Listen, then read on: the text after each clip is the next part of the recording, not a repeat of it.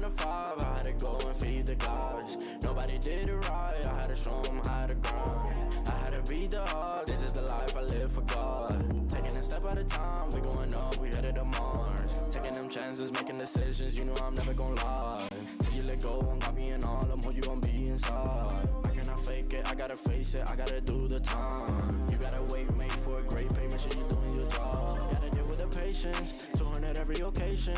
Going to different locations, how they got when I need some direction. Me and Vinci go up every session. Cook it up, yeah, you know it's no pressure. Yeah, you know how we do what we all in. We can slow up and you never catch us. Working at 9 to 5, I had to go and feed the gods. Nobody did it right, I had to show them how to grind. I had to beat the odds, this is the life I live for God. Taking a step at a time, we going up, we headed to Mars. You know my slimes, I came from the bottom to top. They can define us, they tryna find us. Boy, I know you with the ops. We not the same, no, you can't compare me. I don't belong in the box. Don't try to play me, no, I'm not friendly. This is everything I got. Ain't no playing around, this is no playground. It no matter, I do what I say now. I'ma go give them something to say now. Got them stuck on my back like a spray ground. See, these don't gotta complain. I'm a shooter, got eyes in my vein. They said that I would never make it, they thought I was crazy. They said I'm insane. Working at 9 to 5, I had to go and feed the gods. Nobody did it right, I had to show them how to grind. I had to beat the odds, this is the life I live for God. Taking a step at a time, we going up, we headed to Mars.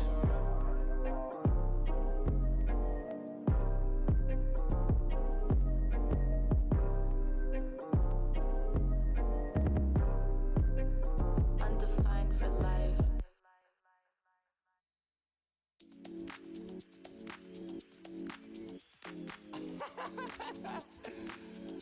Oh man, what you talking about, man? What? You so crazy, bruh. Wasn't too long before I realized a whole lot of truth just realized. Two groups faking the real guys, and both of them plotting on your meal size. Gotta be more, is this real life? Got a bad hand, but I still try. Try and knock me down and I still climb. I can see the promised land right over the hill line. And when I get there, yeah, we all gon' party. Learn how to surf cause the waves is gnarly. Gotta make the bread, gotta bake the barley. But it take a little time, be patient, darling. Working for the people, gotta rake them all in. But sometimes people make you hate your calling. Some people panic when the brakes is stalling. Me, I go to God when my faith is falling. Put it on the tattoos.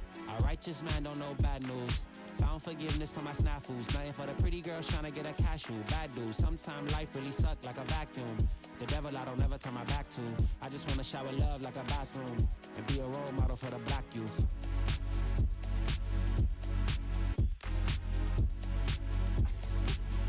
Here you go. Here you go again. Talking all that. What?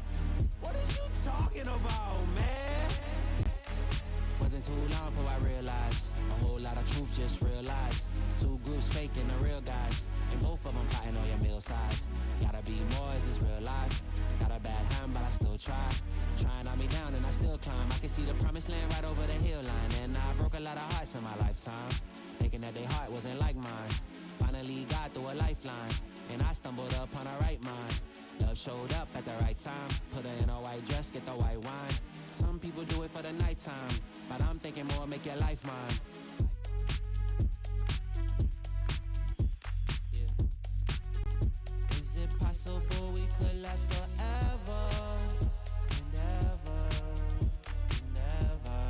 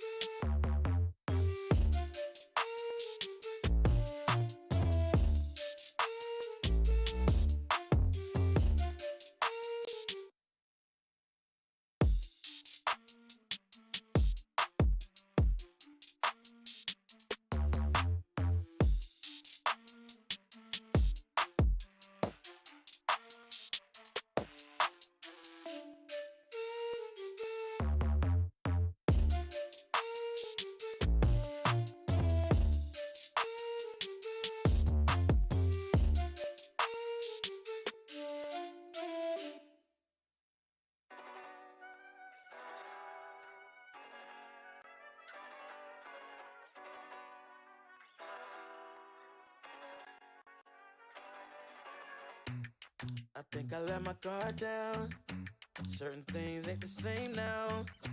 Hard to navigate these problems. I'm by myself, you're not around. I tried to open up, it wasn't good enough. Put in my all and got nothing back. Now I'm stuck in the rain, dealing with all this pain. Why you gotta do me like that? Don't say you love me, then go and leave me. It can get ugly, trust and believe me. Say it to myself, looks so deceiving. Trying to fight back, this far from easy. I've seen your hands. Delilah, don't you know I've seen your hands. Delilah, don't you know my heart turned cold, lost control. Looking at this beautiful distraction. Fell in love with a fatal attraction. I really let my guard down, now relaxing. Why did I open up? She taking way too much. Put in my all and got nothing back. I'm feeling so ashamed, I fell into your game. Why you gotta do me like that? Don't say you love me, then go and leave me. It can get ugly, trust and believe me. Say it to myself, looks so deceiving. Trying to fight back, this far from easy. I've seen your hands. Delilah, don't you know I've seen your hands. Delilah, don't you know gave you all of me, had me so deceived. You chose to leave my life, so I'm on my own in the cycle. I can't believe. Don't say you love me, then go and leave me. It can get ugly, trust and believe me. Say it to myself, looks so deceiving. Trying to fight back, just far from easy. I've seen your hands. Delilah, don't you know I've seen your hands. Delilah, don't you know don't you know?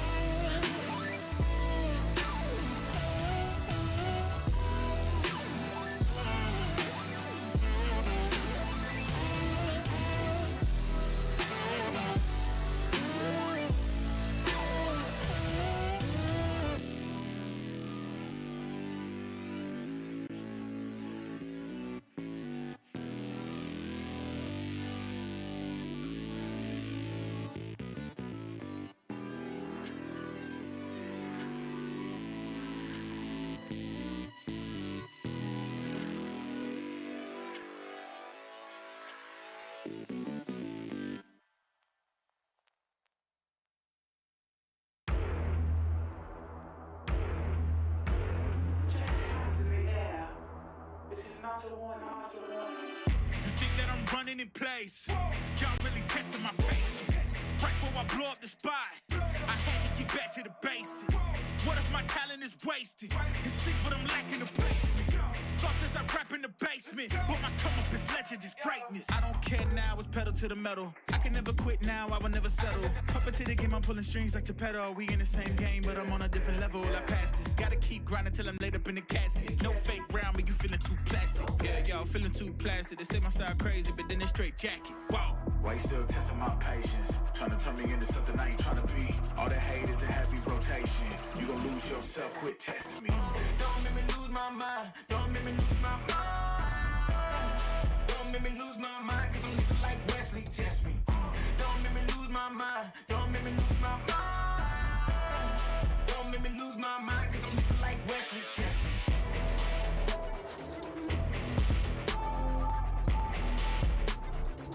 Cause I'm looking like Wesley, test me.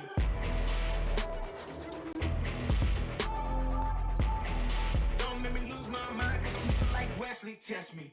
Yeah, guess I know no better. I ain't got no chill, so they call me a devil, I know. Look, I am just a man on a mission. If I want it, then I get it, I go. And if you're trying to test me a beast, you gon' need Liam Neeson. The chance that you're taking is flagrant, you're testing your luck. If you think you'll make it out, then you're sadly mistaken. Careful what you putting your stake in, cause I ain't got no patience and no limitations. You trying to figure me out and I know I don't make sense, but no one's there when you call like you're trapped in the Matrix. You need to take a break from it, I think you should take 6. Cause yes, I hold a throne and no one else can replace this. The pain will only go deeper the harder you chase it. I'm the greatest that you ever met, it's time that you face it, so tell me. Why you still testing my patience? Trying to turn me into something I ain't trying to be. All that hate is a heavy rotation. You gon' lose yourself, quit testing me. Don't make me lose my mind. Don't make me lose my mind. Don't make me lose my mind, cause I'm looking like Wesley, test me. Don't make me lose my mind. Don't make me lose my mind. Don't make me lose my mind, cause I'm looking like Wesley, test me.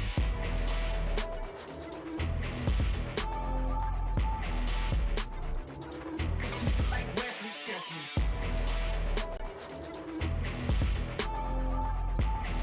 Don't make me lose my mind, cause I'm looking like Wesley, test me.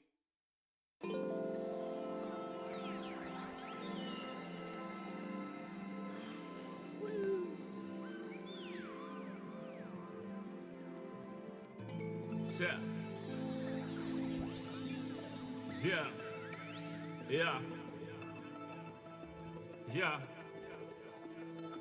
The rise before the fall, the glide before the rule, the eyes that saw the soul, the cheer before the goal. I'm here to let you know. Yeah, I'm here to let you know.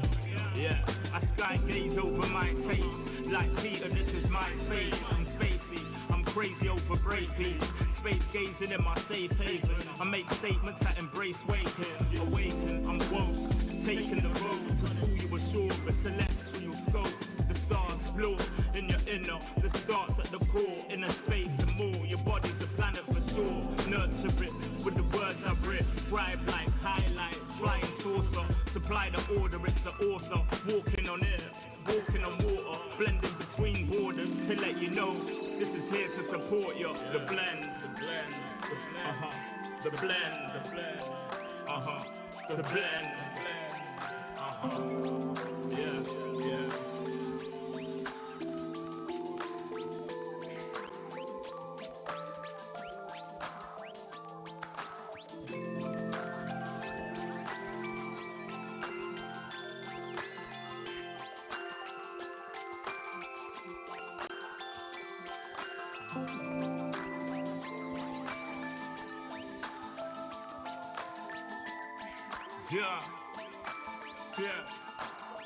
Yeah. Second verse after the first. Take control with words, roll reverse, the rebirth of verb from inside out, outside in. We control the earth frequency. The heart of the world beats in me. It beats on beat as we breathe deep. Oxygen from trees feed. Gift in our gift. This right here, proof we exist. Mind state is gravity, the way you uplift. Across seas swift, water quench thirst. There's a shift. Set sail like shit to find other lands. The motherland, sun is planned. With the words I'm writing, I'm fertilizing the earth to rising, realizing. Global warming and the sea is rising. Pollution the planet needs metabolizing.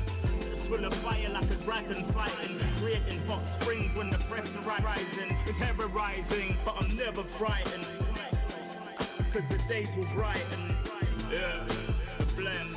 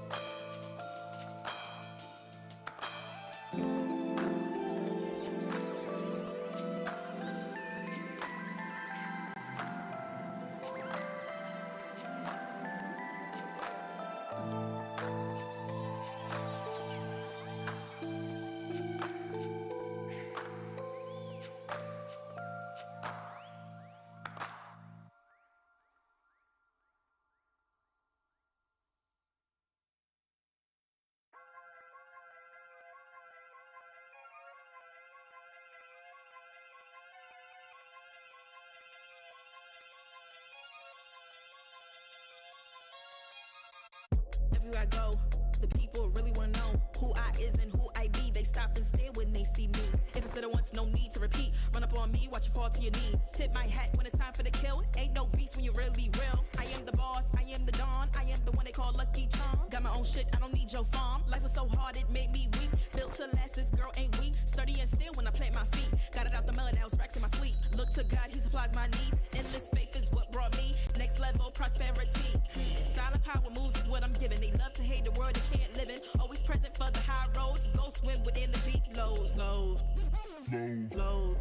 What told the future? Who knows? I don't do it for the likes, I do it for the love. Do it for the ones who really need a hug, cause they had it tough, never had enough. Feared, loved, and respected. Using words as a weapon. Test and she. Hurry up quick, El Jefe's coming soon. Sit up straight when she enters the room. Be enthused, but don't look too amused. This is her queendom, please respect her rule. Hurry up quick, El Jefe's coming soon. Sit up straight when she enters the room. Be enthused, but don't look too amused. This is her queendom, please respect her rule. Smile in my face, Woody in my place, but act gully on cyberspace. Let's pump brakes, let's be frank. Running after him when you're the chase. You are the catch and he's the net. How quickly do we all forget to honor these small policies, my darling? You are the empress queen. Man, respect or he'll neglect. You are the wind beneath his wings. You are the season, you are the reason why this world can breathe. Giving sons eyes to see and daughters dreams to believe. Anything less than the best for you is high treason, queen. Hurry up quick, El Jefe's coming soon. Sit up straight when she enters the room. Be enthused, but don't look too amused. This is her queendom, please respect her rule.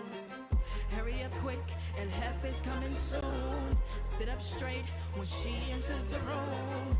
Be enthused, but don't look too amused. This is a queendom.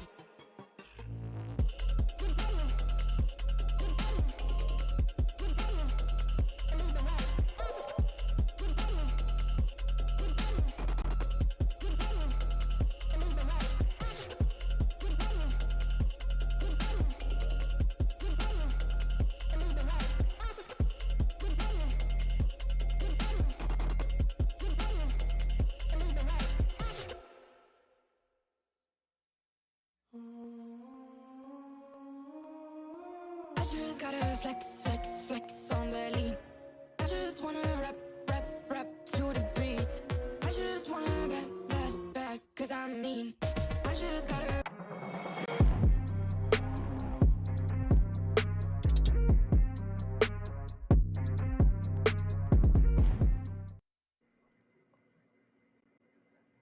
Rise, all challengers, as we glide through the final days of the knockouts. Victory is so close, you can almost taste it, yet it's not that easy to attain. Check all corners and leave all complacency behind, because these are the final moments. Make haste. This is VCT Stage 2 Challengers Asia Pacific.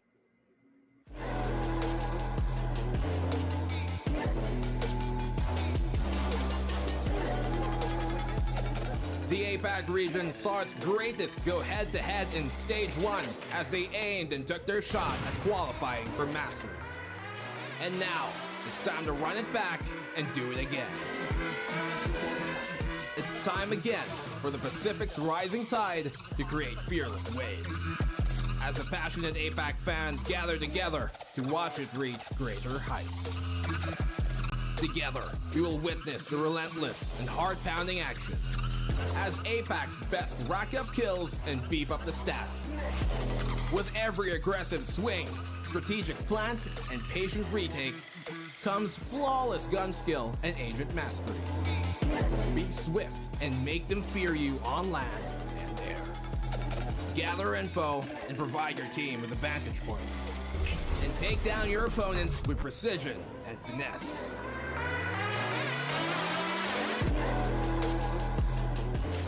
It all comes down to the final 8 teams from the 8 different regions and one shot at the APAC crown.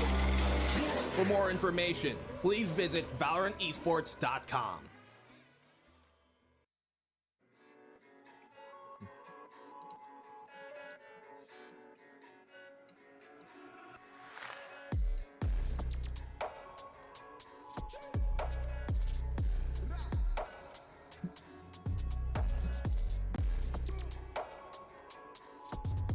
Welcome, Valorant fanatics, to the third day of the knockouts. Another batch of eliminations are in order, but lucky for us here on the panel, we get to stay and see all of it. I'm Likeable, and I will be your host, and I'm being joined by our big brain analysts over here, Fluffy02 and Trix. Yesterday, we had the first taste of eliminations here on the knockouts, and we bid goodbye to Griffin Esports and Trix, your favorite team, Boom Esports. I mean, I don't particularly have one favorite team. I also love watching Xerxia play. You guys know, on the panel, I'm always so excited to watch them. So, as sad as it is to see some teams go, Griffin being one of those teams that really stepped up, they really grew in the APAC stage. It's sad to see them part ways. And Boom Esports just needing to come back a little stronger for next APAC.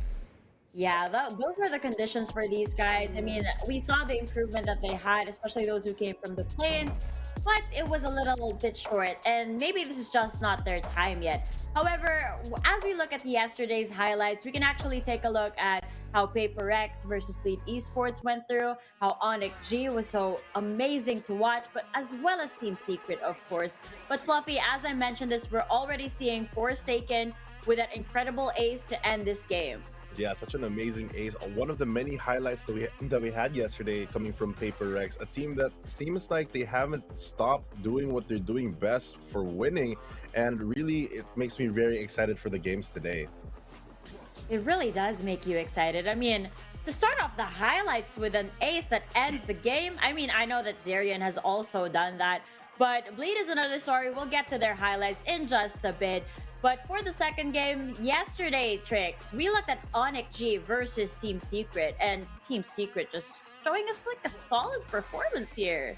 Team Secret did show a solid performance against ONIC. We've seen that initially I was a little skeptical watching them play before, but it seems that they're back on form. They're all online. Jesse Vash also just doing some amazing plays, creating space with a Sova. Also getting some amazing knife kills, as we saw. It's just Jesse Vash things after all. If we saw Forsaken doing Forsaken things, we saw Jesse Vash doing some Jesse Vash things. Now on to the third series of the day, Fluffy. This was the first elimination match that we saw here in the knockouts. It was Alter Ego versus Griffin Esports. I mean, it was a very intense game between Alter Ego and Griffin Esports, and sadly at the end of it, we had to say goodbye to one of these teams, as you mentioned, Griffin Esports. So long from this APAC, but that does keep the dream alive for Alter Ego moving forward. Noxy and Kush, especially on this series, I think played phenomenally here on Split as well as Bind, and I think that it really shows the new form that Alter Ego has. Yes, like following up to that, Kush just amazing on Bind. I loved watching him play. The fact that he was constantly able to get the flank in, he was able to go against the opponents by having that better timing, more confidence in his team, as well as the information. Now, forward to the last series of the day, and Trix, I want you to talk about this because I know how bittersweet watching all of this really was for you. Xerxia always being such an amazing team to watch alongside Boom as well, having their executions, the retake, but really just watching the sheer potential of both of these teams in terms of dominating their maps and being able to force that control, forcing each other to certain scenarios, but Xerxia coming out on top, really just showing me exactly what I love watching them. Why I love watching them. Yeah, I know that, and that's why I also gave you the chance to at least talk a little bit more about Boom Esports as we close yesterday's highlights. Now, again, lots of good gameplay that we get to see every day, but you know what? We've been seeing all sorts of actions from the very beginning, and to kind of take us back through everything the teams have gone through, here's Mika Fabs with the tournament format.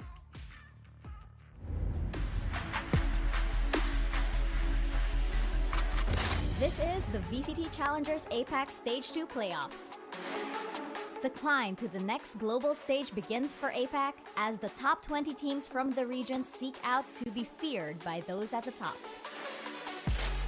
The tournament begins with the play-ins, where 8 teams are split into 4-team double elimination brackets.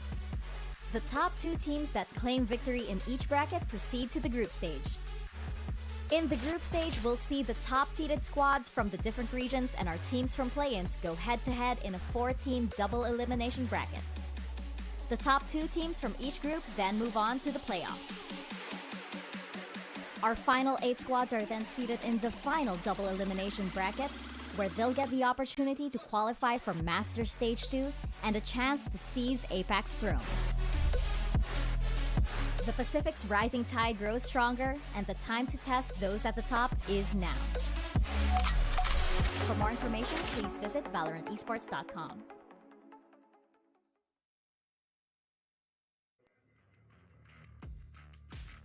With just a few more steps away from victory, the tournament format just helps us show that extra appreciation for their journey.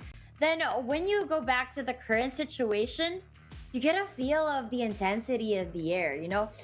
Kind of makes me shiver right now just thinking about it. And as we head on over to the brackets, you'll feel the atmosphere just absolutely change at this point.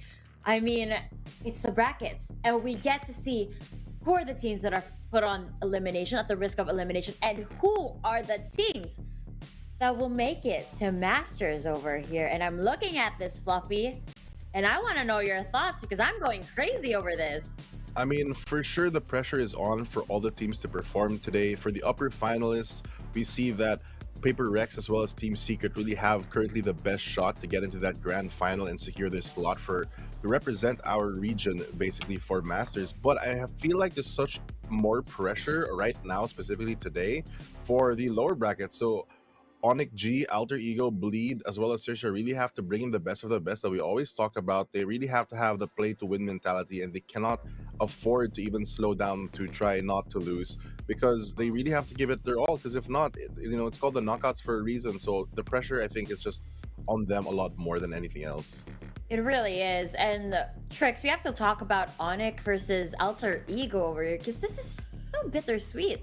The two Indonesian teams they're Indonesia's last team, and they get to knock each other down. It is a little difficult. It's kind of like a repeat of what they're going through just to even get to the APAC stage. But having to take out one of their comrades in order to be able to secure a slot into Masters Copenhagen, I feel like both teams really showing so much form, so much confidence, and wanting to prove themselves, wanting to take that slot. There is no team here that doesn't want that slot, but it is sad to see teams go, and it's sad to see one country having to knock out another of their own.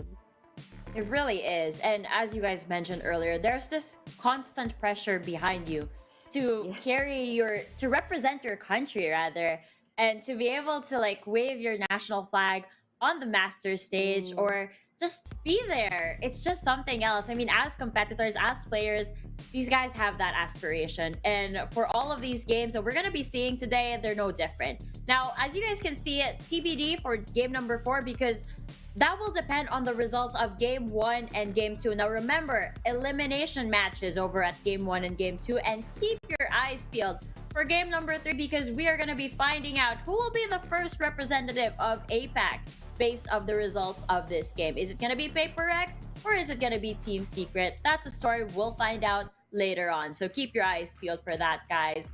But we're going to be starting the day really brutal today. You guys saw the match schedule and we already talked about it. I'm a little bit shaken over this. I mean, it's the 2 Indonesian teams, and I've seen them perform. We've talked about this region over here on the show, and the casters have also spoken highly of them because to have 3 representatives in the knockouts really speaks out for your region, right? I mean, Fluffy, what does it mean to have 3 Indonesian teams over here? That means that the region is just something else. I mean, something else for sure. To even get to this level, it's so much hard work and dedication for any team. And just to have the consistency to come from one specific region really shows the amount of talent that that region has, which is what APAC is really all about, right? It's about showcasing the talent that every region has. But I guess for them, there's just a lot more than others.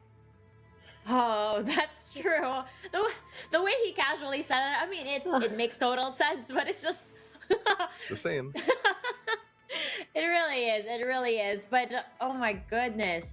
I mean, I know how Trix felt about Boom Esports, but I don't want to say that I've grown attachment to either of these teams, but I do feel like I hate it when I see these teams go. You guys have talked about it. The level of dedication that you have to commit in order to make it to this point and to have it, to lose all of it because another team was better. Obviously, that's of the competition, but it's just so heartbreaking, even for us here on the panel, because we do study these teams, we take a look at them, and we appreciate the journey and the effort that they put into these games.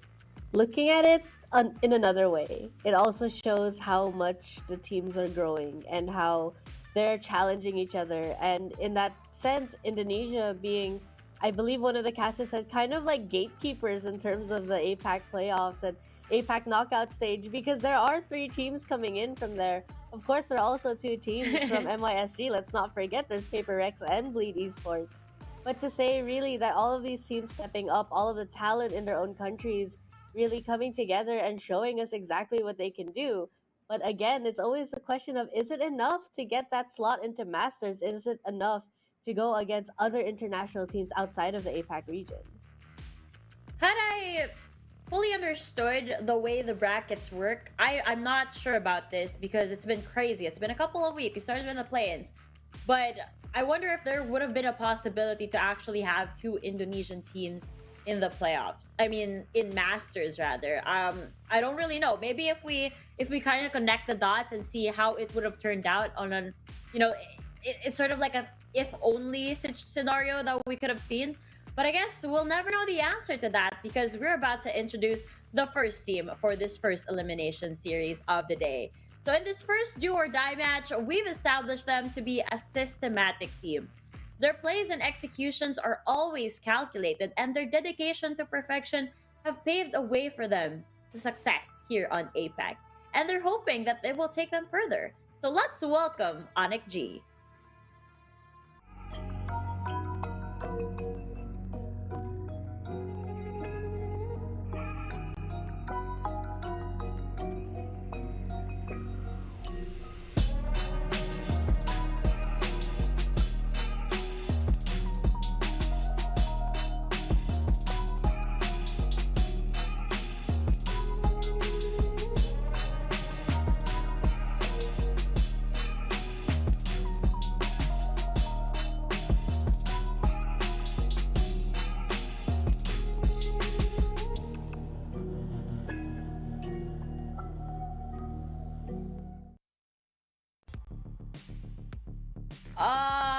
I can't be the only one who had goosebumps from that music. Okay, I see you, VCT, stepping it up every single time. But you know who's stepping up as well, Fluffy? It's ONIC G. Yeah, ONIC G, one of the most consistent teams from the Indonesian region. They really had one of the best runs even back in their own Challenger series. But now in the APAC stage, they've been doing, I think, one of the best runs that they've had up until they kind of fell short to Team Secret recently. But that doesn't stop the squad. That really pushes a lot of boundaries. They're very, as you mentioned, clinical, and they have a great structure to them. This squad composed of Monye Shiro, Severin, NC Slasher, and Elmi Moore is one of, I think, the most flexible squads they have. It's kind of a blessing and a curse. They have a lot of discipline, but at times I feel like this squad could be pushing for a lot more than they can. So hopefully, if they push very hard today, they can take the win. Ooh, that's gonna be the challenge for their opposing team. But look at these guys, so formidable. I mean, I've seen Monnier. To those watching, feel free to correct me on the proper pronunciation of his name. I would love to know. But as far as I know, I think it is Monnier. But yeah, I've seen him play. Always a fan of his Neon. That was like the debut that he had here on APAC, and I was really impressed. I could not get it out of my head. And to this day, it made an impact on me. So I'm really stoked to see these guys play. But on the other side of ONIC G is a team that's shown various versions of themselves. The way these guys play is nothing short of impressive. They're known to be able to adjust on the fly. And going up against a methodical team, they need to bring something special and unexpected to the table. Can they deliver that task? Let's find out with Alter Ego.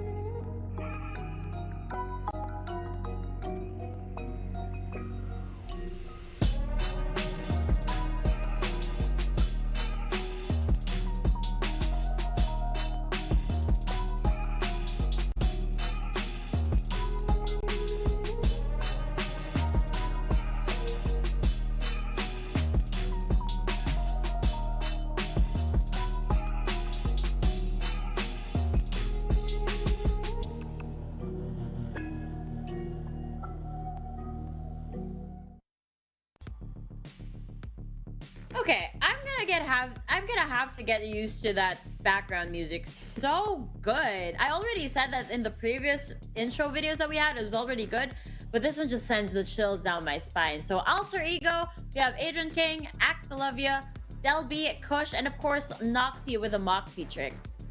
Yes, Noxie does have that Moxie, actually getting that MVP for their series yesterday. But everybody on Alter Ego just able to perform. We've seen all of them in terms of their teamwork and their ability to hit those sites. We have, however, also seen that sometimes they can be a little indecisive, a little uncertain of themselves, maybe that pressure. But at least yesterday they were able to click on it and say, we have to try. We have to just take those risks because that's what Alter Ego does well, and they proved it yesterday. But Noxie being a phenomenal player as well, just being able to kind of pull his team and just the amount of space Alter Ego is able to create for themselves. I love watching them play. I love watching all of these teams play. And yes, as Laika has already said, it is so bittersweet here right now because either ONIC G or Alter Ego are leaving us. Oh, it must be scary for the Indonesian fans who are actually watching right now. They're actually so torn on who they're gonna support because, I mean, you see me and Fluffy and you, and like, we always root for Team Secret to a certain extent. I mean, the analytical brain has to come in, of course. But for the most part, we do cheer for them because they're our country's representative. And of course, for Indonesian fans right now, it must be so conflicting. Like, who am I gonna support? Both of these teams are really good. But I guess if you were watching, obviously, the Indonesian challengers, then you probably have your own bias between these two. And this is like, as Fluffy mentioned earlier, this feels like a repeat of their finals over there. So I wonder if their history is gonna repeat itself or if something new will be the outcome for this specific series. Crazy day we've been having so far, and the games haven't even started yet. We were just looking at the intros or the introductions for these teams, and now we're actually going to be introducing the head-to-head from both of these teams because we've got some stellar players that we'd like to feature over here. All right then, so we have Onyx, NC Slasher, and Alter Ego's Kush over here. These are really great initiators, Fluffy, and I'd like for you to shed some light on them. Great initiators, and of course, one of the best qualities of any initiator is just knowing when to use their utility, how to leverage that for your team, how to create space by giving the information that is required. We've seen Kush, especially yesterday, play insanely well in their games. I believe it was split as well at mine, where he got so many lurks too, that he really made the big difference when the rounds really counted. And NC Slasher, of course, not just an initiator, he's also a flex player in his own right, being able to really flex around his team and play the play style that they want to play for that game. ONIC and Alter Egos, even in this head-to-head, we can see that the players tend to be flex. There's not one particular role that they will only play. It's a matter of what they want from the map, what they want from the team, from their teammates in order to successfully take a map from the opponents. And I find that's one of the nice things about watching teams from Indonesia is that they adjust, they adapt. They're not usually just one role. Sometimes they're a sentinel, sometimes they're an initiator, sometimes they're a controller, and it just all comes to show about how they work together and they create with each other in order to make that space for them. Yeah, so I think that flex players are actually very interesting because you see a lot of these players having mastery in one role, and I think I understand that concept because you're able to synergize with your team better. At least in my opinion, that's the way I see it with most of the teams who have more how should I say, fixed roles. But I want to know your opinion on this, Trick, since you already brought it up. How does one become a flex? How does the dynamic inside the team actually work when you're filled with so much flexible players? It comes with understanding the utility a lot better, I feel. When you go with a player that understands multiple roles, they also know the limitations of their teammates. They know what they want to do, what they can do, and what to expect also from the opponents who are playing these certain agents. So that level of understanding, but comfortability as well, comes into the timing of understanding when those small windows open for one another, when it opens for their team. I feel like overall, though, it is intrinsically a strength to have players that are very flexible. A lot of the times people think that, or at least I think that when people think, oh, this team has so many flexible players, they don't have really a defined role, that it's bad because they don't have like a master at a certain thing, etc. But really, it all boils down, I think, to practice, because you can have so many players adjust and play different roles. A lot of teams do it nowadays, especially because there's so many different agents you can play. It's really hard to just stick to like one or two. And with that said, it's really about how well you practice as a team to really pull through, rather than just trying to focus one guy to play one specific agent. I never thought of it that way, but that's why you guys are here. You guys are teaching me as well as our audience something new every day, because I have always found it interesting how these guys are able to play that way and how it always works out in the end. I mean, I remember during the play-ins, we've seen representatives from India who had these like incredibly flexible roles, because normally the way we see it here is that it depends on the map, right? And like that's kind of how they adjust the roles, how they adjust everything, the agent selection. However, when I was watching the Indian teams and I was looking at their statistics, I could see that even with the same map, they would run different lineups, different roles were assigned per player. So that was just very interesting to see for me. But you guys put it in so much light and perspective for me that I have a newfound appreciation for these flex roles. So now let's find out what kind of flexibility these guys will be showing on the map selection. Tricks, I know you have your opinions on Alter Ego and AE, but I kind of want to hear Fluffy's input first.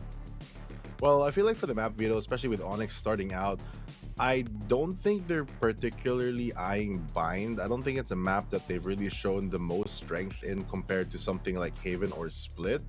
And other than that, I guess they really don't like Bind because there it goes. But for the side of AE, if I were them, knowing that ONIC does have a pretty strong Haven, and it's not a map that they have shown so far here on the Challenger playoffs, I don't think that it'll get to the second round of bans, as they do choose to take out Breeze already. And Haven for ONIC, as I mentioned, one of the stronger maps. They've had a very good run on it. They have one of the highest win rates on this map, especially back in their Indonesian Challenger series. So not a surprise that they're selecting this at all. Well then, Haven's gonna be the first map. Fracture, Tricks. Are we surprised to see this? I am surprised because I do know that ONIC has a solid Fracture. They've been doing a great run on it so far, and a better run, I would argue, than Alter Ego has prepared. But it's one of those maps where there are plays that can come out. There are things that you can learn, and I feel that it's one of those maps where teams are still trying and testing new things and being creative on it. So I'm happy that it's out there. I am a little worried for Alter Ego for this map. Wait a second. I get to see Monyet possibly on the Neon again? My heart is happy over here. But the sad part, though, is we won't be seeing Split or Icebox, which I believe leaves Ascent as the decider. Am I finally getting this right? Yes, I believe so. There you have it. Fluffy, Ascent as the decider. We always say that this is filled with fundamentals, but it's true. It really is. And that's why most of the games that we watched here are kind of slow-paced, because these players try to be really methodical with their approach to Ascent. Yeah, so there's also, not only is it kind of slow compared to other maps in terms of pacing, there's a lot of variation also with the amount of agents that people can have. So depending on the composition that they choose to run, because the map is just so bare bones, it allows a team to really flex, like you mentioned, a lot of their fundamentals, but that doesn't stop them from adjusting their strategies and adding some new flavor. You know, we know that, for example, Alter Ego normally has that KO, which is also very useful. And on the side of ONIC, they can have a lot of options. They've tried Cypher or KJ. So depending on what they pick, you know, for this map, I feel like it'll be very interesting. I'm excited to see this. Haven, Fracture, and Ascent. Well, I know that ONIC G has actually won against Boom Esports, Gaming Gladiators, Made in Thailand, and Alter Ego. So far, so good. Alter Ego really cutting it close, though. Wait, I didn't mention them. So ONIC G has actually fought against Alter Ego in their local challengers, as Fluffy mentioned earlier. But Alter Ego, I remember that they had this really close game with Xerxia Esports over at that map. And if that's the level of play that they're going to be bringing onto the table, I feel like ONIC G will definitely have a difficult time with this one. But overall, I mean, okay, I'm getting too ahead of myself. We don't even know if we're actually going to see Ascent. It depends on whether the games will go 2-0 or 2-1, obviously. But crazy over here. Now, Tricks, let's talk about Haven. It's a site with the ABCs. We always say that the defense is spread really thin. So I think it's interesting for the most part that we get to see teams such as Alter Ego in this specific game choosing defense first, when I believe that this is kind of like an attacker-sided map. I think it can go both ways. It really depends on what you're confident in. Alter Ego might not be as confident on their attacker on Haven, wanting to give that to ONIC G, hopefully to double down and get a couple more rounds on defense, so their attacking side is a little easier. I think that it's gonna be difficult for Alter Ego based on these map selections. I'm not really sure if it went in the way they were hoping. Well, let's hope it does. I mean, I'm hoping for both of these teams to just give us the best that they've got, for this to be an online day for them, as people would call it.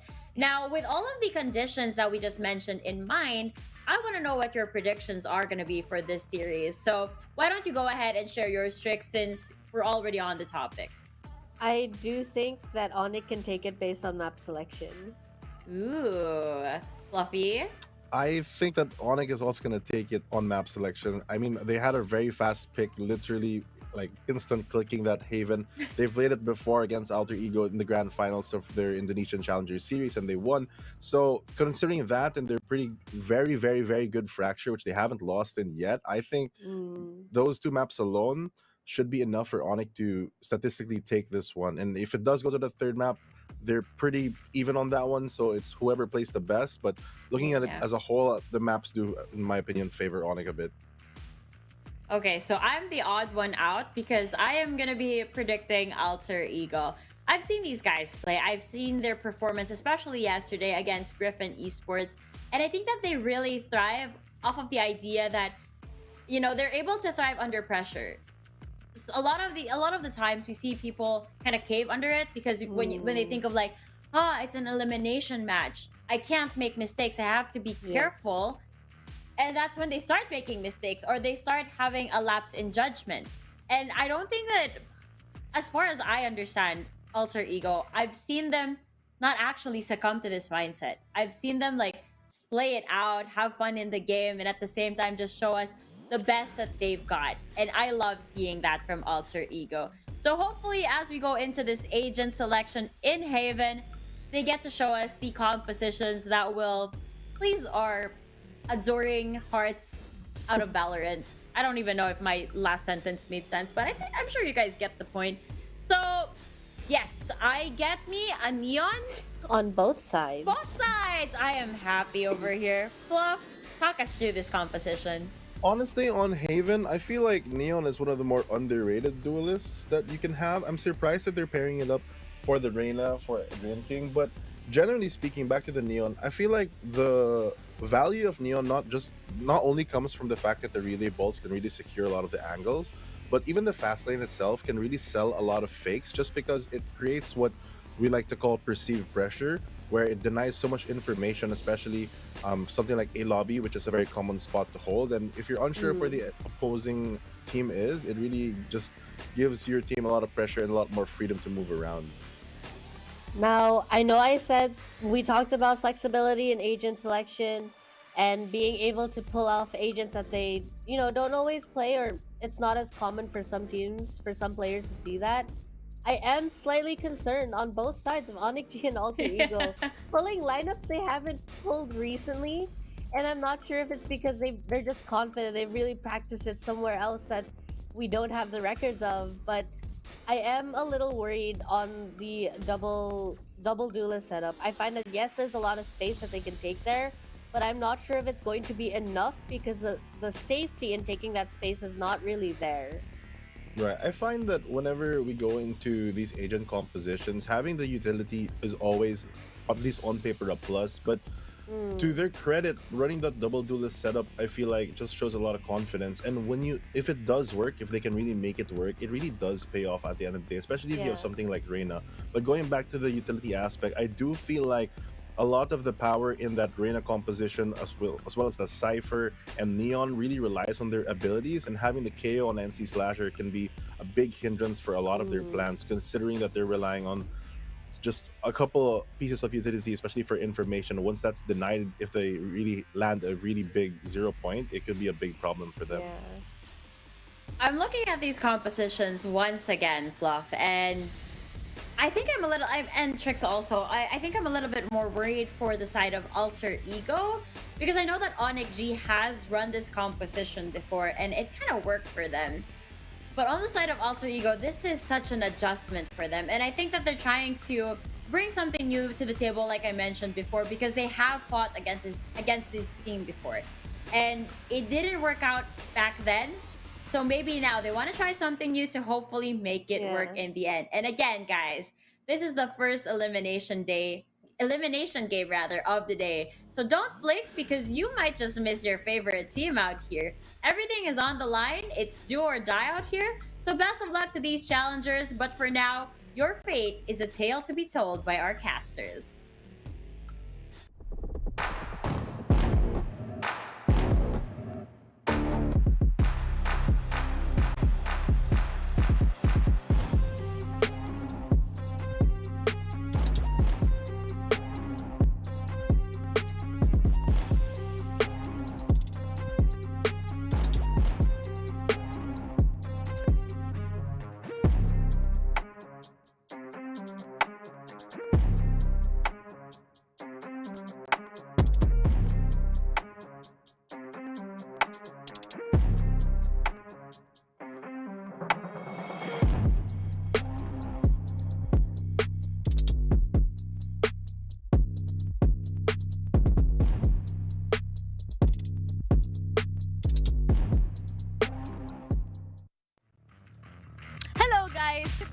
At dito na nga tayo, syempre, sa unang match between Alter Ego together with ONIC G. Ako si Ray, kasama ko ngayon si Vil, at kami magkakas sa first two series here in APAC playoffs already. And Vil, wala tayo sa main event, pero at least kakas natin tong mga laglagan matches, at lalo na dalawang Indonesian teams to. Ang susunod na team na ikakast ko, Team Secret. Which is, kailan yun? Pag umabot sila ng Grand Finals. Yun na yun. That is the only day na ikakas ko ang Team Secret. It's gonna be apparently tomorrow. Bukas yun, diba? Bukas. Tama, bukas yun. Ikakas ko ang Team Secret bukas kung papasok sila sa Grand Finals. Yun lang yun. Which is, Paperex yung kalaban nila, which is mananalo sila. Yeah. I mean, to be honest, actually, hindi ko alam kung sino mananalo sa Paperex na Team Secret. Ano to, I mean, gusto ko magpaka-bias, pero real talk lang, men. Hindi ko alam kung sino mananalo doon. Sobrang 50-50 man, promise. Sobrang 50-50 talaga nun. Pero ang importante, makikita ulit natin sila sa LCQ. Most likely. Tama ba? If nalaglag tong itong alter ego, sure na talaga. Di laglag na ng ONIC. Dalaan nyo na ONIC. 2-0 nyo na to. Legit yun, man. Legit yun. If nalaglag ang alter ego dito, Sina. As far as I know. Let me check. Check natin. Oo, tama. Pag nalagyan ng alter ego, sure na dito ang Team Secret sa LCQ. Strike down, C. One player standing. Pili ko, pa rin sila sa'yo eh. Hindi pa rin sila siya. Kailangan talaga ng Team Secret pumunta ng Copenhagen talaga. Pero andito na sila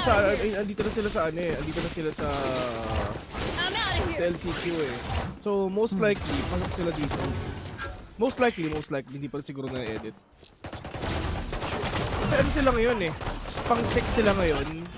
1, 2, 3, 4, 5, 6, 7, 8, 9. It's over. Shop. Tignan natin. Ayaw ng hirap ng sarili ko. Umaga, bes, pinapela po may sarili mo. Meron nga tayong pagkikwentuhan eh. Mamaya na natin pagkikwentuhan yun sa next match na. Tignan mo ngayon si Delv. Takes down 7. Guys, medyo chill lang kami ngayon ah. Pambukas talaga yung energy. Wala sa dami ng maps ni Taylor. Kami ni Honey Glaze, best of 3 lang ah. Kung napapansin mo, Ray, no? Kung napapansin mo lang, lagi ikaw nagsasabi sa amin na laging 3 games. Pero ba't lahat sa'yo napupunta yun? Minsan ay Masters nga, kinas ko from 12 to 8 a.m. 8 hours ako nagcast ng 2 series eh. No. Lala, no? Wala nun. Grabe. Yun yung pinakamalala eh. Tsaka yung 10 hours nung PH. Akala ko masaya na tayo kasi 2 match lang yun. Lahat ng matagal napunta sa'yo, men. Lahat ng matagal napunta talaga sa'yo. Wala eh, kasi ikaw kasi lagi ang humihingi. Try mong sana 2 games lang lahat, sana 2 games. What if ganonin mo? Siguro magbago ang pananaw ng mga tao, di ba? Hindi talaga, men. Actually, nagbago na nga yung pananaw nila ngayon kasi parati nila sinisisi match ng Team Secret sa akin kahit di naman ako nagkakas. Tapos, ngayon binabawi na nila. Ewan ko sa mga audience minsan kung ewan ko malakas lang talaga amat sila.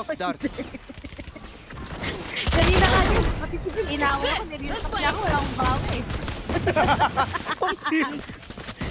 Kwento mo, bes. Total. Hindi kasi Rene kasi wala nagmamahal sa akin. Hindi, joke lang. Wala siyang jowa eh. Okay lang yan. Wala akong bawi eh. Kawawa ako eh. Hindi ko alam kung ano mabawi ko. Wala akong mabawi talaga. Kasi kung mapapansin natin ngayon, ito ang dinurog ng mga players ng Team Secret kahapon na 2-0 ang nangyari. We're here in this game right now, Shiro will be falling down. At kung napapansin mo, Riri, kahit walang pera, ang alter ego ay sila pa rin talaga na nanalo dito. Grabe naman yung comment dun sa comment section. Ano may sinasabi sa Yu-Gi-Oh! At ngayon, 2v3. Ang Slavia na lang together, Indian, sa Facebook. Sabi ni Michael Jan Arevalo, napaka-pangit na gano'n. Ginawa mo naman ako free. Hindi kasi, alam mo ba, buong buhay ko ganito yung buhok ko. Pero ngayon lang din talaga napansin ng mga tao. Pero okay lang, man. Wala, ako magagawa, hindi ko naman kayang pahabain, di ba? Pero gusto mo, hawakan ko ito, tas hahaba, hindi ko naman mangyayari yun, di ba? So, siguro mga 1 buwan. 1 buwan ko iindahin lahat ng mga sinasabi. Okay lang yan, men. Tandaan nyo, tinalo ko nga si Coco eh. Pero here this game, lumalaban ang ONIC G. Itong alter ego tsaka ONIC, napanood ko na sa ibang bangbanga lang. Napanood ko na to sa MPL ID. Alam mo sa totoo lang, I feel bad for AE and ONIC. Pareho silang bansa eh. Pero kailangan lang talaga nilang isa lang din talaga makakapasok eh. Malungkot lang though. I mean, sigurado yung mga casters dito, if ever nagpapakabaya sila, syempre hindi nila gagawin yun ngayon. Kasi nga, aawayin sila ng mga Indonesian fans. Pero, yeah. I mean, this is gonna be really hard for them. And, of course, may the best team win. Buti pa tayo walang problema sa ganyan. Ano gusto mo ipalabas, ha? Ako, hindi ako nagsasalita about it, ha? Hindi ko na pinansin basta wala yun. sinabi. At least, wala tayong problema sa ganyan. Kasi kapag nakakasaya ng dalawang PH teams, bias tayo sa parehas na PH teams. Oo. Diba? Walang problema. Sa yung mga PH teams, sports lang kami, mga apples kami. Hindi ko alam kung magka-apples kami dalawang ito eh. Parang apples to, men. Uy! Apples! Kasi palong-palong. 30 seconds left. Pahighlight na kagad, Adrian King tsaka si Kush na lang. At hindi ko lang din alam ba't sila nag-double duelist. Pero sige, kung saan sila masaya. Reyna tapos Neon. Pero at least may 4 silang flash para i-pop off against sa ONIC. Pero malakas nga talaga eh. Yung map comp pa lang ngayon, map Vito, alam mong pabor sa ONIC yung first 2 maps agad eh. Ganda na skill, ha? Yun, bibili ako na mamaya. Yung Vandal lang. Okay na ako sa Vandal eh. Yeah. Masaya na ako. Here. Flakes ko lang. SML? Oo. Pero, sa V4, walang gagawin ng AD dito kung di mag-save yung talaga daw. Like what I said, may the best team win. Yes, isa lang dito talaga makaka-qualify sa ating stage. And naglagan portion na to, man. Para sa akin, upwards to. Si Chig lang naman maraming kaaway.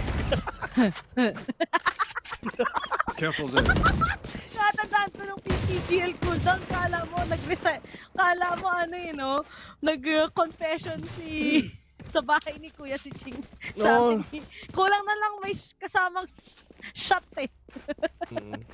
Para malitok. Ay, gusto ko pala i-shoutout yung isa sa SOCMED manager ng PPGL page. Itatago natin siyang sa pangalang si Jade. Yan. Si Jade yun. Si Jade So. Si Jade So. Ayan. Tama si Jade. Siya yung mga nagpo-post na to. Dami niya sinasabi, no? Dami niya sinasabi. Sa mga post. Shoutout nga pala kay Jade. Pag biniligtad mo yung Jade, yun yung sponsor natin dati sa PPGL. Pero, on to this game, ladies and gentlemen. Gets mo ba yun, Rere? Parang. Tama ba yung inisip ko, pero di ko na alam. Tatype ko dito saan. Pag biniligtad mo yan, Jade yan. Pero on to this game, Severine, mga kaibigan, gonna pull up something with that paranoia para makapasok yung mga players, ibang players niya ng ONIC. Monyet gonna lead the way, but not gonna shut him down with that shot of one hand. Adrian King with the swing, catch the ball. Meron pa tao dito sa may gilid, mga kaibigan. Dito natuhog yung dalawa. Let me more with the head. This is gonna be a complete turnaround of events if ever nakuha talaga ng ONIC to. They're really low right now, but for Adrian, just like planting that spike. Pero, sa totoo lang, dapat sa side ng dapat merong chance talaga ang ONIC doon eh. Pero ang problema, na-timingan ng swing nila Axelavia si ONIC. I mean, sayang lang though. Pero sa totoo lang, itong dalawang team na to, bes, matagal na naglalaban tong dalawa to. Matagal nang magkasama to sa Valorant scene ng Indonesia. Ilang beses na silang nagka-scream, ilang beses silang naglaban. Alam na nila yung kakayahan ng isa't isa. And to be honest, there's no way na ma-2-0 nila ang isa't isa. I mean, sad to say, pero wala tayong magagawa. Kasi, alam mo ba, sa totoo lang, Rere, ilang beses na ba sila nagtagpo? 1, 2, 3, 4, 5, 6, 7, 8. 8 beses! 8 beses na sila nagkatagpo. At ano yung score nila? 2, 3, 4. 4-4 yung score nila. 4-4. Grabe! 4 na win, 4 na lose sa isa't isa. There's no way na ma-2-0 to. Bakit ka na? Best parang ka nagko-complain ah.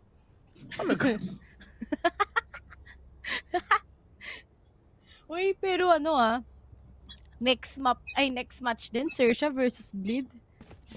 Pero nung last yung last na pagkakita nila dun sa grand finals ng challengers, 3-0 in favor of ONIC. You want to play? Let's play. Oh, interesting. Sa Haven, ang pumili nito is Alter Ego. Nung grand finals ng VCT Indonesia, Alter Ego yung pumili nito, pero ONIC G pa rin ang panalo. Pero ngayon, ONIC G naman, ito ang pinili nila. Okay, interesting. Ayos na. Matapos na. Tapusin na nila. Para mag-team secret na. Tsaka mag-bleed na versus Xerxia. Yun yung alam mong matagal yung laro.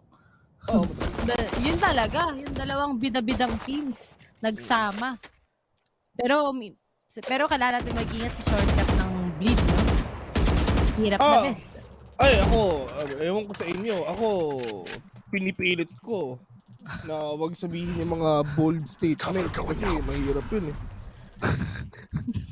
Oo. Yung mga bold move. Oo. Delikado kailangan yan. Kailangan maingat pa rin tayo sa mga sinasabi natin. Pero interesado si Ray dyan. Pero, ito si Nice Try. Nice try mga kaibigan. 30 seconds denies that camera right now. Pecha in the sky, pushing in. Push, however, waiting on that area, but Adrian and King with the wall back. Last enemy remaining. Axel Lovia with a quick 2K right now. 5v1, solid to Shiro, wala siyang pera. Pero sa Headhunter, 4 lang na bullets ang meron yun. Axel Lovia mga kaibigan. We're gonna fall down to the hands of Shiro. Shiro, marami pa rin siyang buhay dito. Hindi na ina-expect. Okay lang yan, magkakatropa yung mga yan. Bayaan natin sila. 4-2 in favor of AE dun sa mapang pinili ng kalaban nila. Next map is Fracture though. Ilang beses na pa sila, nung huling time na naglaban sila sa Fracture, alam mo ano meron Ray? Pinili yun ng ONIC G at sila ang nanalo. Pero right now, dito ngayon sa game natin, ito naman ang pinili ng Alter Ego. Diyos ko! Ano ba to? Litong-lito na ako. Sabi dito, team secret, please. Ano sabi? Sabi dito sa Twitch, sabi ni Talier, the Cremator. Yun lang. Hindi mangyayari yun. Sa ganda, enemy remaining. Festival eh. Wala, hindi mangyayari yun. Ano bang natin dyan? Ganap natin dyan, guys. Ha? Ano ba? Wala guys kasi yung scheduling namin. Ano yan? Hindi naman kami gumagawa niyan. Kaya, di namin tsaka alam okay lang. pagtagpo ng mga games eh. Ano nga si Parnel, hindi ka nakakasagiyas eh.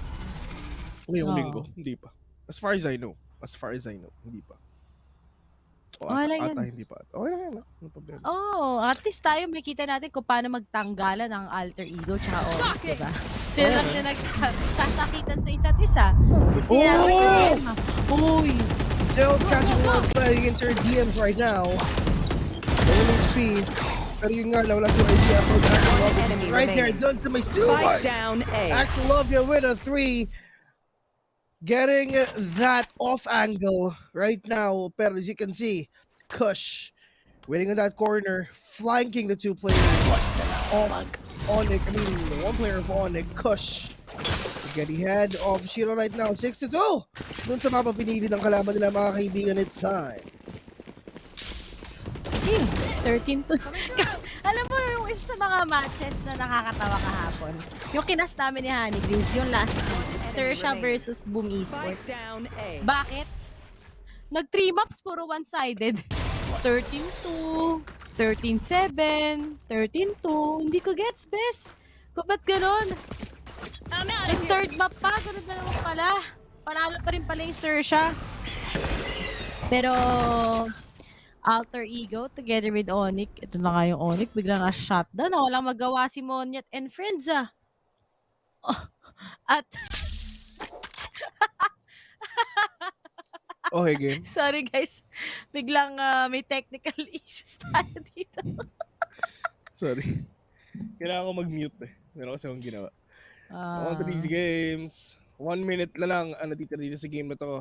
Ito, I mean, ilang beses na kalabing isa. So you can say na kabisado yung isa't isa. Kasi yung ibang AE napunta sa ONIC, yung ibang ONIC napunta sa AE, parang alam mo yun, parang pareho lang naman malaki organizations to sa Indonesia eh. Yan rin talaga, I mean, sobrang laki ng esports sa Indonesia, I mean, legit. Siguro, mali mo. Oh, mali mo, may nagbabardagulan. May nagbabardagulan sa Valorant. Sila, no? Oo. Pero, nabut-but eh. Butan festival na nangyari dito mga kaibigan. TV3, Pop Flash, on these players, Kush.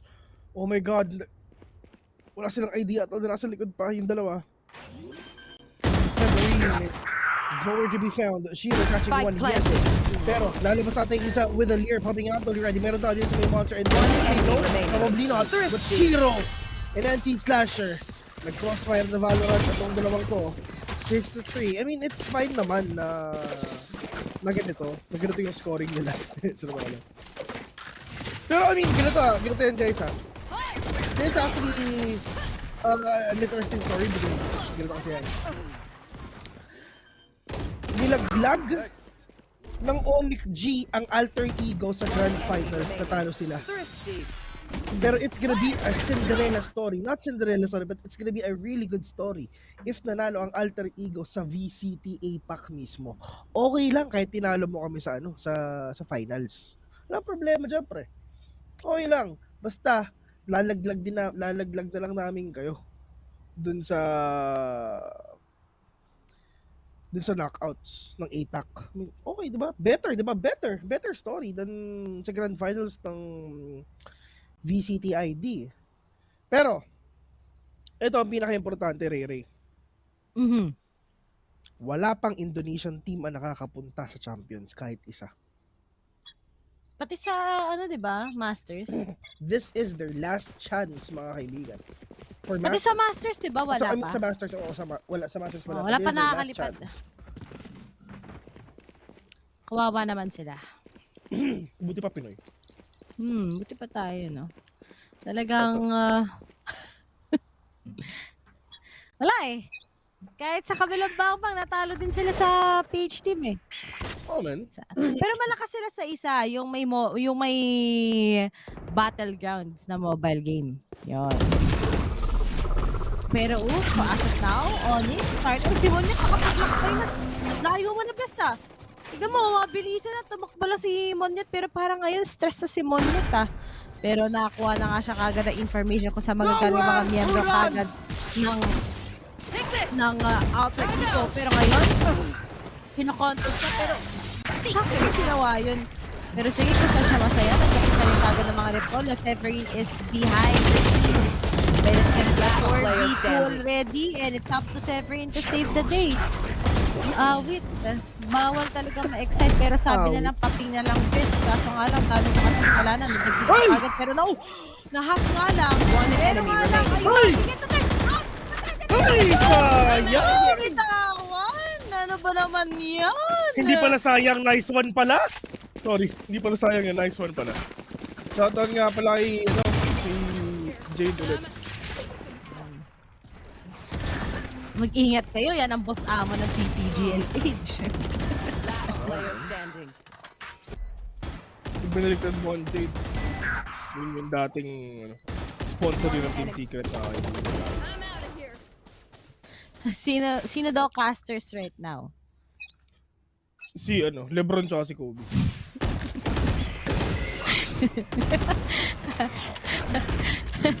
English dapat tayo, bro. Look at this dude right here.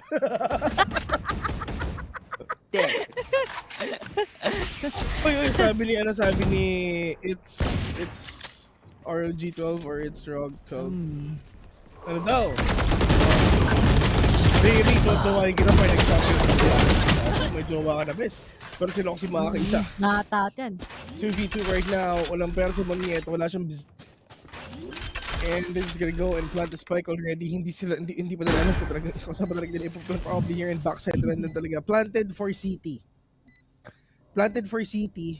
So, Monitor kay Del. So, there's no way. Mamaya, hinahalikan din yung monitor niya. At least, hinahalikan, di ba, Riri? Cover going out. Sabi ng mga kaibigan, that is smoke coming in from him, though. Pero, they know what's up. Kasi, na lang. there's no way na may tao sa sino if ever planted for CB to. Monyet catching one. Axel Love, the only man remaining. Can he do the clutch?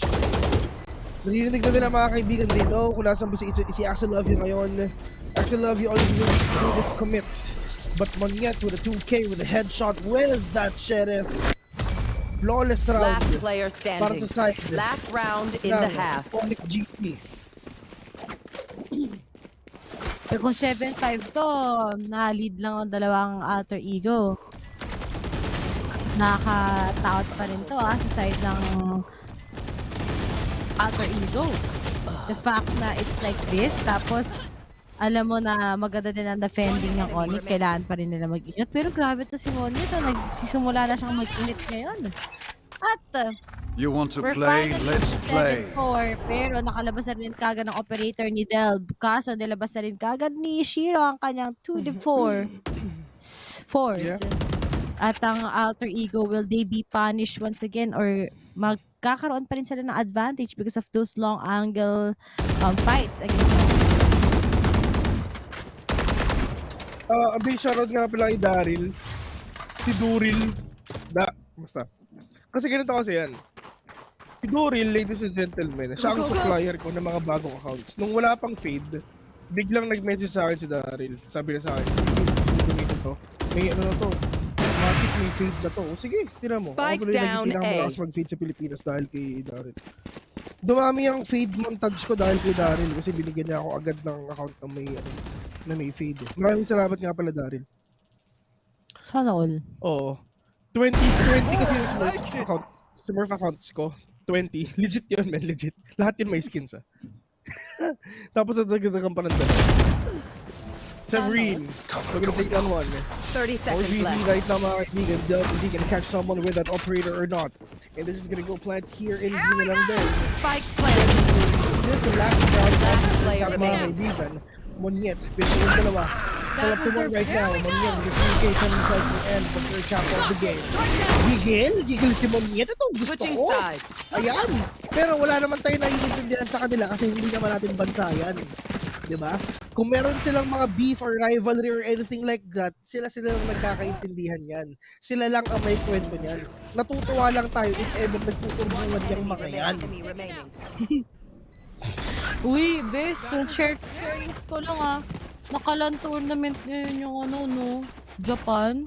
Team pa. Yung tickets, pre, ang dami ding ang galing daw ni Laz. Ni Baby Kicks Laz. CS pa lang, magaling na siya, di ba? Wala lang. I mean, totoo lang, ito solid yun. Kasi isipin mo stacked ang stadium nila. At the same time, and 45k yung Twitch nila. Diyos ko. Twitch pa lang, hindi pa kasama ang YouTube and others, Ganun ka solid. Grabe yung Valorant sa Japan, man. Siyempre, di naman papatalo ang Pilipinas, di ba?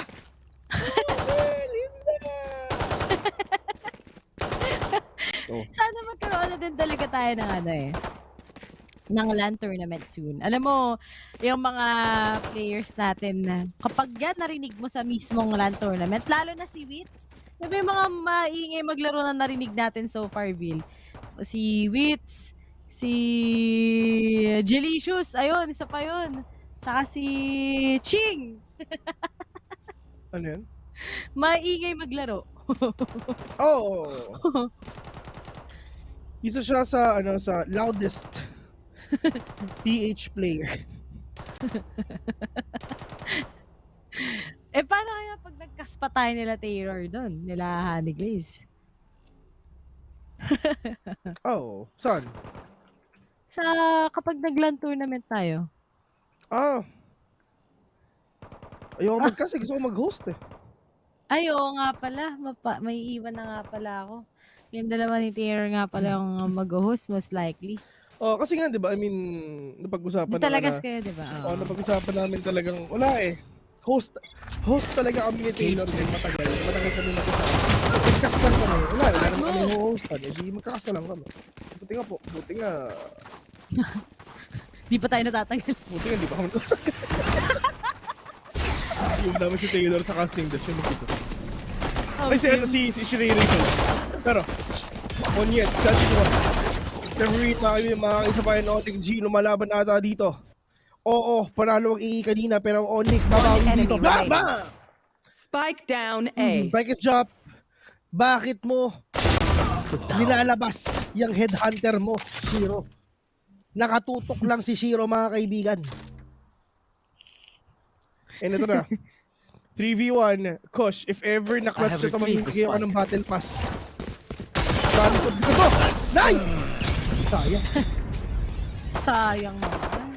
Gusto ko pa naman ng battle pass. Mamimigay ko. Siyempre. Mamimigay ako pag nagka-jowa na ako, bundle pa. Gusto niya eh. Pag nagka-jowa ako ngayong taon. Mukhang hindi. Ay, by the way, share ko lang sa mga nanonood dyan. Kung gusto na maging sad girl, sad boy, pakinggan yung Glimpse of Us ni Joji. Lungkot eh. Dinamay ko si Joji. Kumanta ng Sanctuary.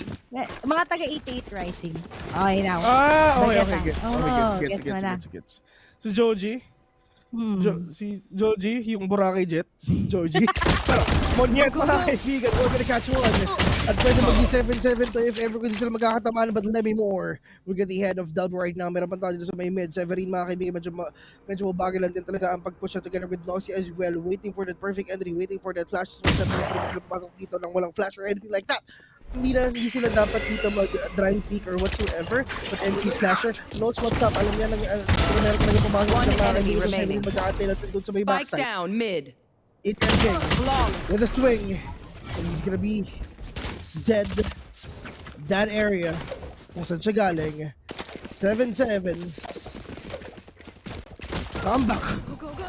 Okay na. Comeback.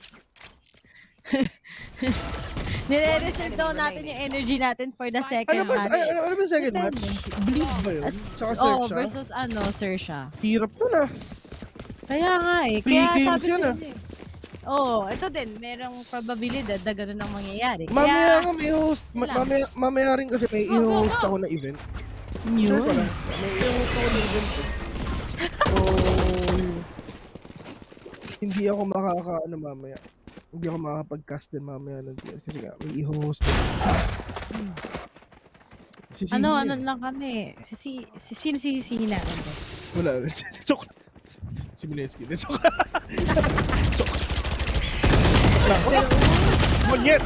Oh my god, pati lalabas niya yung nice mo. Last player standing. Regan Golden spotted Mount Axelovia. ONIC. Bumabawi dun sa round na merong pera yung mga kalaban nila. This is gonna be hard for AE. Kasi galit na si NC Slasher guys. Si Nice Try. Pero for AE, I actually have no idea on how can they recover into this. But for AE, at least nakabili sila ng ganito. Ang nasa isip nila, mga best, kailangan natin ma-plant yung spike, kailangan natin makapatay ng at least isa each para makapag-full buy tayo next round.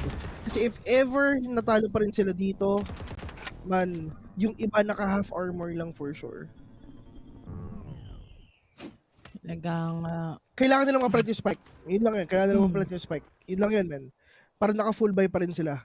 This is a game of economy na. Game of economy na to, men. Hindi na to basta round win lang. Hindi na ganun, men. Game economy na pinag-uusapan natin dito. So, kailangan na talaga natin makamahal. Kahit yung partner natin sa class ng AV. Pero, win with us, swing. And here's King with a big trade-off. Napatay na yung isa para dahil baka at least nakakakulit na isa dito. And this is the time na walang magagawa dito. Alter Ego kung hindi kumulan din talaga ng mga barrel ng mga napatay nila. And easy update ang ginagawa ng mga players ngayon na Alter Ego. It's all up to 2. enemy remaining. Shiro catches 1 and it's over for the side of ONIC G. They're gonna defuse the spike, pero for the side of AE, they have the money already. I mean, economy game na to eh, no? Kasi ganito kasi guys. Right here. Makinig kayo. Kahit Ano anong yan? mangyari sa mga nanonood dyan, if ever naglalaro kayo ng comp or anything,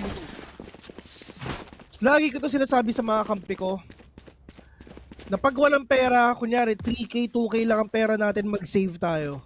Ganun lang yun, man. Okay lang kahit kakasave lang natin kanina, save ulit. Okay lang yun. Basta pantay-pantay kayo ng barel. Kasi ang pangit naman kung ikaw nakabandal, tapos yung iba naka-marshal lang, alam mo yun, pangit nun, men. Matatalo talaga kayo doon. Dapat pantay-pantay kayo ng barel. Magagawa nyo lang yun fully if ever 5-man kayo, of course. If ever 5-man kayo o 4-man kayo, magagawa nyo yun. Basta, kahit anong mangyari, wag kayo force buy ng force buy. Wag kayong maasim. Huwag niyong ipilit diba? ang mga bagay-bagay kapag medyo malabo. Galit na naman si Kuya Vil eh, no? Pero totoo yun, men. Huwag kayong maasim na force buy kayo ng force buy. Kasi dapat sabayan nyo yung buy ng mga kakampi nyo. Bayan! Shot down. One enemy remaining. Bakit nagagalit, guys? Si Serma naman yung mga nanonood sa atin. At ngayon 9-7 na nga ang ONIC ay leading na nga din kagad ng 2 rounds na against Alter Ego. Ibig sabihin guys, 4 rounds lang nanalo consecutively ang ONIC against them. Pero uy, di ko makapasiro, tinalunan lang siya kagad.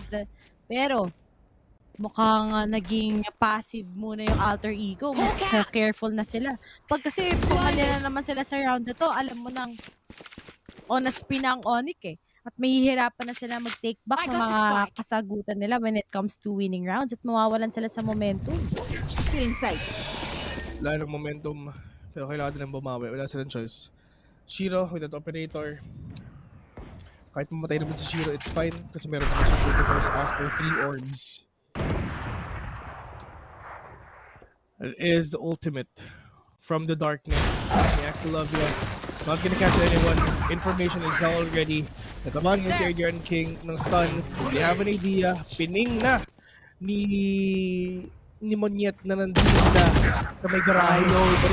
Push catches. Oh my god, hindi tumama. Muntik na!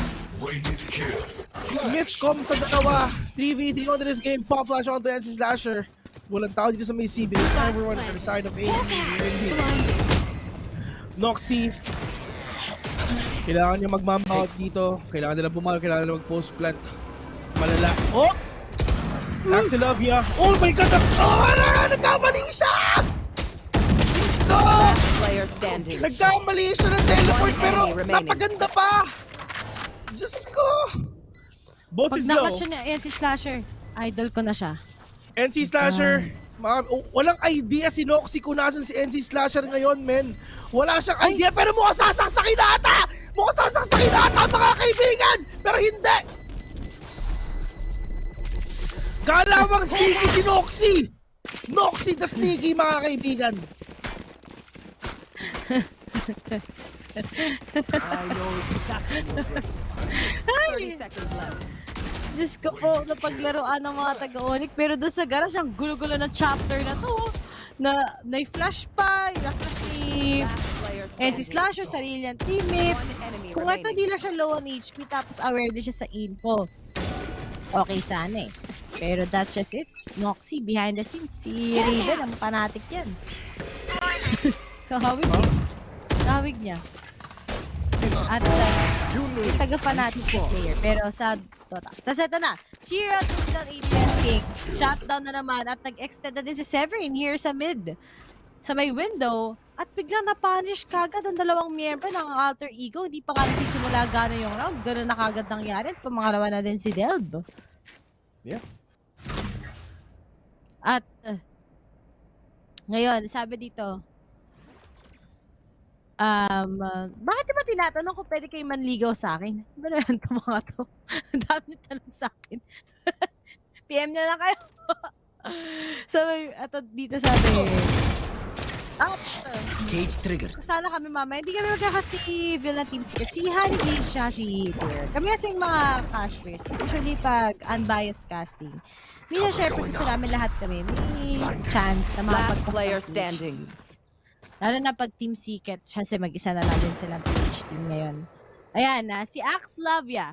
Go sa 5. Pag na-clutch ni Axlavia to, mamimigay ako isang battle pass. Sige, tignan natin. Pero nga lang knowing yung time, positioning niya, save na lang niya ngayon yung Vandal niya, most likely. Ayoko tong skin na to eh. Kung meron si Axlavia. Hindi ako fan ng skin na yan. Pero, wala naman daw nagtatanong.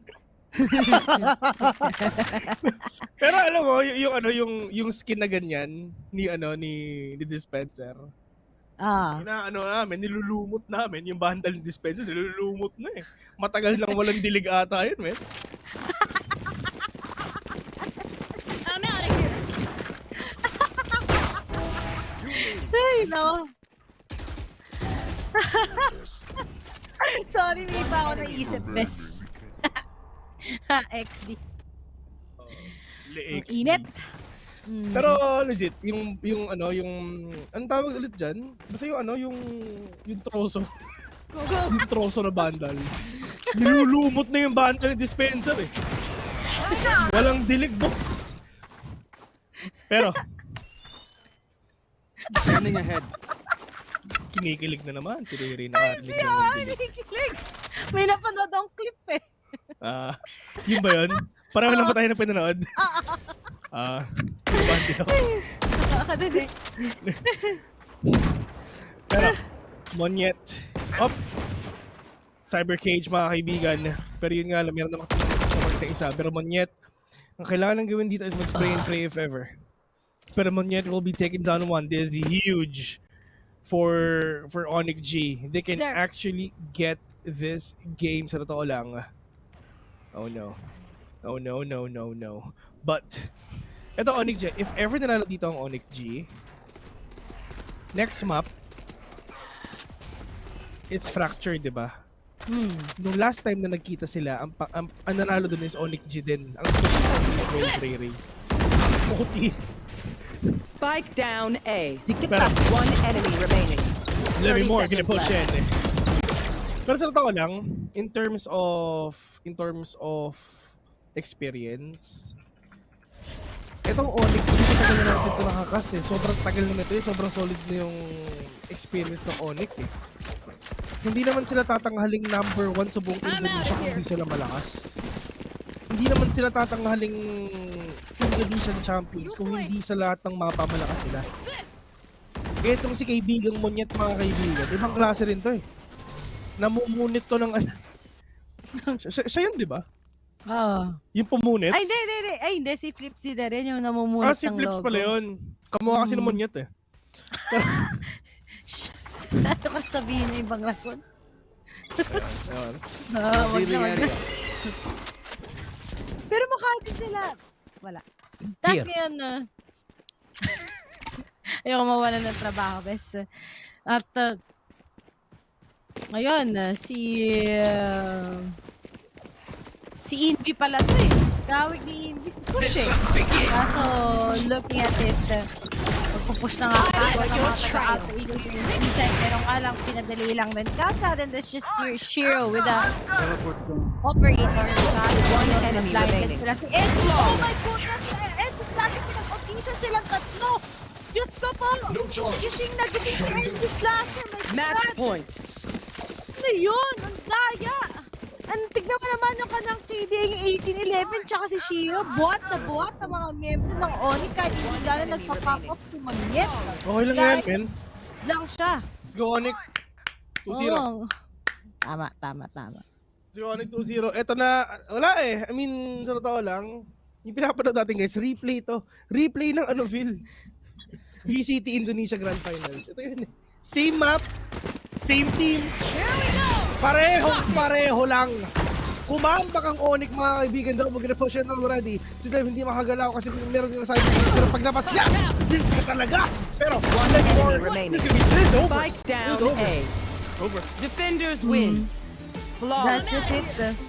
Pansin sa side ng ONIC versus Alter Ego. After ng second half, nagising ang diwa ng ONIC, medyo inantok lang. Pero the fact that it was a 7-5, and we all know how good the ONIC is. Pagdating sa kanilang defending, every time na nasa mapa sila, alam mong malaki ang advantage nila against the guys of Alter Ego. At nanonood sa kanila. Uy! Sa Saan? Indonesia. Well, good sa kanila. Sa atin mamaya tignan mo, 15k yan. Sa PPGL versus Team Secret. Pati yung mamaya. pati yung MOSG sa Pinoy cast makikinig.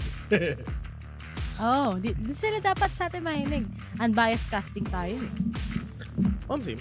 Pero yeah, into this game, ladies and gentlemen, we've seen it already na talagang nakita natin ngayon ang champion ng Valorant Indonesia, VCT Indonesia, which is ONIC G. Dinurog ulit nila yung mga kalaban nila with Alter Ego.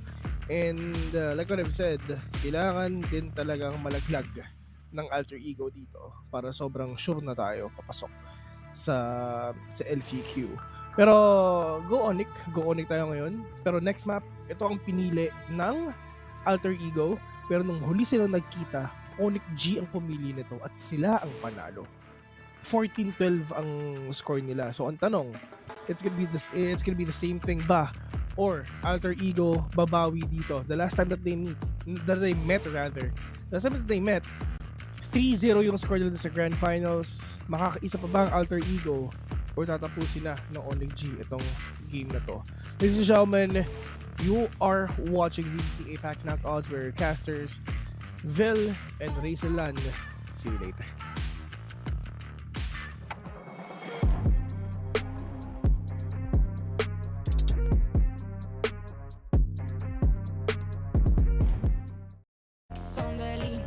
I just wanna rap to the beat. I just wanna back, cause I mean, I just gotta go back, I'm a freak.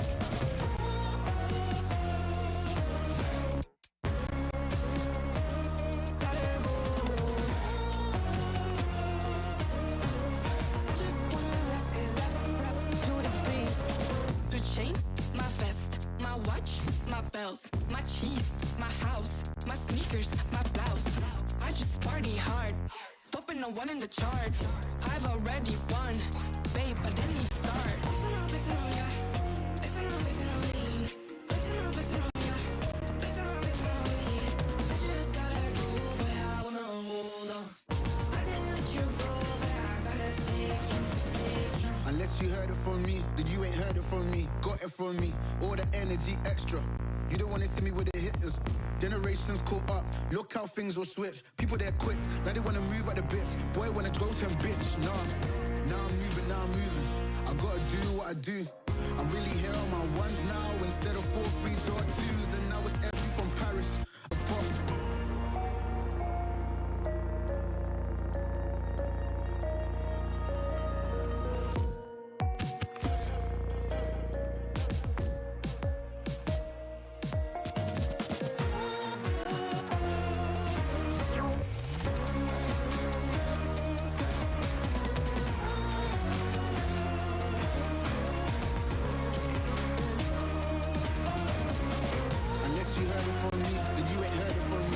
From me, all the energy extra. You don't wanna see me with the hitters. Generations caught up, look how things will switch. People they're quick, now they wanna move at the bits. Boy wanna go to bitch, nah.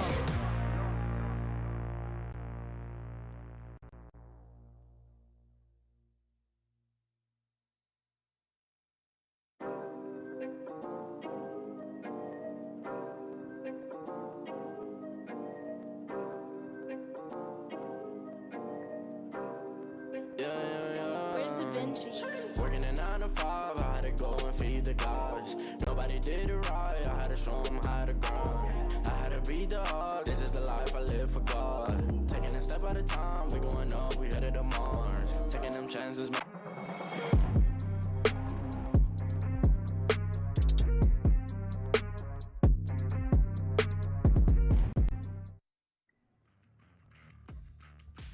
Indonesia versus Indonesia game 1 is done. Things are looking up for ONIC G. Now, could this possibly be a repeat of their past results? Let's talk about it here on the panel. It's Likeable, Fluffy, and Trix still serving you guys the story. And as I ask the question, Fluffy, so far it's looking like a repeat of history. Yeah, I mean, it looks like ONIC really, especially towards the end of it, really got the grips for what AE's plan was. They were really able to, like, no pun intended, stun them in their tracks, especially when they were trying to make a lot of their aggressive pushes with the setup of AE trying to, you'd think it would favor the attack, but I feel like there's a lot of defining factors that ONIC eventually adjusted with that really helped them at the end of it. Okay, whenever somebody says no pun intended, it just makes the pun noticeable. Anyway, beside the point, ONIC G, what a gameplay. I agree with you, Fluff. I really was expecting Alter Ego to have the advantage point, especially on attack, but that wasn't the case over here, Trix. In fact, as much as they lost this game, I do appreciate how they actually were aggressive towards the defense side of their gameplay, because this is exactly what they needed to do. I think having that double duelist setup on the defender side, it helps to be able to kind of go for that aggression. Also because you're not too reliant on the utility of those agents for a retake.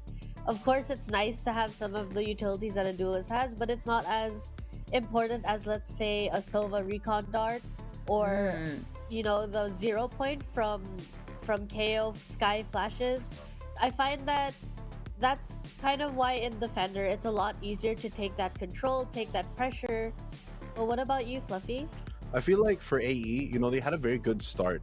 They won most of their defensive rounds, and I feel like a big part of it was not only were they landing their shots, but they were able to play off how their composition runs. It's a comp that really relies on making a lot of these little small pocket contact plays. They have the Omen Flash to work with, the Leers from Reyna, as well as Neon just going in and the Sky Flashes. But on the opposing side, once you're on the attack, I feel like this composition specifically, although on paper it looks like it's very attack focused, it doesn't give you a lot of accurate information. And a big difference between both teams is, for me, the Sova. The Sova, especially on someone great like Elmore, just really gives them that hard info that allows them to read where AE is going to be stacking, where they're going to try to make their play, especially because for a lot of their pushes to work out, they need to have at least 2 to 3 members ready for the push and to share utility together. So just having the accurate real-time information with the Sova, as well as that 0 point to shut down a lot of these timing pushes, it really made the biggest difference on the defensive side for ONIC, and I feel like it's a big reason why they had a very dominating second half. Looking at the lineups, it also kind of feels like when I look at AE's lineup, I think it's pretty solid. It's very strong in its own way, but it's kind of the lineup that's saying, I want to fight you, like I want to take the fight to you. When you're looking at ONIC's lineup, it's more like, I just want to know where you are, and from there, that's when they're going to hit. And we saw it a lot of times, right, that Monyet would end up going back, waiting for Elmi Moore's recon to come back up in order to retake the sites. It's that kind of understanding of the timing and the window of your own teammates as well as the opponents, and being able to optimize that and get the value off of it. Yeah, I feel like, especially with AE, it really was, when they're on the defensive side, at least the advantage they have for being on that side, right, is they more or less just react to the plays that ONIC is going to set up. But they don't really need that hard info necessarily, since obviously they'll pretty much know from a lot of sound cues as well as ability cues where they're going to end up being. But on the attacking side, just basically going in kind of blind with only relying on that Sky Flash and Trailblazer to give you a bit of info, not necessarily always accurate, or it might even give you that false sense of security. I feel like it hindered a lot of their pushes because they basically have to hard commit for everything, and when ONIC knows where you are, they can easily shut you down. Yeah. It was really good, especially on the side of ONIC. I feel like we mentioned how methodical these players are, and you can see it in the way that they play. I mean, you see Monyet getting out information over at A-Long. He backs up, and then the rest of his team is there. They're just trying to slow the push as best as they can because they know how aggressive the opposing composition really is. And it's just so good how this team coordinates with one another. The information, I don't think that the information is just limited by the utilities, but the way these guys communicate with each other, they're so reactive that it's so good when you see them do the play. It's just so fast. So for example, it's not always about the quick rotations for these guys. It's about how they decipher the information and react off of it. And it's not just like, them being bunched up in one side. It's them reacting, you know what, they're not in, don't rotate yet, that's fine. And I think that that's really important when it comes to the decision making in this game. Yeah, speaking of decision making, I feel like ONIC really had the upper hand in that they seemed to be the more decisive of the two, and even on the defender side, they were very proactive. I remember that when AE was pushing up on C Long, one of the good combinations that they did was they combined the Sova Hunter's Fury as well as the Overdrive from Neon. That way you have that burst of that 80 damage blast coming out from Sova, even though he's miles away, and that helps Neon get the kills a lot faster. So that just combination of ability usage as well as aggression really turned the tide, I think, for ONIC, which is why they had such a stellar second half compared to their first half. Speaking of utility as well, ONIC, you could tell they weren't being stingy with their utility, which we see a lot of teams kind of falter on later on, that they're thinking there's a play that they want to make with the utility. ONIC, on the other hand, especially in this map Haven, they were just throwing it out. Like I remember there was this one round where an Omen pushed up all the way mid and still flashed it even though there was nobody there, just for the sake of being safe, of just for themselves in case there were people there. And I think that's something that a lot of teams could also work on, is just using the utility that you have because it's there for your advantage. Yeah, I'd have to agree with you there. I think that one of the mistakes, like you mentioned, that a lot of teams do is they're kind of passive about the utility instead of playing safe. They would go for that 50-50 risk. But I also kind of just want to point out that in a lot of situations, we have the advantage of having like that overview, that different perspective. But when you're in the game, I also know from experience that a lot of players would rather not necessarily gamble, but they would rather take the risk of taking something on a contact play and trusting their own skills for a swing rather than just purely relying on utility. But of course, especially here on the panel, we prefer them to use the utility that they're bringing in the game, because that's the reason why you select these agents. That's how you support your team, and all of these things combined is what really gets that combination that makes a team great. Well, other than that, I feel like, there are a lot of heavy hitters as well as on AE that has really shined this game, and hopefully they can shine for the rest of the series. Delby, especially on the Neon, and Kush, again, with that amazing Cypher getting a lot of space for them. I feel like are two players that we should keep our eye on, especially now that they kind of are on the back foot. So they really have, they have something to lose, but they should play like they have nothing to lose. They have to play to win this time around, because if they don't take Fracture, it might be the end of it for them.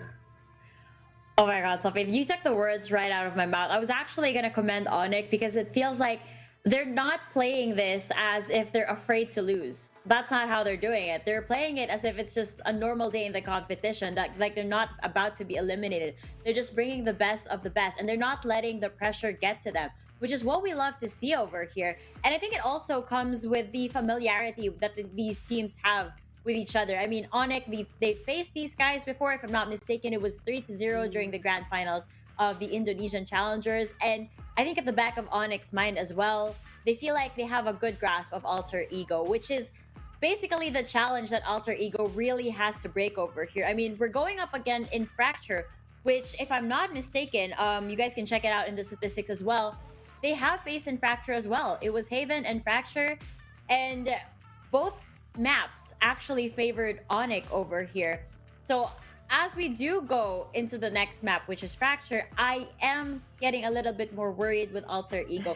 I'm happy that they kind of switched it up over here at Haven, but I don't know if this is going to be the best condition for them. Is it safer? Would you guys say that it's safer for them to kind of switch it up? Or do you think, Tricks, that they should kind of stay to what they're familiar with? I think that you should stay with what you're familiar with, especially at the stage of APAC. I understand wanting to come out with a surprise, kind of like something that you've practiced and you've learned. But one of the things that I want to point out that I feel quite a few players would agree with, when you have a scrimmage, it's not the same as when you're in a tournament, because everyone plays a little more differently.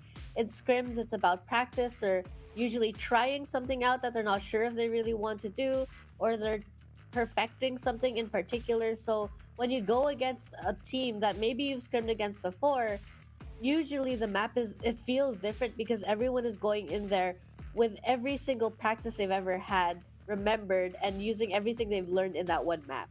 So I find that if Alter Ego are going into this, I hope that they stick to their guns, like stick to what you know and what you're good at, because they did take ONIC to that overtime on Fracture. Ooh, that's a new piece of information that I did not know. I did not get to check that out. So, Fluffy, given that at least what Trix believes is that familiarity should conquer more of the experimental side, especially on this level of play already, what should we expect? I mean, if we're going with that narrative, what should we expect on the side of Alter Ego? What are they going to bring to the table over here on Fracture? Well, I hope that they first of all come in with the mental where they're playing to win. I really hope that they show that confidence that they've showed in the past. We saw them here on the APAC stage when they played against Global Esports, how good they are on that Fracture map.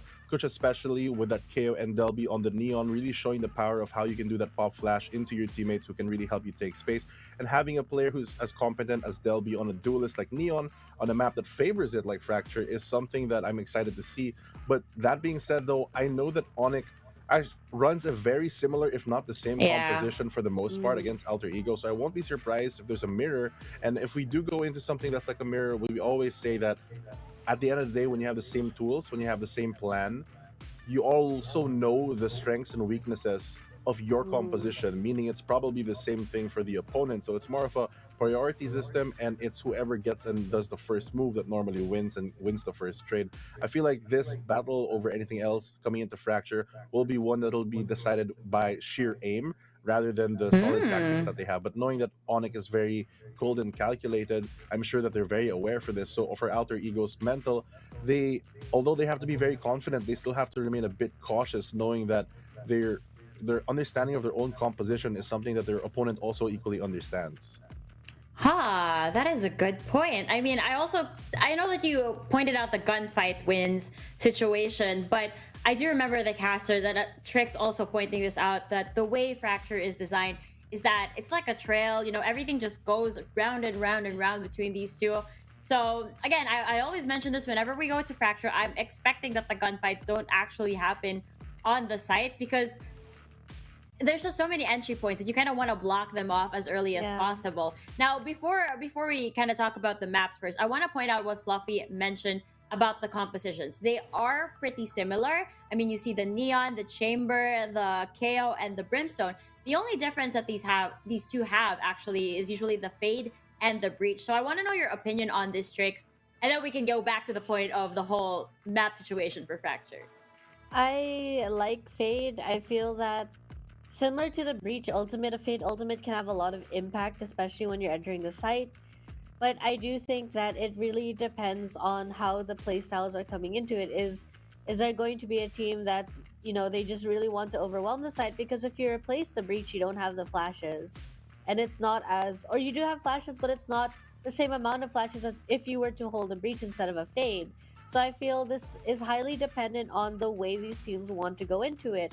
Are they going to go into it saying they want to deny that information, get those information for the corners, playing a little more safe? Breach, on the other hand, I feel has that more explosive side to it. It's a lot about just going into the sites, taking those fights, and forcing the opponents into certain areas, especially with Neon. We've seen the capabilities of the Neon and Breach combination. I'm not so sure if we've really seen the full potential of a Neon with a Fade. Yeah, I kind of have to agree with Trickster. I think that when you look at it with just one agent, you know, having that stun available for the Breach is great. But when you combine that with the relay bolt of the Neon, you can really get a lot of the map fully stunned, and you have a sense of security, unlike a flash when you want to take angle control, because a flash can be anti-flash. You can turn around from that, you can get half flash.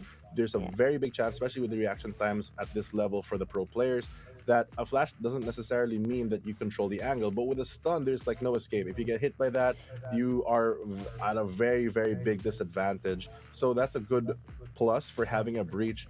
But normally, another advantage of having the Breach is the fact that you can clear a lot of these angles with the Aftershock, or if for some reason they run a KJ, although I think in these two teams they don't really run that. But if there was a KJ, it would be very easy to destroy something like a Lockdown. That being said, though, I think Fade does have certain advantages to it.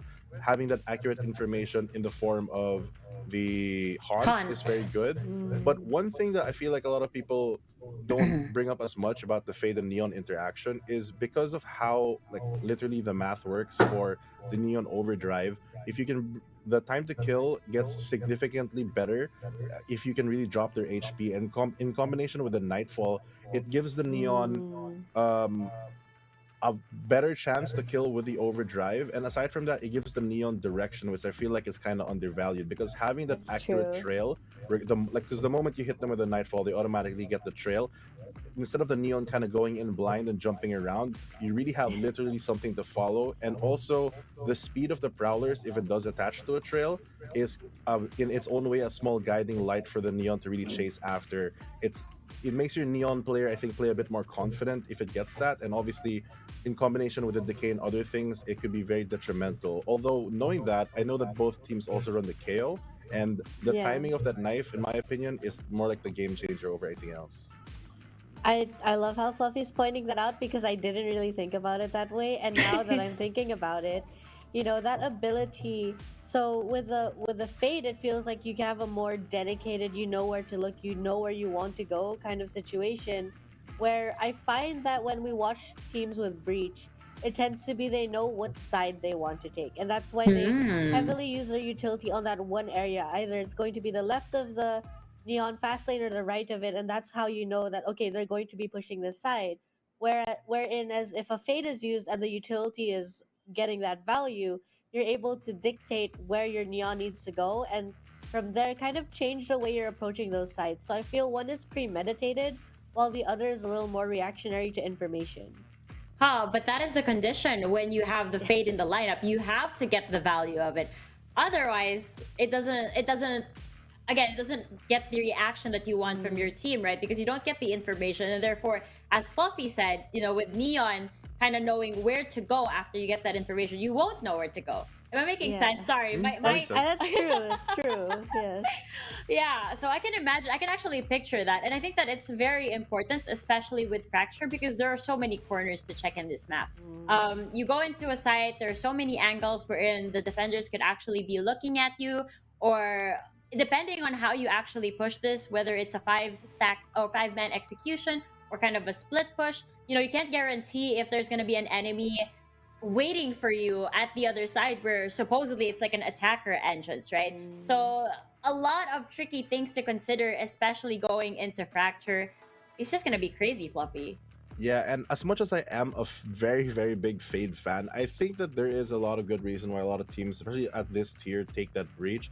As you mentioned, there's that reliability aspect that when you don't get the information from Fade, the value kind of dips a lot. But the nice thing about breach, at least, is you're always reassured that regardless if there's someone or not, you can feel safe, because the moment that you launch that stun, that concuss, or even the rolling thunder, if it doesn't hit anyone, then it doesn't hit anyone, but at least you know it's clear. If it does hit someone, the odds of you winning that gunfight is very high. So even if you don't immediately check that corner, if there's a person or not, at least you're kind of reassured that it's essentially one less or even more angles that you don't have to clear. So I would say that in Azurai's words, this would be the Rolling Thunder versus the Emo Rolling Thunder, right? True. Azurai, if you're watching, I hope I made you proud. Oh my goodness, a lot of possibilities. I love it when we talk about the compositions, because then you get to see it to play. I mean, that's the importance of having the analysis over here, right? Before the games even begin, we can actually picture how these utilities will come to life, how these players will play off of each other, which I think is so cool, because when we talk about it here on the panel, when we discuss it, and then it actually happens in game tricks, it's spectacular, because they're doing it the way we want them to do it. They're doing it the way that we find is the most optimal way. So I'm happy when I see that other teams also feel, you're right, that is the most value, that is the most optimal through their practice. That's the decision that they've come to. But I've also been thinking, we have this Neon, and we have seen a lot of teams pulling out that Neon. It's a fantastic agent. We love the agent, and I think that we have also seen teams bringing out, for example, the Rays. And I think Paper X in particular has brought out the Rays with the Neon. And I'm wondering, do you guys feel if there's a particular one that's more beneficial in terms of Fracture, having a Rays or having a Neon? I feel like Rays, out of all the duelists, is probably the one that's kind of closest to a lot of initiators in the sense that you have that drone effect in the boombot. It gives you that sense Yeah. of reassurance, especially in these lots of tight corners and lots of small chokes, even on the defending side, if you do have that raise to really pull off a lot of plays with the raise grenade, the paint shells. But I don't think it's necessarily a necessity. I think that it could work either way with any agent. Probably for some teams, it's more of a comfort thing, or they just want to be able to support their duelists that way. For the example Yeah. you brought up, which is Paper Rex, we know that Jing and Forsaken specifically have that very good connection where they hold that up and down or kind of off angle of each other. They're very hard to trade. So maybe in that sense, it works for them. But I don't necessarily think that it's like a requirement for a lot of teams. I'm really one that, like Dubstep mentioned in his tweet before about the differences between regions, it's really whatever works for Southeast Asia that really matters at this point. Yes. And speaking of both of the teams, we talked about how similar the teams are, but I do quickly want to mention that the reason why we brought up the Fade and the Breach difference is because ONIC is the team out of both of these teams that did adopt that Fade, that did Yes. put that Fade into their lineup, which in itself is an advantage because that means that before Fade came out, they're a team that has practice with that Breach. They know what Breach can do, and they know the potential, and even probably have their own strategies. And we also talk about that familiarity between both of these teams who's played each other a lot, so they kind of know how, at least at the base level, their habits or how they play. Where on the other side, if you are on AE, not necessarily being used to playing against an ONIC with a Fade, I feel like that's a dynamic that can kind of change because they understand your composition very well because they played it, but you have Right. never tried, even back in the Indonesian Challenger Series, to play a Fade because, again, it wasn't available. And you're sticking to your Right. guns, which is great, but you don't have that extra info of how it works internally. What are the odds of us talking about all of this Fade and Breach action and they don't even pick it? I mean, it's possible. Pretty high, knowing our luck, sometimes we talk about, I believe we talked about a Yori didn't show up, so I feel I wouldn't be surprised if they all decided they don't want to play these agents. My goodness, every time I talk about Paper X and I feel like I know what agent they're gonna pull out, they don't pull it out. And they pull it out the next time when I didn't mention it. I mean, I remember talking about Jing on Haven. I was like, oh yeah, I know Jing. He plays Reyna from this map, even though it's not that popular anymore. He doesn't pick it that day. He picks it the next day he goes into battle. And I'm like, what's going on? You just like proving me wrong, you guys. But again, it just goes to show, I mean, especially on a team like Paper X, they're so innovative, they're so creative, and you never really know what you're gonna expect from these guys. So I guess I wasn't in the wrong for that one. But again, we talked about ONIC G. They're more methodical, they're more systematic. So I feel like this is kind of a set in stone scenario when it comes to their composition. Alter Ego, on the other hand, we've seen them something in something different over at Haven. So maybe Trix, that is also going to be the case here on Lecture. I do think, watching Alter Ego in the previous map, I'm wondering what is it that they need to adjust on or work on or change in terms of their style, in terms of the way that they're playing. And I think that is that they just need to be a little more decisive. They need to be more coordinated with one another, because I find that they're picked off because there's this indecision that they want to do something, but then it seems they feel like they're getting shut down. And I think that sometimes for AE, the issue was that follow through. That you made a decision, you need to follow through with it. And then if it fails, you revisit it after the round. Yeah, I think I have to agree with Trix there. I feel like although the compositions are, especially here on the analyst desk, are always interesting to talk about, to theorize and all that, at the end of the day, you just pick the composition, in my opinion, that really suits your strengths and which game plan you're planning to play. So when you're in the server, if you're not able to pull off that game plan, if you're not able to really push to the maximum potential of that, for example, on Haven earlier today, if you are running that double duelist setup, which other teams like Paper Rex, which we've mentioned before, have played with Arena, you use it in such a way where you aggressively take things decisively and you have a plan that you practice already. Like, if we take a long, if we lose this, what do we do? What is our reaction? What's Yeah. our protocol? If we lose, if we win or lose, like what do we do? What is step 2? And I feel like that was the lacking part from AE, where the moment that they got stunned or the moment they got slowed or shut down in a specific push, they looked like they were taking a bit more time to really scatter and figure out what their next move is, when a lot of the top teams already at this level have prepared enough to just have the prep work and habits down from all the Yeah. scrims and practice to know what to do. So bringing that into the new fracture map, it is a reset. There hasn't been a round played yet. We're about to see what they're even going to play, but still the core issue for me and Trix, I guess, is that you really have to learn how to be decisive. You have to not only observe and adapt, but you have to direct yourself and really force the issue to really make the play, or else all this composition and all this theorizing doesn't really work out. I love it when Fluffy validates my opinion. I feel like, oh yeah, I'm so good. I know it too. It's a good I opinion. I just feel happy about that. So thanks, Fluffy. That's how I feel when you guys validate my opinion. You guys are the big brains over here. So when somebody says, yeah, Laika, you're understanding what you're saying is right, like, oh, I'm learning from the best over here.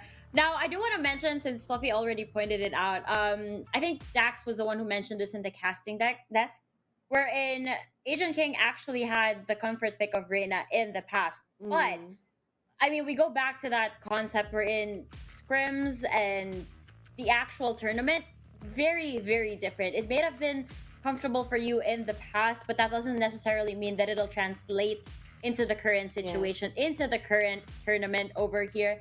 So I guess in the end, that's why it didn't work out. It would have been great. It would have been great if what they had planned in their heads really came to life. Yeah. But in the end, that was not the case. Hopefully, though, as we move into Fracture, they have something more solid. If ever they're gonna pull out something new, it has to be solid. It has to be, how should I say this? I mean, we're always looking forward to something new here on the panel, especially. But the thing is, it doesn't always work out. And if it does work out, I'm sure even the audience is like, wow, they challenged the meta and they made it work. They're fantastic. But when it doesn't work, it actually puts their team in a lot of question marks to say. And it sounds bad, but when you remember what's at stake, you realize that the risks that you take also have to kind of be calculated. Yes. You have to be ready for the consequences behind the risks that you take. That's all I'm saying over here. But nonetheless, all of these players was really amazing. Just to point out a few, I know that Agent King, especially on that Reina at the beginning in Haven, so good. I loved seeing him. Axe Lavia as well. I do have to point out Elmi more on that Sova. I'm sure that you guys are just as pleasantly surprised as I. Not surprised to say, but I love his performance. He gets the shock darts going. He gets so much information. Amazing Sova player. One day I aspire to be like him and the rest of the Sovas over here on APAC. NC Slasher also. My goodness, if you guys witnessed all of the angle isolations that he did, his aim was so sharp, was so crispy. I wonder, Fluffy, how many death matches does it take to be that sharp? Too many, I think. Not that I can keep up with that, but I'm sure a lot of the pro players, it's just like breathing to them, because at this level, everyone is good, everyone is cracked. Sure, there might be some standouts here and there, but the general rule is everyone has already practiced that it's second nature, that aiming. That's why the analyst desk doesn't necessarily focus right now on someone's aim specifically, although obviously that does help a lot. But it's about not the micro things, but more of the macro gameplay. It's about learning how to play as a team. That's also equally, if not more important, because you win and you lose as a team. Breathing is like deathmatch. So it's not like breathe in, instead of exhaling, you pop heads. Is that how it is for these guys? That's crazy. Excuse me. I mean, you did tell me the story of how I believe Coco from Oasis plays how many death matches per day? Yeah, he tries. I don't know if it's 100% true, but he told me that he tries to play like 40 death matches and win all of it. Last time I saw him online, he had like 10 or 12 death matches that he won straight, and then he goes to scrims. Like it's partly a ritual, but it's also good practice because at the end of the day, playing scrims is just like how a tournament is completely different from how you play your normal rank game. So I guess instead of just playing matchmaking, just having good habits built in is more important than just spamming out games. That's true. I believe I said that to you as well. Like it's just a different ball game. Okay, fine. I'll start doing my death matches from now. I will warm up before my rank games. Okay, I get the message. That's what I'm lacking over here. I get it. And for those who are watching, this is your sign to start queuing up death matches as well. It's time for us to make our aims a little bit crispier for our ranked games. Now, I'm looking at these teams once again, and you know what? Every time I see Alter Ego's name, I can't help but feel like this is like a comic book series in the making. And I don't know, are you guys DC fans? Because I know that majority of the superheroes over there have alter egos. That's true. So are you a fan, Fluffy? I am equally a fan of either comics, but yeah, I am a DC fan. Oh, who's your favorite character with the alter ego? Probably Batman, because he's human. Fair. That is fair. Besides, he's so smart. True. Rich, smart. What else could you ask for? Good looking. And parents. Okay. Oh my god. Okay, before we get too carried away with this conversation, let's kind of go back to Fracture, folks. All right then. Mirror matchup it is. No fade lineup today, Trix. What are your thoughts? My thoughts, it's very default. It's very good and solid on both teams. It's all about reading each other, reading the opponents, and finding those little windows where there's that opportunity to go in, knowing how to play together. Because I did feel ONIC doing a great job on that defender. Slightly concerned for Alter Ego's attacking side, but I'm hoping now that they're in a lineup that is tried and tested, they'll be a lot more comfortable. Yeah, and for the side of ONIC, maybe our luck is not that great today, at least here for the predictions, because I kind of was hoping and expecting the fade because they did play that in the APAC stage against Made in Thailand. But unfortunately, at least for me, they are kind of going back to the roots, playing that same exact comp, going for that mirror. And I feel like we mentioned it a lot earlier of how both teams for sure have a good understanding of the strengths and weaknesses of the comp. So for me, the defining factor really will still be that priority and decision-making system. Woohoo! I'm so happy. I mean, don't get me wrong. I would have loved to see how that whole Fade versus Breach thing would have ended. But I'm also happy to see the mirror lineups as well. As Fluffy mentioned, gunfights are going to be important here. And I think as much as we love seeing these strats come to life, we also love those clippable moments. And so for the gunfights rather to really come to life, it'll be very exciting for this one, especially with the close encounters that these guys are going to be having. A lot of contact plays for sure over here on Fracture. Oh my goodness, game number 2 between ONIC and Alter Ego. Crazy one on this one. And the tale of two teams knocking and retaking the country's throne continues. ONIC G taking the advantage point, but Alter Ego not ready to falter. What shall we see this time as we go into game 2? Let's find out. Casters, take it away.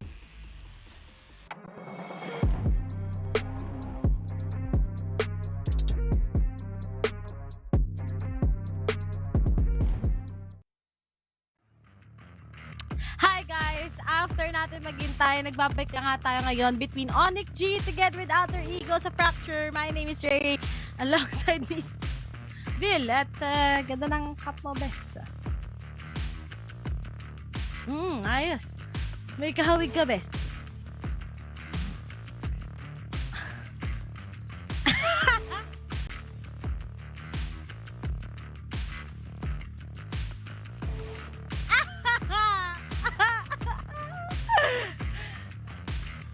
Sige.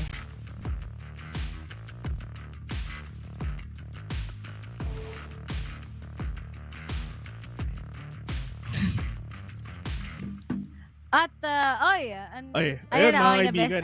What's up? Ulit. Ako nga pala si April Boy. Alam kong hindi nyo ako naririnig. Kasi nga, ako na yung nag-adjust para sa inyo mga kaibigan. Ganun lang yan. Ayos yun, best. So, gusto magpa-shoutout, alam nyo na kung paano yung shoutout natin dyan. Send nyo na. Send nyo na sa alam mo na kung saan. Pero send nyo na yan, guys. Dito sa mga matches natin na ito, sana talaga makabawi na rin tayo kahit papano. Kasi for ONIC G, all they're gonna do is win everything that they need. Knowing na baka 2-0 to, potentially. Na baka 2-0 to, knowing na ito yung pinili ng ng ONIC G. Yeah, we're gonna get to see kung ano ba ang magiging lamang dito sa mga matches na to because the last time that they met, yun nga, first game, Haven, ONIC G ang first time, I mean, yung last time na nagkita sila, Haven din yung mapa, Alter Ego ang pumili, pero ONIC G ang panalo. Pero ngayon, ONIC G na nanalo. Second map nila is Fracture. Back then, nung May 29 to, nung Champions Tour Indonesia Stage 2. Challengers to, VCT Challengers ng Indonesia. Second map nila is Fracture. Ang pumili is ONIC G, pero ang score nila ngayon is 14-12. Pero ngayon, Alter Ego naman ang pumili nitong mapa na to. So, maiiba ngayon ang mga kalibre nitong mga players, itong mga kaibigan. Pinili nilang, I mean, same maps, pero iba ang pinili. Pero, isa lang ang kinalabasan. ONIC pa rin ang panalo. Pero ngayon, dito ngayon sa match, is it gonna be the same thing? Ilalaglag ba ng ONIC G ang Alter Ego dito sa ating tournament? Pareho lang ba ang mangyayari? Tulad na nangyari nung grand finals nila. Rematch to, men. Literal na rematch to. Pati yung first and second maps, parehong-pareho. Ano ba yung last map nila? Ascent. Last map nila, Ascent. Oh, nilaro din nila yon. Ay, hindi pala nilalaro ang Ascent. Kasi third game nila nung grand finals is Icebox. ONIC G rin ng panalo. Nung last time na nakita sila, 3-0 ang score. Magiging 2-0 ba? O makakapag-revenge ang Alter Ego? Magre-reverse sweep ba sila? May kita natin yan after a very... Joke lang. Walang break. Ay! Tagal naman magsimula. Oo nga.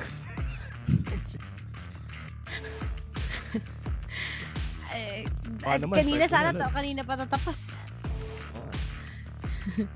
Pero sabi ni Miss Laika, nag-comment siya sa live stream. Iba ka talaga, Omsim. Ibang iba talaga. Ay, nako! Start nyo na, please! Actually nakita ko, ngayon ko lang nakita yun, ngayon ko lang nakita yung chat daw. Yun, shoutout nga po sa mga nanonood ngayon. Shoutout sa Twitch, YouTube, and Facebook. Big shoutouts nga pala sa inyo. Ako nga pala si April Boy. Kaya nga nagganito ako, di ba? Kaya nga nagmuong ako, tapos cap, di ba? Para talagang April Boy yung galawan. And syempre si Rere may tinitignan sa kanan. Tinitignan niya ata ng baby boy. Hindi, wala akong baby boy. Tinitignan ko yung sinabi ni Direk. Sabi niya, I hope you're having fun daw si Rere. Kasi daw, tech post na naman. May meme na naman tayo. Wala. Talaga. Lahat ng kaanuan sa kanya napunta. Hindi ko alam kung bakit. Malas na nga sa love life. Malas pa dito. Wala na talaga. Kawawa naman. Wala tayong choice dyan. Ganyan talaga ang sumpa ng isang Rizel aling Claraval. Ano hanggang sa love life meron makers hanggang 3 taon lang. Yeah. Oy, si Mai Eusebio. Hello, Mai. Yeah, happy birthday, Mai. Happy birthday. Kasi ganito kasi, matagal na silang nanonood ng VCT. So, ever since last year. Tapos yung boyfriend ni Mai, taga-Japan talaga sila. Taga-Japan sila. Tapos yung boyfriend niya, nag-message sa akin. Gawan ko daw ng video greeting si Joe Hours niya, which is yan si Mai. Happy birthday. Sabihin mo happy birthday kay Mai. Rere. Greet mo. Happy birthday po. Oh. Pinilit, di ba? Pinilit no?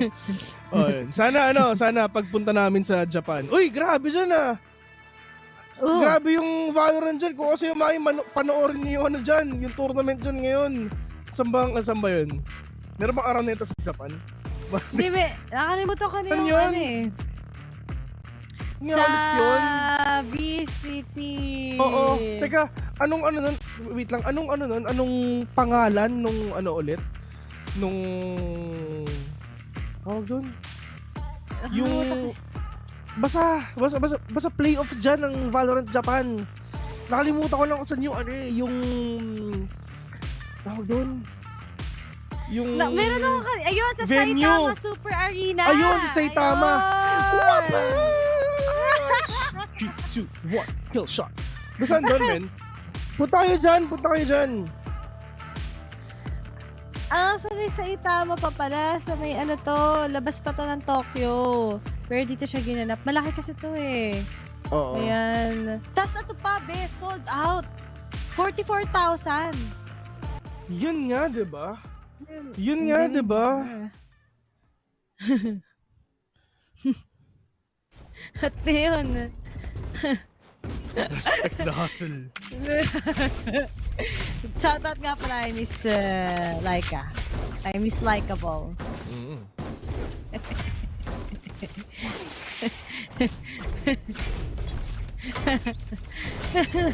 Grabe naman, nasisisi na talaga ako sa mga tech post. Hindi ko alam yan, wala po ako dyan Sabihin ko sana fast games. Tapos, sa point na pati English siya sa akin na sisi. At ngayon, actually, kawawa naman ako. Take this! I'm out of here! Shoutout na po sa mga taga-orangutan. At yung Delb, binawian ka agad si Monyet. Ang daming liwanag sa pagmumukha ni Monyet eh. Awit Spike planted. Pero dito lang yan sa mga matches natin. Sino ba yung pumasok? Si Direk. Hindi. Si Kosh ba yun? May 6 months na. Si Kosh, diba? Si Kosh naman pala nagpatagal. Si Robocop na mga sinarge pa ata. Si Robocop ngayon. Pero 4v5 retake ang gagawin ngayon ng ONIC FM. Pero sabi dito sa may taas. Let's see there. Taysha and Yashiro will shut down Kosh right now. And si Sasha catching one as well. Easy retake pa ang gagawin dito ng ONIC or mga kabawi pa dito mga players ng AE and si Stature. Na-half namin, na-half na. Pero ang gagawin lang nila dito mga kabawi. Pero nga namatay pa. Ang ganda ng pagka-slide ni Delb. Grabe. Yung alter ego na kinakabahan na ako eh. Nahimik eh. Ay. At ngayon, di lang in-expect agad ni Monyet yung pagiging aggressive. Sayang lang dito yung mga post plan. Grabe ka naman, Deb! 6 down 4. Pero siguro ONIC can just take their time. Pag nakakuha naman sila ng momentum, okay naman. But here it goes. Noxy takes down Lemimore. At up na nakagad natin sa isang grab side ng ONIC na naman. Yeah. Fast takes. Fast takes ang kinukuha dito pero Monyet waiting for that shorty kill. Pero nag-get na Axel Love you. Tara nilabas na nga. Shiro catching him to. Ang ganda ng pagkagawa nila doon, men, promise. Alam nila na mayroong malapit na tao doon kasi paano mabubuksan yun, di ba? Pero Ilion, King, and Delb. Take it on to empty cash. All the way doon sa may likod, mga kaibigan. Pero si King! Ang ganda lang mo. Anong King? Wala na. Hanggang doon lang. Narinig nyo na yan. Nung nag-stream ako, narinig nyo na yan. Hanggang doon na lang yun. What happens in my stream stays in my stream na hindi ko yan sasabihin sa live broadcast. Kasi pag sinabi ko yan, edi goodbye, Phil. Di na kami makaulit dito. Ay. Gusto kong magising! Woo! Nagkape na ako Pero ngayon, ONIC. Sa full buy nila, meron pa sila magagantay against sa alter ego. Pero, ay nako, Monyet, saka nakatingin best. Dami kasi dami, no? May KO, lahat na. Nasunog din si Shiro. Ito na lang natitira sa kanila. One enemy remaining. SW ang alter ego. Green na lang kagad. Spike planted. Right now, Severine. Sila lang natitira ngayon. Mukhang at ang EE ngayon. Ito yung map, ito yung mapa pinili nila. Pero ito lang din yung nangyari kanina, no? AE, sobrang lamang. Pero nakabawi ang ONIC.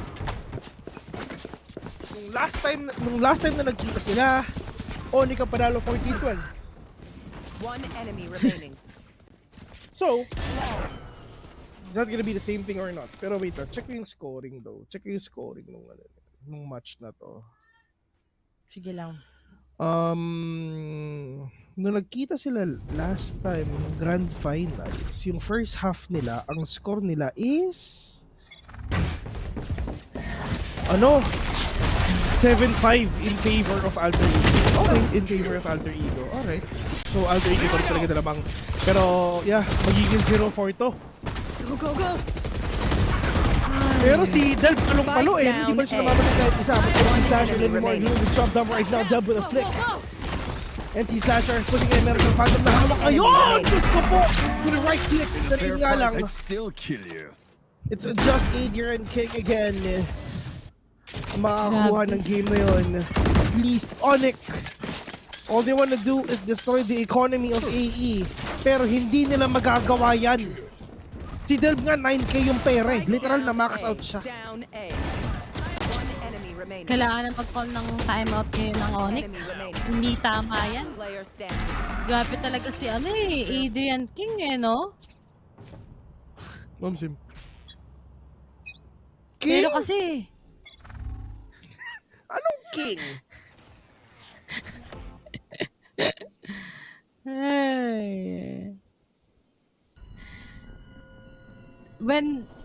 Shoutout nga din pala kay Kachaw na nanonood. Sa mga A-abobs natin dyan, shoutout. Shot puno. Aya kayo na kaya, pero pag nasa Pinas ulit kayo, hindi nyo naman ako mini-message. Ako, nagagalit na ako sa inyo. Japips, gigigil na ako. Pero ngayon si Lenny Moore, tignan mo. TP out. O, diba? Ang galing, talino. Pero nga lang, on the other side, press W pa rin. Mga taga-Yun, nakapag-pass won't connect. Yet is gonna go down. Pinayanig ang mundo ng ONIC. Kung magmamap 3 kayo, sige, i-13-0 nyo na sila, Alter Ego. Oo, kung magti-13-0 kayo, kung magmamap 3 kayo, tapusin nyo namin. Pero sana 2-0. Diba? Pero si Noxy, na Ash Gray ang buhok. Spot these players out, pero wala naman choice ang ONIC G dito kundi mag-save na lang din Ray. They need to save out everything they have. Kasi if ever na they really wanna push it all, na panalo pa sila, mahirap to. Kasi number 1, they don't have time. Marami pang utilities ang AE. Literal na wala silang idea kung nasan ba ang AE. Hindi sila bayani kumbaga. They actually really trying to play safe today. Because that is the only thing that you can do.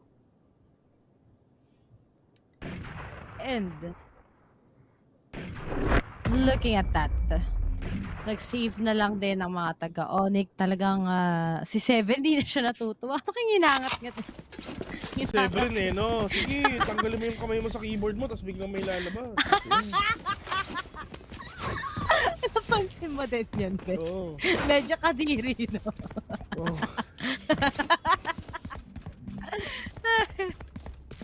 Ay, nako. My goodness. Shoutout nga pala sa kaibigan ko na tatago natin sa pangalang Guinevere. Ayan. Yan si Guinevere, mga kaibigan. Yung kaibigan ni Ray yan, galit yan sa bawel. Diba? Tama naman ako, diba? Oh, galit yan sa bawel si Guinevere. Isipin nyo, men. Siya lang ang Guinevere na nakilala ko na walang vowel yung Guinevere. Sa true lang. Oo, true. Nakasama na namin yan, guys. Well, ako isang beses.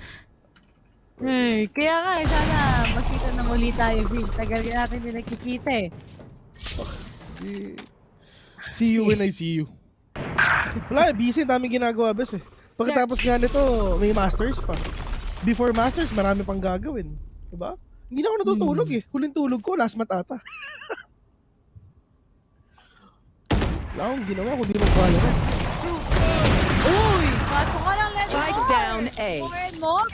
Takes down to mukhang nag-change na kagad yung gears. Ay, naku po, muntik na. Hindi pa siya natamaan. Ay, naku po. At least ako siya isa. Yes. Noxy, literal na piso, peligro. 3v2. Monyet. Kahit pitikin mo to, patay na to. Pero Monyet, sinosi ko na rin na meron pa dito sa may baba right na, pero we're gonna take him down. Spike down A. Noxy, if ever na-clutch niya to, di panalo sila. Oh, di... Nice one. Oh, man. GG na to, man. Piso, man. Makikita ni NC Slasher pag nag-tab siya next round. Makikita na pag nag-tab siya, hala, orbital strike pero piso lang ang bawas ko. Yung makikita ni Eddie Slasher, pagkatab niya, hala, piso lang yung bawas nung orbital strike ko. Mahirap na operator kasi. Sure, kailangan natin maging sure, di ba? Mahirap na pag hindi mo pa sure. Nasa yun na nga, pakakawalan mo ba ba? Oo. Yan, ONIC, nagising natin. Ayan niya, go ONIC! ONIC!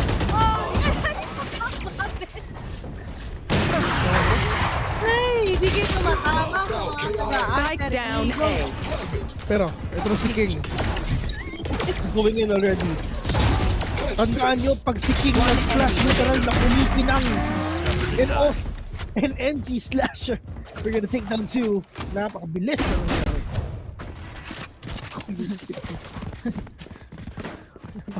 Pag yung si King nag-flash yan, literal na kumikinang ang mga mata nyo. Siyempre, flash, diba? Spike down. Hirap.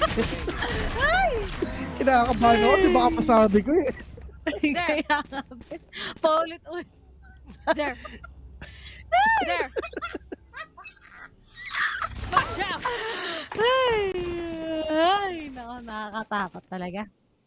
Nakakatakot magmahal. Halatang board. Halatang board. Pero right now, kayo na si Del. Hindi naman ako board, medyo lang. Orbital Strike is inside as well. Kush gonna go and meron na doon sa may entrance ng A mga kaibigan. Pero NC Slasher is now in half of HP. Pero sila may mga buo-bawi siguro. Kahit pa, Shooter, Aftershock, not gonna connect. Asking Love gonna take down one as well. Kush, nakakuha na isa. Right now, pero that is Shiro. Getting a trade-off dito na ginawa ni Axel Love. Pero nga, let me more mga kaibigan. 1v3, magko-commit ba siya or not? Spike planted. Probably no. Exit flags it is. That is the only thing that you can do, my guy. With that operator, yes, pero meron pa naman siyang 8 bullets dito ng Headhunter. He can actually use it, but can he kill everyone though? That's gonna be the big question. Let me more peeking out dito sa may A main. No one is there. Meron tayo sa may CT. Axelovia, low on HP. Sa totoo lang, if ever pina-wallbang ni Lemmy Moore yung operator niya dun sa may second floor, kung nasaan si Axelovia, he's gonna be dead. He's gonna be a dead man. Makakita na ngayon. Yun na nga! Teleport's ready. Axelovia is denied. Pero, only time more mga kaibigan, he's gonna live the other day. 2-6 indeed, and AE is on its way for them to get that 2-10 if ever. But once again, the last time that they met, 7-5 ang score nila dito sa first half dito sa mapang to. Ang tanong, magiging pareho pa ba? Lamang ang alter ego, pero nung huli sila nagkita, inoti nila to nung grand finals ng VCT ID. Muntik ko na masabi MPL ID mga kaibigan, pero kalaban yun. Pero buti na lang di ko sinabi, pero sinabi ko pa rin. Sinishare mo pa rin. Kaso, wala ba namang binatbat yung iba nga sa PH teams talaga eh. Kita mo, nilaglag nga ng Team Secret yung ONIC eh. Diba? Kaya, alam mo na. Pero ngayon, Alter Ego leading so far against ONIC. Ano mo yung wala na silang magawa sa boy. Sila na lang din na nagtatanggalan. Wawa naman sila. Kaso to, kagising lang daw ni Honey Glaze. Good morning sa'yo, Honey Glaze. Narap ko si Terror eh. Pero hanggang ngayon, si Monyet walang kill ah. Ang bigat ni Monyet. Yeah. Monyet, not really... how can I say this? That, nag-perform ng maayos dito. Pero kung napapansin mo, Riri, sila na talagang hindi mo pwede masasabing attacker-sided composition or defender-sided composition eh. Kasi mirror match sila. Take this! Watch out! Gotta go! Kaya nga talagang sino ba ang mas masalit bumago? Si Gold, alive na! Ano to? Nag-change ng gears bigla ang Alter Ego. At sige na, 13 to nyo na, dali. Para happy-happy tayo. Ayoko na lang dikit na matchup. Ayoko matulad ng 14-12 na yan. Uy! Pero uy, Shiro. meron pa nabawasan. Shiro catching one with an aftershock right now. Monyet with another one. Ito ang first kill niya na buong laro. 3VT, the clock is ticking. Winnable to. Iko-commit to ng ONIC for sure. Pero yung mga players ngayon, lahat sila literal na nasa A main. Ang ganda ng pagka-plant na spike. Literal na isa lang talaga ang kukunin nila dito mga kaibigan. Monyet gonna push it. And this is gonna be the push again from Xerxia right now. Hindi nila alam na meron tao sa may likod. Hindi nila narinig yun. Pero ito na yung bzz na ginawa ni Monyet. Pero he needs to push it para syempre makapag-defuse yung iba. But Adrian King, mga kaibigan, with a kill and push. We're gonna end the round with a 7-2 score in favor of Alpha Esports. Alpha Esports. Namiss ko sila Gian Sanity. Oh, mas magaling ako. Ikaw nagturo kay Gian Sanity para mag-jet, diba? Yan eh. Uy, pero ngayon walang binatbat so far ang mga taga-ONIC. Pinost-plant lang si Monyet nang hihina bigla. Nag-break lang ng mahaba, ganito na. Diyos ko po. Pag eto 210 best, ako sa alter dito. Mamamaalam na. Kaso ngayon, looks like wala. Itong mga taga-ONIC, talaga sila mga galawat all. Tutok pa lang. Buhay pa rin si Dento. Ang dami na nga progress. Spike down A. One enemy remaining. Back ngayon, but Adrian King, napakagaling mo. At si Shiro na lang natitira, but he gets the third. 8-2 in favor of Alpha. Napakagandang laban na nakikita natin yung dalawang teams natin.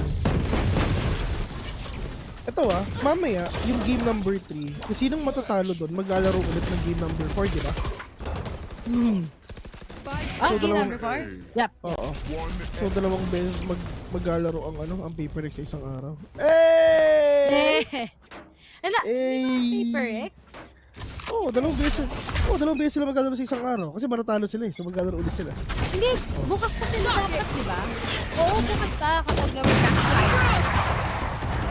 Bale, maglalaban ng 14. Hindi na mananalo dito sa next game. Sila yung maglalaban ng 14. Dalawang beses. So, malamang on Xerxia. Ganun ba? Seryoso?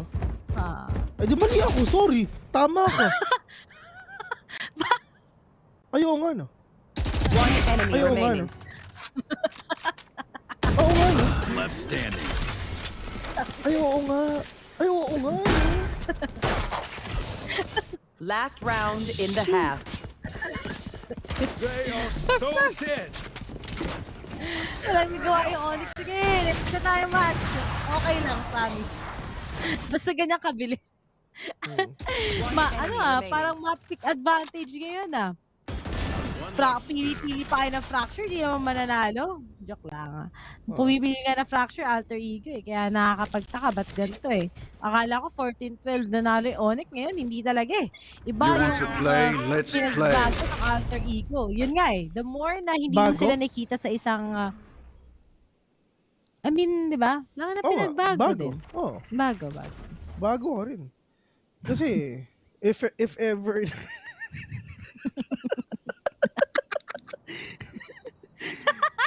if ever na you're new, if ever na new ka, ano ka?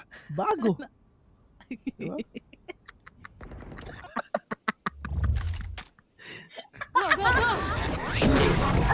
Magkakas pa ba ako sa mga susunod na laban? Hindi ko na alam Pero ito yung mga players ngayon ng AE they're gonna go in already and now they'll really popping up right now. Josh with a kill. Pero that is the swing from Monyet. At least nakabawi siya isa dito pero the turn was just right there. 2v2. Kush is now drop pero pwede pa naman siya i-revive dito in just a few seconds pero nga na Shiro mga kaibigan tinatapik nila pero dito let's go pero Diyos ko po hindi man lang nalabas na timingan sinigaw niya pero hindi nalabas switching sides. Diyos ko man sayang yun kasi kung nasigaw niya kung nalabas na yun pwede pang mapunta to sa sa ONIC. Parang sinigaw pero hindi nalabas. Parang yan men, Dinuwo pero hindi ginawa. Parang ako yan ah. Ang sakit-sakit mo na! 2-10. In favor of Alter Ego against ONIC, munti ka nang hindi maging one-sided. Ang bibiyang quick nga lang. Ilang minutes pa lang since nag-start tayo mag-cast ng second map. Para nagmamadali tong Alter Ego. Ang bis maglaro. Bis na mga daliri.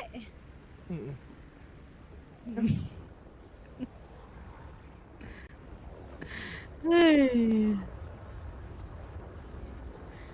Sabi dito, Vil, kung nandito ka, pagalawin mo daw yung baso. Sabi ni Nox. Kung gumalaw yung baso, matatakot ako, men. Kunyari yung baso, kung biglang gumalaw, matatakot ako eh. On to this game. 2-10 it is to end the first half.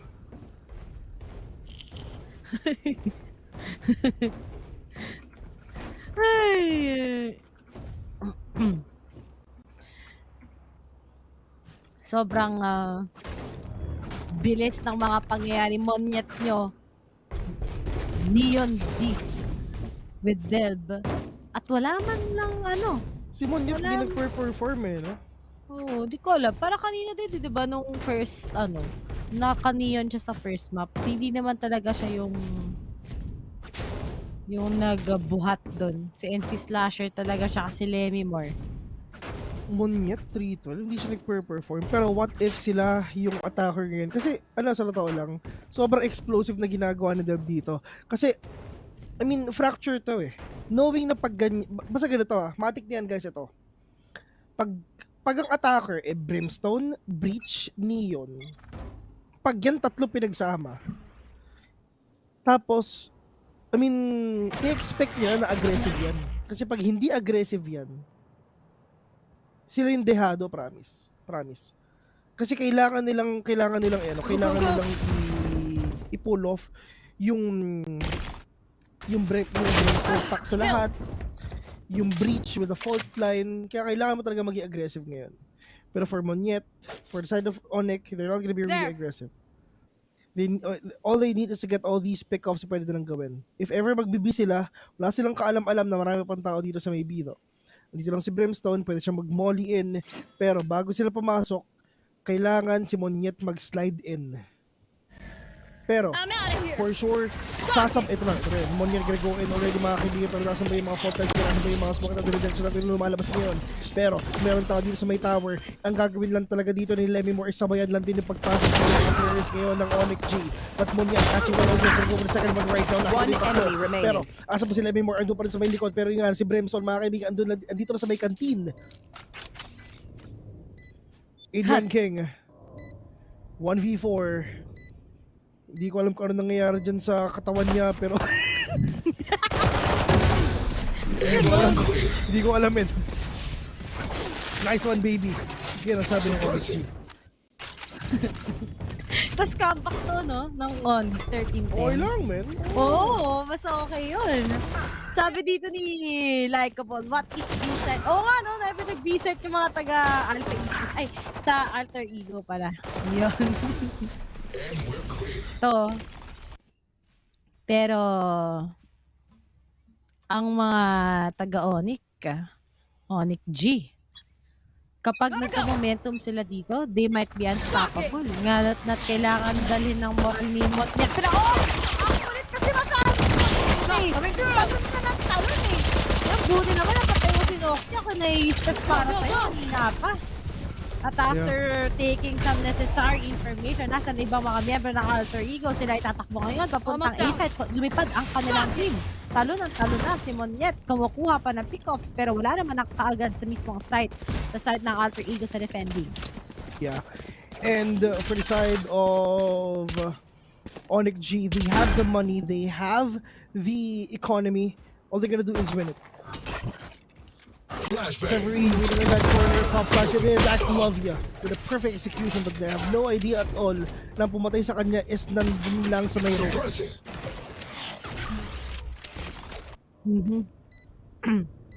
Nire-reserve daw ni Vil ang kanyang energy sa Team Secret. Oo, kasi siya maglalaro mamaya eh. Nakita pa. Ay, nakita niyo. Oh, boom! At wala na. Save na lang kayo, Delb, tsaka Kush, kung saan kayo masaya. Si Delb. Na napaka-close contact talaga ng kanyang monitor. Kaya para tanong yan ni Vil maglaro, ganyan pala dapat para gumaling mag-duelist. Kailangan pala ganyan kalapit sa monitor. Share ko lang.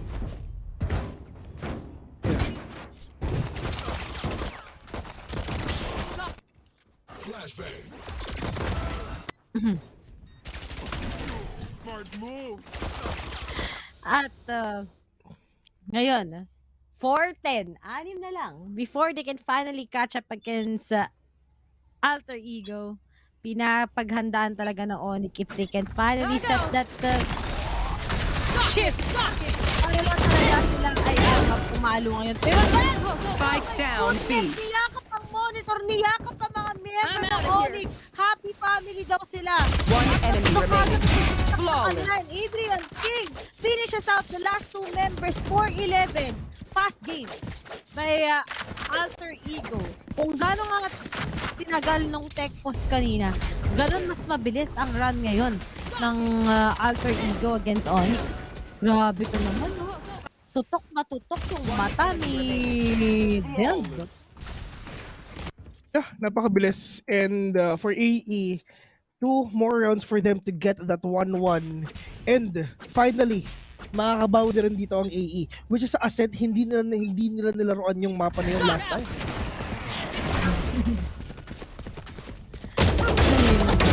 Ang lamig talaga! Pero mas mainit si Delb! Shutdown talaga, lahat na. Pangalan sa inyo, Nick, next map na lang talaga.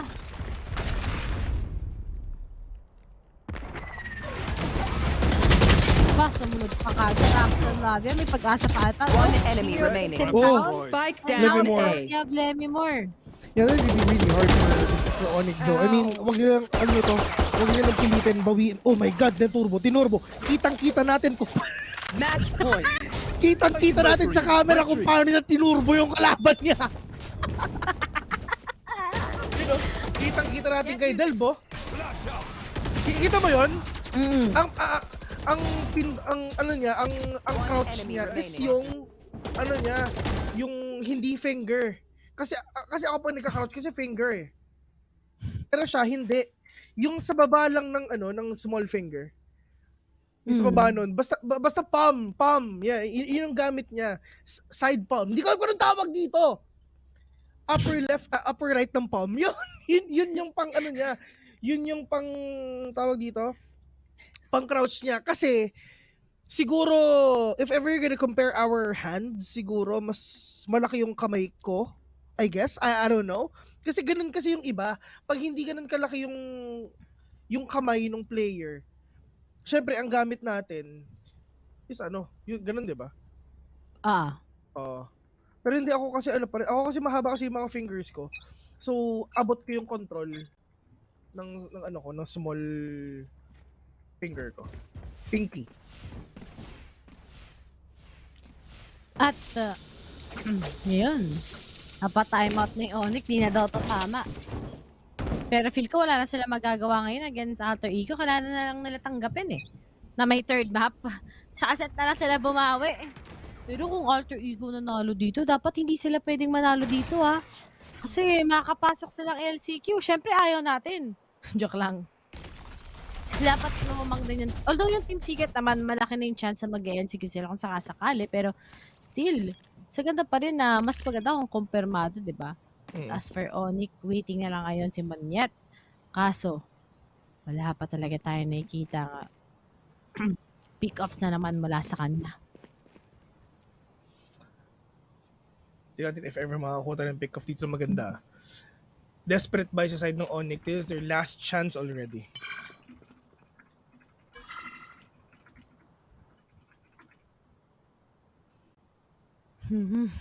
Last chance. Last chance para gawing 2-0 to. Pero hindi pa rin sila umi-entry. 43 seconds na lang ang natitira sa kamay ng ONIC. Pero si Noxy, maganda na nga din ang kanyang posisyon just to shut down one ending mula sa duelist ng ONIC. And now it's 30 off. It's the time already to actually get this top off. So gawa sa mga ulti si Maniet. Pero all in all, well, tinira na nga kagad sa kanila ngayon. And that's just it. Bihirapan na talaga manalong ONIC. Pagkapilit pa nila ang nakakatalo nila ngayon. And it's up to NC Slasher and Namor to make things work for them at one enemy remaining. Pero, uy! Oh my God! Oh my gosh! Kinoriente! Kinoriente! Sige! Turboy mo! Yan! Sige! Sige! Turboy mo! Patindi! Defenders win. Oy, oy, oy! Sinasabi siya. Sige, turboy mo pa! Hindi pa tapos!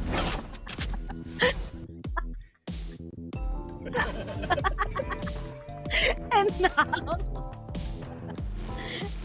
after ng consecutive ng pagtuturbo ni Delba, sila ay kung dalawang teams na tayo, pupunta ng map 3.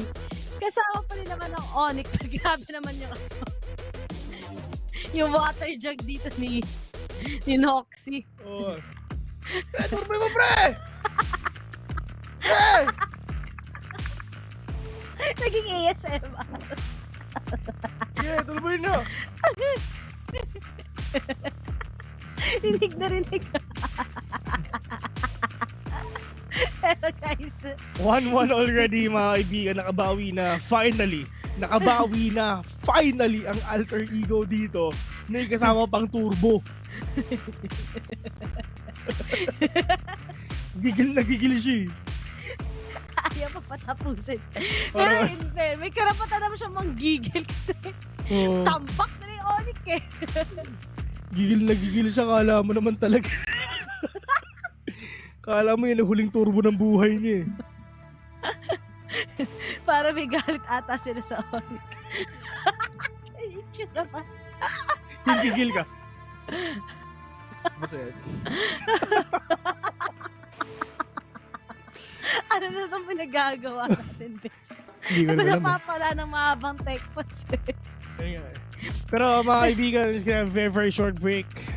Game number 3 it is. This is gonna be 1-1. I mean, this is gonna be an ONIC win or babawiin ng Alter Ego itong game na to. Reverse sweep nga ba? Sweet victory para sa Alter Ego para sa game number 2 para yun nga. Mga kaibigan, break muna tayo. Once again, we are Casper. My name is Ray. Alongside with me is Vil. As man, see you later.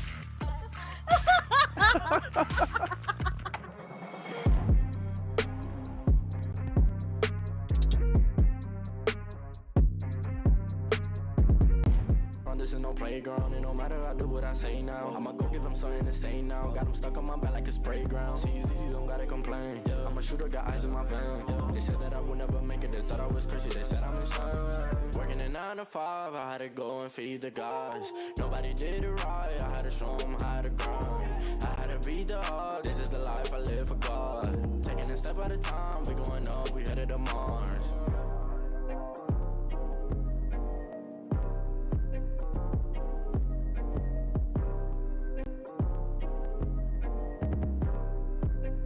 Undefined for life.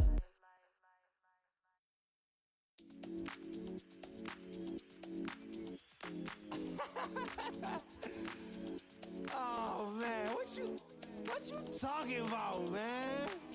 What? You're so crazy, bruh. Wasn't too long before I realized a whole lot of truth just realized. Two groups faking the real guys, and both of them plotting on your meal size. Gotta be more, is this real life? Got a bad hand, but I still try. Try and knock me down and I still climb. I can see the promised land right over the hill line. And when I get there, yeah, we all gon' party. Learn how to surf cause the waves is gnarly. Gotta make the bread, gotta bake the barley. But it take a little time, be patient, darling. Working for the people, gotta rake them all in. But sometimes people make you hate your calling. Some people panic when the brakes is stalling. Me, I go to God when my faith is falling. Put it on the tattoos. A righteous man don't know bad news. Found forgiveness for my snafus. Nothing for the pretty girls trying to get a casual. Bad dude. Sometimes life really suck like a vacuum. The devil I don't ever turn my back to. I just wanna shower love like a bathroom and be a role model for the black youth.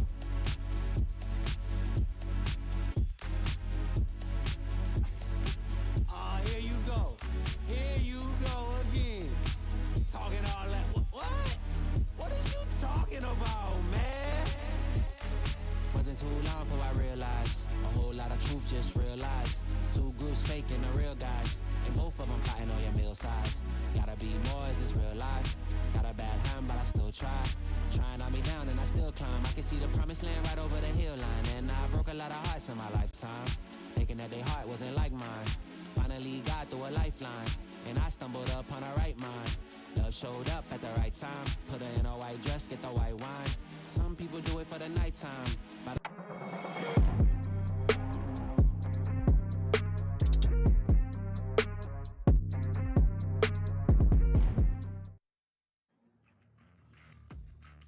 History will not repeat itself today, or at least for this map. But the end result is still a mystery for this series. Coming back to you guys over here at the panel are Likeable, Fluffy, and Trix. Alter Ego just taking Fracture over here, and Trix, I think that the alphabet for their team just starts with an A and it ends with an A. You know, maybe that A hit is so A tier for them. No? According to Fluffy, A is the way. It is. It was definitely the way for Alter Ego. I think that they were definitely able to punish ONIC for that positioning and the lack of proactivity. ONIC was not taking enough space on the map, whether it was on the flank potential or the, you know, Fracture is such a large map, and we know that there's so many angles in which you can come into a site. And yet ONIC wasn't really taking advantage of that either in terms of trying to retake their sites. They ended up getting pinched inside it or getting just overwhelmed and overrun by the sheer amount of utility AE was putting in there. Yeah, I mean, honestly, I've heard the casters say this as well. I would have loved to see ONIC play for the retake because you see them making the same mistakes round per round per round, wherein they would be too forward in terms of positioning that it was too late for them to actually fall back and play for retake, because the amount of utility that Alter Ego was throwing at them was just insane. We talked about this. We don't like it when they get too stingy with these utilities, and that's exactly what Alter Ego was avoiding. And I think that for this round, Alter Ego played beautifully. I have to commend them for it because they were so unafraid. I feel like there were a lot of hesitations on the side of ONIC, even as attackers. But when you see the performance of Alter Ego, they were not afraid to do the 5-man executions. Actually, not even 5-man, because you would also always see Noxy on the lurk over here. But even on defend, Fluffy, Alter Ego, especially Delby, not afraid to rush up to their opponents with a vandal and pop heads. Yeah, they'll be on that neon, really going anywhere where the enemies are. He really is trying to really, how do you say this? We talked about how with the composition you have, you really have to play to its strength, and knowing that the strength and your win condition for the most part is making these aggressive plays, even on the defensive side. It's something that they have really brought out to life here on this APAC stage. I also think that, you know, Alter Ego doing exactly what I wanted and hopefully saw more from ONIC's side in terms of getting that aggression in. You have such a strong composition to take that early information. You have that KO, you have so many flashes, you have the information, you're able to concuss and stun the opponents with that, with the neon and the breach, and that's exactly what Alter Ego was doing. I loved seeing it. I was just surprised on my end that ONIC wasn't doing it at all. Oh, same. Where do I even begin? I mean, I feel like I've mentioned most of my points already for Alter Ego because, in all honesty, they were doing the exact same thing with a little bit of variation per round. So, I mean, that's it. Those are my notes over here.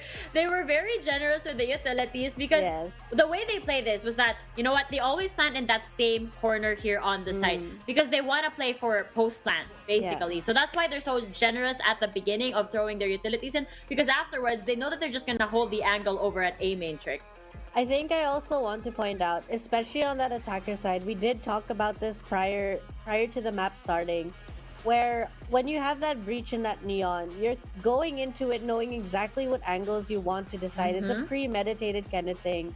And we could definitely see AE do that. Is even when they push towards Sands, they would have an angle at which the neon wanted to push, able to open up that space. And then after getting that angle, they swing to the other side because they're thinking, okay, there's only one other place the opponents are going to come from. And I find that's exactly the kind of style I wanted to see when watching that breach and neon combination, and that's exactly what Alter Ego delivered.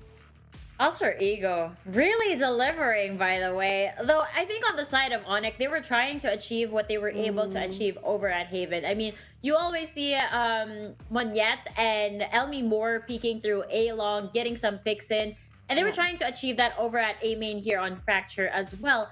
But it just was not working. And Fluffy, looking at this, I know that I mentioned that they should have played for retake, but you know what I also noticed was missing, which I believe Black and Blue also pointed out, was the smokes. The post-ban smokes were kind of missing on their part. Right. I feel like you lose out a lot of control because if you're gonna, generally speaking, if you're gonna fight so that they don't enter the site, this is probably not the composition you wanna, that really, I guess, bolsters that strength and double downs on that idea. It's really the more aggressive type. And if you're gonna what you should do, which you're right, I think, is to give up the site and go for a retake, knowing that you'll have more utility with them because they're going to be expending it on the entry. But not having those smokes in place at the right time as well also just gives a lot more control to the opposing team. It gives them a bit more space to work with because generally the smokes are what really defines the map. It really separates what you control and what the enemy controls and the unknown behind each and every smoke. So without that in place, I feel like it's such a crucial piece that if they played it better, could have resulted into a different ending to the story. It really would have. I mean, it's straightforward, right? You call it a controller because it gives you so much control for your team. That's just really how it is. Now, obviously, when you do have a controller and an effective controller at that, you'll have, how should I say this? You'll have an advantage, especially on the defender side. And I think that, you know, with ONIC picking the defense on Fracture, they were really banking that, hey, we're gonna get as much points as we can over at the defender. I feel like we're gonna thrive off of these tricks. So with them being the defenders as we move over to Ascent, if this is gonna be the same playstyle that they're gonna show us, I'm a little bit worried for them. I would definitely saw that in Fracture. There are a lot of isolated angles, and you know, it seemed that Alter Ego understood that, so they would force those duels and push them back. Ascent, however, being a more default map, a little more open, not as many isolated angles, requires more of the attacking side to force that isolation, as well as the defenders. I think if Alter Ego continues that train at which they were going, which is forcing an isolation on the duels, cutting off the support from ONIC's side, so that when they try to get that entry, they're able to pick them off and then swing to pick the rest of them if ONIC overextends. I think ONIC, starting on that defender side, really want to get that proactive side going. They want to get that information and not be afraid to play for the retake. ONIC is good, don't get me wrong, in terms of defending. But I think what was lacking in Fracture was that decision to just go in for a retake instead of just trying to force the duels on the site. I absolutely agree. Now I'm looking at the compositions that we could possibly see over on Ascent. And I don't really see a lot of like these hard hold sentinels on the side of ONIC G. So if Alter Ego is gonna pull off that explosive approach the way they did in Fracture, it might actually be effective. I mean, if you don't have like the utility slowing you down, you might just succeed at that, but I'm not too sure. I don't know. I want to know what your thoughts, Fluffy. I mean, honestly, I know we're already on the Ascent part of it, but looking back on Fracture, I feel like one determining factor is also the side which they start in. ONIC, for it not being their map, is something that I was surprised that they chose to start defense-wise, especially since the purpose of their comp is more attack-focused. So now that we're in Ascent, I hope that they stick to their guns and their game plan so that they can really figure out where they want to play and how they want to play it with the composition. I feel like composition-wise, we have the difference. We have a Sage as well as a Fade, so more of that how do you say this, control with the Sage, but it's a very flexible agent, whereas you have Yeah. the Sova versus Fade. Obviously, in my opinion, I think that Sova's still generally the best info agent, but Fade is not that far behind, and she has a lot of pressure that comes with it too. So talk me through this. I don't normally see a Sage being picked in Ascent trick, so I kind of want to know what kind of impact this agent will have in this game. Sage is able to get onto a few more cheeky angles, I find, on Ascent. Sometimes you're not really sure where you're going to find them, behind the wall, on top of the wall, or completely nowhere close to the wall. She has that slow potential paired with some of the utility of Astra as well as KO is able to really stop a push coming in from the opponent's side. So I think that Sage is a good agent, whether it's offensive or defensive, but it's highly reliant as well on hitting your shots. Yeah, I feel like with Sage, if you can leverage the fact that the agent is so flexible, it's not very one-dimensional, something like you would picture a KJ, for example, as a Sentinel, that you know exactly where that Sentinel is just because of the setup and everything. You have a plan. With Sage, there's always that intrinsic value of having the Resurrection available. It's always an extra person every now and then, probably on average like twice or thrice and a half, which is always a good thing. But what I worry about this composition is knowing that if a team decides to rush a certain point, they don't have an immediate response if the Sage isn't there. It takes a while for Chaos utility to come out. It takes a longer time for Omen's smoke specifically to come into play when they do hear presence on especially if it's like across the map, compared to if you had the Astra with a global ready star always available. And that being said, they also lose out on the anti-flank, which on the opposing team, they have that chamber to at least watch something, especially on the attack. Because on the defense, it's a lot easier to have people already marking all the angles because you're prepared on the defense, but on the attack, because your focus is to really use your manpower advantage and get that momentum to take the man advantage fight on the site, knowing that the defenders generally have to rotate. Having that anti-flank is invaluable, and I feel like on the attack might be a bit missing for the composition with the Sage. Oh, so they better watch their backs. They're gonna have to allot an extra pair of eyes to watch out behind them. But that's not going to be our problem. That's going to be Alter Ego's problem over here, guys. This feels like a reset right here. And again, one of these Indonesian teams will be bidding us goodbye as this game comes to a close. So with that, folks, let's head on over to Ascent to find out how this do or die match will result.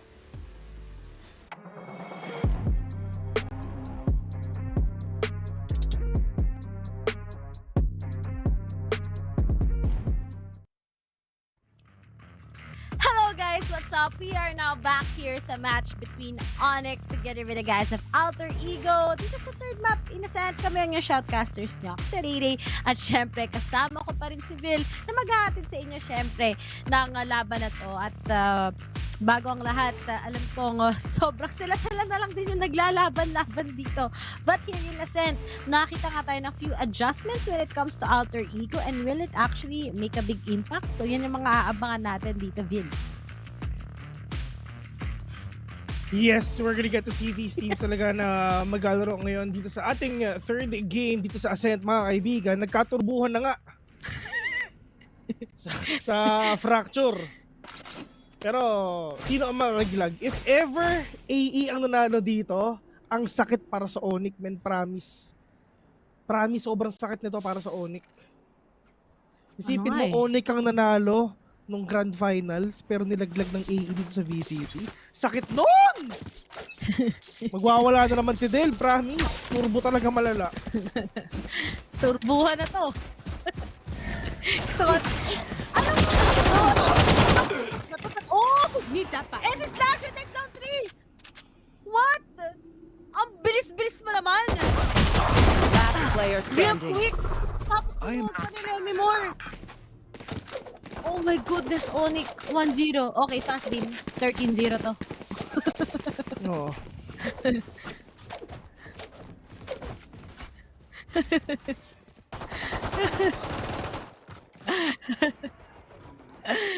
One enemy remaining. Ayan, Hey! Ayan. So, what's up nga pala sa mga viewers natin dyan? First ano pa lang to First series pa lang to. So, 4 pala yung series natin ngayong araw. Share lang namin. Kaso, mas mabilis nga ba atong laban ng ONIC and Alter Ego. Kasi ang matatalo dito guys ay mamamaalam na. At buti naman si Noxy maayos na yung buhok niya ngayon. Nagsuklay na siya. Nagsuklay na siya sa lagay na yan. Oh, and Lemmy Moore takes down Noxy. At 4 na lang kagad ang natitira sa side ng Alter Ego. Although may mga nakaabang, throws out the knife. Already coming in from Adrian King. Pero walang sumukap kay Monya. There's the play from 7. Nagdagan yung team fragment. Sige, punta lang kayo kung nasaan siya. And now it's gonna be a clean execution from ONIC once again, 2-0. Mabilis ata talaga ang galawan ng ONIC nakapag-reset ng ulit sila.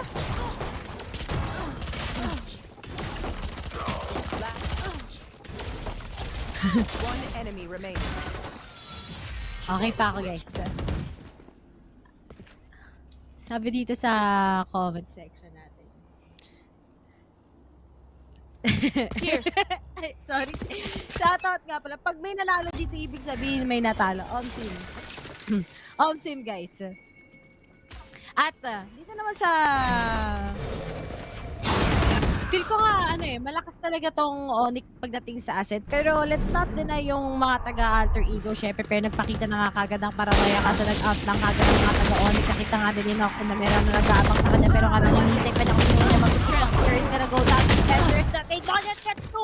Pero ba't ka nag-dash in sa pagpumukha ni Kush? Pero siguro akala niya matatamaan niya to the Ecoms. Pero hindi naman pala niya matatamaan. And si Slasher na lang together with 7 na natin going up against the 3 members of Alter Ego.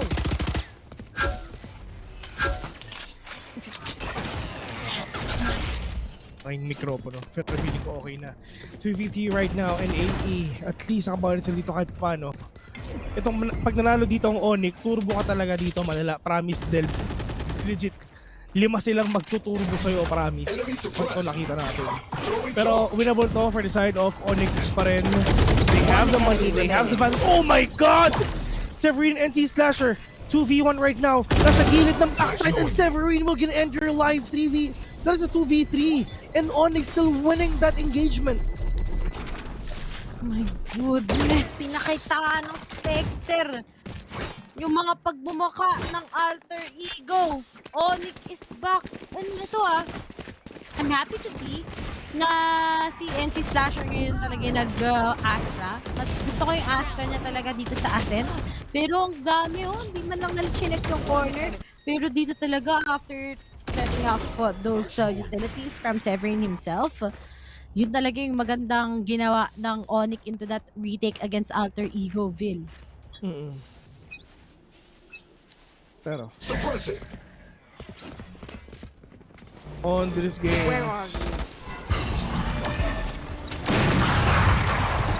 pupusuan pa rin talaga. Pupusuan pa rin talaga ng mga players dito ng AE. Makikita ko naman tapos ko ONIC kan bukit hindi kumama si Severin pero buti na lang nakakuha siya pero Noxy with a big trade right now. Crush missing that shot. Shiro from behind with that Odin on hand. Dalawa pa ang kalaban niya. Lemmy more delikado siya dito. Axel Love yan. Nagtipi sa likod pero alam pa yun ng ONIC. NC Slasher sees it. Will get that 4-0 scoreline here in this game. Ba't nyo naman kasi tinorbo? Sa lahat ng gagawin nyo, tuturbuhin nyo pa. Yan tuloy ang nangyari sa inyo. Hay!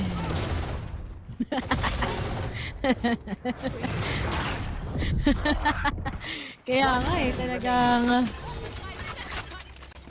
anong nangyayari sa mga Alter Ego? Pinatikim lang ng panalo, naging ganito na kagad. Pero ONIC, if this continues hindi na talaga to healthy sa Alter Ego side. They know that ONIC can just punish them anytime. Monyet may hinahabol na kagad. Kahit na-reveal pa siya, wala siyang pakialam, okay lang daw. And buti na lang medyo nag-back off na rin ang mga taga-Alter Ego under attacking. Pero pinakitaan na nga din ni Dub ngayon na si Slash and Severin is gonna go down. At ito na lang kagad natitira sa ONIC G. Yeah.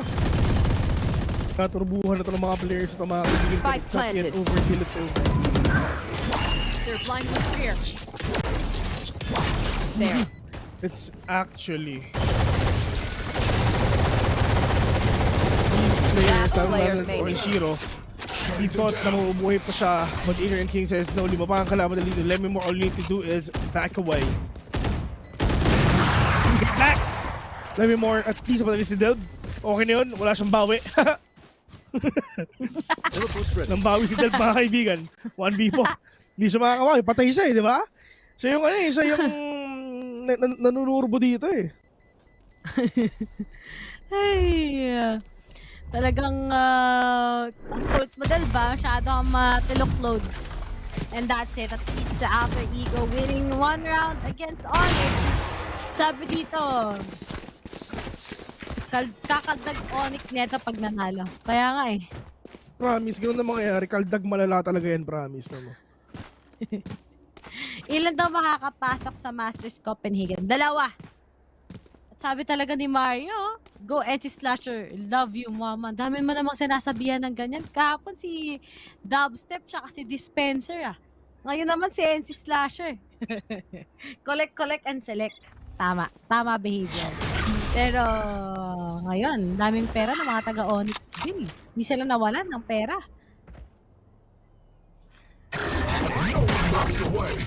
Pero ito na si Adrian King with that ultimate one hand. Hello, King! Flash on to the top side. Oh my god, look at the flicks coming from Delb! What? Ang tindi ng flick na ginawa ni Delb to na! No charges left. Kung merong Pinoy na nag-flick, meron ding endo flicks, mga kaibigan! 2v5, Lemimore and Shiro. Nagulat din ng ONIC doon. Sabi nila, what? Ano ba ang what sa ano? Sa Indo. What? Indonesia. Apa? Apa? Yun yung what nila doon Parang sa ice cream cone yun, di ba? Oo nga. Apa. Sabi nila, tapos English, what happened? What happened? Ano nangyari? Tapos sa Indonesian, apa yang telah terjadi? Di ba ang haba? Pero sa Pinoy, anyari, yun lang Oy, yun lang.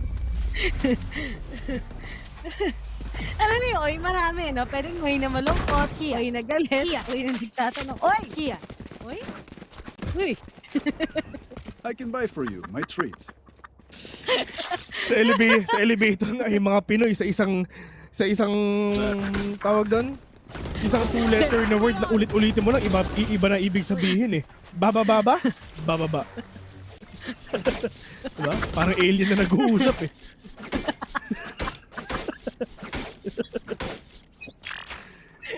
Pinoy ang tunay na alien. Pinoy lang, men. Alien. Oo, men. Pag pinaulit-ulit mo ang pag 4 na beses, patanong.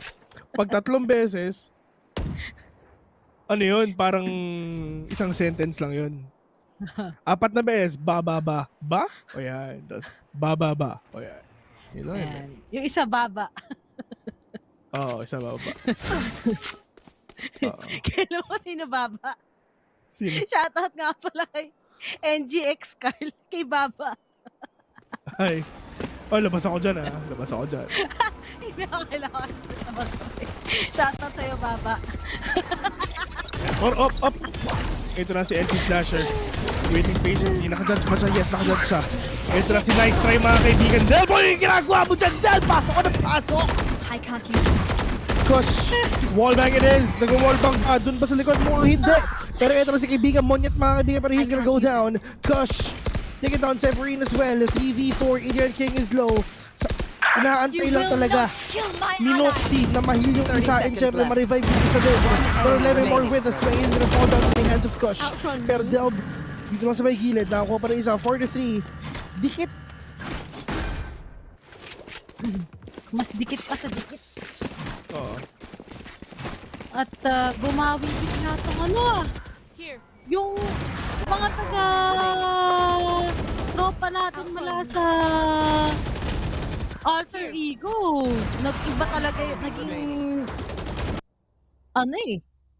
nag-ibang anyo Biglang sila rin daw ay kakaldag kaya tong mga taga-ONIC papa-time out. Bakit tayo na-punish, pre? Ganun kabilis sa mga taga-Alter Ego. Ang aasim kasi nila, actually, bigla na naman sila nag-individual plays kahit hindi naman dapat. Heist. Pero din ganun, grabe yun. Anong klaseng flick yun, no? Pero sa ONIC, yes, we need to go on the timeout. Kasi si Monyet, hindi ko alam kung bakit talaga hindi siya nagper-perform ngayon. Kasi kanina naman sobrang solid naman pinapakita na, pero right now, iba eh.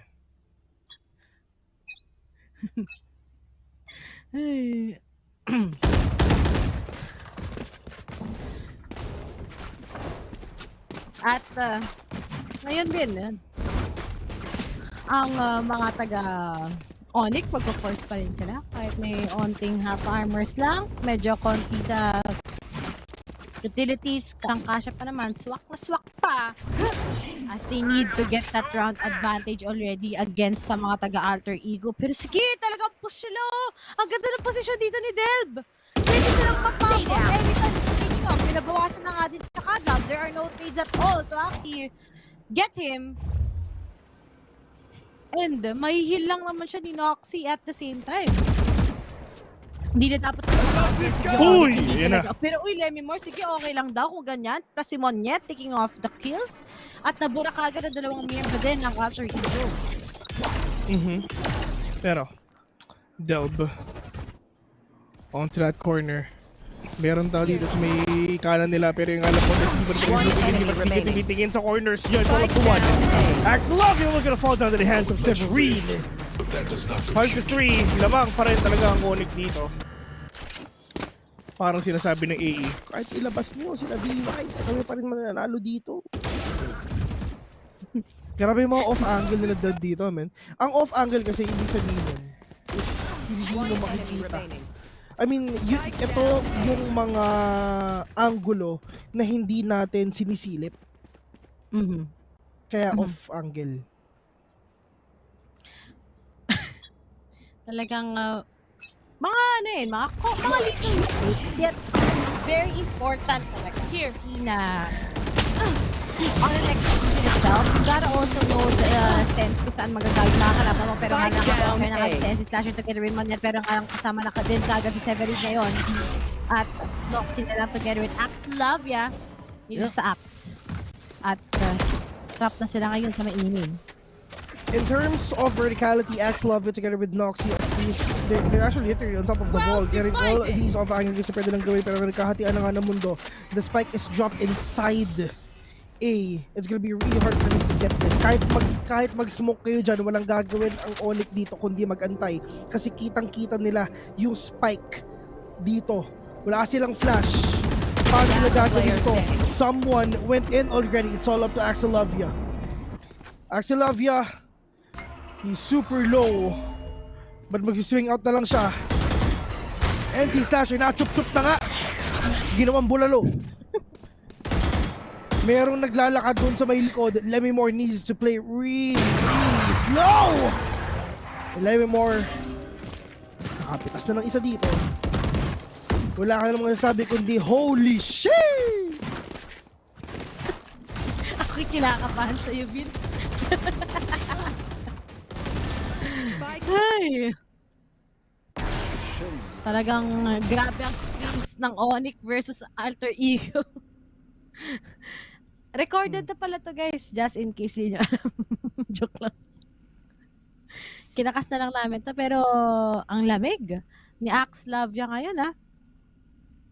Pero buti na lang si Severin tsaka si NC Slasher talagang sila nakakuha ng trade-offs. Ang lakas sila mag-anchor ng site mismo. Itong dalawang teams na to, pwede natin sabihin na talagang may rivalry to eh, no? May rivalry itong dalawang to. Kasi hindi magiging ganyan si Delb kung wala. Hindi siya magiging gigil na ganyan, men. Kitang-kita ko eh. Kitang-kita ko yung mukha. Ganun eh.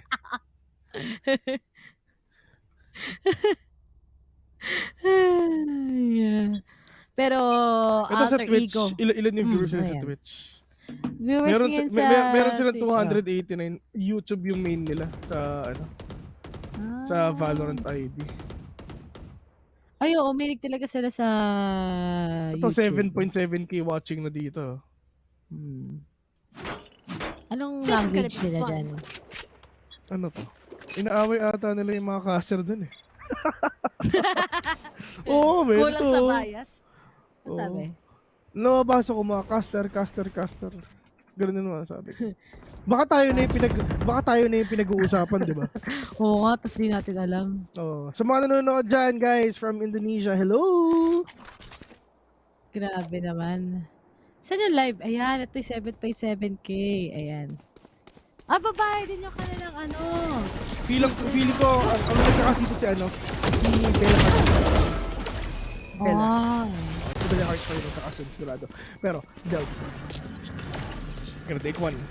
4v5 right now. Winnable sa side ng ONIC. Adrian King. And the spike, 2. Severine catching 1. 4v4, that is huge. The equalizer of ONIC, but Kush locking the head of Severine.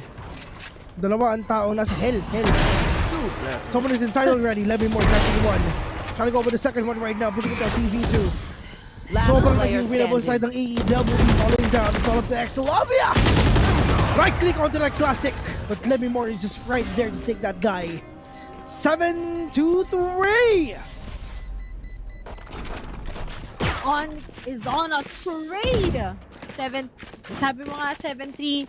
And ang ONIC talagang gusto na nilang magkaroon ng malaking kalamangan on their defending side. Kasi medyo dangerous nga that they actually started sa defending side. Pero compared sa mga games nila last time, at least hindi na malamig yung defending side nila.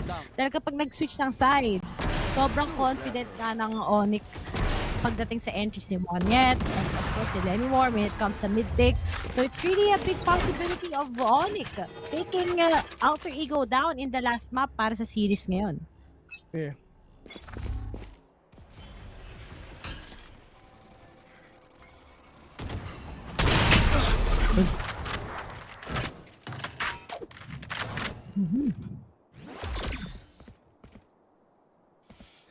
And right now, Xerxia getting the verticality dito sa may A. If ever merong po-point out dyan, if ever merong sumisilip dyan sa area na yan mga kaibigan, it's gonna be a tight one for ONIC. Kasi once again, madaling mag-flick kaliwa kanan. Mahirap ang mataas and pababa na flick. Once again, head to stash yung mga kaibigan. That is the gravity well para siya mag-flick. Pasok into may AB pero Adrian King won't gonna catch 2 already. Severine will gonna fall down. Lemmy Moore trying to win. Machiro! One enemy Win out 3! Spike down 1v1. Xerxia versus Monyet. Xerxia will get to that head. 7-4. One tap to the head onto Monyet. Ayun lang. Last round before the switch. Nagkamali si Monyet doon. So it's either 7-5 or 8-4 in favor of ONIC. Dito, sayang. Ini-slow na niya. Siguro sabi na kaya naman makascope. Pero hindi tumalab. Mga besh. Meron akong nakita sa Twitch. Nag-discuss sila kung ano yung off angle. Ang off angle para once again, uulitin ko yan yung mga angulo na hindi usual na sinisilip ng mga tao. Which is yung corners, mga tight corners. Sa totoo lang, yung mamaya papakita ko sa inyo. Tapos, yung kunyari, may mga angle na hindi kayo nakikita ng kalaban nyo, pero nakikita mo sila. Ang tawag doon, peeker's advantage. Yun yung tawag. Yun yung pinagkaiba. But let me more. With that advantage and with that aggressiveness, gonna take one down already for the side of AE. Wala na sa Stage. Pero winnable pa to sa AE They still have that Blade Storm anymore. Catching one. Oh my god. Trying to go over the second one right now. Pero yung nga lang sobrang solid ng hunt, man. Solid yung hunt na sakto dun sa pagpasok ng players ng AE. 8-4 to end the first half of the game. Good ang pa rin sa ONIC if they really want to get that good advantage against Alter Ego. Pero hindi pa rin natin madedenay na baka yung mga Sage Walls na yan yung magiging kasagutan para talagang mapunish ng Alter Ego ang attacking side ng ONIC G. Pero all in all, I think, ang ganda ng confidence na ini-start ng ONIC kahit ganun sila binalagbag ng mga taga-Alter Ego sa second map, which was in Fracture, whereas the halftime is on a pause. Shoutout nga para sa lahat ng nanonood ngayon, guys. Hello! Sabi nila, sabi ni Meral ko dito, sila na lang nag-aaway sa... kasi daw sila na lang din naglalaglagan. Actually, totoo naman yan. Oh. Pakialam dyan. Kahit sino naman manalo dito eh. Basta bilisan lang nila. 8-4 indeed, an ONIC G. It's on its way for them to win this. Isa na lang ang kailangan nila. Makakayanan ba nila? Alter Ego, go, go, go!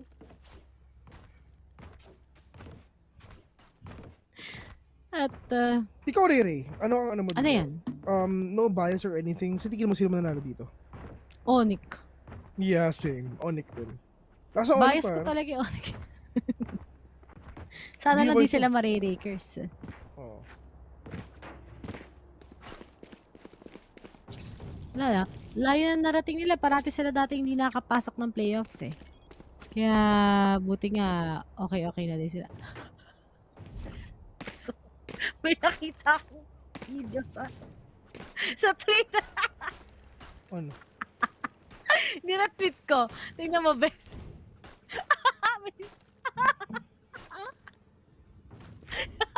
So, nira-tweet ko nila. Refresh mo lang yung feed ko refresh mo lang yung Twitter ko. Tignan mo yung nira-tweet ko. Yung may ano. Ito. Naiwan niya yung Boom. Muntik ko na masabi. Sorry. muntik na.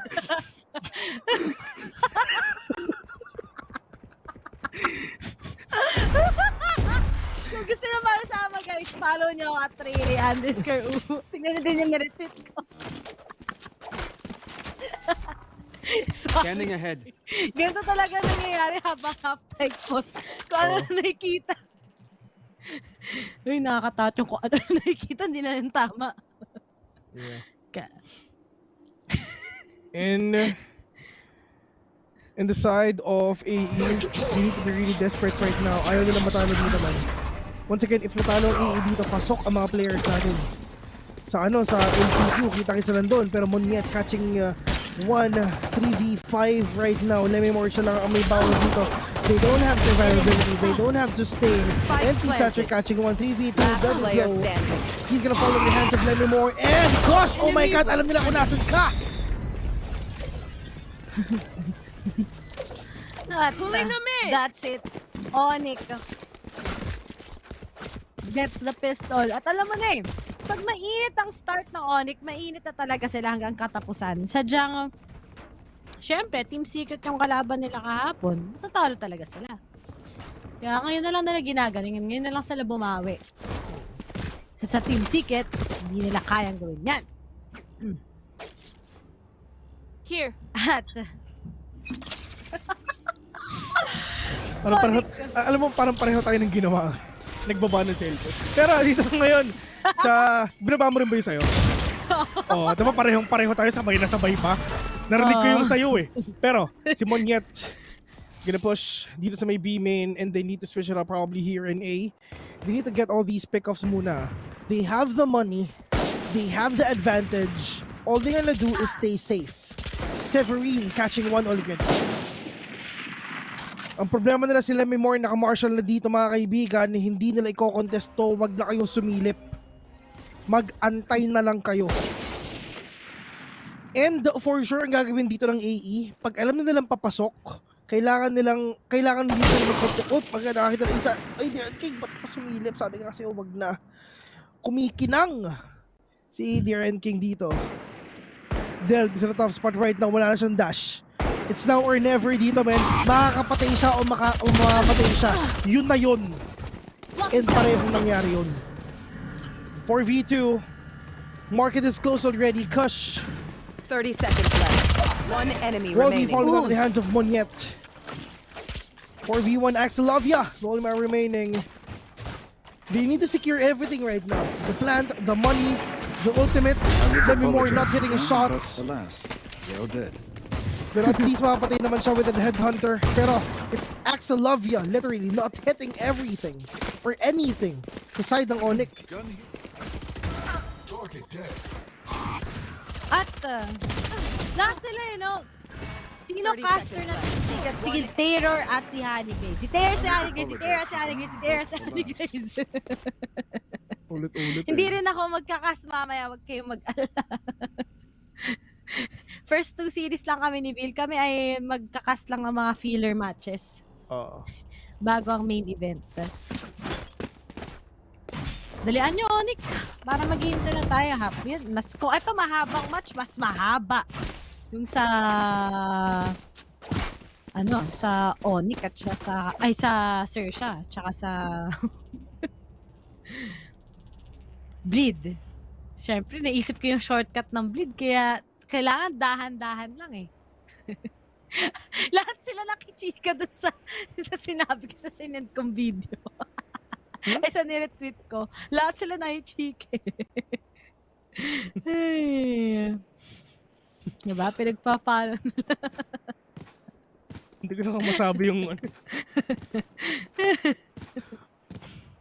muntik ko na masabi yung bawal na. Pinagbabawal. Oo.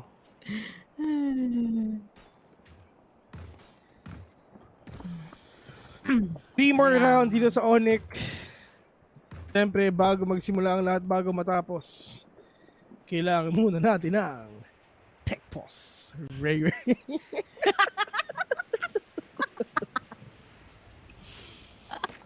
Sorry. Ay, okay, next naman. Pakinggan nyo guys glimpse of us ni Joji. Tapos kwento niya sa akin kung ano na-feel ako, nalungkot ako eh. Kasi nung una, nakita ko lang yan sa tweet ni Coach Fade. Tapos hindi ko pa pinapakinggan, pero nakita ko na rin sa YouTube. Tapos ngayon, kanina umaga ko lang pinakinggan habang nagsistroll ako, morning walk, kasi nalabas ko yung mga asa ko. Ako yung nasakta, kala mo talaga. Malungkot.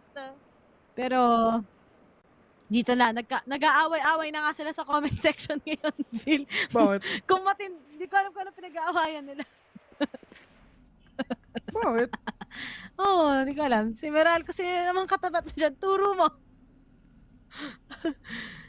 2 teams na lang ba nasa upper bracket? Yes, sir. Ano? Hindi. Wala sila. Wala naman nag-aaway, guys. Wala. Ay, si Michael po, meron. Si Michael eh. Kaya mag-away-away guys. Pero dito kay AE, pag hindi pa sila nanalo dito sa round na to, tapos na tong game na to, promise. This is their last chance of survival. Alam mo naman natin, may mga rules yung mga yan eh. Yung mga pag-survive na yan, pero wala na yun eh. And right now, mga kaibigan, yung portion already in part, hindi nakapagod rin talaga dito. Like what I've said, they need to win this. Kasi if ever hindi na panalo ng alter ego yon, they're gonna lose this map. At mahirap. Mahirap talagang kapag may mga kailangan pa. Ang pick-ups na pinapakita ng alter ego hindi mag-work against ONIC. You know na it's just gonna be over for them. Pero mukhang meron pa naman silang 5 chances. Pero as for ONIC, looks like Lemmy Moore is already excited to actually get that pick off from mid-side. Pero uunahan na rin kagad si Moniet. Ito na, SB pa natin yung mga yan. Marami silang sa B-side nagko-commit. Hindi ko alam kung bakit nahilig sila ngayon sa side na to. And now they try to get some pick off. Pero ngayon kuha na nga nila kagad. There's just a slow orb. Pero ONIC is taking their time to get in. But si Nox, tatambatan sila ngayon. Moniet together with like Champion 1. Oh my god, Nandito pa rin naman kahit papan. Revealing area. There's their E-frag, pero sila na lang talaga kagad dalawa ni Xerxia. Spike planted. Last player standing. Kahit mamatay ang EE dito, may oras pa sila. Because the only one remaining right now needs to pull off something. Pero sabi naman niya, nope. You don't turbo ONIC, ha? You don't do that, my guy. Thanks. Dapat pala, bago masimulan, dapat may mapapatunayan. Buti last time si Flip Zinger, nung natalo niya yung order, okay lang eh. Nasinimulan niya na pupunitin eh, kahit nakakuha ng 1 map sa kanila yung order. Grabe naman talaga.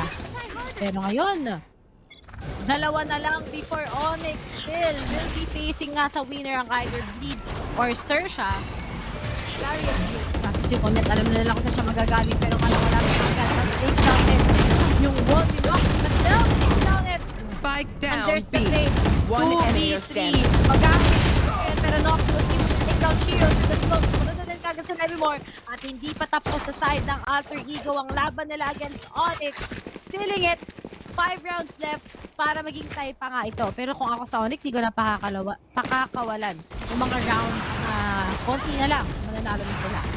Yeah, pwede silang makabawa dito kahit pa paano, pero ito rin talaga yung mga ginagawa nila, taga-pagpapagpapag sila dito. And it's actually one more round for the side of AE, man. This is not yet done. And like what I've said, they have the money kanina, and if natalo dito ang ONIC, wala silang pera next round, half buy sila. Si Severin lang ang meron, pwede siya mag-drop. Pero AE, this is their last map. This might be their last map dito sa tournament na to. Meron pa ba, mag-a-advance ba sila, lalaban ba sila, magka-comeback ba sila, or tatapusin na lang ONIC to? Kaya talaga. Oo, man. Hindi na sila pwede magkamali. Hindi talaga sila pwede magkamali. Kasi it's now or never. Kung meron kayong tinatago, ilabas nyo na. Ilabas nyo na lahat. Labas nyo na lahat, man. I mean, exhaust everything. Oh, exhaust everything. Kung meron kayong tinatago, ilabas nyo na. Kasi if ever meron pa tayong tinago dyan, mahirap yung regrets, man. Mahirap yung regrets. Pero for AE, tinurbo kasi gusto nyo.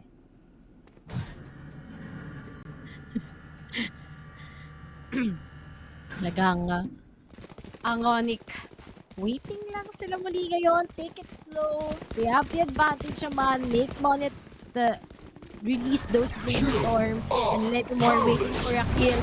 Pero ngayon na nalaroin 7 agad ang kanyang ultimate na nga. Uy, walang tinamaan sa ulat tayo. Nice Monet. And now, they will connect. And in the half, he gets the second.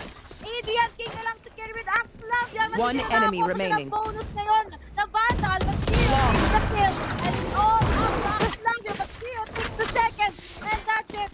Match point na sa side ng ONIC against Alter Ego here in Ascent. This is really hard, man. Mainit to Mukhang gagawin din ata ng Isko. Tinalo na nga sa Grand Finals, pati ba naman dito? Masakit Kuya Eddie ang pwede mangyari dito. Wasakan ng pangarap, literal. Masakit, pero wala eh. Wala tayong pake dyan eh. Wala tayong pake dyan eh. Sila yung naglalaban, di ba? Kaya natin sila. Wala na daw bang salon pa si Monyat? Actually, hindi nga siyang bumubuhat ngayon eh. Severin or and si Slatter is a Lemimore. Si Lemimore naman consistent. Pero bakit ka gumaganon, Kush? Bakit mo binigay ng ganon lang? Awit sa'yo. Alam ko naman gusto mo kumuha ng info, pero it was too late. At ngayon, mapapadali ang ONIC. Pagdating sa info, wala nang SOA for those shock darts, for the recon. Si Adrian King na lang, pero hindi naman na-emphasize gano'n yung information, even if you take out that knife. So talagang alam na ng ONIC anong last move na lang nila just to confirm this series against one. Face your fear! Now, bayan na din kagad ng Nightfall. Madating nga ni Adrian King, pero use it already may anti-slasher ngayon. 30 seconds left. Dahil yung oras kailangan kunin ng ONIC against Alter Ego. Yeah, they don't have any choice at all na talagang kailangan talaga tapusin ni Delve itong game na to. kayo nanurbo kanina, pero parang tuturbuhin ata kayo ngayon. 12 seconds in. Well, 10 meron pa bang seconds oras dito on ONIC G. They still have the time left. Delb needs to get, oh my god, enemy King! He's gonna fall down, and it's all up to Delb. Oh no. Oh no!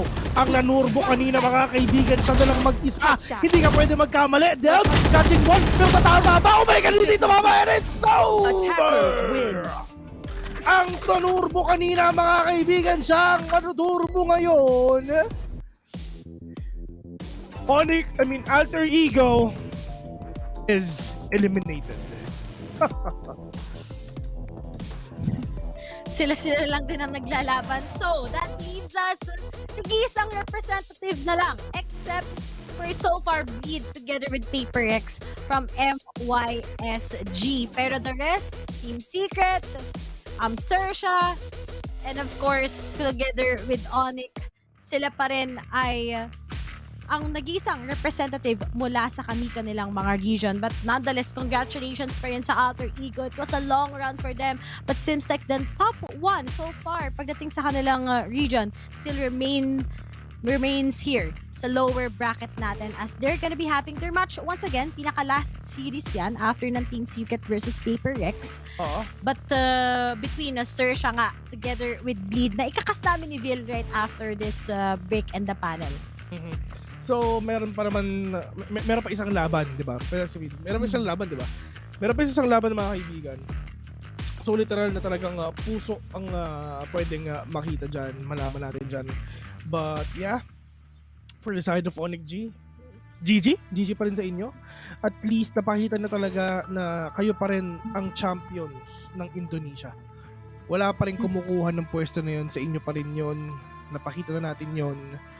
And one Indonesian team down. Like what you've said, isang representative sa lang ng bansa ang meron tayo ngayon. One from the Philippines, one from MYSG, one from Thailand, one from Indonesia. Ano pa ba? Yun na lang, no? Yun na lang ata, diba? Meron pa ba? Yun na lang, no? I think okay na. Oh, yun na lang, so, no? Philippines, Thailand, MYSG, tsaka Indonesia na lang. MYSG, dalawa pa sa MYSG, dalawa pa. PaperX and Bleed. Pero mamaya, may mamaalam na. Ladies and gentlemen, we're just gonna have a very, very short break. Once again, you're watching VCT APAC Knockouts. Vilray here. Kita-kits. Mamaya.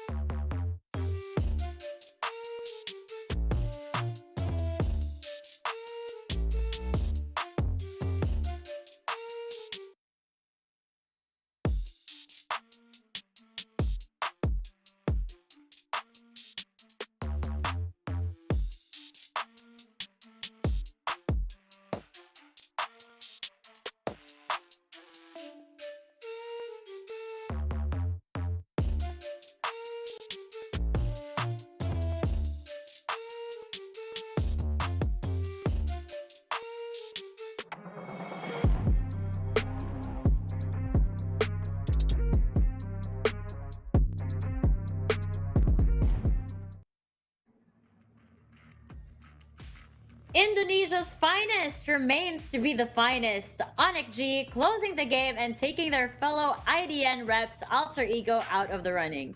Back here on the panel, Likeable, Fluffy, and Trix once again with you guys, and ONIC G's systematic approach reigns once again.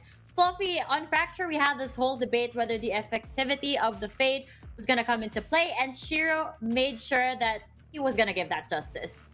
Yeah, a bit late for the map predictions, but here on Ascent, it does come out. The Fade, in contrast to AE's Sova, really put a lot of pressure.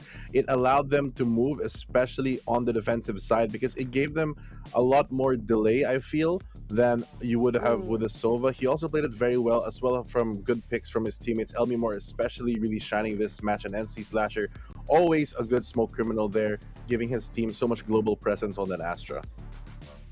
Yeah, talking about smoke criminals over here, on the side of AE, I did see some really cool executions, especially when Agent King would like do a high flash and then Delby would push that smoke, wait for that flash to come through, and then he does like this amazing spray transfer.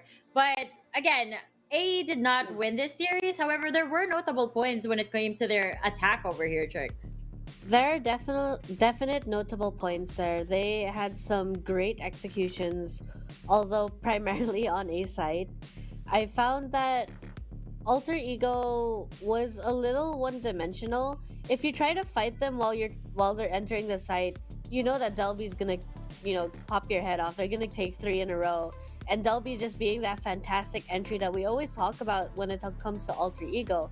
However, ONIC finally picking up on this and willing to play for that retake, willing to give up some of their players on the site, but then end up pinching with a flank because Alter Ego does not have that anti-flank, as Fluffy actually pointed out before the map started.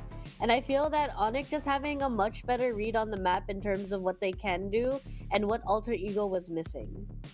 Yeah, ONIC really good with the reads. I mean, like I mentioned earlier, Delby would always push through that smoke and kind of reposition himself towards the right. And then once I think Monyet figured it out, he was waiting right there like, I know Adrian King's gonna push this. And he was, Delby was gonna push it. And he was so ready for it, and he would click on Delby's head right there, right then. Now, I did notice that AE kept doing a lot of these 5-man executions. Tried to do the lurk, but it wasn't as effective. And I think that doing this 5-man execution, especially on A side, the downfall here, Fluffy, was that there was so much utility being thrown at them that answering itself was really hard. Yeah, I feel like in contrast to how ONIC played on Fracture, where they had that more attack-centered comp, but they started on defense. This time around, knowing that they were the defensive side from the get-go, they already prepared their composition. They ran the Astra instead of a more aggressive Omen for the global presence. They also brought in the Fade, as we hyped up for the previous map, but it came out to fruition today. On this map, on Ascent, it really slowed down a lot of pushes, because every time that there was presence, every time that they knew AE was stacking onto a site, they were already ready with the utility to slow them down and give them and buy them enough time for their teammates to just collapse in and, like Trix mentioned, pinch them and put them in these uncomfy situations where it's very hard to get out of. Fade specifically, though, against the rush, it's very hard to choose your target priority when you have the Prowler running at you as well. It's so much HP that you have to chew through, even on the buy rounds, but more especially on the eco rounds. And it really gives them a lot more room to breathe and a lot more potential to even trade just the Prowler to get a lot of picks. And I feel like losing a couple members here and there, especially on Enchi for AE, was not part of the plan. They did have their explosive rounds, though, when it did matter, but unfortunately for them, the race to 13 was not enough, because another big factor for me that is kind of overlooked is the fact that ONIC won both of the pistols. And I feel like as much as all the other rounds are exciting, winning the pistol, especially both pistols, is essentially like 4 rounds if you win the bonus 2. And when you think about it that way, you only need 9 rounds left to get the entire map. So it's such a huge advantage, which, speaking of advantages, is something that Elmimore has always really shined in. He landed at 21 frags here on that Chamber MVP today.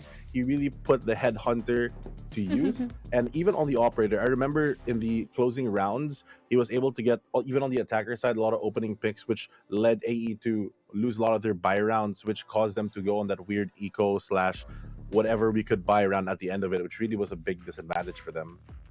Yeah, you're talking about the buy round, the economy, and everything. And I do have to note that I felt like as the side switch, there was a slight panic on Alter Ego side. I don't know if it was just the vibe or like something that I was picking up based off how they were positioning themselves over at B side when the round switched. But it was really beautiful on the side of ONIC, the way they executed their attack. They just gave no room for error. And I do have to mention that probably the favorite duo that I saw over here was the combination of Monyet as well as Shiro. Because I see a lot of these picks from Monyet with him being hidden inside the smoke and then just giving him the essential information that he could use as the Fate. And you could see him picking through the smoke, which was really, really nice to see. But yeah, that's just the amazing series that came to be. And I think that that is just what ONIC is bringing to the table over here. GG's, of course, to Alter Ego.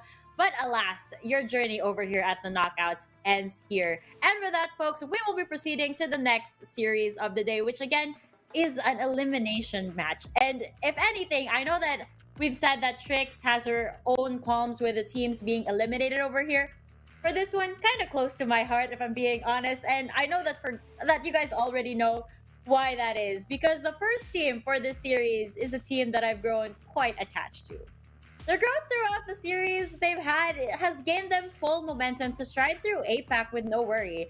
Explosion with the addition of discipline is what this team is really about. Like, that's what they're bound to expect if you're gonna go up against them. So get ready, get set, because here we go. This is Bleed Esports.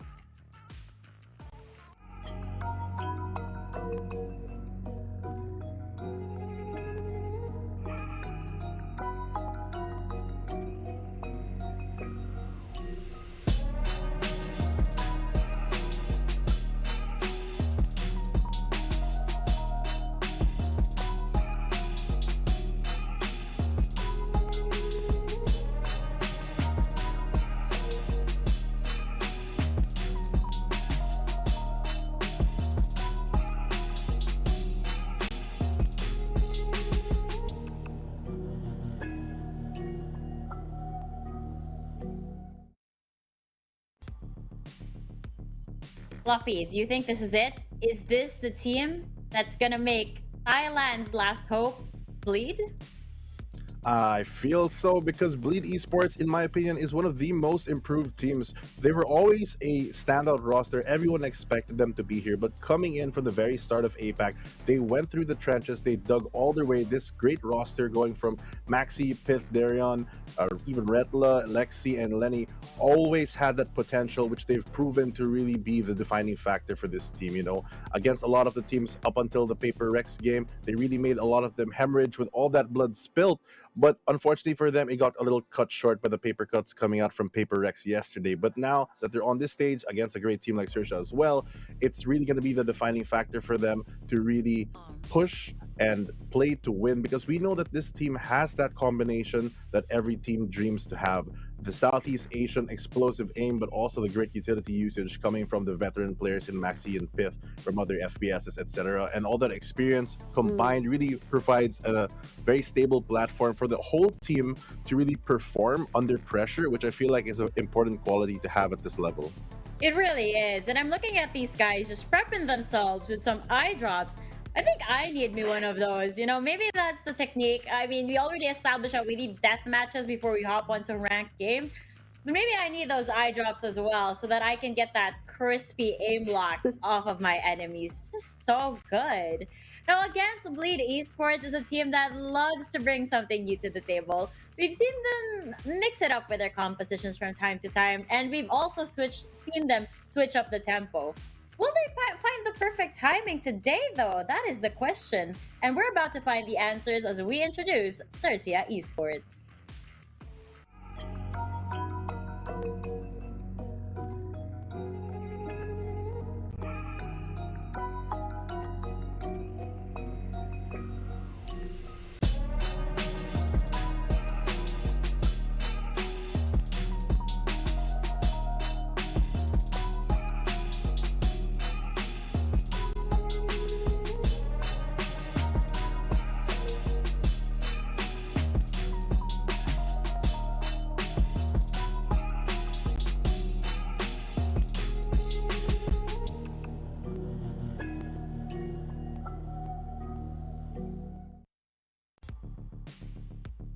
All right, Trix. I'm just gonna pass this straight to you because I know how much you love Xerxia.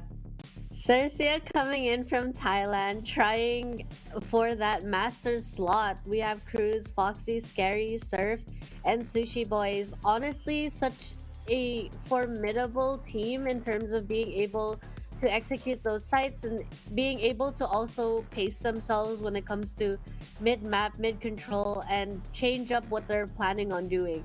The thing is with Xerxia Esports, they also have the split decision making that is usually able to shine. We have seen, however, that some of their games prior have been a little dicey. They've been a little like they're not too sure what they want to do, which I feel is uncharacteristic of a team like Xerxia, a team that has been so formidable and just constantly improving on themselves and being able to perform. I find that one of the combinations in Xerxia that I would like to mention is actually that combination of Surf and Scary. Both the person that's trying to make space and the other that you generally plays an agent that controller's agent. So I find that having a good combination, good synergy between your duelist and your controller is highly potent. Oh yeah, definitely. I mean, the controller kind of decides a lot of the things as well, and it's just that coordination overall in the team that is what is needed over here. But before you even get to that combination over here, you need a lot of information to be able to execute the plays, right? Information is always the name of the game before you actually run into side or like defense side, whichever side you may be on. And you know who gets that information? It's the initiators, and we'll be seeing them over here on our head-to-head. And if you guys had to guess, who would it be? Well, actually, no more guessing because we're about to reveal. It's gonna be Cruz and Letty. So, Fluffy, here they are, our initiators slash flex players once again in our head-to-head. I mean, between both of these players, Lenny and Cruz, both exceptional in their own right. Normally, we see them on the initiator role, as you mentioned, especially Lenny almost always on that Sova. Cruz, on the other hand, I think is a bit more flexible, but both of them still have that high impact, high value, and it really fits that they play this initiator role. It gives their team enough space and information to work around it. They have enough to play with it, but also they have the fragging power to really back themselves up in their own right. And a lot of times they get a lot of the impact frags that are needed to close out a lot of rounds. Really does. I wish I knew how to be an initiator. I know that this is also one of the casters, specifically Raf's frustration in the game. No, I mean, initiating is really hard because you have to really be well coordinated with the rest of your team. You kind of set up the pacing. Well, not the pace. But for example, if your duelist plans on entering, you guys have to be really coordinated. You know what? Flash for me, get some info for me before I dash inside, just so that I'm a little bit safer on the side and I can clear as much space as possible. Right, Trix?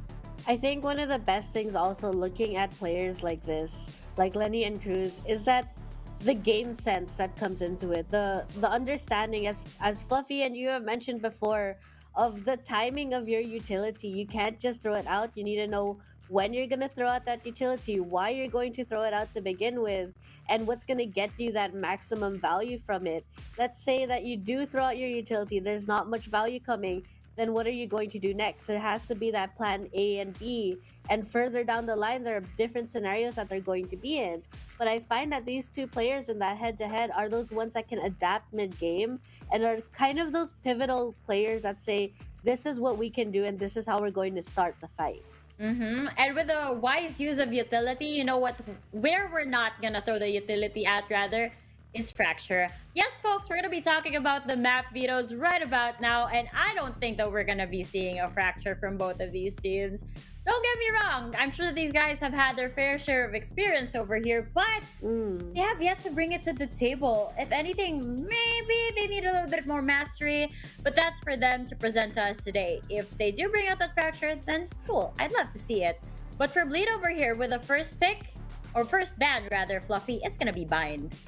Yeah, I was kind of expecting the bind pick for the side of Bleed. It's a map that we know that Xerxia is very strong in. They haven't lost yet in the Challenger Series in Thailand. And here as well on our APAC stage, it is the same result. I was actually wondering which of these teams didn't like Fracture the most, because since both of them are probably going to ban it out, I was wondering who's going to do it. And by Bleed picking Bind, assuming that Xerxia is still the same based on the statistics, they're probably going to end up banning the Fracture here. But I am wrong, and it's actually the Split that they're going to be taking out. Yes. Another map that they haven't played yet on the APAC stage. I don't know if they're saving that for something later, or maybe it's something they're not so comfy with, because back in their own Challenger series, they did pretty well on Split. I think that they just know that Bleed is really good on Split. Am I right, Trix? I feel like that's just what this is. That is true. Bleed Split is scary. It's very difficult to take control against Bleed when they just know exactly what they're doing. But wait a second. You know, we're talking on this panel saying we're not gonna see Fracture, right? Because both teams aren't exactly the most proficient in this map. But Xerxia saying, no, you analysts are wrong. We are going to pick it this time, which is surprising considering they haven't really been playing that map. Yeah, specifically, even if you look all the way back to Stage 1 Masters in Reykjavik, they didn't play, they didn't play it once, but they lost on Fracture. And for Stage 2 challenges for Thailand, they also didn't play Fracture at all, and especially here on the playoffs. This is the first time that we're going to see them play this map in a long time. So this might be something that Bleed actually isn't necessarily prepared for, considering the fact that Bleed doesn't have the best track record on the map as well. But moving on, Breeze and Ascent will be also knocked out of the map veto, causing Icebox to be the decider for this one. Ooh, oh man, looking at this, right? All of them pick attack first. That's very rare. Yes. Cool. I like that. I like that. I mean, we talked about, you know, getting as much points as possible. So I'm assuming that because these guys pick attack, they're planning to showing some aggressive compositions, bringing them out here onto the table. And it's just so cool, Trix. I'm hoping that because all of these teams are picking attack, they're going to it would show that they have a direction that they're hoping to go for on that attacker side. The map control, the ability to just decide where you're going, rather than having to half and half it, take information on defense and also react to the way that the opponents are playing. I feel that it's telling that both Bleed and Xerxia, teams that we have seen very much shine on that attacker side, all picking attack to start. Yes. I'm just laughing over here. How dare you, Xerxia, ruin my credibility like that? I just said we're not going to be seeing utilities thrown on Fracture, and here you are.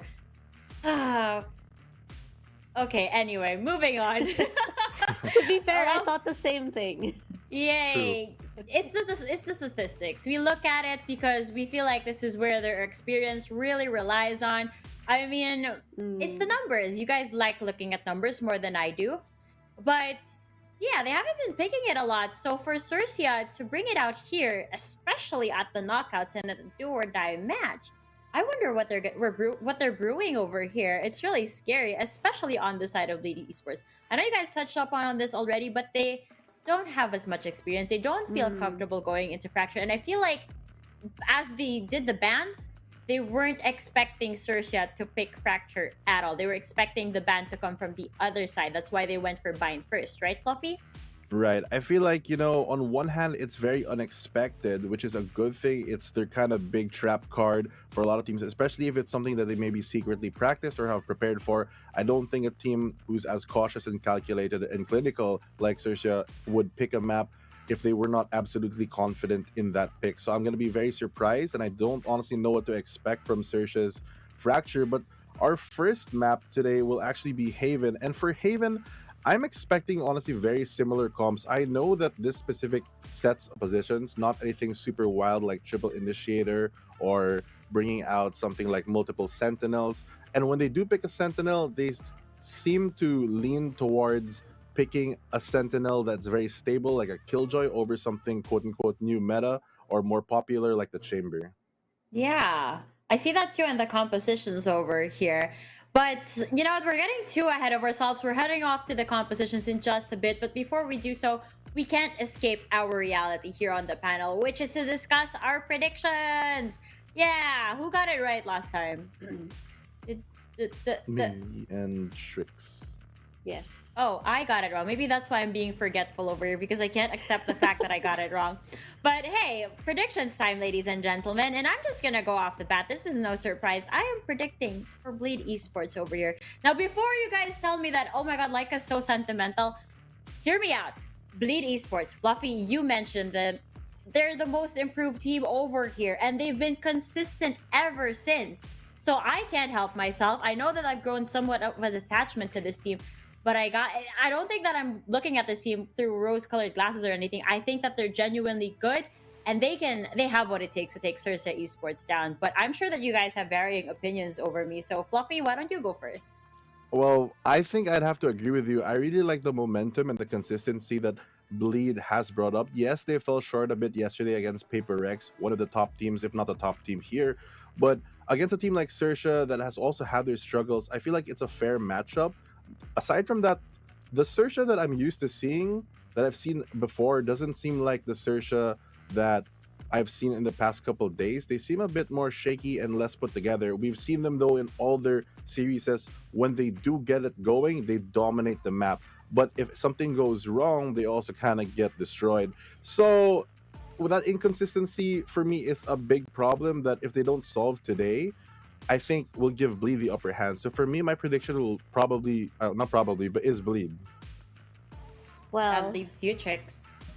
I love Xerxia. I was waiting for that. I really do love Xerxia. I feel like there were there's brilliance in the way that they play, and that's what I really enjoyed watching them. However, recently I find that Xerxia is a little inconsistent in comparison to Bleed, who has been consistent and consistently improving at that. So my prediction is Bleed.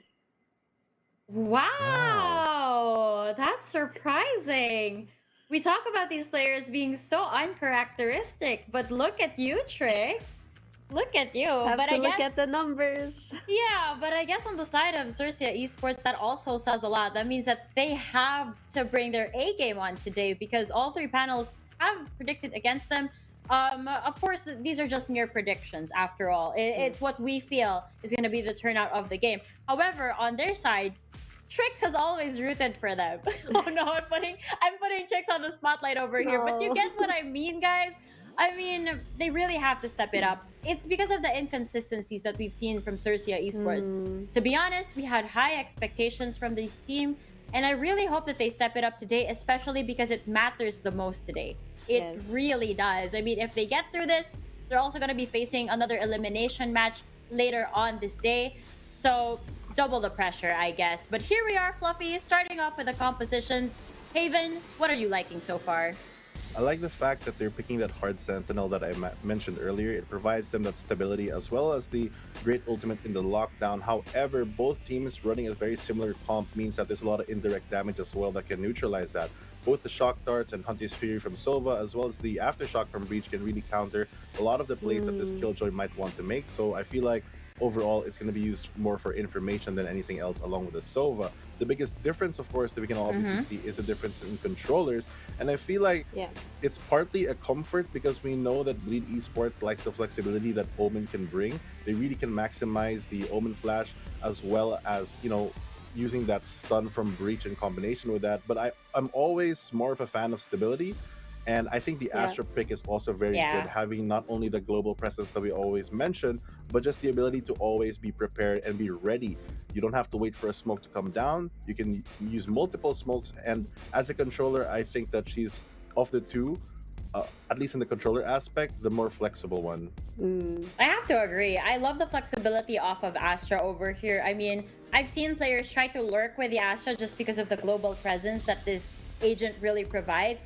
But at the same time, Trix, I also enjoy watching the paranoia and the mind games come out of Omen. So I feel like for a more aggressive approach, Omen would be the way to go. And again, most of these teams have actually opted for the attack first, right? Yeah. So I'm assuming that that's exactly what they're going to be bringing to the table. A lot of proactive plays, a lot of aggressiveness.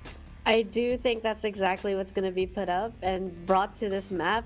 But I just want to also say, hit on that Breach.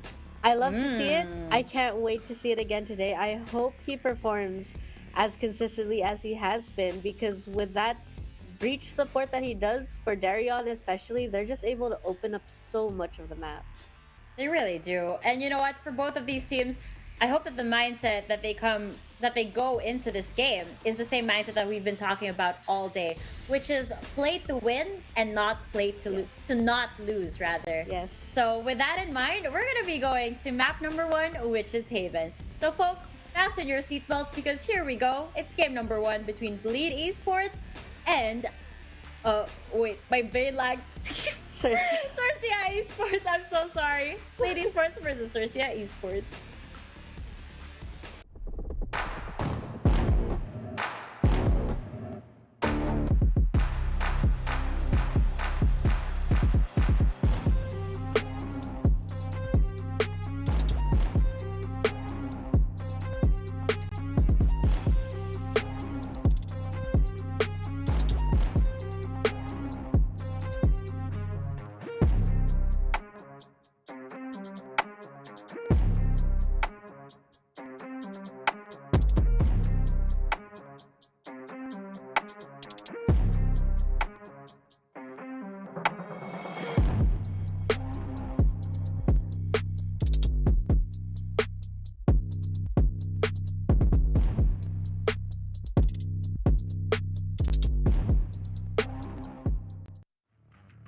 Hey guys, what's up? We are now here on the second series for today between Bleed Esports together with the guys of Xerxia. My name is Ray and of course, kasama ko ngayon si Phil at kami ang maghahatid sa inyo nga ng bakbakan na to dahil ang matatalo ay malalaglag at ang mananalo ay makakalaban ng ONIC maya-maya lang after the match nga between PaperX together with Team Secret. So, Phil, talagang nakita natin yung map dito. Ang unang mapa ay Haven, second is in Fractured, and third is in Icebox. And I think may malaking posibilidad na pwedeng ma-2-0 to ng Bleed, but at the same time sa Xerxia, it's a big risk na pinik nga nila ang second map which is in Fracture. Haven ang first map nila, tama? Haven. Yung huli sila nagkita, ang score nila is 14-12 in favor of Xerxia. So this is actually new na pinili nila ang Fracture. I mean, I actually don't know why. Pero malay mo, meron silang mga sariling mga strategy in order for them to get that 2-0. The last time na nakita sila 2-1 ang score nila dito, besa. So, mahirap malaman kung sino manalo dito. Sa totoo lang, 50-50. Pero, yung puso ko nasa Xerxia eh.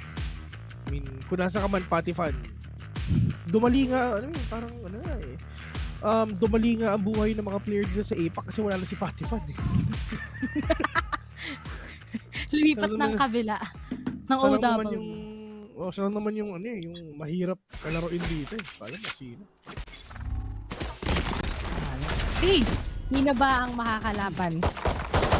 At dalawa pa rin ba ang representative na kayo ma-FG, pero wala si Spike down A. Si Sir palong-palo. Pero alam mo, mas fan ako talaga ng lineup ngayon ng Xerxia pagdating sa players nila. Kasi mas sila, diba si Pati fan nga ay parang 1v5 the type of player. So, minsan yung mga errors pa sila. And if hindi siya nag-pop off, hindi talaga siya nagpa-pop off. Pero with Surf, sobrang team player talaga siya. Compared kay Pati fan or kay Puwan Top. Pinapost ni Chin yan eh. Best player daw yun. Sa nakakalaban sa Thailand. Pero it's up to Max to get the clutch. Pero nakaabang na lang kagad sa mga post plant ang mga taga Xerxia. Shoutout nga pala kay Kaiday. Habang nag-stream siya. Shoutout. Maxi. One enemy remaining. Wolf's not gonna be able to take down 2! Pero yun nga lang, Surf is right there in the corner. Muntik na. Maxi. Hindi siya ganun na-apektuhan ng gravity well eh. Sayang. Pero at least Xerxia winning the first round ng first half. Yes, namatay yung dalawa. But it's fine. At least si Surf at may gilid. Nakapatay yung isa. So, it's all good dito. Tsaka Ray, si Foxy pala. Oo, hello. Grabe nga, tip mo nga ulit. Hey!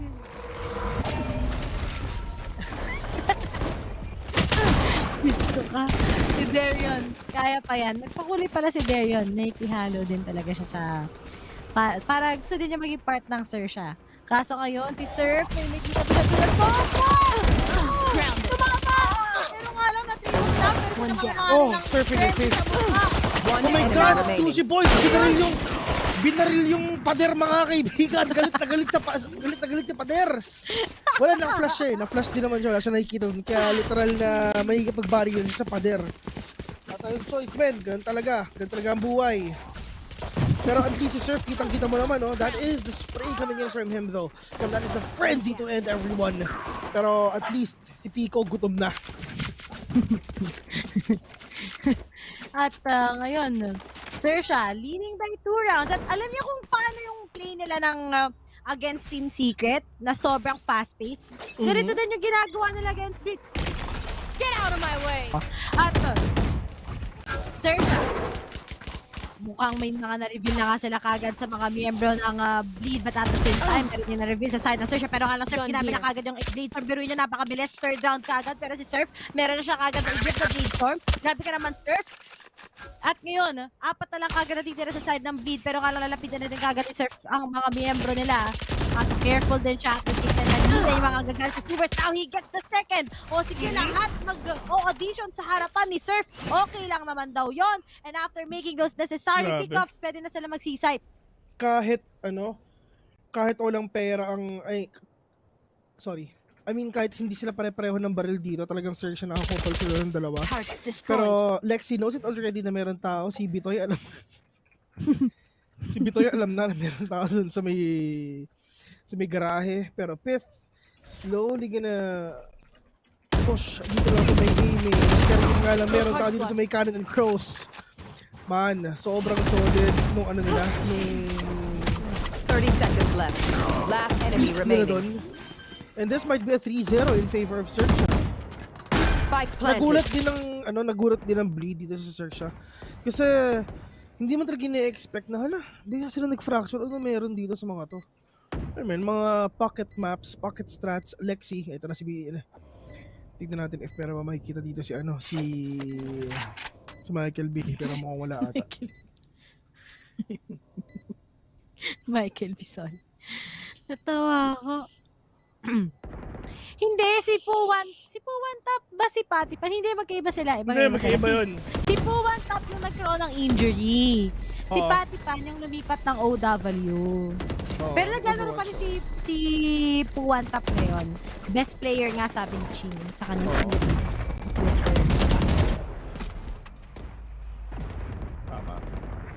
Pero if ever you're gonna ask us, ano ang team ni Puwan Top ngayon? Wala. Wala siyang team ngayon, man. Kawawa naman siya. Wala siyang team ngayon.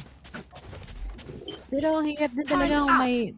Kasi sobrang haba ng kanyang pag-recover sa hand injury niya eh. Kaya kailangan talaga siya palitan. And gano'n na nga ang nangyari. Diba? Yan ang nangyari kay Puwan Top eh. Sakit nun. Kaya nga eh. You know, farewell Puwan Top. Hindi ko sign na hindi ko maintindihan. Pero Xerxia ginagawa ng ready na spotlight dito na tama dito kay Xerxia mga kaibigan. Pero meron pa naman answer shock dito si Pith. And the players of Bleed is inside already. And all they're gonna do is syempre prepare the possible push pwede gawin ngayon ng Xerxia. Pero wala silang magagawa dito kasi nga nasa sila. Pero ito si Xerxia mga kaibigan with that seat, with that spray, with that kill. Let's do another one right now. And every vandal is working for the side of Xerxia. 3v2 lamang ang Bleed. The spike is not yet planted sa side ng Xerxia. Dalawa na lang sila dito. Yung isa nakakuha pa ng vandal. Pero there yun. They're gonna fall down as well. Pero meron tao doon sa may likod. Foxy mag-isa. 1v2. Ito si kaibigang Foxy. Merong may cyberboard yan mga kaibigan. If hindi nyo alam yung cyberboard, i-google nyo na. Yan ang keyboard ni Foxy. Uy! Talagang itong mga katulad ng Xerxia talaga pumapalo pero Bleed really good take pagdating sa B-side. Buti na lang natunugan nila kagad and they were able to cut off kagad yung Xerxia before things can actually go wrong. Pero kay Darian, 0 kills siya so far. Literal na jet beef! Literal talaga 9-0! 9 kamote. Pero, Xerxia, next try ulit sila ngayon sa may mid. Pero si Surf, nakapasok na. Nagkikigil ako sa'yo! Last player si Crow, si Foxes, tsaka si Scary, and it's up to Sushi Boys to get the clutch. Pero nga lang mahirap yan versus apat. Naku po. Pakita mo. At alam niyo kung nasan siya. May shock right. May shadow ng kaya. Pero Darion finally gets the kill. Sabi kasi ni Rainy, wala daw akong kill. Tignan ko ako na kill. 3-2. 1 round lead by Xerxia. Xerxia now getting the run sa kailangan na kailangan nila, pero bleed mo ba din talaga dito kahit paano. Pero ano, I mean, actually totoo lang, Ray, fast yung games nila eh. Hindi mabagal. Sobrang bilis talaga ng mga games nila, kaya nagugulat na lang tayo na hala, 3-2 na. Actually nagulat ako eh. Akala ko nga 4-0, yung pala 3-2 na. Legit yun. Sorry, Bibra. Sorry.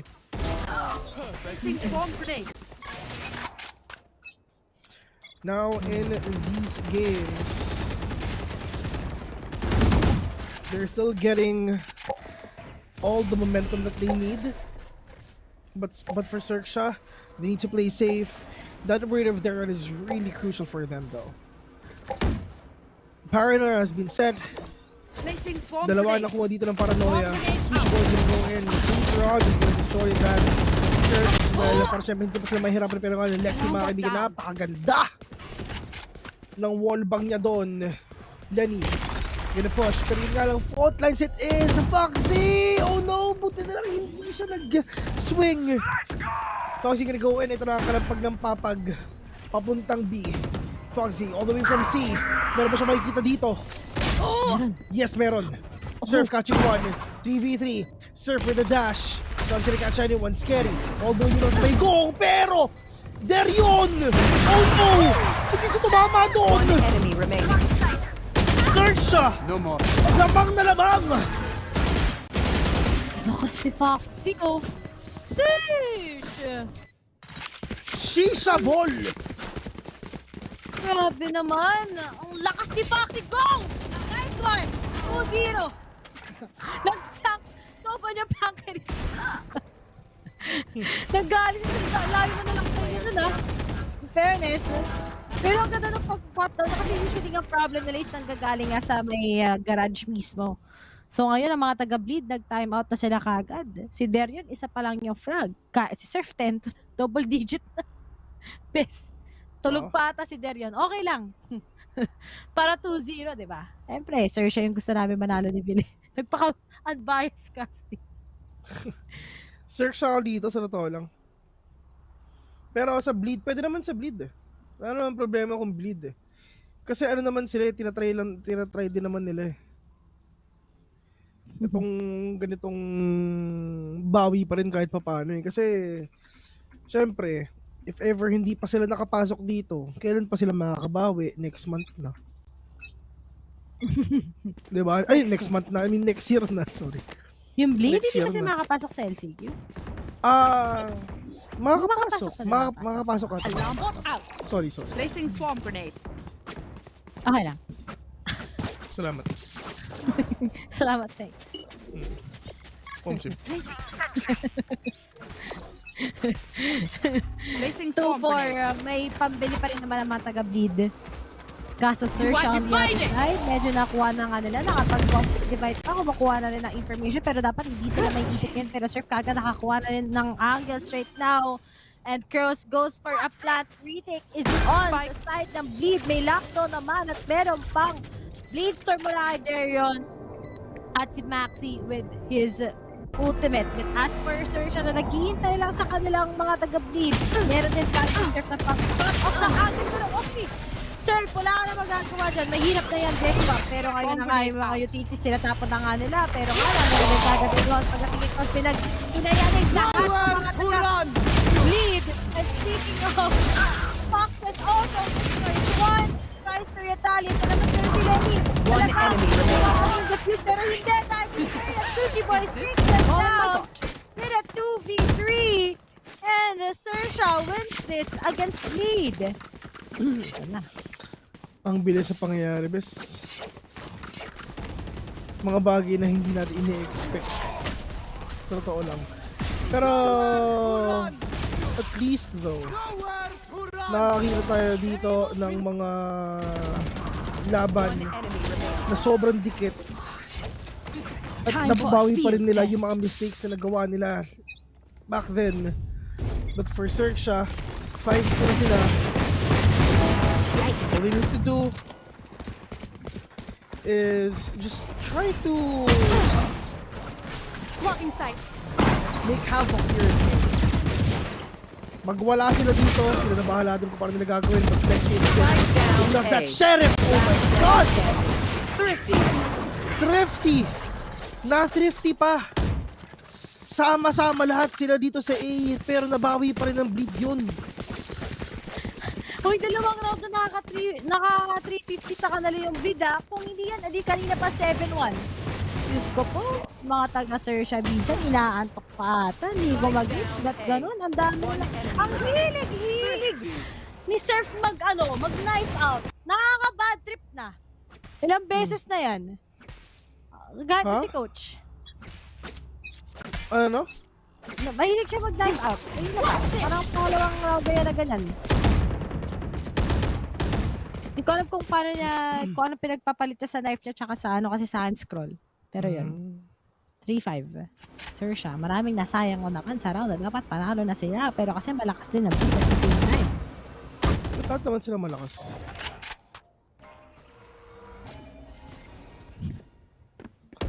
Pero, dito ngayon sa mga matches natin, Surf, yes, shorty lang ang gamit niya. Pero meron naman siya Blade Storm dito kahit paano. Surf, mga kaibigan, getting on that corner. Dito lang sa may A-long, waiting for the flash na pwedeng gawin dito ni Breach. Hindi pa pasok dito si Surf hanggat wala pang flash ni Cruz. Hindi siya mag-dry peek if ever. Pero kung napapansin mo, look at Pith. Look at his fault lines, mga kaibigan. Is now ready up. Oh no! Na-debated ang bleed, mga kaibigan.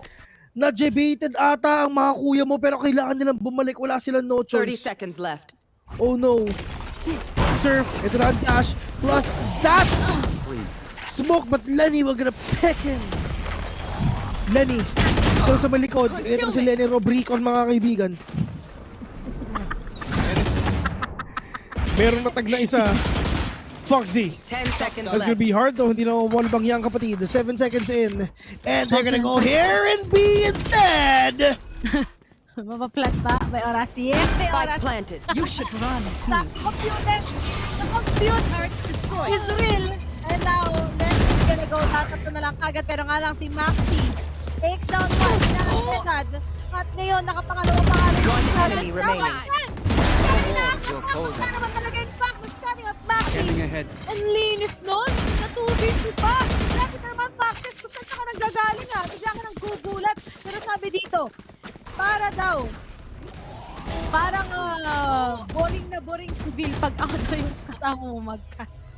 Nakakapangalawa mag-cast. Sabi dito sa Twitch. Hindi ah. Hindi. Medyo Tuwan-tuwa nga. Tuwan-tuwa nga ako pag si Riri kasama ko.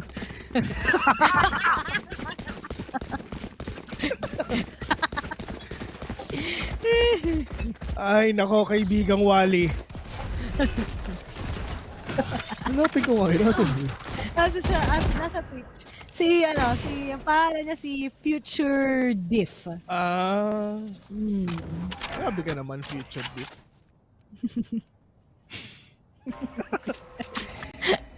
Xerxia 6-3 already. Panalo nyo na! Bilisan nyo!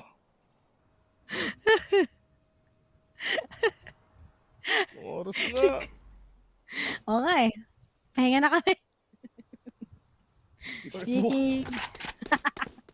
Kita-kits. Ay, pinuhin mo. Si Asoray nag-aya ng hotspot sa mga casters bukas after daw ng first series. Paano naman si Bill tsaka si Terror? Ano? Paano naman kayo ni Terror? Right here. Nag-aya si Asoray. Revealing area. Found them. Ay, ito.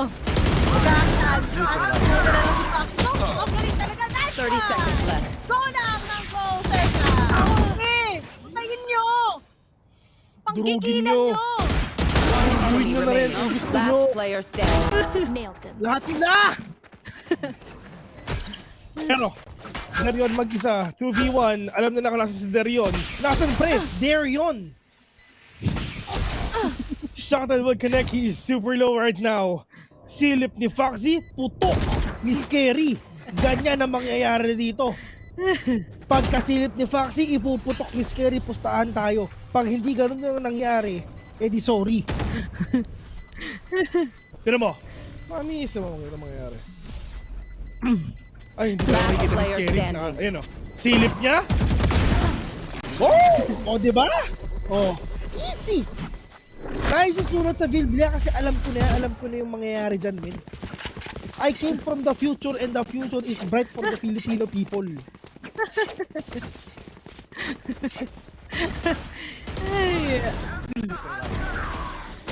Bakit daw para magkaaway tayong dalawa? Ay, totoo naman. Enemy remains. Last player standing. Ulit-ulit sila. Ano naman magkakasino? Paulit-ulit nakakainis na, ha? Kaya nga.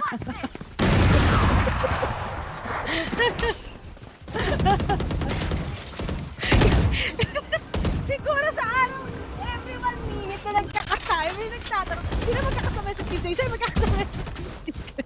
Locking sight. Sir. Darion, mga kaibigan. Spike down. C. Pag itong si Lenny naging jet Lenny Robredash. Pero Darion. Mumabawi na ngayon ng bleed. Sir, binost na sa isa mga kaibigan, pero yung alam mag-isa na lang siya. 1v3 ito! Lexi is low. Silip lang sila. 7-3 it is. Saan ba sila pupunta dito? The spike is still with Surf. Lenny.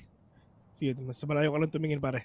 Lexi is gonna be down for the count. Trying to go for the second one right now. This is gonna be an ace. Surf. Kalaban niya si Lenny Robricon, mga kaibigan. Wala siyang idea kung nasan ngayon si Lenny. Pero alam ni Surf na baka malapit lang to kasi imposible naman malayo siya. Pero mukhang magkikita sila. This is gonna be an ace. Pero sabi ni Lenny, hindi. Grabe! Last round pag in the half. sinabi yung pangalan, sabihin ng agent, Lenny Soba! Kung ano na naisip natin ngayon sa laban ng Tobes. Ganito pala feeling ng mga ng mga taga-ibang bansa pag sikat yung kinakas nila. Out of charges. Placing swarm grenade. Hindi ko matapos. Sino ka magtatanong? Kasi alam mo, matagal ko na gusto sabihin yun yung ganong ano. Buto na lang konti lang nanonood. Hindi sasabi ko yung ganong ano, yung kay Lenny ng beat. Pero ito na! Off your feet! Here we go! 4v4 onto this game. Kalampagan ng papag-kill. Langit-kit ng papag ang nangyayari dito. Crowd catching one already. 2v4. It's all up to Maxi. Apat ang kalaban niya. Pero anong gagawin ng Maxi? Knowing na bulldog na naman gamit niya. Nakakahulad na lang. Foxy. We're gonna get his head. 8-4. Nakaluhod na nga. Kinampas pa ng longga dog. Switching sides. Nagsasalita ba si Foxy? Ha? Nagsasalita ba yan? Hindi, minto doon sila. Gusto lang magsila tayo pag trip niya, men. Walang comms yan. Oo. May sarili mundo. Yung ano yan, yung comms yan, Ay, may tao daw doon, sabi ni Baxi, pare.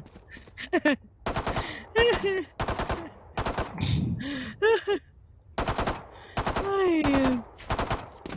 Sabi dito, why Vil? Bakit dalawang series ka lang ngayon? Vil much Sorry. better daw. Sorry.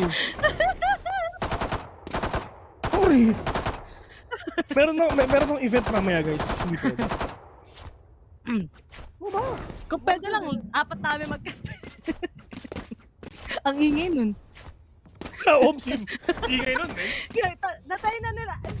Dati kasi nung first Masters ata, yung tatlo tayo nag-cast eh. Oo. Pagod na tayo.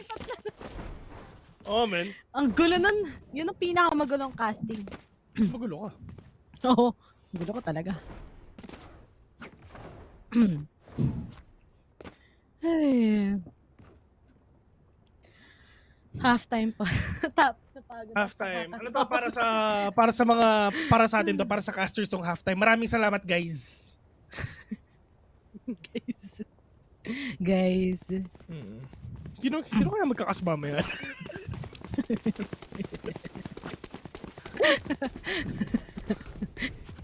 Sino nga ba magkakasama?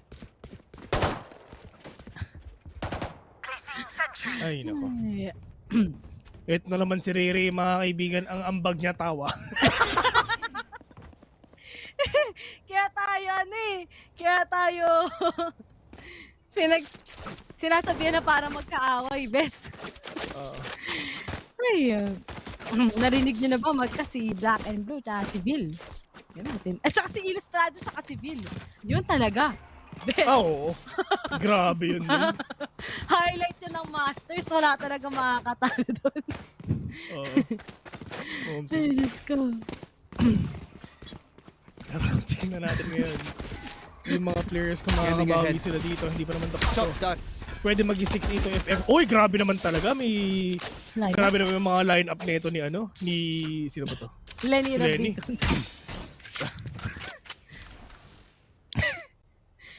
Ay, nako. Okay. Going back already. Hindi na ako aambag ng tawa lang. Bleed. Salamat. There yun. Takes down one. No, wala pa. Pero alam mo yung factors na maraming nagagaling. Marami na ako sa nagiinig. And now, walang tumatama sa kanyang frenzy. Kaya inunahan na nga rin siya ngayon kagad ni Maxi. And now, the site is onto the hands of Bleed. At ang gagawin na lang ngayon ng mga taga-Xerxia ay mag-retake sila. One coming in from Heaven, that's gonna be Surf. Tatlo pa nanggagaling mula sa kailaliman niya. Pero ang tanong, may retake ba nila ito ng maayos? Dahil ang daming information na already kung saan manggagaling yung mga taga-Xerxia. Bakit, best? May nabasa ako eh. Sabi ni Meralcas Pratlis, yung nag-play ng tapat mo ni Recon lahat. Pero,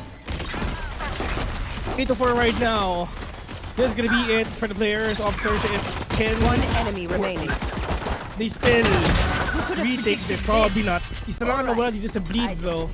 Napakaganda ng take ng mga players ng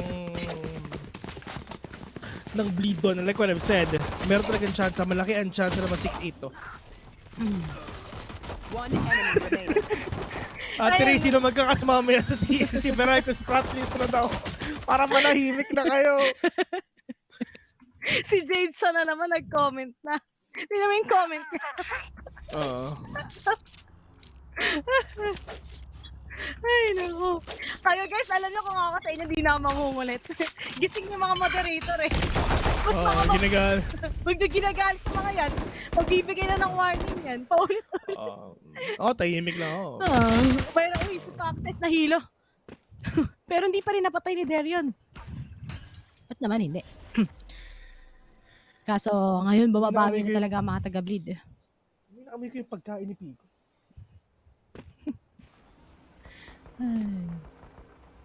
Pero dito naman ngayon sa game sa atin. Let's see if ever mag-6-9 ba to. Foxy super low right now. Surf, shorty it is. Pero marami pa ng mga barrel ang Bleed dito. So uulitin lang nila yung ginawa nila kaninang first round ng second half. And syempre, parang why do you have to fix something that it's not broken, di ba? Maxi, that peak is gonna be deadly for Surf right now, but Scary is still alive. But oh my god, Scary! Literal na 2 shots to the head ang nangyari. Tatlo. 3 shots to the head ang nangyari dito with that classic man. Ang sakit nun. Kitang-kita na dumugo yung ulo. Pero ang gagawin ng Tragman Xerxia ngayon is syempre ang exit frags. They know it already kung nasan ba ang Xerxia. Pero ang tanong, mag-aantay ba sila? Makakapatay ba sila? Parisira ba nila? Hindi ko alam kung saan nakatingin si Scary, mga kaibigan. Last player remaining. Alam ko na kung para saan yun. Doon nakatingin si Scary para biglang maswingan ni Sushi. Para biglang maswingan ng isa. Okay. Doon nakatingin siya para syempre pang bait lang yun. Para maswingan nung nasa yan o. Hindi yan. Hindi isa. Ayan o. Hindi. Ito pala. Doon siya nakatingin para maswingan ni Cross doon sa city. Yun. Kaya ganun. Share ko lang. Ang dami talaga namin natututunan pag ikaw nagkakastay safe. Bukod sa minsan, syempre, ultimate unbiased caster ka, marami ka rin tinuturo sa mga viewers natin. Oo. At naging lecture na nga tong pagkakas namin ni Vil dahil nga ito ay ultimate watch party. Kaso nga lang, looking at it, Sushi Boys, habang na nga rin kagad dito sa garage, pero nga lang, very at the same time, pero si Lenny, very concentrated nga, nakuha na nga din kagad ngayon si Sushi Boys. And the site itself, nasa kamay na naman ngayon ng mga taga-bleed. Pero sa retake itself, walang ultimate na available sa side ng Xerxia, pero meron pa naman silang flash mo na cross, meron pa naman silang dito na pwede nila hintayin plus na drone para lang talaga makakuha ng information, pero sobrang naka-cross na kagad ang mga miyembro ng bleed ang magagaling na dito lang kagad sa may city side, pero nga nakawala na pero nga lang lahat ng utility tinatapos lang sila Xerxia. Scary. Mag-isa ka na lang balbon. 7-8. Akala natin magsi-6-9 pa. Pero that is a bleed from 8-4 to 7-8. Kahit isa pa, hindi pa nakakapanalo ang Xerxia dito. At wala pa silang pera ngayon. So, pero talaga maging 8-8 to. Anong tawag dito? Comeback to. Kakambak ata ang bleed. Pero if kailangan nilang manalo dito kasi next map nga nila, Xerxia ang pumili nun. So, kailangan talaga din manalo dito. Kailangan din manalo. Kailangan din manalo dito, men. Paulit-ulit ko sinasabi yun. Pero sana Xerxia manalo para 2-0 na to. Para game 3 na. Natatakot ako sa fracture ng Xerxia. Kasi malakas din naman yung bleed. Sobrang dikit nga ng laban nila with Paper Rex. Hindi ako sure. Hindi ako sure kung anong pwede mangyari sa Xerxia sa totoo lang. Ibang klase dun eh. Bahala na. Pero I actually don't know, man. Pwedeng bleed, pwedeng Xerxia. Pero feeling ko TS mananalo dun. Oo naman. Siyempre. Team Secret yan eh. Yung Team Secret we trust. Kaso sa Xerxia ngayon, hindi na maganda na natalo sila sa defending side nila against bleed. Medyo unstoppable na nga sila. And yung kaninang shots din halos ng Xerxia that they've been executing, get that control coming in sa may mismong garage. Tapos makakapag-extend nga sila kagad sa may easy side going in towards sa likod nga ng C-site.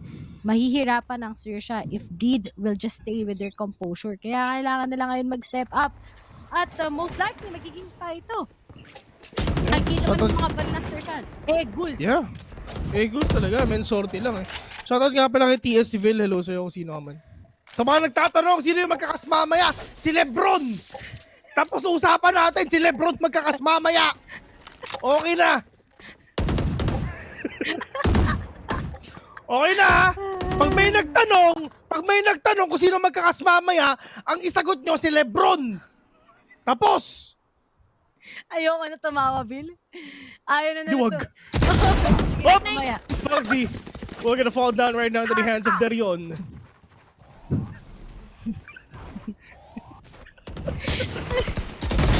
Nag-slip dito eh. Tapos hindi pong dubstep with a 3! Kobe! Sayang, binubol. So it was scary. Once again, meron na siyang baril dito. 8 bullets. It's not enough for you to take down everyone. Reload mo muna, bes. Scary, reload ka. Hiwag. Aljon, op, nakakita na isa, hindi nakakita. Hop, catching up, pero yung alang double pick ang ginawa nila. Maxi and Pith Connection. Habol ang Xerxia. Kinakabahan natin yung Xerxia. Kanina, palong-palong. Ngayon, nawala na bigla eh. And I think they just need to play it very passive. Yan, nagiging problem lang talaga nila is yung nawawala na players. Which is, kita mo naman sa bleed, magkakasama sila. You don't see at least someone na nagpa-flank. At least just one Maxi. The rest, very maganda yung composure nila pagdating sa mga kill-offs. And yung Xerxia, kailangan wala ng individual plays anymore. Kailangan mas impact sila. Kasi ganito din halos yung problem nila going up against Team Secret last time. Nawala sila sa momentum. And dapat hindi na yun nawawala ngayon dahil kapag natalo pa sila sa bid para sa mapang to, na imposible nang pumunta pa ng icebox. Tapos risky pa yung pag-pick nga nila sa fracture map. Pero to si Max na naghihintay na nga lang with his teammates. Papasok na sila kagad sa side mismo, pero aware ba sila na merong isa nasa platform? Meron na isa kagad na sa backside mismo ang pangalan ay Sushi Boys. Pero sinamahan na nga din kagad ni Lenny ngayon ang kanyang Atlas Fury. Oy! Xerxia at ni Sushi Boys at nawala isang tiglan ang mga miyembro ng Xerxia na dapat ay site. 4v2 Surf. Oh no, ito talagang ginagawa dito ng Bleed, mga kaibigan. Comeback player 4 to 8-8 right now. At pwede pang mangyaring 8-9 to sa buong second half ang Xerxia. Hindi pa rin sila nakakapanalo kahit isa dito. Ano kaya ang gagawin natin ngayon? Surf, wala siyang choice man kundi talagang mag-out na din. Mamba out it is. They need to get all these kills para makabawi sila. Hala. Xerxia is in a tough spot right now. Oh no. No way. No way.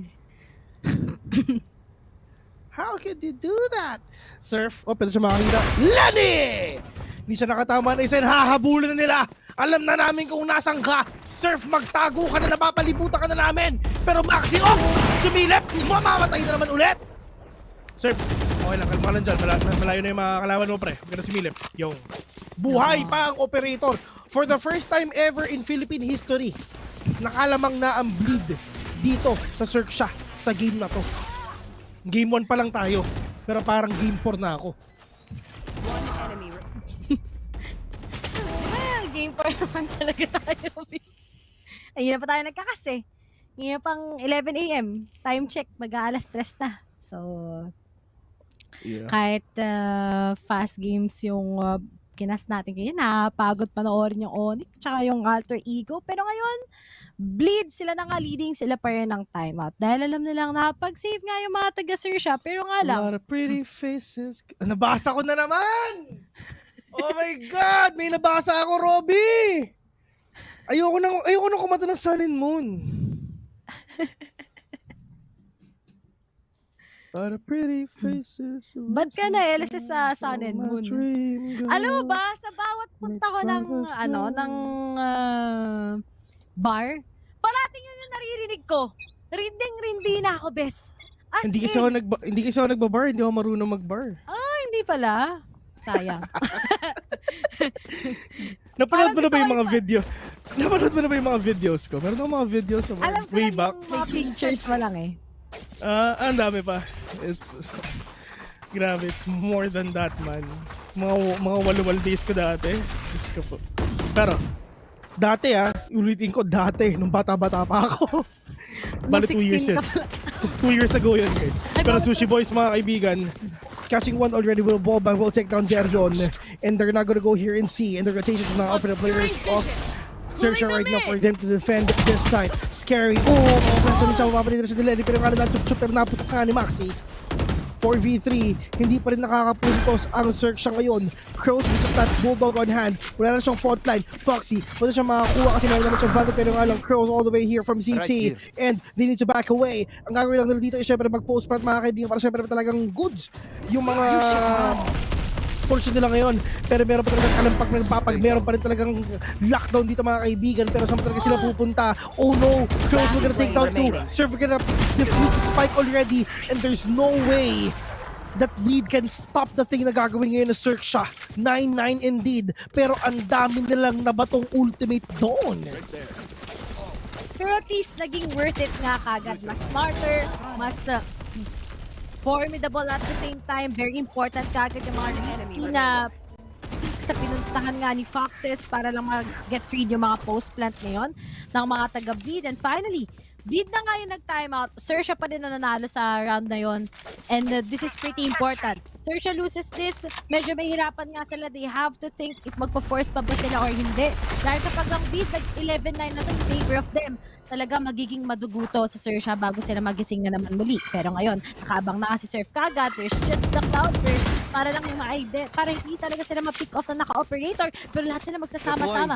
Papunta kagad dito sa may sewers. Pero punta na si Toxie. He was pretty smart to actually get it. Pero nga lang kasama ng club. Punta na lang nila kagad yung mag-end. Pinaipit na nga nila kagad si Mark. Down A. At isa na sila nag-audition ngayon, but there's a trade coming in from Pit together with Maxi. Dalawa na lang sila kagad natitira at tatlo na lang sa side ng Xerxia, pero meron pang Cosmic Divide, meron pang lockdown. Kailangan... Delikado yun to! Woo! Dahil sa iyo, Six na naman, matatalo na naman ang mga taga ang team mo mismo sa round na to, pero kaya pa naman to. Lexi! Ba't ka pumasok? Yun lang. Pumasok si Lexi! Umasim! Ay, wait. Asim mo, Lexi! Bigyan naman Michael B. Pero Maxi, last one! We're gonna take down 1v1 with a great one right now. Alam nila kung nasa ngayon si Maxi. Pero nagpupush pa siya! And Maxi, when I right click on the classic, will take down everyone right now. 10-9, walang pera ang Xerxia. Ginawa si Maxi dun sa camera, oh. Uy. Ano yung ginawa? Tignan mo na lang sa live net. Hindi ko magawa dito eh. Hindi mo naman ako nakikita eh. Pero dito sayang. Nakita pa rin naman pala ni Surf. Pero kung magandang ginawa ni Maxi. Yan yung cons and mga unperks, cons and pros ng may Cosmic Divide na. Then going into it, Bleed suddenly taking that one round advantage against Xerxia, pero kanaan ng force ngayon ng Xerxia dahil nga pag hindi pa nila pinarse na mananalo mga taga-Bleed, pero they're yun, there is doctor for the Bleed, agad titignan ako meron siya makakatas, pero makuha na mga taga-Xerxia, pero nga na may trade mula kay Sushi Boys, sinamahan na rin agad ng hampas to Foxes, at Spike down B. Lenny together with Fizz, sumama na ngayon sa hukay, and si Lexi na lang at together with Maxi, natitira, wag na kayo magkasimiyan Xerxia kung gusto niyo maghing tie kagad ng scoreline na to para mag-double digital din kayo, and si Foxes, pinatay na lang niya ma-bait kagad si Lexi, pero ngayon dinetonay na lang niya kagad yung plant mula sa kanila. Lot of pretty faces. Pero ito na. Kumakanta pala ako habang nagkakaskas mo.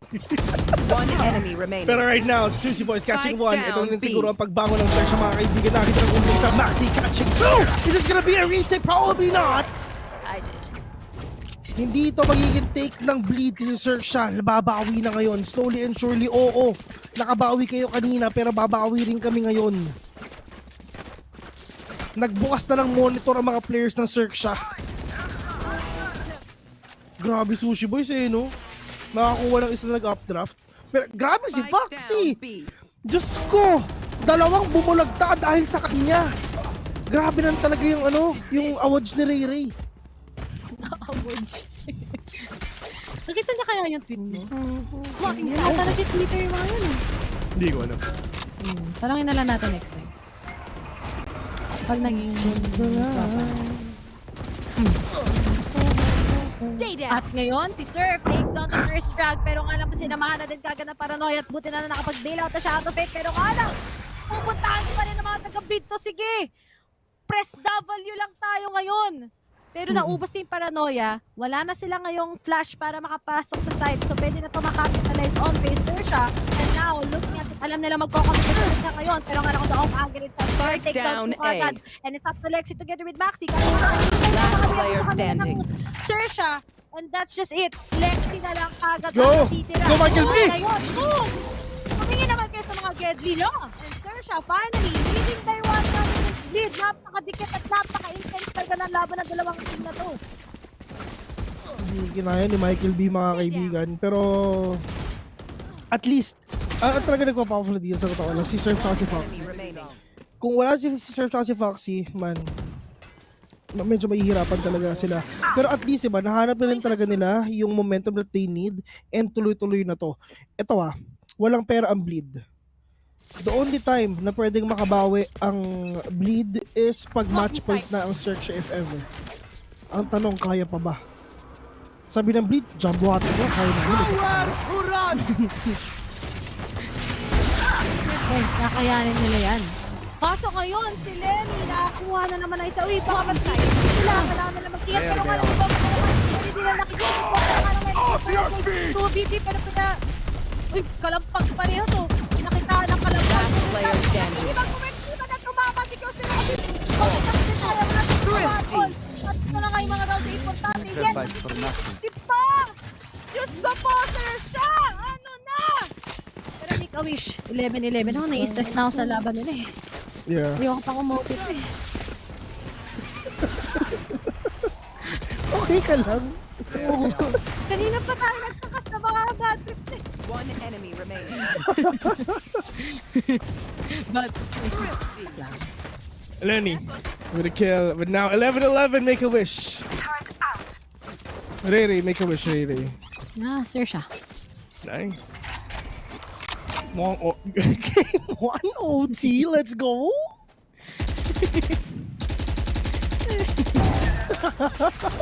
Spike down, C. Kill. Blocking sight. Sila kakatingin pero Alan Turner will catch 2 already. And the players of Xerxia right now need to do a big retake if ever. Because if ever matalo sila dito, walang pera ang Xerxia! Tandaan nyo! Surf mag-isa! Ano ang gagawin mo? Oh my God! 1v1! Surf versus Maxi! Maxi and Surf! Surf will get that Phantom, pero magkakakitaan ba sila Maxi? Oh my God! Nakita ko ni Sigel! Pero namis ko po! Nakita yung time of ni Surf, mga kaibigan! Kitang-kita ni Maxi yung time of ni Surf! Diyos ko, anong ginagawa mo dyan pagka nakaupo? Ay, kita pa yung Stars paa. alive. Solid, man. Solid nga yung pagkanta mo dun eh. Napakasap. Ano nga guys, pa-clip nga no? Wag. Wag, hoy! Wag. Joke lang, hindi ko naman pa-post. Wag. Sa atin lang. Tayo sa viewers nakakaalam. What happens in PPGL stays in PPGL. Pero hindi pa na tumama sa surf ngayon. Pero walang pera! Oh my God! Kumambak ang bleed, mga kaibigan. Shout out siya pala kay Wally. Pero eto na, Maxi na kadalawa pa. It's all up to 1. Cross 1v4. Oh my God, may lockdown pa. Ito na ang alert level 1 ng Bleed Esports, mga kaibigan. After shock, wala naman matatamaan yan. Cross, bahala na si Batman Lexi with a kill. Out of my way. Team Bleed takes this victory out of the hands ng Xerxia. Pinalamang lang. Gusto pang manalo from 8-4.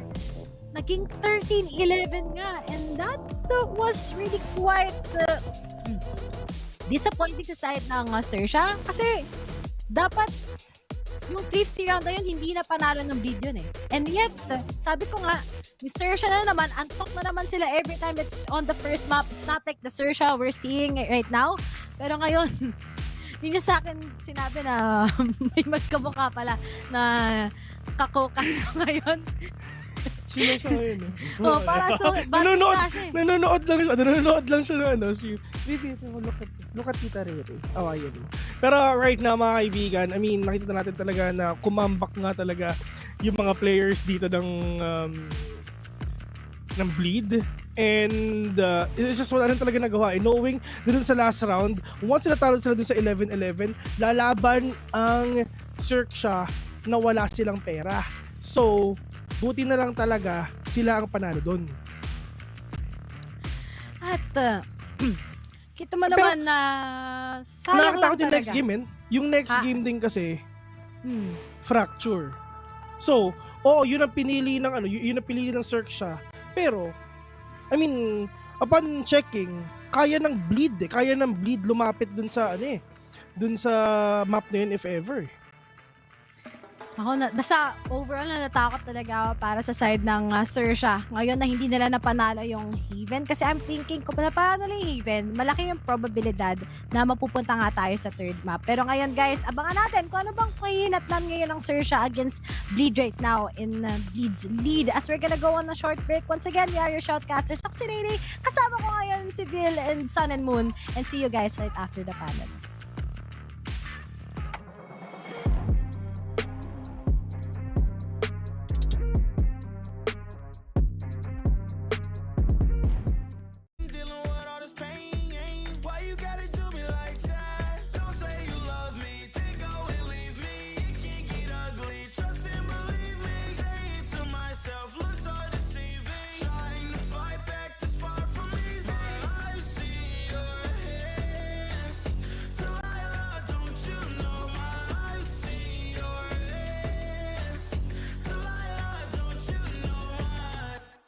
turned cold, lost control. Looking at this beautiful distraction. Fell in love with a fatal attraction. I really let my guard down, now relaxing. Why did I open up? She taking way too much. Put in my all and got nothing back. I'm feeling so ashamed, I fell into your game. Why you gotta do me like that? Don't say you love me, then go and leave me. It can't get ugly, trust and believe me. Say it to myself, looks so deceiving. Trying to fight back, this far from easy. I've seen your hands. Delilah, don't you know my I've seen your hands. Delilah, don't you know my gave you all of me, had me so deceived. You chose to leave my life, so I'm on my own in the cycle. I can't believe. Don't say you love me, then go and leave me. It can't get ugly, trust and believe me. Say it to myself, looks so deceiving. Trying to fight back, just far from easy. I've seen your hands.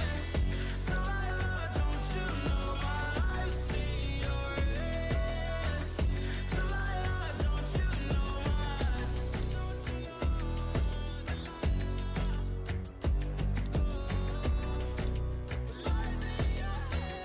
Delilah, don't you know my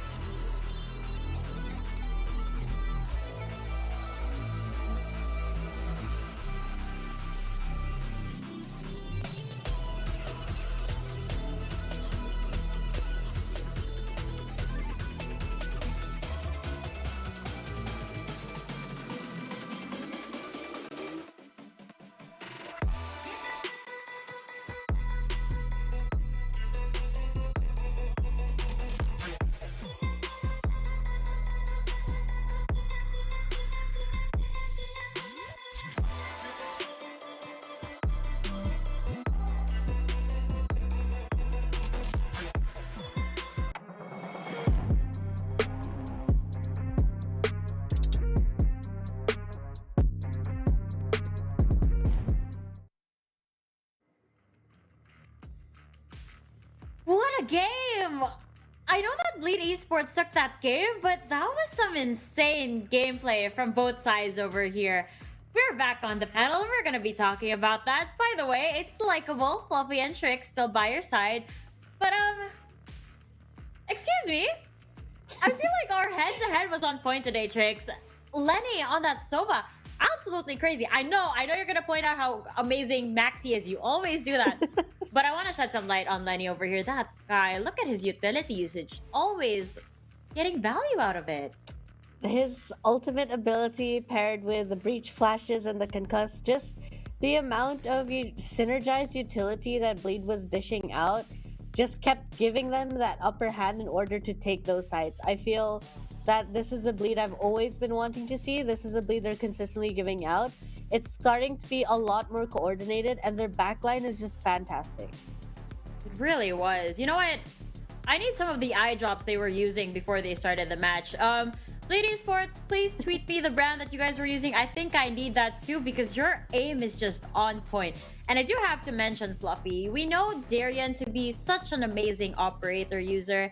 And I think that Xerxia was really giving respect to that. They tried to avoid his op as much as possible until a point that he had to clutch those rounds.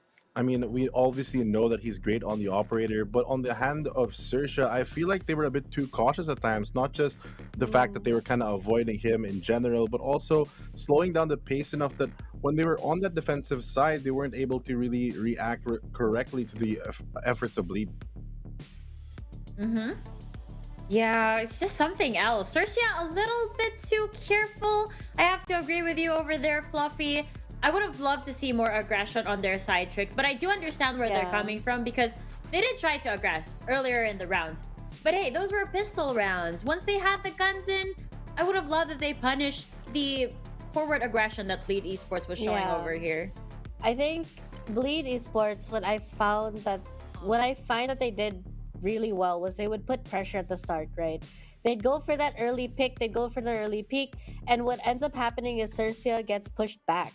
So when Xerxia gets pushed back and then they play a little more passive, they don't try to retake that information, or even if they have the information, there's still multiple players on that site, there's no rotation going in. Bleed punishes that by forcing the other sites. And then they have all of the utilities still. They have the recon bolt backup, they have the concuss up on breach, and they just put it together and overwhelm. They add the flashes with Darien going in for that entry. So much space given to them. On Xerxia's side, I felt we do love a Killjoy. We like that hard sentinel. There's a lot of mobility there. There's a lot that you can do. But it just felt like there wasn't enough value coming in from Sushi Boy's Killjoy. Oh, but on the other side, Lexi on that Killjoy really made an impact over her, especially once again, when you put in the combo that he was having with Lene over here. Really good stuff that these guys are bringing to the table. But I'm gonna take this one away from Trix because he always talks about Maxi. So Fluffy, why don't you talk about him instead this time? I feel like Maxi's just such a high impact controller. We brought him before in the other MVPs and highlights for the head-to-heads, and we always said that this player specifically is a type of player that not only uses his smoke like a smoke criminal, but also has the aim to back it up. He really is able to control, no pun intended again, the space that his team can operate in, even smoking a lot of times for his teammates and giving them the opportunities to pop off as well. And individually, as we see, it reflects in the scoreboard of how much and how important he is even on the offense for Bleed Esports. An Omen, I feel like one of the advantages over something like an Astra specifically, like in this matchup, is that you're constantly, being that you're in the fight, you also have the opportunity to shine yourself. Now let's talk about the scoreline that we were talking about just a while ago. You can clearly see that both of these teams were actually thriving more on the attack side rather, Trix. So what do you think they should have done over at the defense? I know that aggression is a factor, but let's elaborate on that. I think you need to be more aware of the utility the opponent is coming in with. You know that there's a Sova, you know that there's a breach on both sides. So if you're going to be playing those angles, in which are kind of like those cubby angles where you're hoping to get one pick or two pick, you need to make sure that they don't have the utility in order to do that. Have somebody ready to break the Sova recon. How many times have we seen Lenny get away with that recon, showing two players, being able to pick them off? Darien also in the smoke, still killing them because he can see when the ping comes in. So I find that on both sides, whether it was Xerxia or Bleed, they needed to, first of all, not overcommit that aggression, not overcommit to your angles. We could see Bleed also thrive when they went on that retake, when they just went for a pinch instead, when they would go into the site with the utility. Usually, more often than not, on Haven, the issue is that players get picked off in that site because they're either too aggressive or they're playing a cubby angle without having the right kind of team play in order to keep them in that angle safely. Talking about angles though, during the first half of this game, I did notice that during the Bleed defense bonus round, Fluffy, Xerxia rather, actually went to B site even though they had their full buy, which I know that Marky actually pointed this out. Kind of questionable on their end, because when you have those guns, the Vandals, the Phantoms, whatever you're holding, you kind of want to opt for the more long-range fights, right? Because the opponent would be on their thrifty buy and you would have the advantage. So I'm a little bit concerned why that was the play that went down, that they pushed B site instead of the attack. And they actually lost that round because of how good Bleed Esports was on their sheriffs.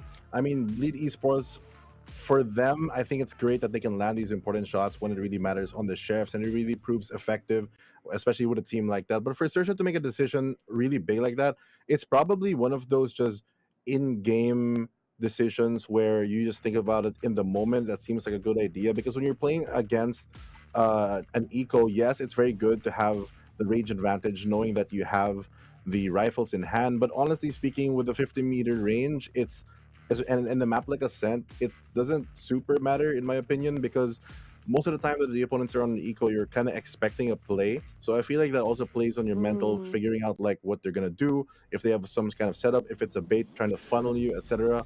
And because of the length of the map, there's a lot of places in Haven specifically where, I guess, how do you say this? You kind of want to subvert a lot of expectations going into this.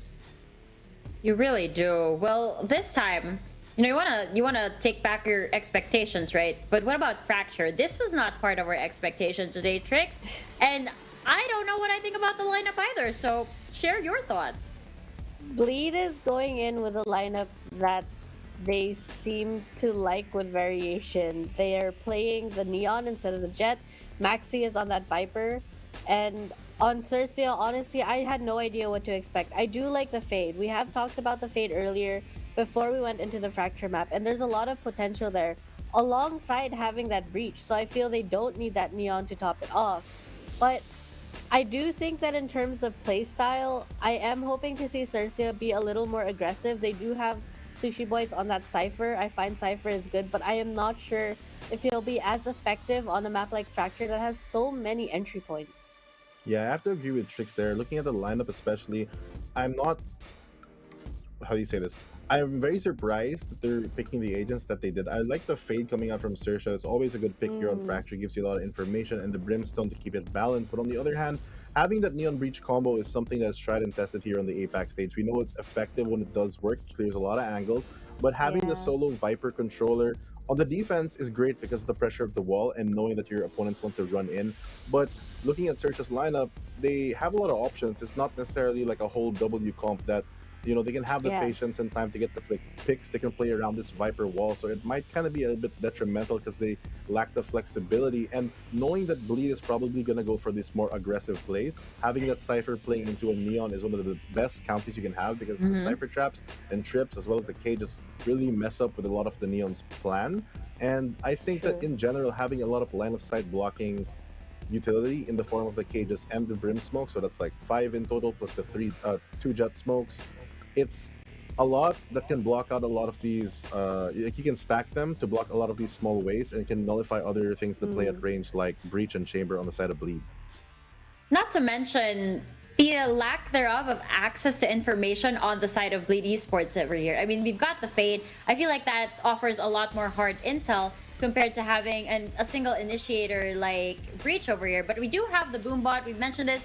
Sort of a utility that's coming off of the Raze over here. It kind of feels like extra utility to give you that access to more information. But again, comparing it to the Fade plus the blockage of the line of sight, as Fluffy just mentioned, gonna be a little bit troublesome for Bleed if you ask me, especially on their attacking side. So I'm interested to see how this lineup is actually gonna play out. I'm sure that with a decay that's coming from the Viper screens and everything that's coming from the stuns and everything, it's gonna be interesting. But hopefully it all works out the way they plan it to for both of these teams. So with that said, guys, we are going to be moving over to Fracture. All eyes are on Xerxia Esports as we look around and find out how they're going to turn this series around. So folks, once again, let us welcome to the stage Xerxia Esports versus Bleed Esports.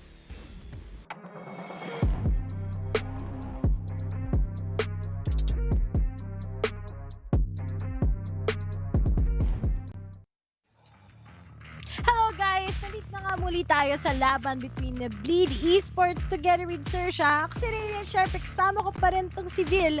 At konting summary lang sa nangyari kanina. At dikit nga ang laban sa Haven map na pinili nga ng mga taga-Bleed. And it was 13-11 in favor of Bleed themselves. But as we're gonna go into Fracture na pinili nga ng Xerxia, sabi ng panel, they have expectations about Xerxia in this map. Pero ako, I gotta agree, itong map na to ay talagang Bleed-sided. So it's up to Xerxia talaga kung paano nila bibigyan ng definition itong series na to.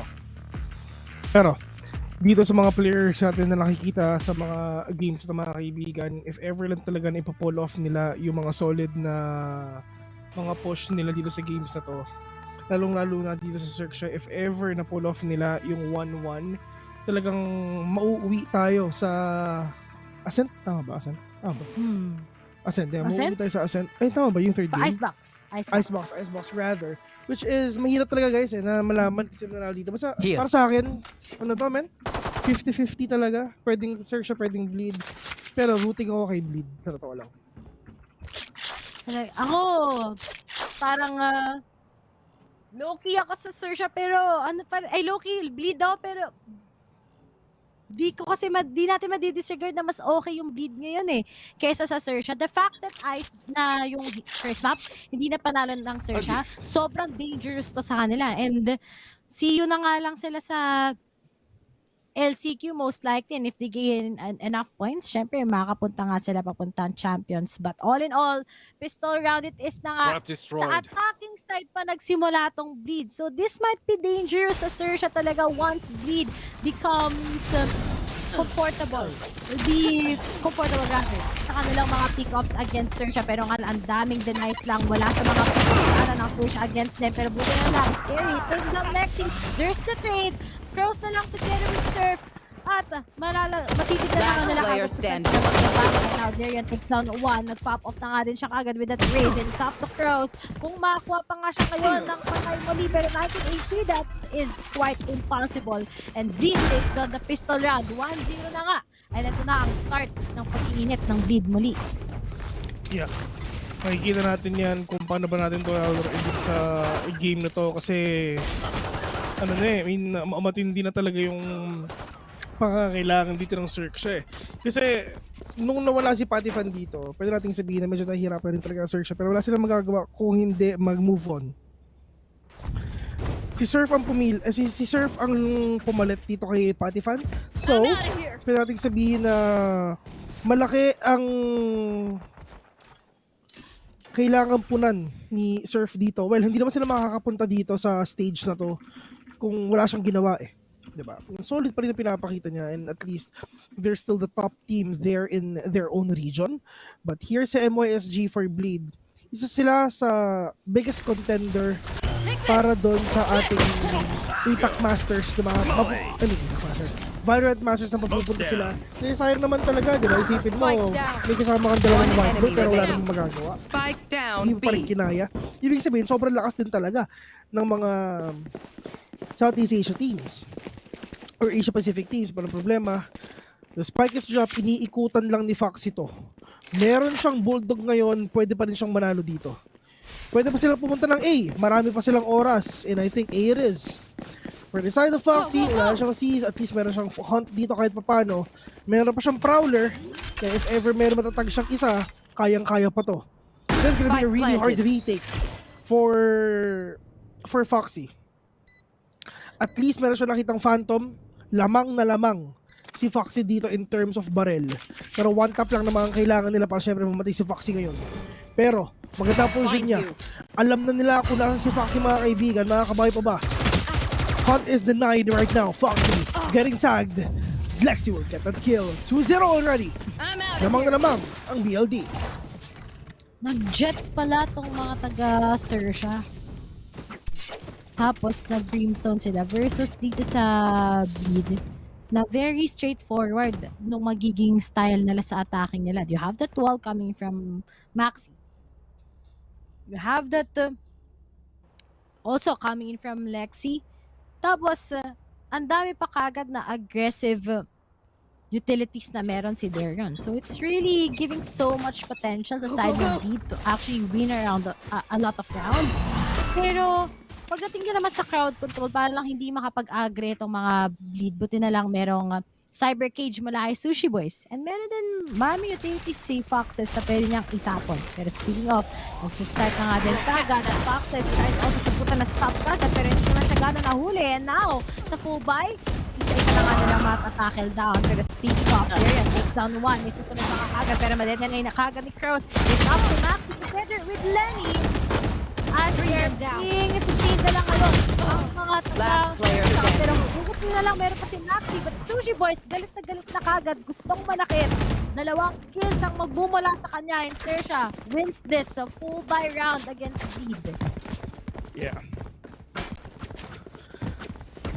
Nalaman natin yan, makikita natin yan if makakuha pa rin sila dito ng mga kills.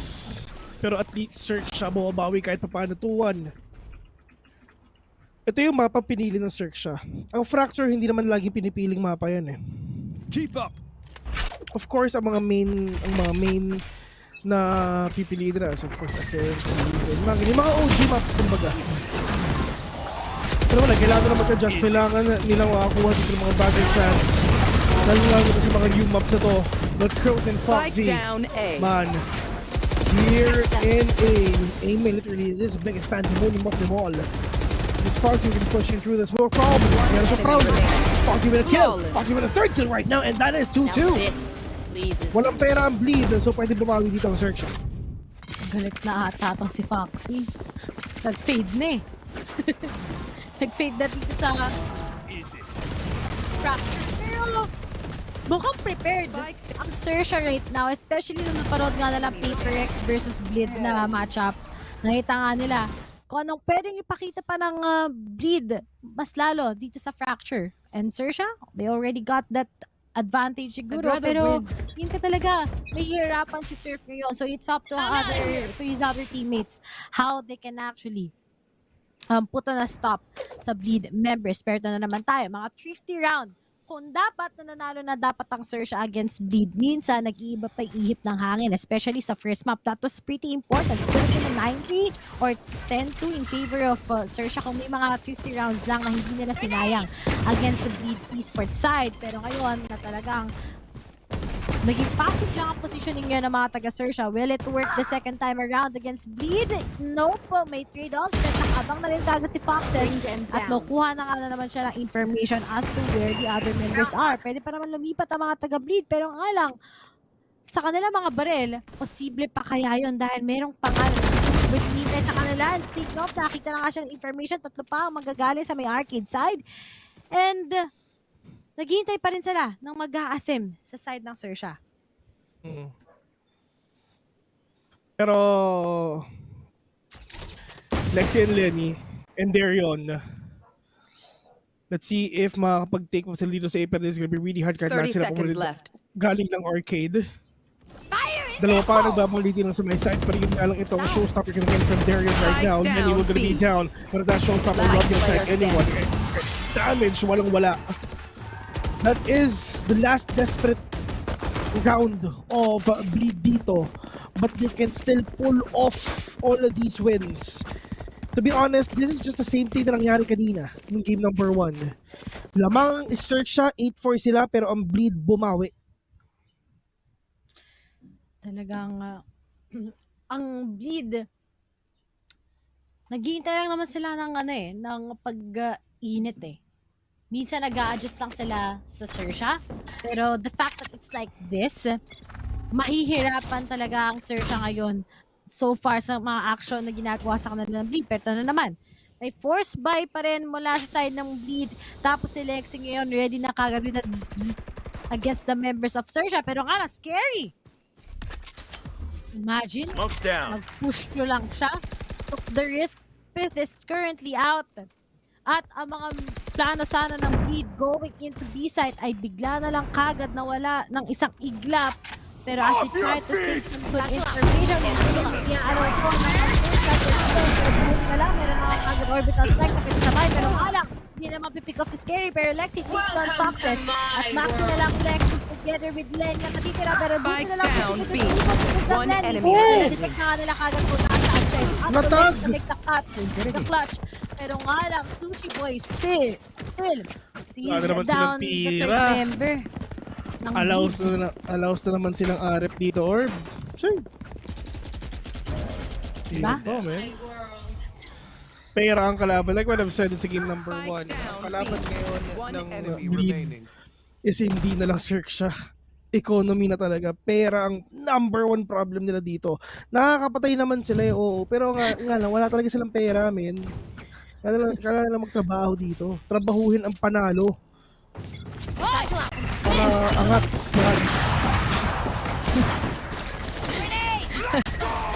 Ay. Pero ngayon nag-boost na nga din kagad si Lexi. Alam na yun kagad ng mga miyembro. Spike down A. Saan naman galing si Rose? Palong-palo si Kelsey yun ah. Pero nga lang, that disadvantage na naman. Mati 350 na naman to mga taga-Xerxia. Kung kailan, meron na sila dapat malaking lead. One enemy remaining. Last player remaining. Sushi Boys takes down Spike down A. Pero nga lang, takes the risk. 350 na naman ang mga taga-Xerxia. Ginawa na lahat ni Sushi Boys. Buti ngayon, nagpa-pop off na si Sushi Boys. Kanina ang tamlay eh. Diba? Parang ewan si Sushi Boys, natatunnel siya. I don't know. Usually skip ng mga killjoy yan sa Haven map. Ng mga APAC teams. Natatunnel talaga sila sa ginagawa nilang setup. Hindi ko alam kung bakit, pero ganun din na nangyayari kay Sushi Boys. Pati ngayon may map awareness na din siya at the same time. Kaya tignan mo yung humihiwalay yung mga taga-bleed kung nasaan si Sushi Boys para hindi talaga sila mapunish ng malaking team. Yeah. Mahirap talaga if ever na ma-punish ka, like kunyari, you really wanna push one side, then biglang wala ka palang idea na nasa gilid na pala, nasa likod, nasa ganyan. I mean, yun ang hirap if ever you are really aggressive eh. Pasok ka lang ng pasok, pwede kang makapatay, pero wala kang idea kung nasa yung mga kalaban mo. High risk, high reward yan. Poison orb emitting. Yung ginagawa mo if ever. But then, Bleed is sticking together as well na naman. Meron 2-4 mula kay Pith pero di na nga nagagastusin sa round na to. Pero once the trap is gonna close down, malalaman na nga kagad ni Scary to get loose. Pero nga na nagpadali, but Scary was able to get out one! Para makuha ng information kung nasaan na naman ang tatlong miyembro ng Bleed. And that was really a smart way of Scary showing off his control his skills at the least. Stop to Max and Pith. If I were there, One enemy remaining. Pero hindi pa pala tapos. Ayaw na ni Foxes na mag-save at all. Ngayon na mga taga-Bleed. Spit is gonna go down into his hands. And Maxi na lang all by himself. Pwede naman niya matakbo kagad yung spike. Pero nga na, syempre, pwede ka dalhin kagad ng mga taga-Xerxia. Kung saan siya manggagaling. Yeah. 10 seconds left. 9 seconds in, 5-3 it is. Yan ang gagawin ngayon ng Search mga kaibigan. Maximum hit na. Hindi to winnable, bes. Kahit maubos ko, hindi to winnable. Wala siyang oras. Diyos ko po, iniisa-isa ni Maxi lahat. Mami siyang pera, men. Uy. Meron pang camera si Gedli, pre. Grabe naman si Direct Sushi. Direct Sushi. Oo. Yung mga ano niya, yung mga tawag, mga position niya eh, no? Solid. But deadly. Yes. Ang ganda talaga na Cypher Rose, but Maxi really quick with those, pero nga lang si Sushi Boys talaga pagdating sa pag-anchor, hindi siya nagdi-disappoint. Hindi ko lang alam ang nangyari sa kanila sa Haven, but okay. Pero ang Bleed ngayon, kailangan nila mag-reset. Medyo mahirap-hirap eh. Pag binigyan mo na ng momentum tong Xerxia, alam ng Bleed, it's gonna be their biggest problem, ang Xerxia. But, ngayon si Surf, wala pa rin kill. Round 9 na. Hindi pa rin siya makagalaw ngayon, Vil. Buti na lang, hindi palong-palo si Pith tsaka si Lenny. Kapag palong-palo tong dalawang to, awit talaga sa side ng Xerxia. Ano bang gamit ni Lenny yan? Sofa pa rin ba? Wait lang. Oy, breach na pala. Breach na peke! Ang dami mong dada! Sampal ko kaya ang bandal ko sa iyong mukha! Ay. Ilang beses na naman kaya tayo makita ng operator save. Ay. Ito si Lenny. Robling Thunder. Take this! Eto na! Hey! There yun, gina-post siya. Bilisan nyo! Oras na! May call time pa wala na 5. Ay, seryoso ba? Seryoso yun, di ba nagbibiro na naman? Alam mo, kung hindi talaga sila matatalo ng bit, kailangan natin tanggapin ng onte eh. Pagit sila. Kami magka. Sige. Sige. Paano kayo? One player standing. Down, Maxi. Spike down, B. No way! Wala, man. I mean, si Pith pare. Handle yan, bro. Hindi pa rin napaplant yung Spike. 1v3. 30 Pag seconds left. nakasipit to, mamimigay ako ng battle pass. Legit. Pag na-crush si Pirto, mamimigay ako ng battle pass. 50, isa kanan, ho! Nagkama dyan kapatid. Foxy with a kill. Mamba out. Diba? Yung pagkapatay, out agad. Parang sa handaan, pagkakain, batsi na ako agad. Nagsubi pa ng lumpia. Nagtanong pa ng pangalan ng pinsan. Diba? Actually, yun yung kapag nagpa-birthday ka sa may mga kapitbahay kayo, tapos kabit ka, Oh, tapos man. invited yung buong barangay. Sino? Yung man Pinsan ko kayo yan, pre. birthday lang. Oh, man. Tapos kinuha pa yung orchid ni mama. Sila kasabit. Oh, yung mga bonsai ni papa. Lahat na kinuha, man. Ito na ang crash gear. Baka kinakatch anyone right now, pero muntik na meron nakita. Alam nila na meron tao doon sa may generator. Sushi Boys, Jump Peak, not gonna catch anyone. Pinchos, para na syempre mawala pa dito yung mga players ngayon dito ng Xerxia. But, Surf missing the first shot onto that operator. That is huge. Napaka-importante na you really need to hit that first shot kasi once na hindi, magkakaroon ng space yung mga kalaban mo. Space created sa side ng bleed. Akala nila babalik na sila sa A pero hindi, iikutan lang nila ito. Magaling pala magpaikot-ikot ang mga taga-Bleedville. Yan. May kasama pa yung sorry, ito lang ako. Team. Pero, pupunta na nga sila kagad ngayon sa A-site. Marami pa namang oras.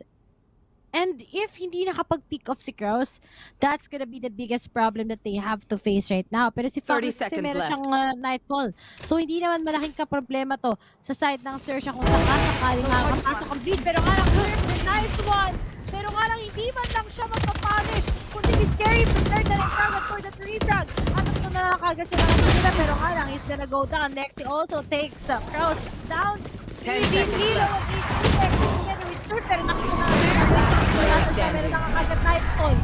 Para lang hindi mabinig at hindi makagalaw at all ang mga miyembro ng Bleed. And Sushi Boys takes down once again the last two ng Bleed. And Xerxia takes this into a 70. Parang may first map, map pick, ang first map Chris lang na lang ngayon ng mga taga-Xerxia. Parang Oasis lang. Hindi na nanalo na first map, tapos papalo na second and third map to. Hindi na makakabawa. Oo. Xerxia. Ganun yung galawan nila eh. Enemy remaining. Spike planted. Pero right now,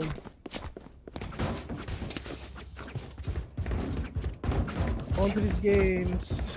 Where is it? There we go. It's gonna be an 8-3 or a possible 8-4 pa rin kahit papano.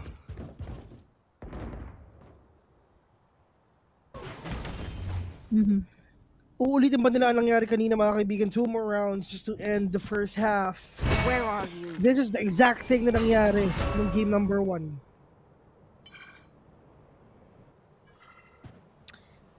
Kaso, Vil, eto mga Bleed nag-aalangan ha. Di man mag-pop off si Surf. At least mas connected yung plays nila. Hindi naman pwedeng parating si Surf lang yung gagawa, pero prepared na nga kagad si Process just in case he's gonna get contact pero yung nakating ko. Tries to punish them through it, pero Sushi Boys! Saves the day! Next together with Maxi, kagad sila pinag-blend at kaya nakakapin mo siya sa won't be able to connect and ending and Foxes finishes out Lenny. And now Xerxia is on a spree 8-3. Last round before the switch. Sa defending side nila against Bleed, nakala natin Bleed all throughout, pero pinatikim lang pala kagad ang first 3 rounds. Yeah. Sobrang napatikim in Bleed ng Bleed. Pero as long as di pa naman tapos, mali ba makayanan pa talaga, di ba? Tulad nga nung kasabihan natin, di ba? It's not over till it's over. Which is, yan ang nangyayari ngayon dito, Ray. But here in this game, it's 8-4 to. Literally, exactly yung nangyari kanina, but Surf are gonna pop off with a kill right now. Surf is low. Meron silang nakuha ng mga utilities dito, so pwede silang makabawi kahit papano. But we have no idea on how can they pull it off.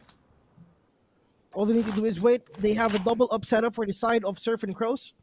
They have the ultimate of Breach as well. They have the operator for Maxi.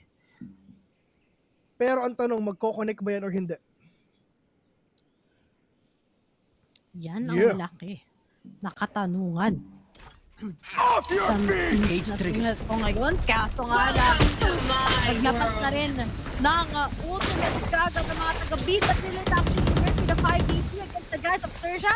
Dahil si Sushi Boys talagang pinay. Oh my God! Last player standing. Napakalaking impact doon. Dahil may nakaga ng mga miyembro ng Bleed. And Xerxia will be successful at finishes out. Switching Si sides. Maxi together with Lenny. And now it's a 9-3. Remember.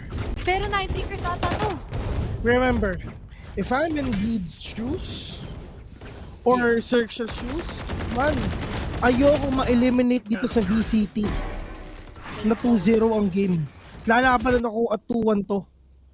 Promise, hindi ko ina-expect na 2-0 lahat to kasi alam kong 2-1 talaga lahat to. Except sa Team Secret, 2-0 yun, di ba? Of course. Pero, ang mananalo dito mga kaibigan, maglalaro pa ng isa mamaya. So, ang Secret at Paper Rex, kailangan nilang panoorin to ng matindi. Kailangan silang manood dito, men. Si Fade nanonood na. Lahat sa Secret nanonood na, men. Lalo na ako, di ba? Pinapanood ko. Lalaro ko mamaya. Kasi kahit anong mangyayari doon sa game nila, maglalaro pa sila ng isa pa. Ay! Mali na naman ako, di ba? Kung mali na naman ang sinabi ko. Ay, hindi pa pala laglagan portion to, no? Maglaga na to. Ay, laglagan na pala to. Sorry.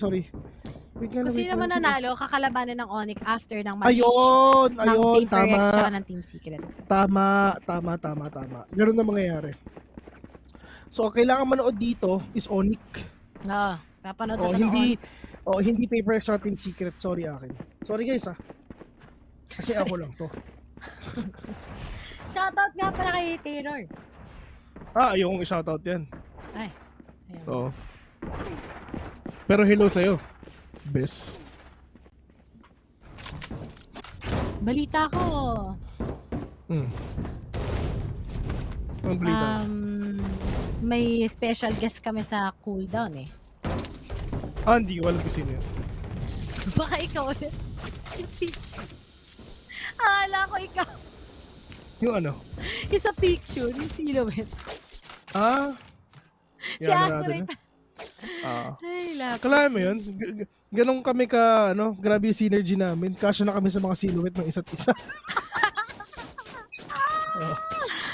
Ay, gusto pa nilang mag-map. Gusto pa daw nila malaglag yung bleed. Actually, Oo. Dali, diba? ilaglag nyo! Alam mo, sa totoo lang, kung ako ang Xerxia, ayaw ko magpa 2-0 sa'yo, no? Ba't magpa 2-0 sa'yo? Huyo ka ba?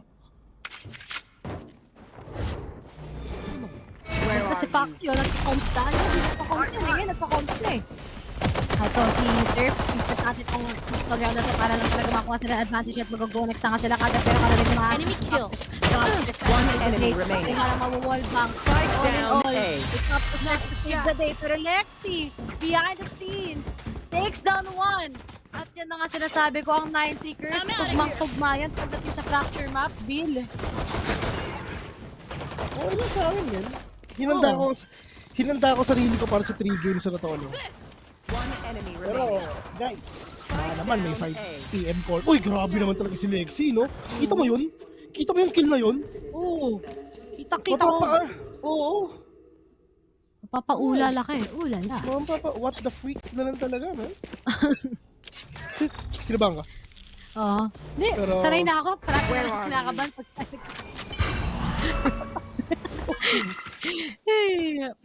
Pero, Bleed nakakuha na sila ngayon ng momentum. Kapag hindi na-punish to ng Xerxia, good game well played, 13-9 yan. Mamamaalam talaga ang Xerxia ngayon. Kita-kits na lang sa either LCQ or sa Champions. Ay, sa LCQ pala, most likely. Pero si Pit, uy, grabe ka naman, may idol. Yan kasi mabait kasi si Pit, nagpa-follow back sa Twitter. Pinalo back ako ng idol. Pero to si Foxes, so pinaglalaroan pa niya kagad. Oh. Tayo may follow, bes. Follow back ka niyan. Ayaw mo? Follow. Grabe naman si Kraus that takes down Pit. Pwede mo siyang Six ba siya? kumuha. Hop! First lang to the DM, mga kaibigan. 3v3. Siguro sa mga kusa ngayon. Pero right now, oh my God, they're yun, popping off. Makakita pa isa with a judge. Pero pang isa, talon-talon lang din, sabay putok. Yan ang ginagawa ngayon ni Darion. 95 already. May pera na ang mga players na Xerxia. So it's time para bumawi sila. Pero dito naman sa Bleed, ito na talaga ang gagamitin nila. Pero mga kapatid ba sila? Gamit ang Spectre nila and dyan, syempre may operator pa na hawak sila.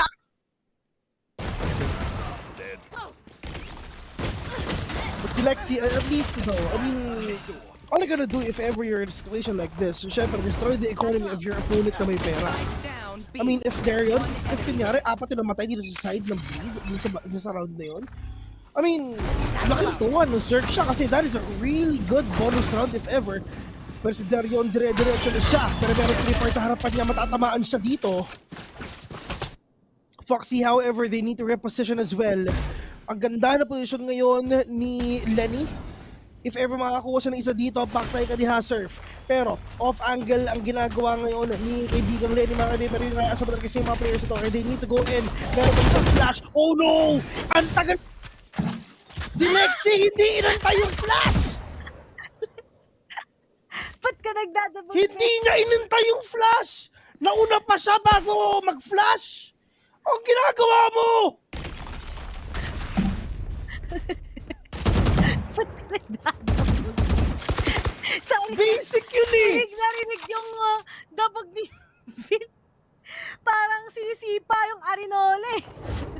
Bring them down.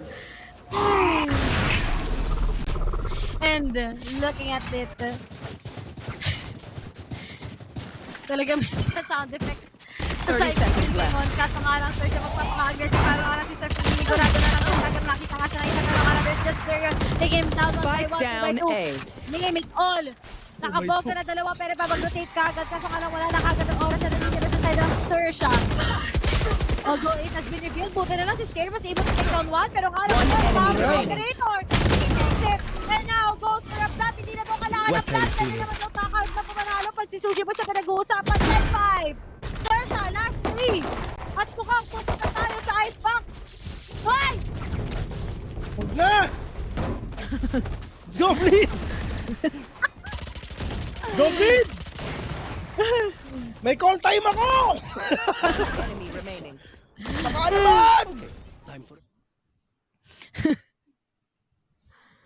10-5 it is for the side of Bleed, mga kaibigan. They need to save. Are they gonna save? Probably they're gonna save. Hindi ko alam kung anong ginagawa ni Maxi Bass. Meron siyang baril. Hindi nag-save siya. Tama, bumili siya. Maxi, technical pause. Ayan, tech pause. Hindi ko malaw si Maxi, mga kaibigan. Ay, nako! Kasi nandyan si Ray Ray. Kaya mag-detect po. Huwag ka nga sa puro asaran natin sa Ray Rakers na yan. Naniniwala talaga yung mga tao. Oo. At, ngayon, ang mga taga-bleed, kala natin advantage na sila. Pero yun, Xerxia, kasi once na parang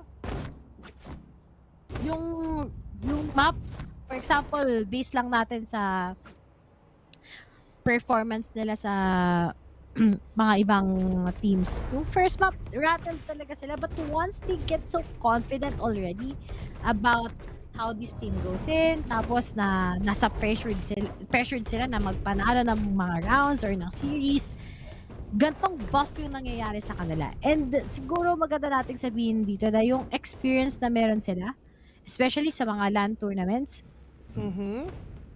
pwede talaga nilang, ginagamit talaga nila yun eh. As one of their piece into getting Bleed Esports this time around. Pero still, di pa naman tapos sa Bleed to dahil 5 lang naman at makakahabol sila against Xerxia. Won't be careful. Lalo na ngayon, 50 round na yan. Pwede pang manalo. Ay, hindi pala, nag-force pa rin pala mga taga-Bleed. Pero somehow, may kulang-kulang sa kanila sa utilities. So, dapat alam na ng Xerxia ngayon kung anong gagawin nila against them. Spike dropped! Grabe naman talaga. Grabe si Cross, oh. Hindi naglilinis ng kwarto niya. Joke! Joke. Hindi sila magkakasama sa isang room. Pero, Darion will gonna tag someone right now. There is the smokes, pero meron pa siya ditong rolling thunder mga kaibigan para makapasok yung mga players ngayon ng Xerxia. Pero, Lexi, naputulan ng kuryente ni Sushi Boys agad 4v4 onto this game. Everyone's gonna go here and be instead. Oh my God, Crows with that bulldog with a flick. Grabe naman talaga ang thigh flick. 2v3, Sushi Boys is low. Bleed Maxi is just right there in the corner. They know it already. Pero Diyos ko po, Maxi! Muntik lang tumama! Bakit hindi ka tumama, Maxi? Planted. Sayang! So much potential. Oh my God, hindi tumama si Maxi! Valorant pa! Kunyari, hindi alam, Darion, sige, kunyari, hindi nila alam kung nasan ka. Kunyari lang yon. Pero eto na. Sige, paikot-ikot ka. Exit flags na lang talaga ang magagawa. Darion, sumilip pa, pero wala naman siya dito makita kasi naka-hold ni Cyber KG to decipher. But, Scary is in a tough spot right now. If ever lumabas si Cypher, Diyos ko, GG ka talaga. Darion, is he gonna commit? Is he gonna take down anyone right now? But Scary, mga kaibigan, with a swing, with a kill, bleed. Will surely gonna have a hard time dealing with the players of Xerxia. Kasi nga, allow sila rep, dude, para siya ang orb siya. It's really harsh ngayon. Sa defending side ng Bleed. And you can really see it. Why? Wala silang sobrang like a cipher, di ba? That can just shut down ang attacking side ng Xerxia. And isa lang ang trademark ni Chamber. So wala talaga makapag-slow kundi yung mga aggressive na lang na utilities na meron pagdating sa Viper nila. Kaya ngayon nakakalamak na lang in a way. And speaking of, Foxes takes down si Maxi. Malaking advantage na to. Mawawala ng mga toxic screen. Pwede na sila kagad mag-penetrate through the side. And speaking of, crowd for a flat. Yung kalap po sa kagad ng Sushi Boys. But then, may trade lang mula kay Fifth. And now it's a 3v4. Mayroong showstopper si Dario na pwede niyang gamitin. They lose this round. Alam na, it's gonna be impossible for them. Pero speaking of, ang ganda na tinapon sa kanya. Walang kawalang intention. Pero still, Foxes is gonna go down. Kaso alam na nga rin kagad ng mga taga-Xerxia saan ba manggagaling ang Bleed. And speaking of, Darion does his move. Pero wala. Stuck na lang siya kagad kay Innocent. Pero meron pa pala siya pag-asa ngayon. Kaso nga lang, si Crows meron din siya pang post kagad. Bago nila makuha lahat. Pero wala pa pala yun. So now, he tries to go for the defuse. Crows changes the pace. And it's already a match point sa kamay ng Xerxia. Minadali at fracture para mapunta sa icebox. Ice box it is. That is the place to be. Talagang mapuntahan natin. Onto this game, mga kaibigan. Mahirap to na kailangan nilang humabol ng 8. Pwede natin sabihin na sobrang hirap na sila sa game ito. Once again, ang Bleed, oo, malakas sila dito sa map na to, pero iba ang kalaban nila. Medyo nagulat lang din talaga sila kasi Xerxia nakatapat nila. Pero Surf with the Blazestorm right now, nakakuha siya ng isa. Maxine, saan punta? Tapon basura. Darion, face your fear! That is a Nightfall coming in from Xerxia right now. Foxy has an idea kung nasa base pero Lenny makakuha ng kill dito. 4v2. I think man, this is over for side of Blade. It is really over, man. It's all up to Fifth. Ang meron lang siya 4 na headhunter and tour de force. We can say na what if makayanan nila, diba? Pero ay, daya ni Sushi Boys, oh. Okay. Daya. Madaya talaga yung term eh, no? Ganda nung camera sa totoo lang. Kita. Pith. Clutch or kick ladies. Re-roster. Oh, re-roster ladies. Makikita natin to. Ay, nako, tatlo pa ang kalaban mo. Nagkarinig na nga meron tao sa kanan mo! Attackers win. GG ka diha. At talagang sulit na sulit ang mga series ngayong araw dahil pupunta pa tayo sa Icebox. Yeah. Pero naiintindihan ko naman kung bakit eh. Kasi kung sino ang matatalo dito, they're definitely out already. At sa LCQ na lang sila aasa. Pero ngayon, mukhang nakapag-adjust na rin kaga ng mga Xerxia sa kakalipat lang nila ng bootcamp halos eh. Oh. Pero masaya-saya na nga din sila ngayon as they need to prepare on the third map which is going to be in Icebox. But overall, nagulat ako sa fracture map nila. Akala ko talaga advantage na ito ng bleed. Pero nga sabi ng Xerxia, alam nila yung mga strats din naman nila. And they're quite confident already into picking that fracture. And they impressed us so much with the 13-5. Mukti ka nang hindi maging one-sided to against the guys of bleed na magaling sa fracture dahil dikit ang laban nila against Paper Rex last time na nakita natin. Yeah, that's true. And dito naman ngayon sa side ng Bleed Esports, all they need to do is commit everything that they got. Lalo nga sa Xerxia, this might be the last game of their VCT lives. Pero, mayroon pa naman LCQ. Quite not sure if sino yung pasok sa kanila, if pasok silang dalawa. Not sure about it. Pero as long as hindi pa 13 yung score nung isa, kayang-kaya pa to. Icebox, a pretty stable map for all these players though. Lahat sila magaling dito, lahat sila malakas, lahat sila may play dito. Pero there can only be one who will advance and who will be eliminated sa araw na ito. Sino pa ang maglalaro later on para sa 4th game mga kaibigan? Once again, you're watching VCT APAC Knockouts, and once again, hindi ako yung magkakasama mamaya. Okay, hindi ako magkakasama. It's Honey Glaze and si Terror ang magkakasama mamaya. And yeah, ladies and gentlemen, we're just getting to a very short break. See you later.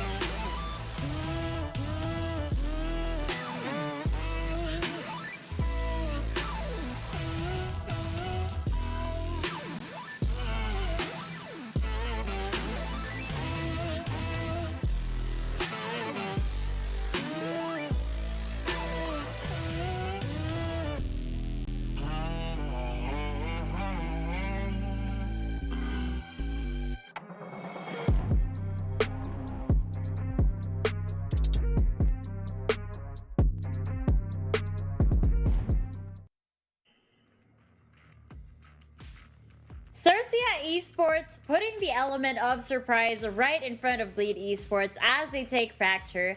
Rather than this being a step away from elimination, it actually becomes a hard reset for both of these teams.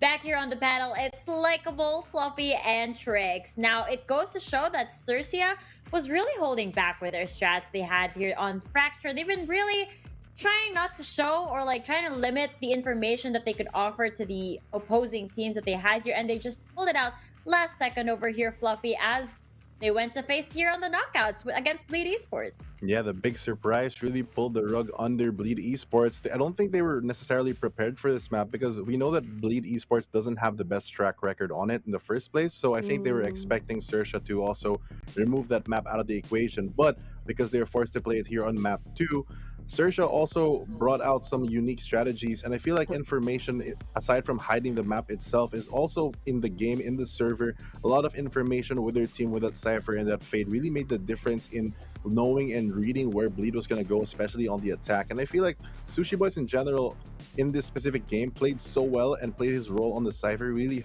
holding the fort in general for a lot of the sites and making a lot of plays on his own. The traps itself, I think, also slowed down the aggression of Bleed to a halt and really helped their convincing first half. I was a little skeptical when I saw the agent selection. I was thinking a Cypher on Fracture, I'm not really sure. But Xerxia putting my worries away, because that was actually really impressive with just the sheer amount of information that Cypher could get, as Fluffy is also pointing out. With that camera constantly being on cooldown as well, even if they break it, he's able to let the team rotate because he has his tripwire set up. He has a camera to also see where Bleed could possibly be hitting, and so usually Bleed would go into a site, but there's already a crossfire there. I know you were a little bit worried when you looked at the composition, but I wasn't, because I remember that this was a Xerxia pick. They were ready, and it really goes to show that they came here ready. I mean, their defense was just so solid. The crossfires were always there, and Fluffy, they made sure that there were no holes in the defense to even allow Bleed to enter fully on the site.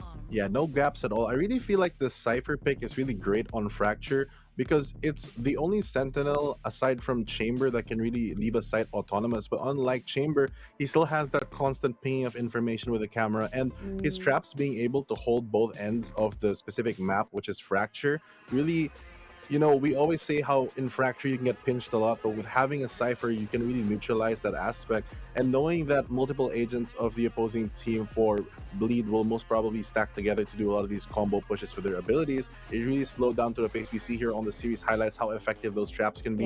Getting one and another one, especially with the info, because you do get that full scan as well if you do trigger the trap. And even with the Viper, the solo controller for them really is a hindrance, because again, the Viper is not the most flexible pick, especially on the attack. You're kind of committed once you place it down. The only other vision denial you might have is the fast lane, but that doesn't last as long, and it has the same problem with the wall, where if you do get scan tagged or anything like that, it's just an easy wall bang through that.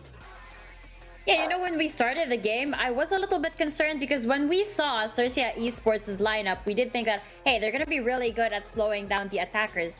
But Bleed Esports was starting out really explosive. They were pushing the sides, they were throwing everything that they had at them, and they got the first 2 rounds. Given that that was the pistol and kind of like the buy round for Bleed Esports, that's why they got it. But as soon as round 3 started and Xerxia Esports got their own buy, they made sure that every single round after that was impossible for Bleed Esports to actually push in. We're like, you know what, you get the first 2 rounds, go ahead, rush us for now. But now that we're fully settled in, we're about to bring out the big guns. We're about to bring out the big strats that we've prepared for you guys. And Bleed Esports Tricks really did not see that coming. It definitely seemed that Bleed was not expecting the side of Xerxia to come out on Fracture. And honestly, I was a little skeptical myself. Yes, it's their map pick, but we have seen teams drop their own map pick, so it's not exactly a guarantee. But what I really loved the most about watching Xerxia there is that their ultimate ability usage, they weren't afraid to use it. Even on that last round, there was a main push. They used the ultimates, both the Breach ultimate and the Fade ultimate, to really secure that round. And I feel that kind of decision making, that confidence to just use it, and they understand how it's going to help them in terms of also having a Brimstone ultimate, in making sure that the opponents can push from a certain area. I feel it was very creative and I loved seeing it. I loved seeing it too. I have to mention, Fluffy, that almost every single member of Xerxia Esports made so much value out of their utility. I mean, you see Scary. He's the ultimate smoke criminal in this game. I know we always hype up Maxi, but the way he used his smokes here on Fracture was always so methodical. He could always just pre-fire. His mastery of the Phantom really showed as he did so, because he would always get picks. And I just think that Xerxia Esports, they're gonna start bringing out Fracture more, Fluffy, as they go into the series. If they survive this series too, maybe later we'll get to see another Fracture from them. True. I think that hiding these strategies, especially in a long form tournament like this, is when you do bring it out, it really does pay off. And it really did pay off the most for Xerxia Esports right now. I mean, we even saw on the previous series when we saw ONIC and Alter Ego play, we were mentioning about how important it is to, especially on the Fracture map, to use your smokes to be able to cut the map in half. And Scary really put that to the test and really proved our point, where his smokes were the ability for them to block out so much vision. And in combination, I think I mentioned it earlier in the Agent Select, with the Cage as well as the Jet Smokes, the Cloud Burst, it really nullifies a lot of the long range fights, because you can just basically keep re-smoking a lot of these chokes, and it stops things like Fifth Chamber, for example, or Maxi playing really far back to really play off their plan. It really is the most disruptive thing you can do. And it's very simple in its own right, just smoke it. But it really is the most effective, because not everything has to be very complicated. It wasn't complicated at all. You really see the mastery that they had here. They've been practicing on Fracture just to bring it out at the perfect moment, which is today. So whoever they're going to be facing later with, who won the first series again? It was ONIC G. So ONIC G might potentially face Xerxia if ever they win this series over at Fracture. So I hope that they're figuring stuff out as they watch the series. They're studying whatever they could possibly do to shut this defense down, because it's so darn good. But now we're going to be moving over to Fracture Tricks. Oh, sorry, Icebox Tricks. Yes. And so far looking like a potential mirror matchup, but we'll find out in just a bit, and there we go. Yes. I think that this is going to be the defining factor of if they're going to get value from the Killjoy. We have seen Xerxia, especially on Haven, kind of struggle with that value, and their performance previously on Icebox was not exactly the best. I think Bleed has, considering they have the solid lineup as well, and Maxi on that Viper again with Pit on that Killjoy, I feel there is more malleability in terms of their backline of Bleed being so solid, and just needing Darion to open that space, block out a couple angles, and get a few picks. Again, the same, however, can be said for Xerxia. It's a game of who gets the most value and who gets the better information.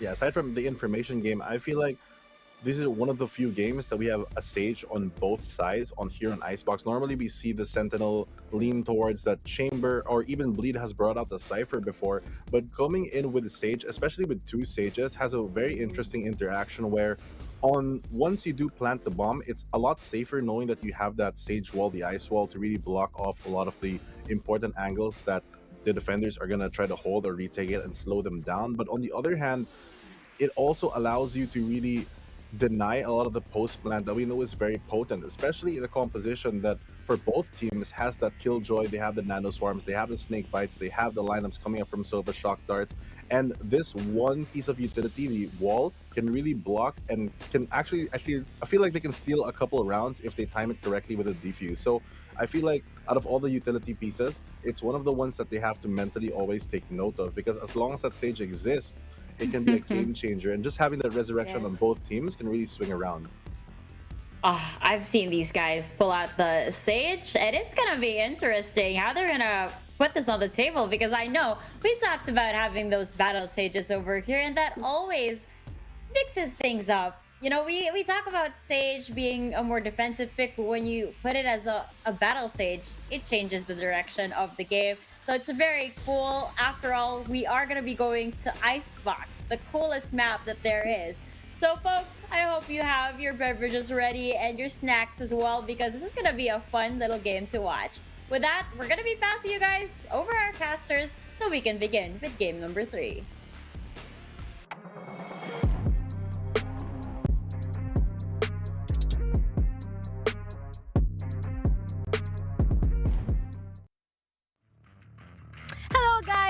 now back here in the match between Bleed together with Xerxia. My name is Ray, and of course, alongside me here is Vil. At may tinitignan si Vil doon, pero Uusog kasi ako. Uusog kasi ako. Si Pico kasi natutulog sa gilid ko talaga. Alam mo yung literal na sobrang dikit na dikit sa wheels nung upuan.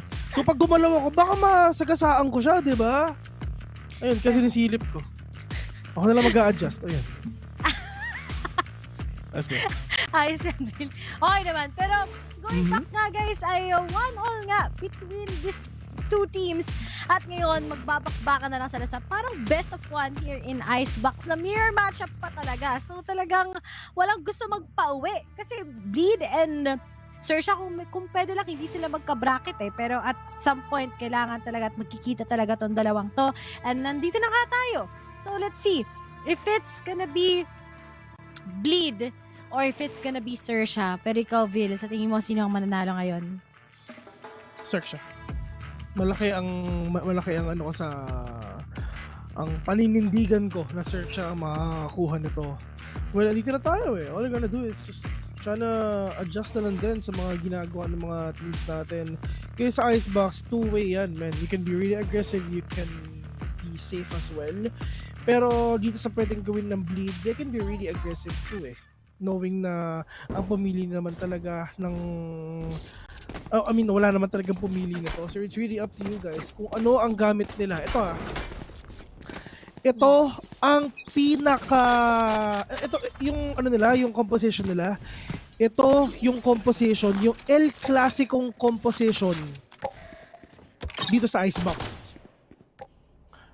Na last year pa yan, men. Pero ngayon nag-innovate na eh. May kasamang chamber na eh. Wala na si Killjoy eh. Pero, syempre, comfort picks na lang talaga, malala. Talagang makita natin itong dalawang to, research talaga eh. Pero sa Bleed, they're gonna be starting right now. Tries to pick up someone, pero nga lang may deny kasi galing kay Cross kagad. Kaya ngayon mapaparotate sila kagad sa B after making a few noises. Pero syempre na-figure out na din kagad ang mga taga Xerxia saan sila pupunta. Pero sige, talagang lahat sila nandun. So they might just go for a retake. Pero the fact na si Maxi nakapasok na kagad ng kitchen, ito ang complicated thing na kailangan harapin ng Xerxia. He might cut off si Foxy, pero siya din ngayon ay nag-aalangan sino uunahin niya sa mga miyembro ng Xerxia. Yeah, meron ng tao dun sa may dulo ng walang hanggan. Maxi trying to cut off everyone dito nag-rotate. Yan ang trabaho ni Maxi. Malayo siya sa laban. Talagang flank lang ang pwede nang gawin dito. Oh no, hindi ko alam kung ba't ginawa ni Foxy yun. Diyos ko po, literal na parang nag-suicide ang kuya mo. Pero, look at the positions of Bleed. Oh no, ang layo nila. At wala pa rin nag-defeat to spike mga kaibigan. If ever, natapos nyo to. Pero wala kayong idea na nasa likod ng mga kalaban nyo. Maxi catching one. It's up to there right now. Nakakatakot na din talaga kasi dalawa pa yung nag-push sa'yo. 1-0 Bleed already. With the 1-0 scoreline, hindi ko alam kung anong ginawa ni Foxy. Ba't siya umakyat doon? Oo, umakyat siya.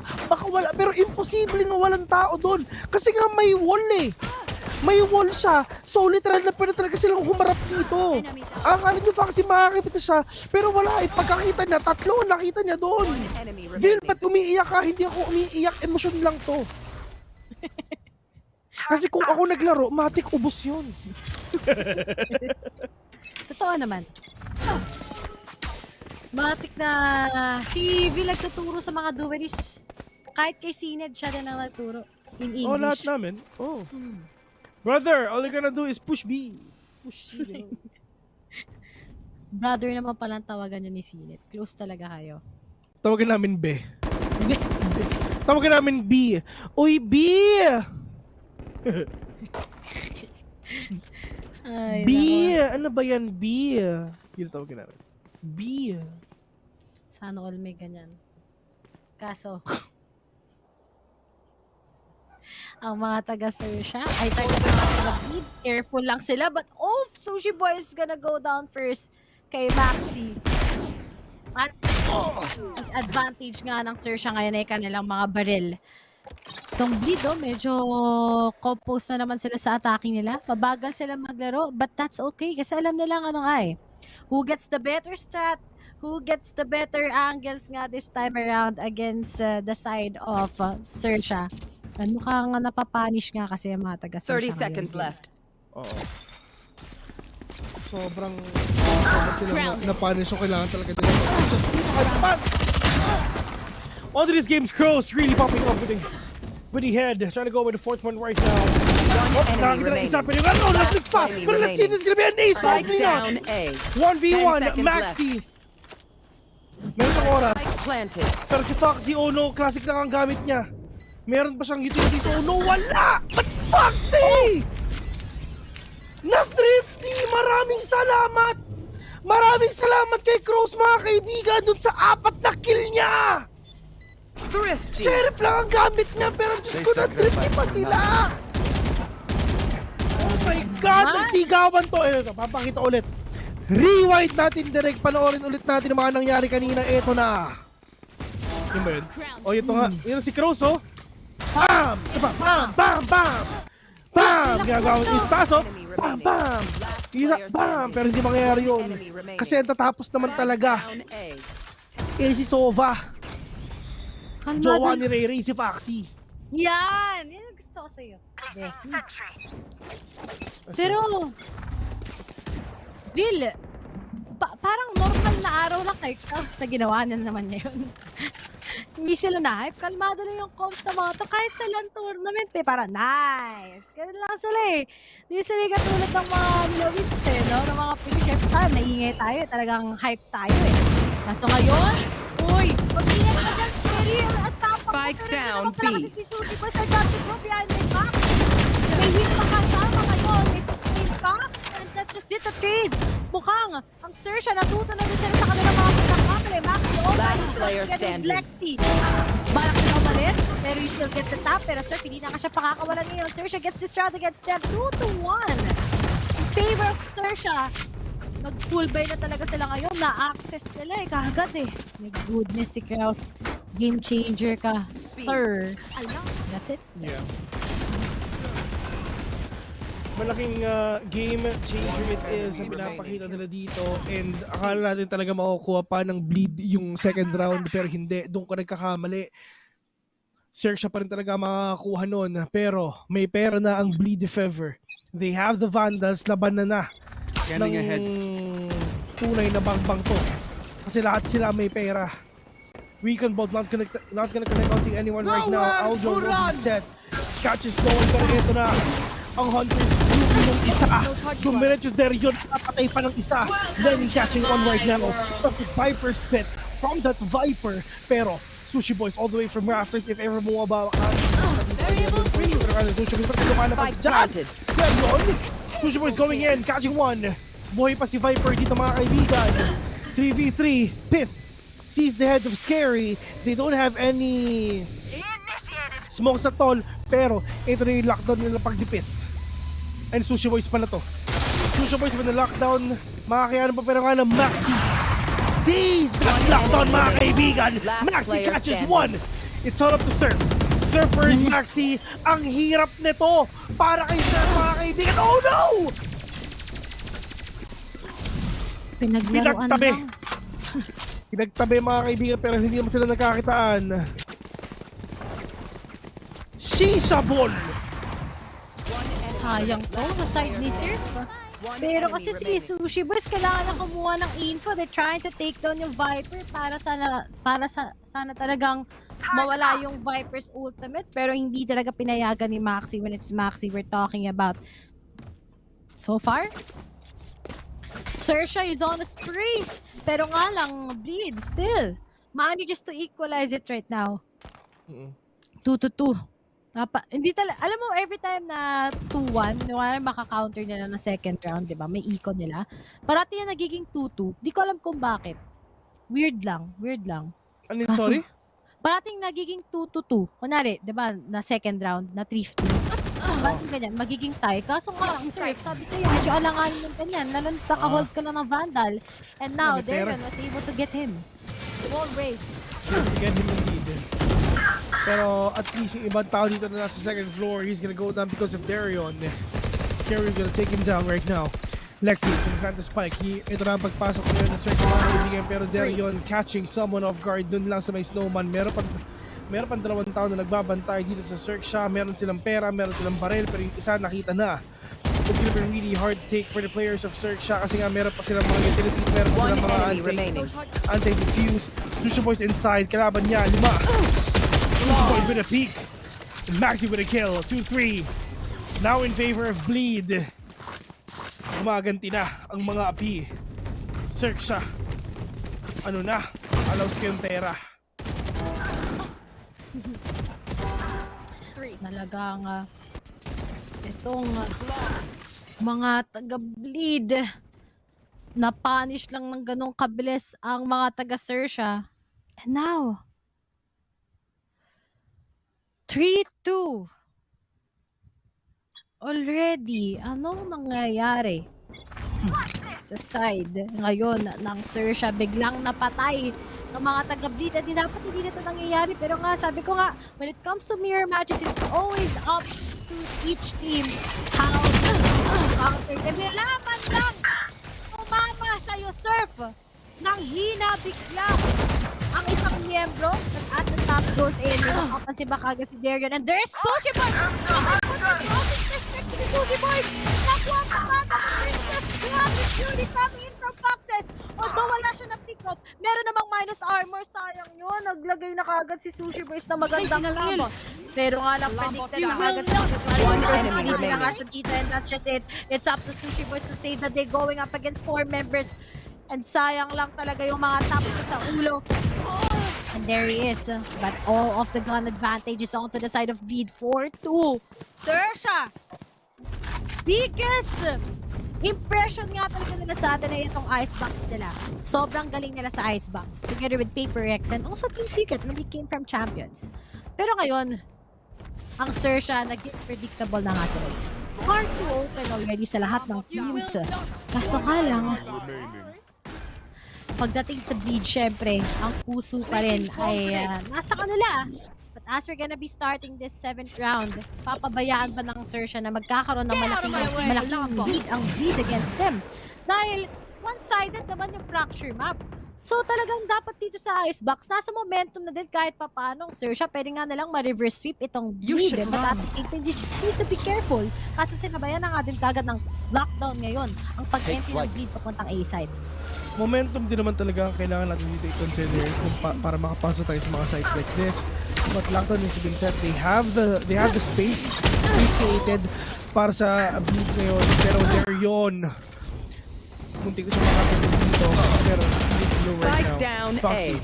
That is the answer of Xerxia. Kasi ginawa ni Darion, pero book fit literal na sinunog yung isa. 1v2. Pit. Yes, this is winnable. Winnable pa ito kay Pit kahit dalawa ang kalaban niya. The spike is dropped. He has a lot of time. 45 seconds pa. Mahaba pa ang oras ni Pit dito. Pwede pa siyang kumuha ng spike if ever. Pero for the players of Xerxia, all they're gonna do is wait. Kailangan hindi sa ganitong 30 seconds thing, left. Kailangan hindi ka maging impatient eh. Kailangan sobrang maging pasensyoso.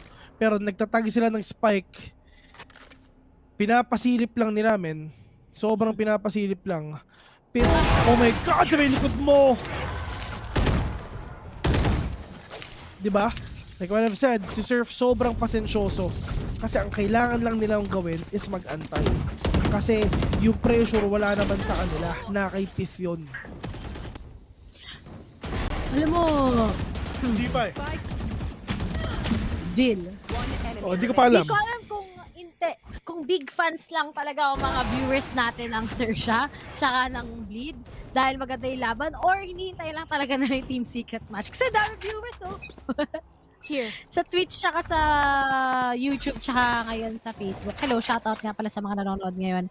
Oh. At, ano ba? Sorry guys, mukhang malilate talaga ang pagkatapos ngayon. Second match-up pa lang po, alas 4 na. Ilang oras na tayo nagkakasbil. Pero dito ngayon sa Xerxia. Actually, ilang oras na lang? 5 hours and 30 minutes na, bes. Alarm bot out. Simula tayo 11, di ba? Yeah. 5 hours 30 minutes, na tayo salita. Dapat na.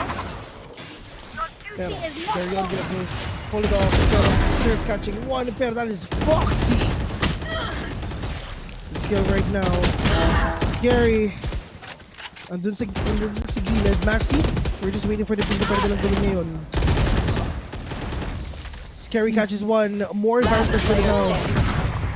Binabot na nila, pero Xerxia bumabawi dito. 4-4 ang score nila. Ayaw nilang magpa-uwi. Hindi sila uuwi. Kung may uuwi, yung kalaban namin yon.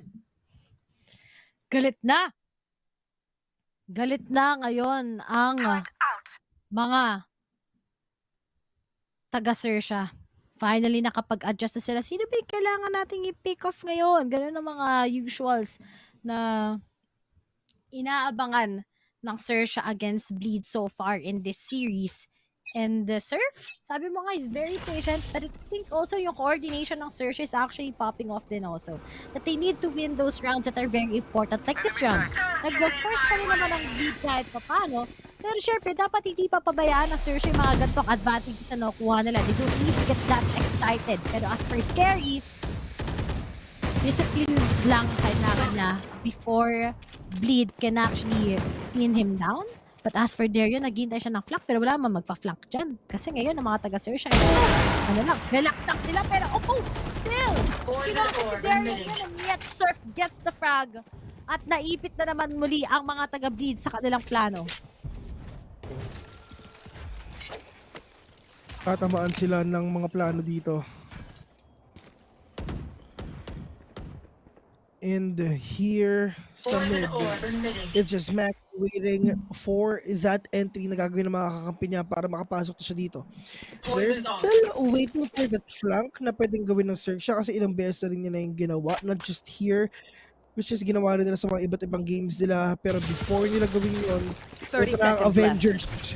Avengers ng MYSG, mga kaibigan. Ito na si Thanos. Pero yun yung kalaban nila. Iron Man leading the way lang si Grims Hemsworth. Ito na si Doctor Strange, si Cross. But let's see. Lenny with the big one down. Pit as well. With a 2K. Scary. The only man remaining.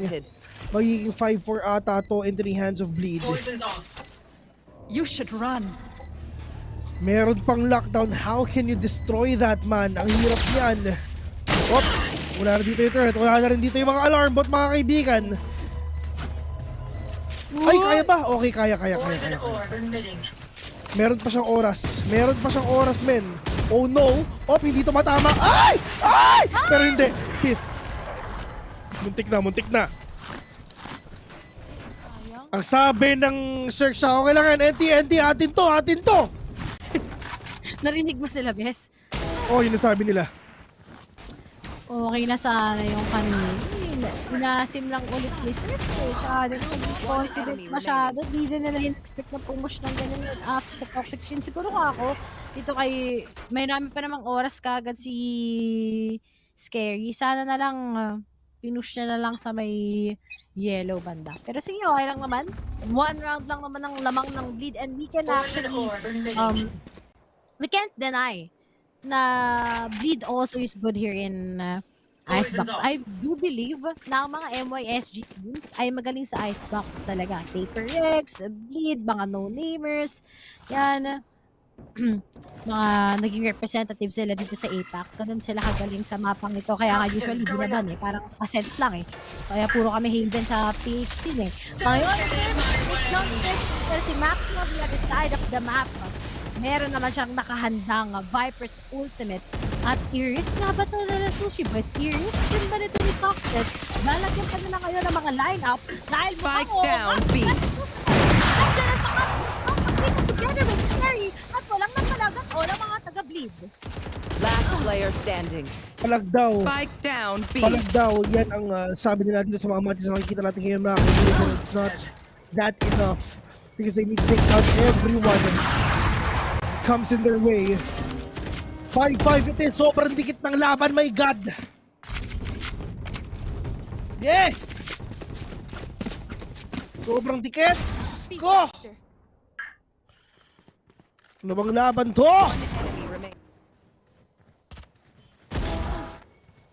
Pero manalo naman ang Team Secret dito for sure.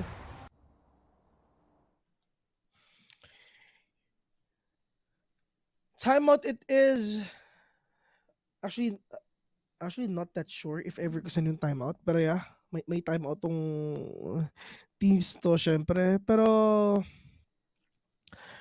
for Bleed, I mean, they still have money. Yeah, sila yung magka-timeout. They still have money. Pero at least nag-timeout itong dalawang teams natin doon sa second to the last round ng first half. Not sure kung meron pa yung Xerxia though. Pero but still, sobrang dikit ng laban, Ray. I mean, I have no idea who's gonna win this, man. I mean, swear. Nung nakita ko yung mga laban, isipin mo, bakit ka magpapa 2-0 na nasa lower bracket ka? You're not gonna do that, my guy. Sa lahat ng games, ito yung pinakamatagal. Paglabanan na lower bracket and going na, lower bracket, round 2, round 3, mga ganyan, dyan talaga matagal. All the time. Hindi ko talaga natin talaga masabi kung paano magiging pacing na to eh. Kasi kahit mag-switch tayo na sides, kung paano nag-execute yung Bleed, that's just almost the same as how Xerxia will execute eh. Pero so far si Surf nagpa-pop, flat sila nagpa-pop off. Pero as for Lexi, kanina sobrang palong-palong siya ngayon yung medyo malamig sa side ng Bleed. Pero buti na lang, Maxi and Pit, yung mga taga-EU na teams import. Ay... Ano meron sa EU teams? Nandito kasi sila, si Maxi siya kasi Pit, dito sila sa SEE naglalaro. Ayan, galing EU teams yung mga yan. Galing yan sa kabilang bangbang. Hmm? Galing sila sa kabilang bangbang. Diba? Oo. Mga CS gods. Oo. Halos lahat nga ngayon eh. Itong mga iba sa Bleed. Sa Xerxia, hindi ko din alam kung anong iba. Basta yun, magaling sila sa Valorant, pwede na yun. Pwede na yun. Ito na, mag-start na round 11. Let's go. Dikit na dikit. Alam mo ba, may nag-PM sa akin. Ano sabi sa'yo? Pinatago ko siya sa pangalang, hello, it's May. Ano sabi? Ano daw ginagawa ko? Nag-chat sa akin, gawa mo. Ano nagka-cast? Hello? Tinanong ko rin siya, ano ginagawa mo? Malamang nag-off siya. Ay, naku. Deserve. Placing swarm grenade. Naubo na. Naubo na yung kasama ko, mga kaibigan. Pero alam pa kasi we're gonna take down one. 4v3. Foxy pala yun, pero Maxi. They need to back away because that lock na napapunta sa kanila. Or they gonna switch it up probably here in B. Sila yung nag-time out, pero Xerxia ang lamang. Kung nagtatanong ko yung kung sino si Hello It's May, siya ang drone shot natin, men. Siya yung nagda-drone. Lenny catching one right now. Napakaganda. Oh, muntik na pero natamaan yung isa. Sushi Boy being tagged. The equalizer is there. 3v3. 30 seconds left. 30 seconds in, napakadaming wall pa, wala nang wall si Lexi. If ever sumilit yung mga players ng Bleed, dun papasok ang Xerxia for sure. Maxi, medyo malayo pa, kailangan na punta, pero ang Lexi, mga kaibigan, nakapatay pa ng isa, will take down cross. Meron pang recon both yung mga players dito ng Bleed para makakuha pa sila ng aggression, pero that is Lenny will take down one again. It's all scary. He will catch one! 1v1 with a great run, 6 seconds in. They need to plant the spike, pero papatay na this is scary! And Skyrim will take you down! 6-5, one more round to end the first Last half. Round in the half. May pera ba ang BLD? Oh no! Oh no! Wala! May kanta pa Villa. Pero ang ganda ng crunch is scary. Grabe yun. Pero alam na din niya eh, na delayed sa oras. Pero syempre, take all the risk. Sobrang init niya ngayon. He manipulated also with those walls. He knows how to make those decisions. Tapos hindi in-expect ni Maxi na nasa harapan na nga din niya agad. Pero Xerxia, ito na nga sana. Advantage na itong round na ito. Dapat ito na yung 100% nila just to be able to get 2 rounds ahead against Bleed just in case. Sa pistol, medyo magiging tagilid sila. Kaso nakaabang na nga din kagad si Surf kung meron nga siya mapipick off. Pero nga lang, si Sushi Boys also, bibigyan nila yung sight most likely. Pero wala namang available na ultimate sa kanila. Pero nga on the rock, agad himself. Nakaharang tayo si Sushi Boys. Yes, enemy kamulat na. Straight coming from Daryl himself. Pops off that blade storm. Pero wala pa naman kagad nagagaling sa Xerxia side na pwede silang makapag-pick off muli sa side ng Bleed Esports. Pero nga lang, Xerxia goes for a 4-man read. Klase sila magsasama-sama. May mga utilities pa naman sila na pwede nilang gamitin ngayon. And speaking of, gagamitin na nga nila to just to be able to eradicate this round against the hands of Bleed. And speaking of, Throws has the slow orb, has the counter wallet. Oh, may layas pa yan. At na-destroy nila. May advantage na for the delays. And speaking of, Surf takes on with that. Nasa rin na nagpagaling sa kanila. Also ready with the bang! At si Scary na lang kagad with the clutch. Pero nga lang mahihirapan siya. Kailangan na talaga. Wala na kagad siyang oras. 4 bullets in a dream. Pero wala na kagad talaga to. What's given up for him to get this? And Lenny takes down the last kill. And it's gonna be 6-0. Switching sides. Wala nang pera yan, men. Pero Diyos ko. Hirap. Hindi ko alam kung sino mananalo, men. Ang hirap mag-predict dito. Wala. Kasi naglaban sila. Diyos ko naman, diba? I mean, sobrang dikit din eh. 2-1 din yung score nun eh. Talagang nakakagulat na ganito ang nangyayari. Sa search and beat, talagang dito sa Icebox, wala talaga. Sino mas lamang, sino mas sikat eh. Pero so far, there's a lot of clutches coming in from Scary himself. Sushi Boy is also a good anchor sa mga site. Pero nga lang, pagdating din sa post plant, okay din yung Bleed eh. Wala kang makitang mali eh. Ganon din sa Xerxia. Ang gaganda ng executions. Mga individual mistakes na lang kasi ang nangyayari. Tsaka mga, sabi nga ni Trix kanina, sabi nga rin ni Fluffy, kung saan sila makakuha ng information, yun talaga yung ima-maximize nila. And we can really see that right now between this first half. Pero ngayon, sa second half, na nasa attacking ang Xerxia, paano nga ba nila i-handle? Paano nga ba i-handle ngayon ni Surf ang pagiging aggressive niya, ang pag-takedown sa site, ang pag-dash in, nasa kanya ang sagot, syempre. Pero pwede pang makakuha dito ang Xerxia if ever. Kasi ang hirap din eh, man. I don't know, to be honest. Kasi knowing na pareho sila ng agents. Labanan na lang. Ganito na lang yan. Ganito na lang. Pagalingan mag-computer. Kung sino na lang may mas magandang gaming chair, yun na yun. Yung mananalo. Paangasan. Oo, paangasan na lang ng gaming chair, mga kaibigan, yun ang mananalo. Right here. Hindi, actually feeling ko kaya nanalo yung Bleed kasi mas maganda yung gaming chair nila kaysa Sir. Mga tipong ganun, di ba? Ganun, men. Scanning ahead. Wala, sobrang dikit eh. Ano mas malaki? Yung gaming chair. Ng Bleed. Nino. Magsabi ka ng pangalan. Nino! Yes! Sa atin lang. Pero nakita ko kanina yung background ni Foxy. Parang mas malaki yung kay Foxy. Mas malaki yung kay Foxy. Tignan natin yan. Pasilip nga ulit. Sa camera. Kaso ngayon. Oy! Si Foxy! Boom! Na-aircom squad si Surf. Sabi sa inyo, Xerxia! Galing-galingan nyo! Wait lang daw. Kalma lang daw, sabi nila. Kaso nga lang, habang kumakalma, magko-commit nga ba sila fully sa may B-set kung saan ay yung 4 na miyembro ng Bleed doon naghihintay. Hindi kailangan i-shutdown ngayon si Foxy para pwede sila mag-A-site pero nga lang, layo na ng oras. Malayo ang oras, pero 30 meron seconds pang left. chance, kapatid. This is now the complete turnaround of events. If nakuha ng Bleed itong mga pick-off sa kailangan nila, ano yung ginagawa na dyan ni Cruz, ha? Pero Darion, grabe naman talaga. Close nila. Kozira gets you. What? Cruz catching one. Maxi as well. Pero hindi traded out by Darion. Scary. Oh! It's all up to Foxy. 1v3. Tatlo kalaban na. Catching one from Darion.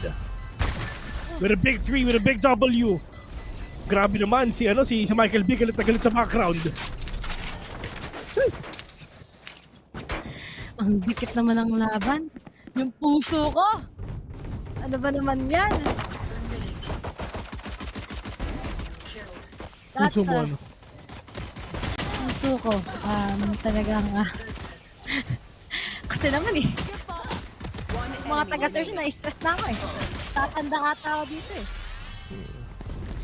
At sumakit ng ulo. Lang bang si Foxy Pero ngayon, leading ang Bleed. Nag-force talaga sila. May bundle na bonus si Darion. Kailangan pumalo ngayon ng Xerxia din at the same time. They need to be careful. Pero nag-force sila? Ayun, nag-force yung Xerxia. Bakit? Okay lang. Okay. Sige, kung workable naman sa kanila, pwede naman. May total 2v1 naman din, na-plant naman doon may spike, kukuha ng information, nakita ka nila kung nasa na mga ibang membro ng mga taga-Bleed. At ngayon, kailangan nila magpadahan-dahan. Spectres versus Bulldog, tsaka Spectres din, tsaka Vandal, tatama nga ba itong mga taga-Xerxia Ville? Yeah. Kung di yan tumama, literal na tatamaan ka talaga sa akin. Pero, Cruz mag-plant na spike, medyo masakit lang din talaga, okay. Grabe yung sakripisyo na ginawa ni Cruz doon. Ginawa niya na ang lahat para lang ma-plant yung spike doon. Meron ng snake bite, meron ng mannerism grenade, pero ininda na yon para magkaroon sila ng plus 300 sa mga pera nila. The clock is ticking already. Maxi dito sa may yellow. Surf will be dead. Foxy catching one. Pero anong ginagawa mo? Ba't tumidiretso ka dyan, Maxi? Hindi ka alam kung anong mangyayari. 1v2. It's up to Darion, pero it's over. Bleed will get this round. Oh no. Oh no.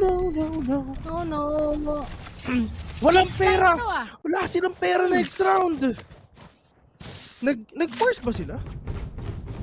Nag-force sila. Naku po! Sabi sa'yo, wrong decision. Naku po!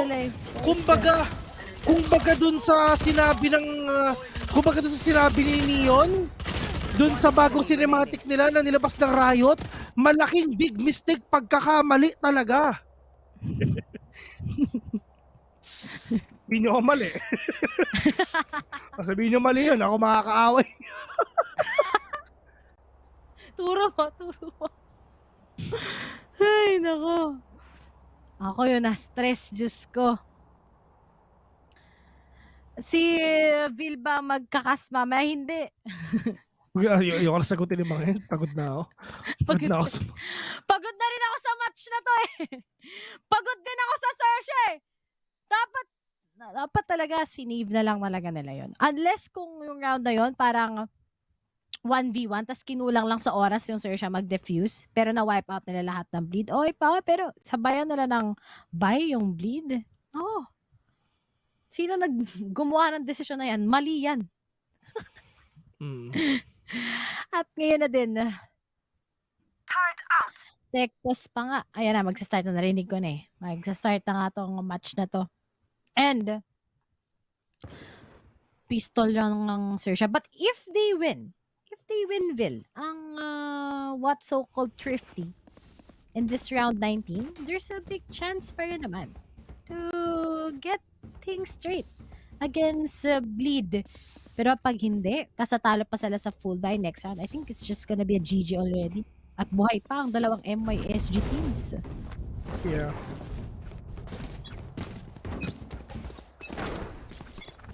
On to the next chapter of the game. Ito na.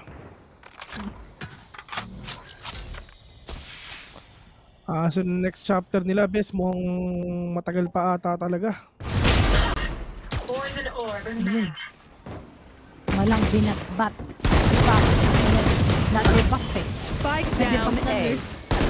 At yun, pinagpiestahan ng dito mga taga-Xerxia. Na-nerf malala. Life the game is check. Last play remaining.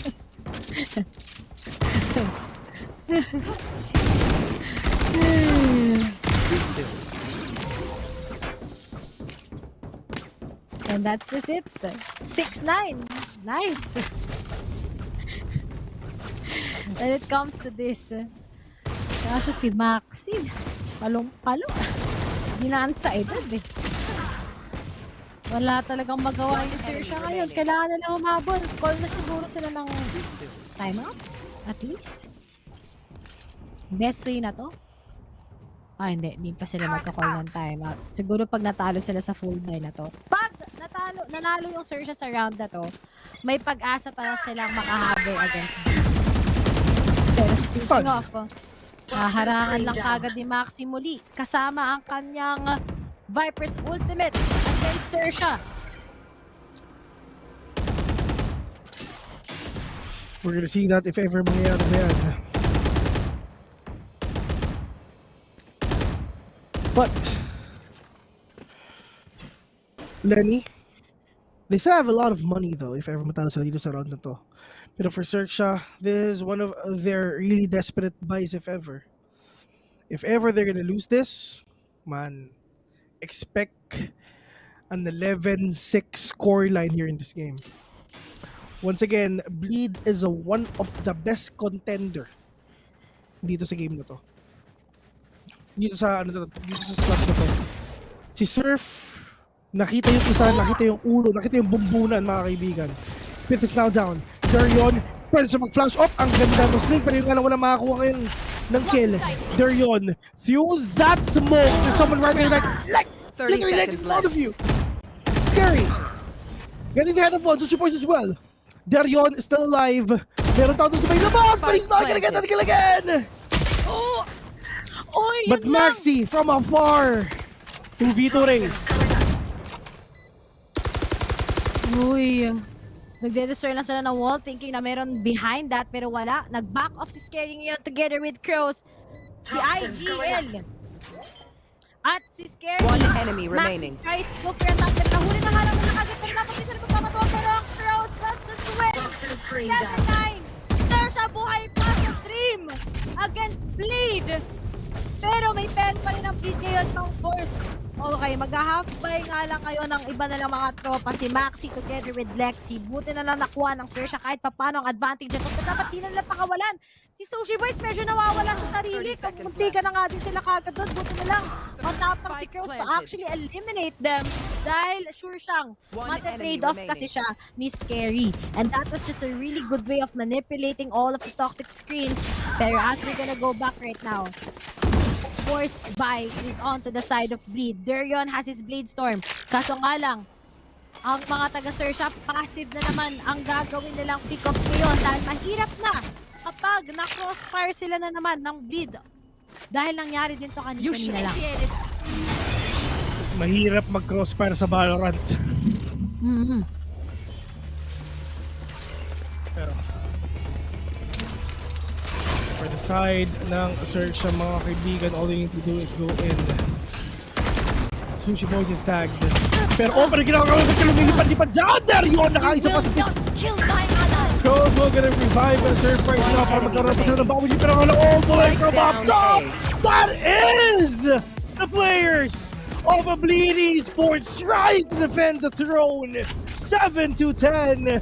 Oh no! Walang pera ang Xerxia dito! Kailangan nilang mag-evas. Nako po, Xerxia. Chineer lang namin kayo ni Bill. Let's pa. Pero sabi ko nga, pero alam mo, gusto ko lang talaga manalo. Kahit naman sino eh. Pero gusto ko lang manalo yung Xerxia para tigi isang representative kada region. Indo, meron pang Thai. Pero kawawa naman yung mga, kung natalo yung Xerxia dito, kawawa naman yung mga Thai casters. Wala na silang kakast na team. Nari din sa amin yun. Saan? Last time sa Masters, walang PH team last time, di ba? Oo. Uy, may nag-text sa akin. Hmm. Kada araw may extra bonus sa unang deposito. Makakatangka. Kala ko. Ay, oo nga pala. May utang nga pala ako kay Taylor, guys. Ayan. Di ba? At least ngayon, at least dito, di ba? Talagang sinabi ko, di ba? Oo. Minsan ako. Libre na, hindi ka na babayaran yan. Ay. Magpapakilala ko sa halagang 10 piso, tandaan. Si Ter nga pala nagko-comment. Pati din siya nagtatanong sino mo. Hindi ko lang alam eh. Si Lebron. Best mo sa number mo. At Xerxia. Pag to na-comeback ng Xerxia, masaya na ako. Pero so far, imposible pa nga. Kailangan nila ma-thrift itong bleed before they can finally get that great advantage. At the same time, somehow,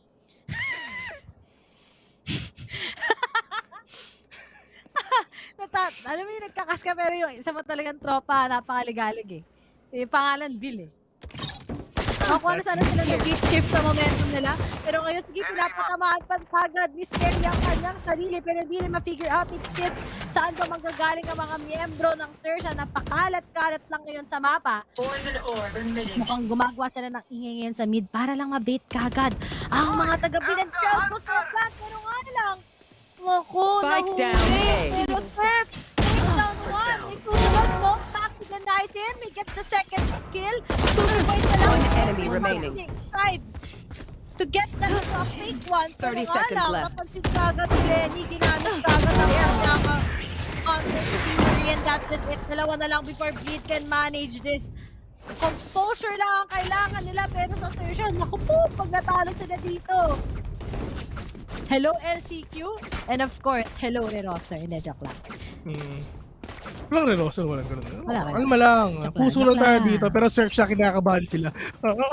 Ganun yung kaba na nararamdaman nila. If ever natalo sila dito, allow sila pera next round. So Xerxia, makakala na kayo, men, kung paano nyo gagawin to. Turret out! Paano ulit? Oo. Ayun, mga sound effects ang kagad ngayon si Bill. Kaso ngayon, Xerxia! Lanasan na nila yung mga ganitong dikit na moments against MYSG teams. Mauulitin ba nila this time around? Or matututo na nga din sila sa kanilang mga pagkakamali? But there's the deny. At meron ding Hatter's Fury mula kay Foxes just to be able to deny ang knockdown. Pero Perfect gets the tap. 3v4. Dapat hindi nila ito pakawalan kung gusto pa nila tumagalan.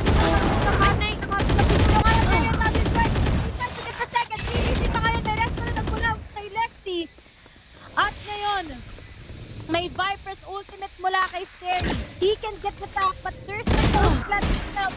Pero nga lang na swing. There's get all na lang agad. Lenny kagad. 2v3. Pero nga lang, Sterry can get them. Yung pangalawa pa siya kagad ngayon. Na stake by the One enemy remaining. Last player standing. Walang oras. Concentrate.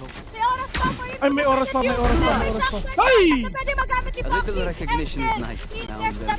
Thank you. Kalmado lang dapat ang oras sa Xerxia ngayon. At tatlo pa before it's gonna be a tie score between them. Pero walang pera ang Xerxia. Oo, Yun ang magastos. problema. Sobrang magastos. Ano lang sila, men? Vandal, half armor, ganun lang. Yun lang gagamitin nila. They tried. But, wala, sobrang dikitan din talaga eh. To be honest, kala ko nga magiging 12-12 pa tayo. May chance, malim, hindi pa naman tapos to. Pero lahat sila nagsigawan nung nakapatay sa Foxy. Sabi nila, nice! Gumanon sila. Narinig ko yung comms nila, guys. Sumisigaw na ata yung mga ano, no? Mga taga-bleed ngayon dahil dalawa na. Pero pwedeng ma-turn pa yung tables. Dapat hindi na sila mag-choke ngayon. Ganito din nangyari sa Paper X match nila eh. So dapat alam na nila paano mag-maintain ng composure lang pagdating sa mga moments na ganito. Salisigang lang kagad sa may mid side. Pero uy, nafe-fake ata sila into going to A. Oh no. Unless may napipick off yun si ano. Ay, lilipat din sila ng A side. Ako, ganda ng release mula sa side. Sakasakali pa Cross! Inalay niya ang sarili niya. Higat Maxi.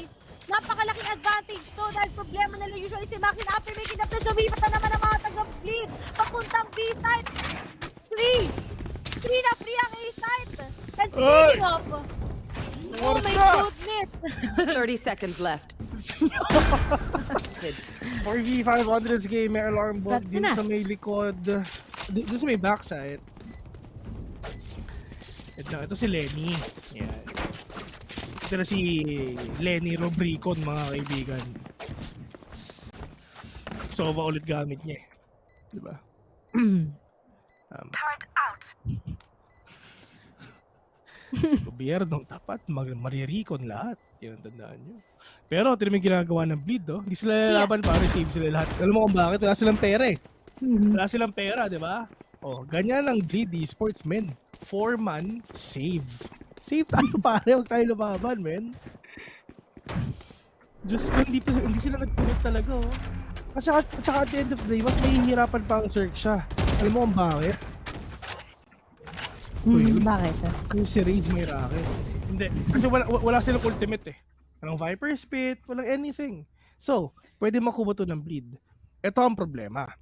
Pag nanalo ang Xerxia, walang pera ang bleed next round. Meron, pero konti lang. Hindi sila makakapag full armor ganyan. No, hindi talaga. Si Maxi, si Lexi, hindi. At yun, Revealing area. careful na din ang Xerxia. Di na sila reckless unlike kanina na sobrang si Surf mag-isa. Pero iniipit sila in a way. Kaso will this mythic actually work? Manggagaling na naman sila sa kitchen. Kung hindi ma-realize to ni Bit, then you know it's gonna be impossible. Pero buti na lang, nag-set up na sila kagad ng turret. So alam na saan sila magagaling. But then, suddenly cutting off ngayon. Will! Lenny! Oh my goodness! Hindi nila alam na si Lenny. Pero napapansin ba kagad ni Sushi Boy sa kaharang na din? Nakahalgan? Oo, nagtatago siya. But there's Foxy. Cutting down Lenny. Palipat-lipat ngayon ang mga taga-Xerxia. Saan ba kayo around the world na ata to in 80 days? Around the world in 80 days, kaya mo talaga mangyayari. Oh my God! Makikita na Sushi Boys yung apat na nagpa-block ngayon na magkakita sila! That is Pit! With a straight down Pit! One That is enemy well! remaining. 1v1! Down, B. Oh no, 1v1! Mahirap pa ba? Hindi ko alam kung sino pwede manalo dito, sa totoo lang. Viper Deep. Oo. Pero yun nga, I mean, habang nangyayari to, big shoutout nga pala kay 30 seconds left. Kay Cha, na wife ni Kiaro. Pero, that is Maxi! Ladies and gentlemen, bleed is in a match point already. Match point. Kanina pa kayo napapanish sa kitchen tapos commit doon. Diyos ko, sa ulo. Yung turret din kasi ang talino na setup ni Pit doon. Alam niyang parating nagki-kitchen pag wala nang ibang stat yung Xerxia eh. And that's just it. Pwedeng katapusan na ng Xerxia ngayon. Ano kaya sinasabi ng mga casters ng ano? Kai. Bias pa rin kaya sila? Ewan ko, hindi ko. Bahala sila naman nagkakaintindihan. Ayoko na makisali sa kanila. Marami na akong problema. Ayoko nang dumagdag pa. But, ito na rin talaga siguro ang pagkako natin ginagawa ng mga games natin yun because apparently that is Foxy. Binuhi ulit ni Crows. Ito na ang cruise missile na papunta sa inyo. Wala pa namamatay sila pero nga lang Crows catching one. Pero yun nga lang Foxy catching one as well. Pero Sergio, no! Sana pinutok mo na! Natutok mo na! Ang gagawin mo na lang, ipuputok mo na lang yun! Lenny, wala kang pera next round! Pero na rin si Scary catching one! Sushi Boys as well, 12 to 10! Sa totoo lang, ito oo, gusto na namin matapos to, pero ang ganda nung laban. Men! Pwede pang ma-OT to! Diyos Q! Kasama mo na nga si Riri. Matalino pa yung dalawang team. So, alam mo ang smart move doon ha? For Scary, together with Sushi Boys to do that 2-man flank. Pre! Ang talino lang naman ng Xerxia doon. Kaso nga lang 2 rounds pa. At ngayon, 3 na magtukono sa kanila ngayon. Napapabayaan ba nila ito? Pero alam na natin gagawin sa top. Kasi ng mga pa ngayon na nawitay sa one. Ikatulog sa kaasa to kasi ganyan na ngayon ay low on HP. Pero para pa mag-hinta. Ganit now, suddenly taking out Darion. Isa na lang ang kailangan nila yung contest ngayon. That's gonna be Maxi. Nakuha na nga rin sila kagad na information na scan through na siya. Pero kailangan nila mag-ingat.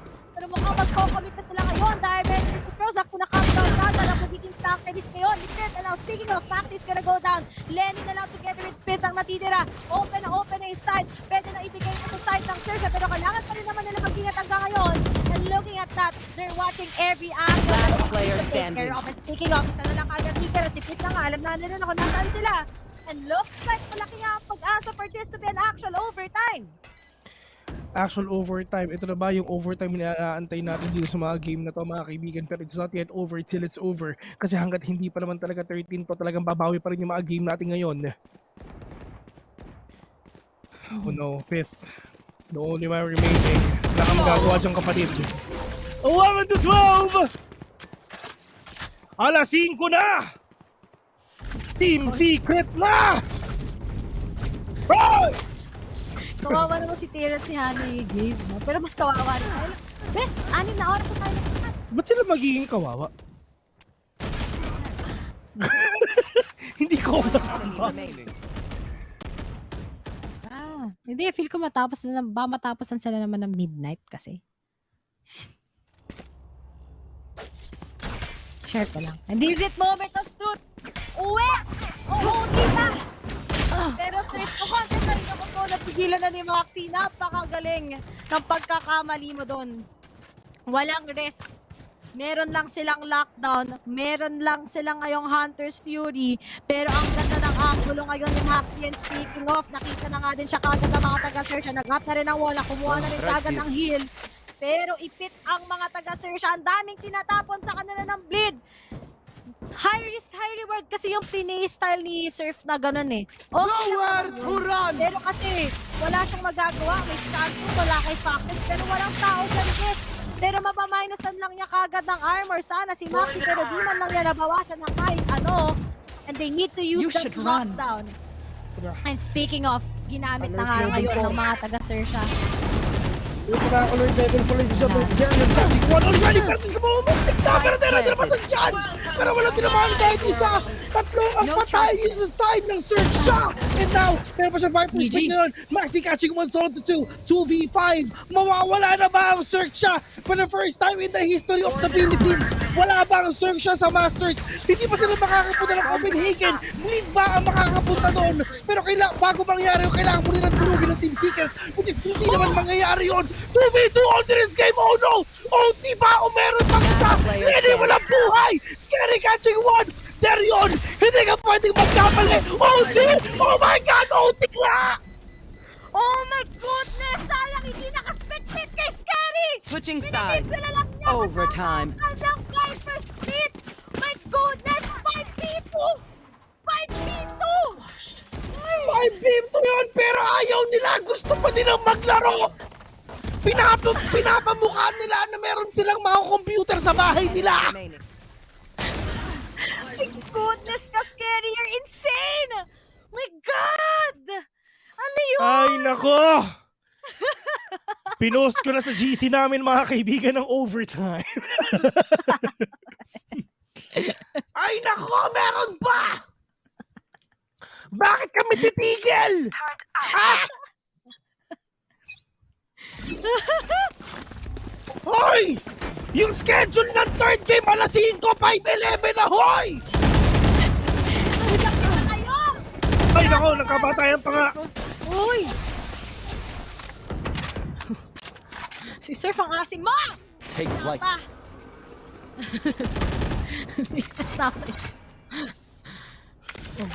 Oh my God, man! Ito na eh. Isipin nyo, matatalo dito, malalaglag. Pero sino ang manalaglag dito? Sino ang mananalo dito, men? Yun ang tanong. Pag nanalo ka dito, winner ka. Malamang. Oh, siyempre. Up! Cross, natamaan siya.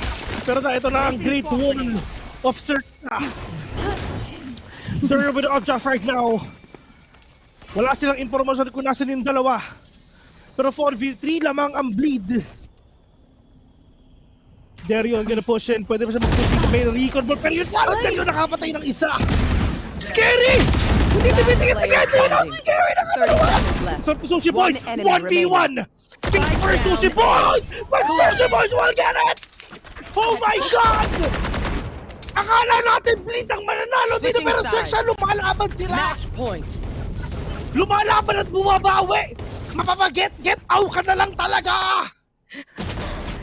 Anong oras na? Late na ako sa call time ko! Hey! Grabe ka, Sushi Boy! Grabe ka, manager! Pero si Scary! Scary! Sushi Boys pareha sa letter S! Mga clutchers na search! Diyos ko po, pero out-stick din! Somehow ni Rexy! Pero okay naman namin siya assist. Pwede na yan. Isa na lang! Xerxia! Makukuha yung mga yan nakakalaban ni ONIC mamaya. Di pa kayo napapagod? Grabe! Isipin mo, hindi wala namang Pinoy team dito, pero magti-3K na yung viewers nito! Diba? Akala nyo Team Secret o no? Hindi! Ha? Ray, nakabin! Go! Ray! Ray! No charges left. Cross! Muntik pa, pero meron taas sa may taas! Oh no! Delikado ang bleed! Diyos ko! Nakapaka ng Xerxia! Ay, delikado! Kinakabahan! Oh! Yung kala si Lenny! Si Lenny Robricon, mga kaibigan, may nakuha sa likod! Eto na! Op! Huwag kayong sisilip kay Darion! Nagkakasilipan sila, Darion! Op! May tao doon sa may Gedli, pero hindi nagkakatama! Op! Super catching one! Darion! Op! Nakakita pa na isa! Meron pa isa! Doon sa may gilid mo ka na ba? Ay, naku mo! Nakuha pa ni Serb! It's all up to Lenny Robricon! Pag sinabi ang pangalan, sabi ang Agent Lenny Soba! Lenny, may napos! Lenny will go down! Xerxia! Ladies and gentlemen, we're gonna win this! Bleed Esports is now eliminated! Tapos na! Tapos na, mga kaibigan! Hindi kinaya ni Lenny Robricon to! Ang saya-saya! Diyos ko, anong oras na? Ang ganda nung laban, di ba? Oo, ang ganda! Diyos ko, trapper tayo, mga pre! Yan! Abir! Yan! O, game, direct cut na! Next game na! Wag na tayong mag-panel! Basta next game na! Guys! Ang intense ng laban! Ang intense, pare! Legit! Diba? Wala namang Pinoy team, pero kami, nagugulat din, pre! Heis! Hindi ko na alam sasabihin ko, pero GG's na kay, ano talaga yun, commendable ka talaga. Scary. Nice, scary yun, Charles Sushi Boys. My goodness. Ang daming rounds na sinalba. Yung importante round na panalo nga ng Xerxia. And that itself, yung yung 11-12 na yun, Vil. Yun yung diba? game changer. Minanipula lang. Umikot-ikot lang si Scary. Pinaikot-ikot lang sa palm ng kanyang mga kamay ang mga miyembro ng Bleed. GG's, guys. Yeah, Ito na nga GG's. ang main event, Vil. Yeah. Team Secret versus Paper Rex. Yes, indeed. Like with we talked about a while ago, man. I mean, for Bleed and Xerxia, either of those teams, mga kaibigan, they have the guts na makapunta sa Copenhagen. They have the experience to go there, to be there. Pero ang tanong, ang Bleed Esports, Meron ba silang mag-LCQ ba sila? Mag-last chance qualifier pa sila? Kasi ganito yan I mean, oo, meron mga nalaglag ngayong araw na to. Pero, meron pa tayong last chance qualifier. Pero Kuya Vil, ano ba last chance qualifier? Last chance qualifier, mga kaibigan, this is after Masters Copenhagen. Then after that, maglalaban-laban ulit yung mga teams for a slot para sa champions. Isa lang ang kukunin sa LCQ. 10 silang maglalaban, pero isa lang ang kukunin. Di ba? Ang sakit nun, men. Pero, ladies and gentlemen, it's time for the main event! Ladies and gentlemen, maraming salamat sa araw na to. Kita-kits tayo, bukas. Kita-kits tayo bukas. Of course, for me, kita-kits tayo bukas. Tsaka si Ray bukas ulit. Ladies and gentlemen, once again, next map, it's gonna be the main event! Team Secret versus Paper Rex. And i-congratulate na natin ang Team Secret ngayon kasi for sure sila naman mapupunta sa Grand Finals. Naubo na ako, sorry. Yeah, direct break mo na. Baka masamid pa ako dito Okay, see you guys.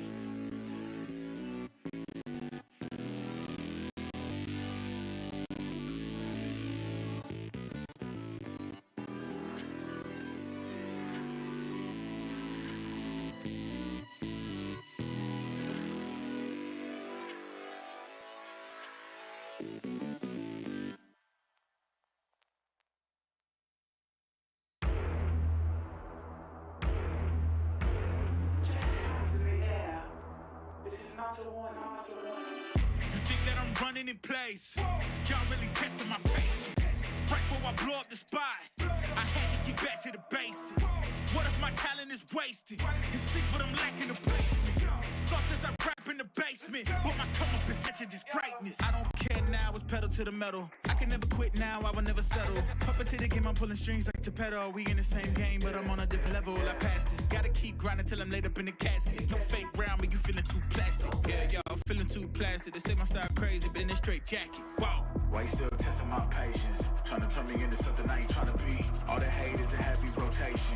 You gon' lose yourself, quit testing me. Don't make me lose my mind. Don't make me lose my mind. Don't make me lose my mind, cause I'm looking like Wesley, test me. Don't make me lose my mind. Don't make me lose my mind. Don't make me lose my mind, cause I'm looking like Wesley, test me.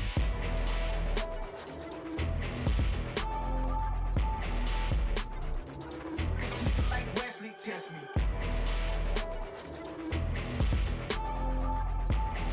Don't make me lose my mind, cause I'm looking like Wesley, test me. Yeah, guess I know no better. I ain't got no chill, so they call me a devil, I know. Look, I am just a man on a mission. If I want it, then I get it, I go.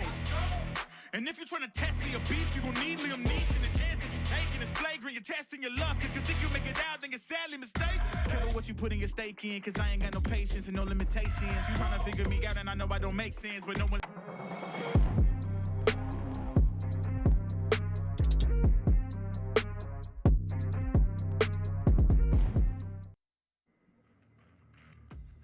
Welcome back, everyone. And before we even get into the introductions over here, I just want to ask, Xerxia Esports winning how many rounds in a row? I lost track, really. They were fighting for that win, and that was just an amazing comeback, and they really followed the predictions out here. GG's, of course, to Bleed Esports. My children, I adore you guys so much. Great efforts from you guys. But in the end, it was just Xerxia Esports that fulfilled I'm fumbling over here because that match is just something else, you guys. By the way, it's Likeable, Fluffy, and Trix over here once again on the panel. And this is it, Trix. This is it. The puzzle that we're trying to complete over here on the knockouts. And Xerxia Esports is just an additional piece to that. It's bittersweet. I'm really happy Xerxia pulled through. I feel like, Xerxia really has a very particular way of playing, and it makes it's the kind of Valorant when I watch it, I really want to play Valorant too kind of feeling. And I think that getting that lead early on, it seemed, Maxi's hold though, I need to talk about it. Maxi was just amazing throughout the series. But Xerxia's scary on the other hand, the other controller on Xerxia's side, really living up to his name and being so scary. Truly scary indeed. I mean, you've seen both of these players just have those clutch situations against each other, and it just felt as if there was just something going on there. There was a lot of tension between these Vipers. Now, I'm counting this out. 6 straight rounds for the side of Xerxia Esports, Fluffy. I find this unbelievable. Every round we were like, oh, I think this is the round that Bleed is gonna close it out, but Xerxia was like, no. I mean, Xerxia, they had a very back and forth first half, but coming into the second half rather, Bleed Esports seemed to have the lead on the defense, and it really stopped them in their tracks for a long part of the second half, up until Xerxia just started adjusting, making a lot of these more contact plays and committing a lot more of their players on the attack. They weren't afraid to push in and fight Bleed, and when they did, most of the time they did win, which turned the tide at the end of it, granting that streak of rounds, which ultimately got them to win on overtime. Yes, that was the whole thing over there. Now, I know, Trix, that Xerxia is a team that is just so good at punishing the opponent for their mistakes. And where do I even begin with this sentence? Because it's so heartbreaking on the side of Bleed Esports, but also so good on the side of Xerxia, right? So it's a double-edged sword, especially for me, because I did claim to be the mother of Bleed Esports over here. But I do have to say that there were mistakes on the side of Bleed Esports that were punished on Xerxia. But what on the side of Xerxia over here, Trix, what was something that they were doing really, really well? I think that moment they realized they should be going mid is the moment they figured it out on Bleed. Because Bleed was really primarily focused on the A main control, the B main control. We saw that there many rounds there was a triple stack on A main, and there was one on B side that was Maxi and another one pit in kitchen. So when Xerxia decided that to pressure mid, and we talk about this a lot in terms of on the panel, we talk about how you need to pressure parts of the map, different sides of the map, in order to force the opponents in certain areas. Don't give them too much room or freedom to move around. And when that finally clicked for Xerxia, they were able to start making those rounds happen because they had those pivot moments that they really needed. Yeah, that was absolutely it. Now, Fluffy, looking at the second half of the scoreline, it looks like, it was a comeback story. But we have to remember that we started off with a 6-6 in the first half. And I think that it was just a tug of war between these two. It was insane. It was like a big tug of war. Bleed opened up the game, of course, by winning the pistol round, but quickly Xerxia struck back on the second, where normally you think that the bonus had the advantage. There's a lot of shaky moves between them, even at times where multiple members would flank, they would go around, and in response the other team would just mirror their movements and stack up together as well. Very good reads from both. It's probably why they were on such equal footing and ended on such equal footing, considering the fact that their lineup as well is the same mirror matchup. I feel like one thing that Xerxia eventually did better than Bleed was, I think, utilizing their Sage. Instead of being very stick with the walls, etc., especially on the defensive side, I feel like they're able to stop a lot of these long angles, post plants, etc., and really leverage that fact that they were bringing that stage for that reason. And on the attacker side, I feel like it gave them the freedom to really make that wall where they were a bit more protected. The only thing that could go through it whenever they would go for the plant is basically the nano swarms coming out from Bleed Esports. But Xerxia, overwhelming still, just decided to keep committing, keep fighting, and as Trix mentioned, being able to pull the enemy team and forcing them to play your game instead of allowing them to be very free is another key fundamental tactic that every team can pull off. But Xerxia really did it well this game. They really did. And obviously, with Scary Trix being the series MVP, I'm sure that you have a lot to say about this guy's performance. He was just stunning. It was stunning. I feel like Xerxia as a unit, Scary putting on that Viper wall on B side primarily, but also moving around the map and trying to put pressure on different sides of the map. I think that's exactly what any controller needs to do. I know that a lot of times when we talk about controllers, they're our backline. We don't want to lose them, especially a Viper, because there's so much good utility. And I just think it's so deserving of scary. It really is. Oh my goodness. Honestly, I'm looking at this series and I want to go for more games just because of how tight everything was. It was a back and forth. All of these players just giving it their all, and you can really see it. But alas, this is where the series ends. Xerxia Esports will be moving on while Bleed Esports, for them, this is where we bid goodbye. I can't believe we're moving on from this series. Such a good one. But the good news is we're moving on to another amazing series, because in the next series that we're about to feature, we're going to be looking at whatever the result is. We're going to find out who is going to be the first representative of APAC for Masters 2. I am ecstatic. So why don't we go ahead and just introduce the first team all over for this series right here. I'm fumbling over here because I'm shaking out of excitement, and let's just go ahead. So the first half of the upper bracket finals is a team that needs no fancy introductions. Their track record shows it all, making it to Champions 2021 and Masters 1 this year. They're young, innovative, and most of all, they are a spectacle to watch.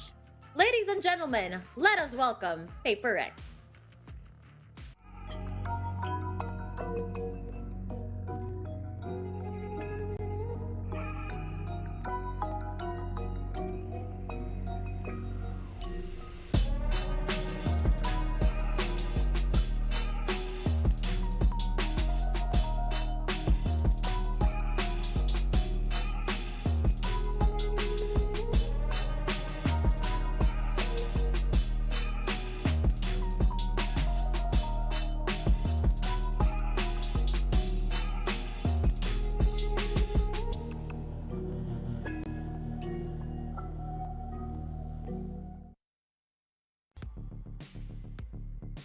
Paper Rex coming in from Singapore, such a fantastic team.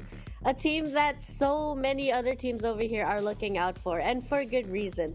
They have shown it to us. We've got Bankai, Davai, Forsaken, Jing, and Mindfreak. I know that some of the jokes going around are saying it's the Forsaken and Jing, but every single player in Paper X has proven to step up every single time they need to. I still to this day remember Bankai on his Cypher and how amazing his holds were. And Davai, Mindfreak, every single player here is fantastic. They have this way of playing that is unpredictable, that is also structured at the same time. You know that they understand each other and that they have a clear direction of what they want to do in every single round that they're playing. They have a way of changing the pace, whether it's their own, but they can also adjust to the pace that the opponent is playing. I feel that that is something some teams struggle on. When the opponents start forcing you to play their game, sometimes we don't know how to deal with it, but Paper X seeming to say, okay, we can play your game, and they just go with it. Oh, wow, I love that take. Oh. I'm out of words because it is quite a challenge. I know, I can imagine what it's like. I've seen some of the matches struggle with that, but again, Paper X, just something else. Let me take a deep breath real quickly because I'm just over the moon for this series. So allow me to introduce the second half of the upper bracket finals. It is a team that also needs no fancy introductions. As I mentioned before, this feels like a replay of the knockouts of SEA Stage 3 challengers. They were also our representatives back in Champions 2021. Although they failed to qualify in APAC 1, they're looking better than ever this time around, and they're hoping to have a more flawless run compared to their previous matchup. So let us welcome Team Secret.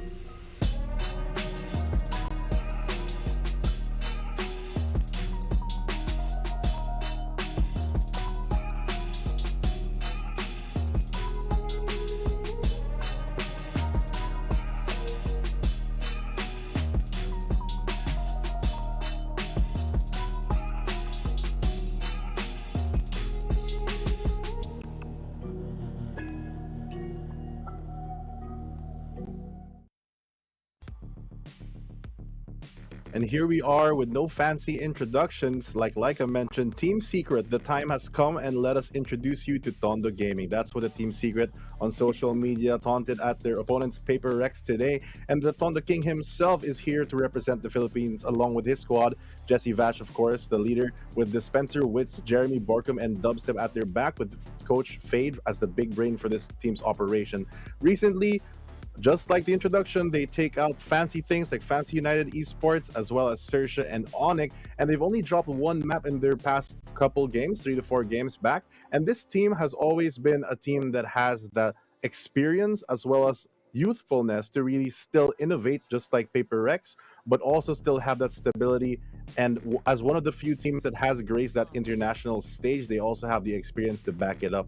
They have great spacing and good teamwork because they've been playing for so long together in esports, and especially their power to really flex their players to constantly move their roster. I feel like out of all the 6-man rosters or more that we've had here, they're probably one of the teams that changed multiple people and sub them in and out for whatever Coach Fade decides that they need to win the match. They are the type of team that is not afraid to change their game plan. They've brought out a couple wild comps here and there, very unexpected things. So this team, who's constantly learning, hopefully brings out their A game, as this is one of their most important matches so far.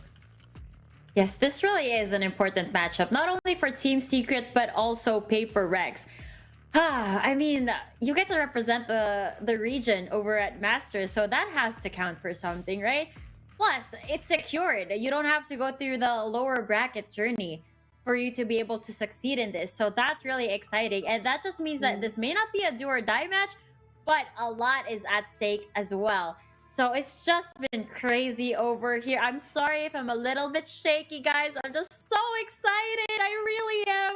I have been looking forward to the return of Team Secret. I have been looking forward to seeing the full power, the full potential that Paper Rex really has. And I feel like this is the matchup of it. This is like the El Clasico, as we all like to prefer it to. So I'm just so excited. Why don't we go ahead and look at the head-to-head and feature some of the players out here who deserve some spotlight on them. And Fluffy, who better to take the spotlight away right now than Jing and Dubstep?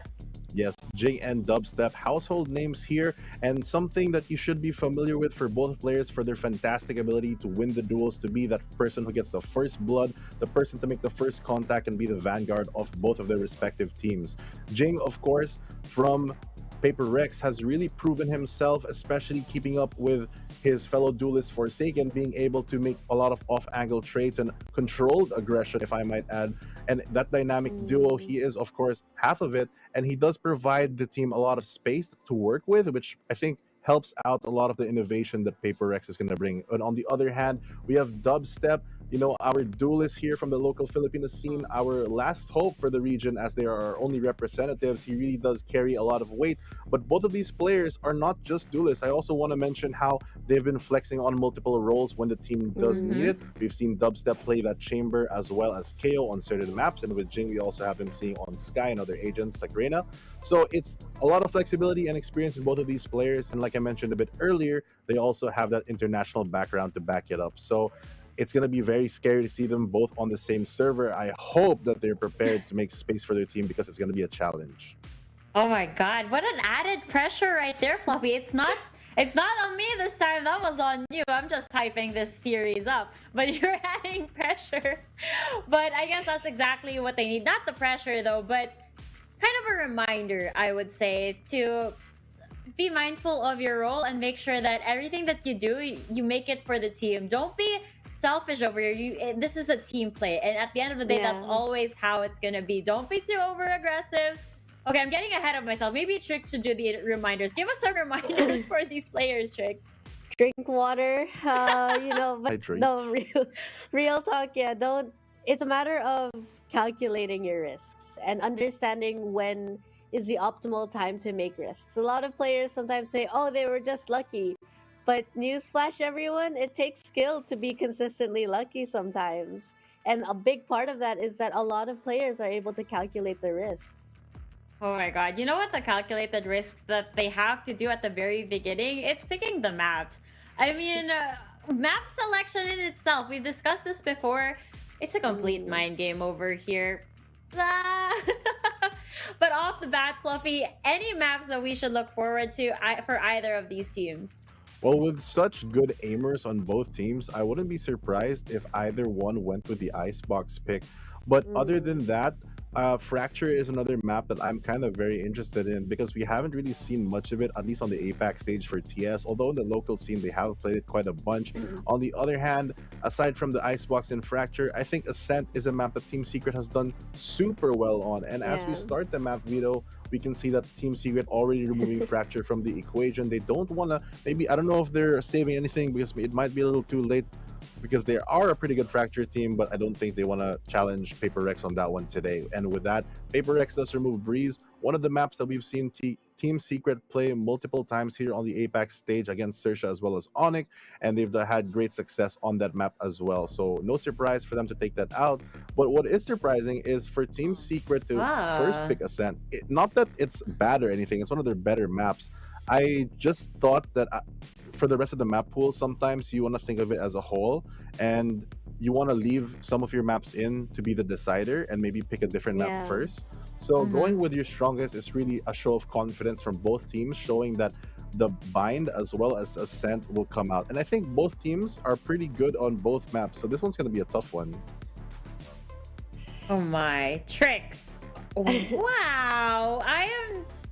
Tricks, please continue. I'm running out of words. I'm running out of breath. It's been evident so far. I find, you know, playing at this caliber with Team Secret versus Paper Rex, you do want to get your best maps in early because later on they could just ban with map you think is your best. And that decider map being Icebox. So I find, you know, Ascent being that more default map, a map that Team Secret has definitely thrived on.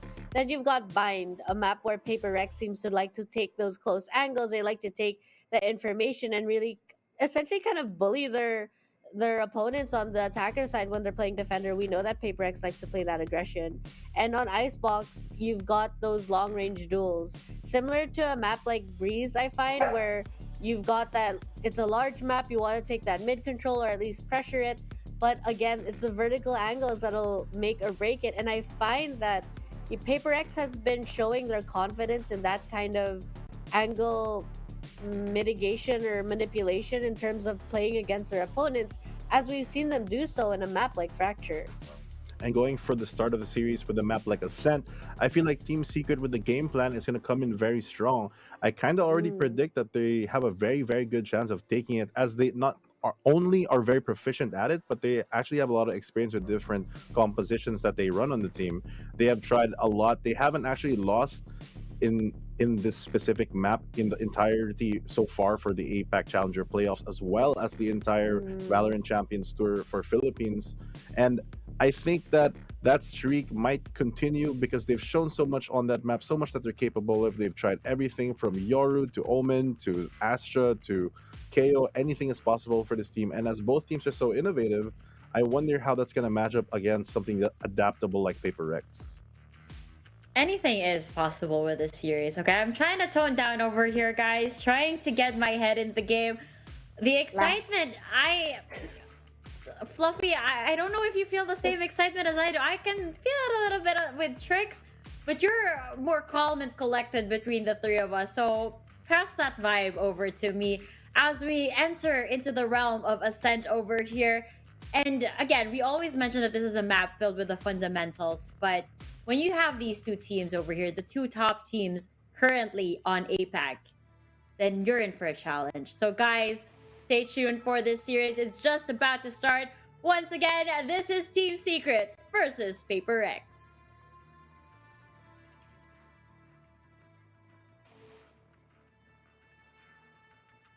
I think, you know, in terms of... I'm sorry. See, this is why I got so excited. I understand. I'm a little bit scattered, guys. I was so ready to get into the game that I actually forgot that we had to do the agent compositions. That's all on me.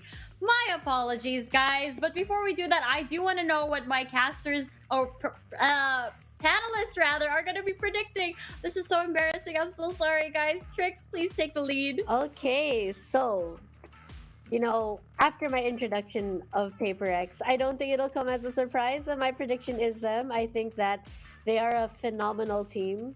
I don't think that Team Secret is not, but I do feel that Paper X just having that consistency and innovation and just skill and mastery and teamwork, I find that they have all the pieces and it's fitting in the right places for them to finish this off. I'm gonna go the opposite way with this one.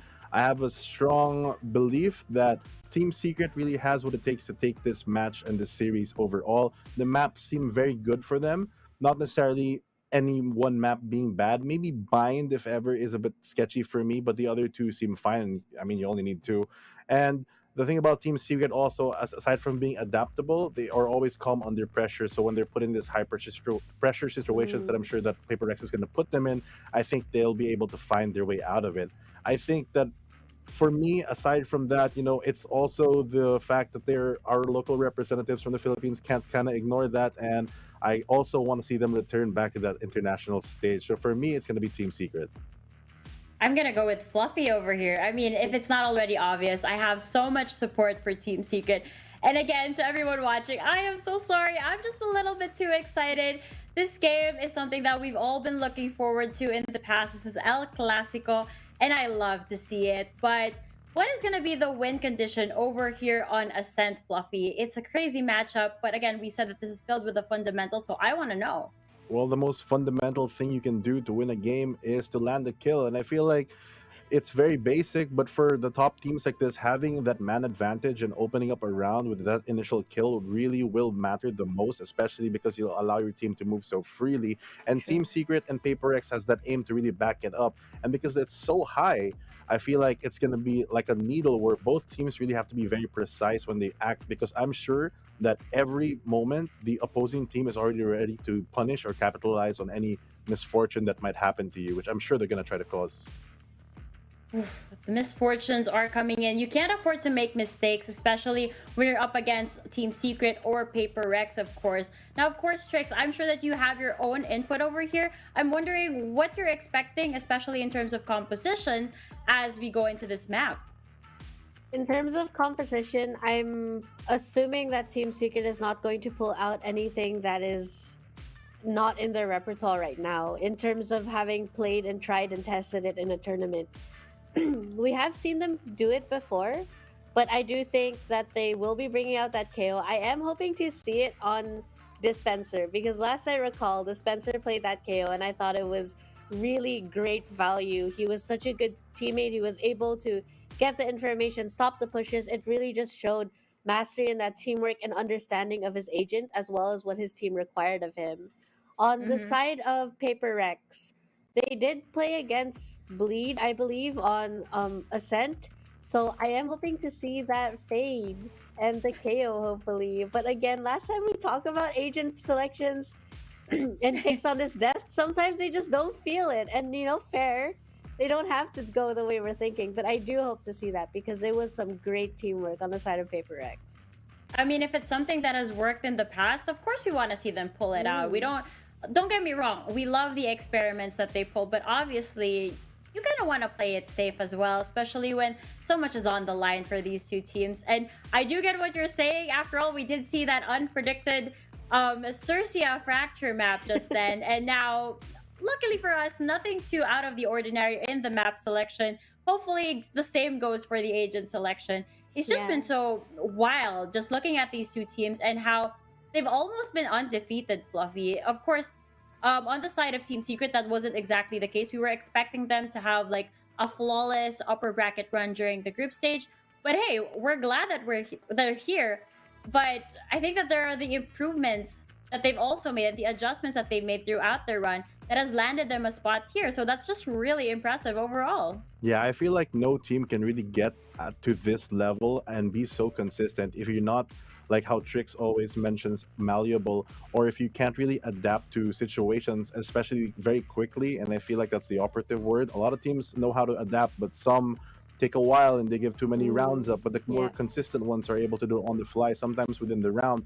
And we can't forget the stakes that we're going, this is the upper final for the knockouts, and whoever wins this match does move on to the grand final, securing that spot for the international stage, which I think both of these teams are very much vying for. And aside from that, I feel like both of these teams really have the potential to make it great in the broader scheme of things outside of APAC. So it's going to be a real challenge and difference. But this isn't a matchup that is necessarily new. We've seen this in the past before, and both times it has gone both ways. At the end of it, I think Team Secret did reign supreme, but I wonder if history is going to repeat itself today, or if Paper Rex will get the revenge. That's exactly the question that's on our minds right now. I mean, if you look at the previous record that these guys had, I believe in this exact matchup, which is the upper bracket finals, Paper Rex was actually the one who succeeded, and then Team Secret had their lower bracket run, but in the end, they were successful in getting that Grand Champion title. Am I right? This is the recollection that we're thinking of in terms of this rematch? So again, the big question is this going to be a repeat of history? We'll find out. It's just so crazy to believe. I feel like this is a matchup that everybody's just been waiting for. I know I have. That's why I'm a little bit shaky right now, getting too ahead of myself. And I'm trying to recover, as you guys can see, but I'm just so happy about this. I've been thinking as well about this matchup, right? Ascent. We've seen these two players, these two teams are so formidable. But I have noticed that Team Secret tends to prefer that Jet over the Raze. And we have talked about Fracture and the Neon and the Raze picks, but what about Jet? I find that, especially with the new changes to Jet, there is still a lot of value that we can get off there. The way that Team Secret plays, right, trying to open up that space. And I find Paper Rex's style, on the other hand, is more clearing the angles rather than just brute force opening space.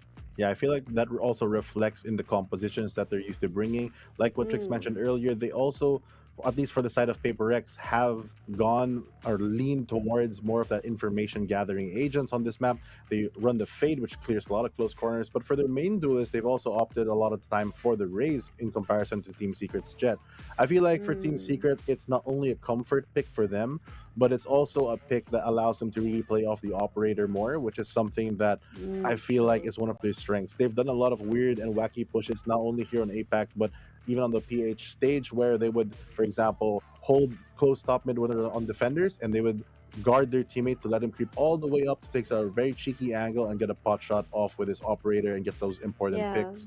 And I feel like Jet really suits that more over having something like a Raze. And for the playstyle in general of Team Secret, I find that one of the strengths they have from just the fundamental basis is great spacing. They always take space, they always show presence, but whenever they move their team, the rest of the team reacts. If you have one lurker on B, for example, and you're presencing an A, if the A players decide to rotate, the lurker will also rotate so that he's in position to cut off a lot of these angles. That spacing and timing gives players, especially like Borkum and Dubstep, especially if he's on the chamber, to really give the team the biggest advantage possible, and it's just trust in the remaining members to be able to take the site.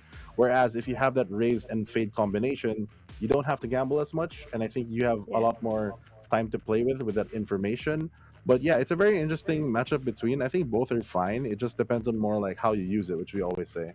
When you look at the map, whenever these rounds go around, it's always so interesting how these players actually react to the information that they're being given, right? So that's just something that comes into play once you're in the map. Obviously, we're just outsiders looking in over here, and at the end of the day, it's them. It's their communication, their coordination that really brings the games to life. But with that, folks, we're gonna be going on to a quick break. So guys, prepare everything that you need to before we begin with the game. The VCT APAC Stage 2 Challengers will be right back.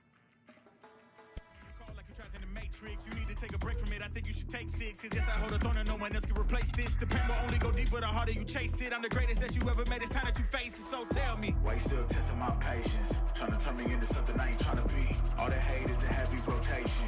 You gon' lose yourself, quit testing me. Don't make me lose my mind.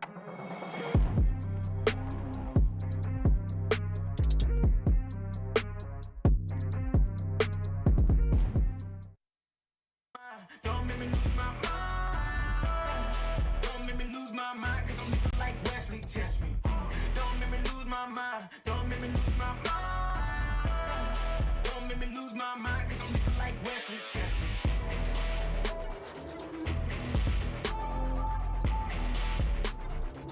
Cause I'm looking like Wesley, test me.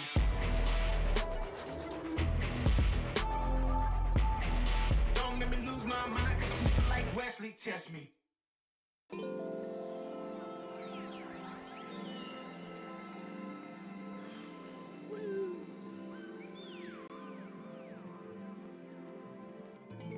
Yeah. Yeah. Yeah. Yeah.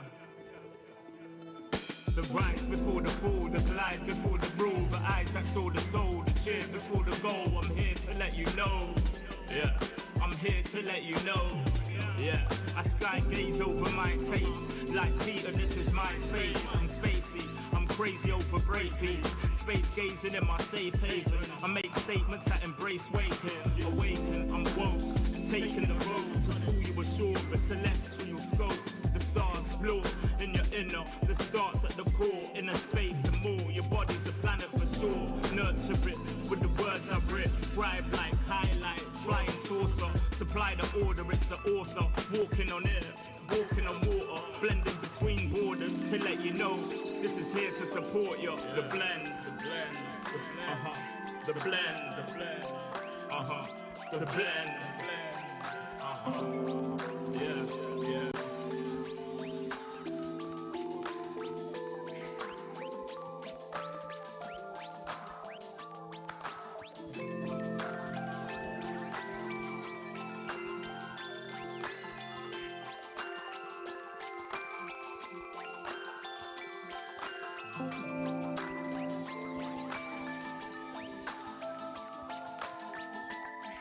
Yeah, yeah. Yeah. Second verse after the first. Take control with words, roll reverse, the rebirth of verb from inside out, outside in. We control the earth frequency. The heart of the world beats in me. It beats on beats as we breathe deep. Oxygen from trees feed. Gifts in our gift. This right here, proof we exist. Mind state is gravity, the way you uplift. Across seas swift, water quench thirst. There's a shift. Set sail like shit to find other lands. The motherland, sun is planned. With the words I'm writing, I'm fertilizing. The earth to rising, realizing. Global warming and the sea is rising. Pollution, the planet needs metabolizing. It's full of fire like a dragon fighting. Creating hot springs when the pressure rising. It's ever rising, but I'm never frightened. Cause the days will brighten. Yeah, the blend.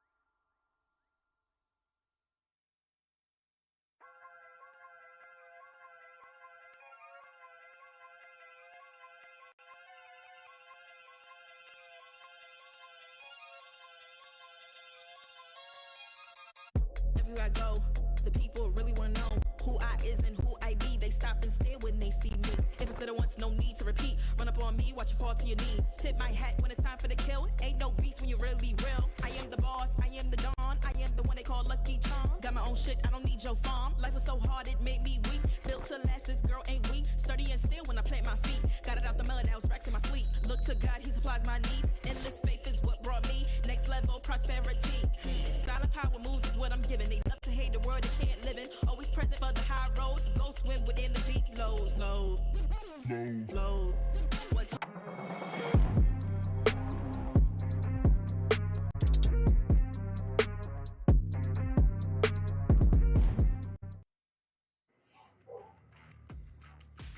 Welcome back to VCT APAC Stage 2 Challengers. Likeable, Fluffy, and Trick still here with you guys.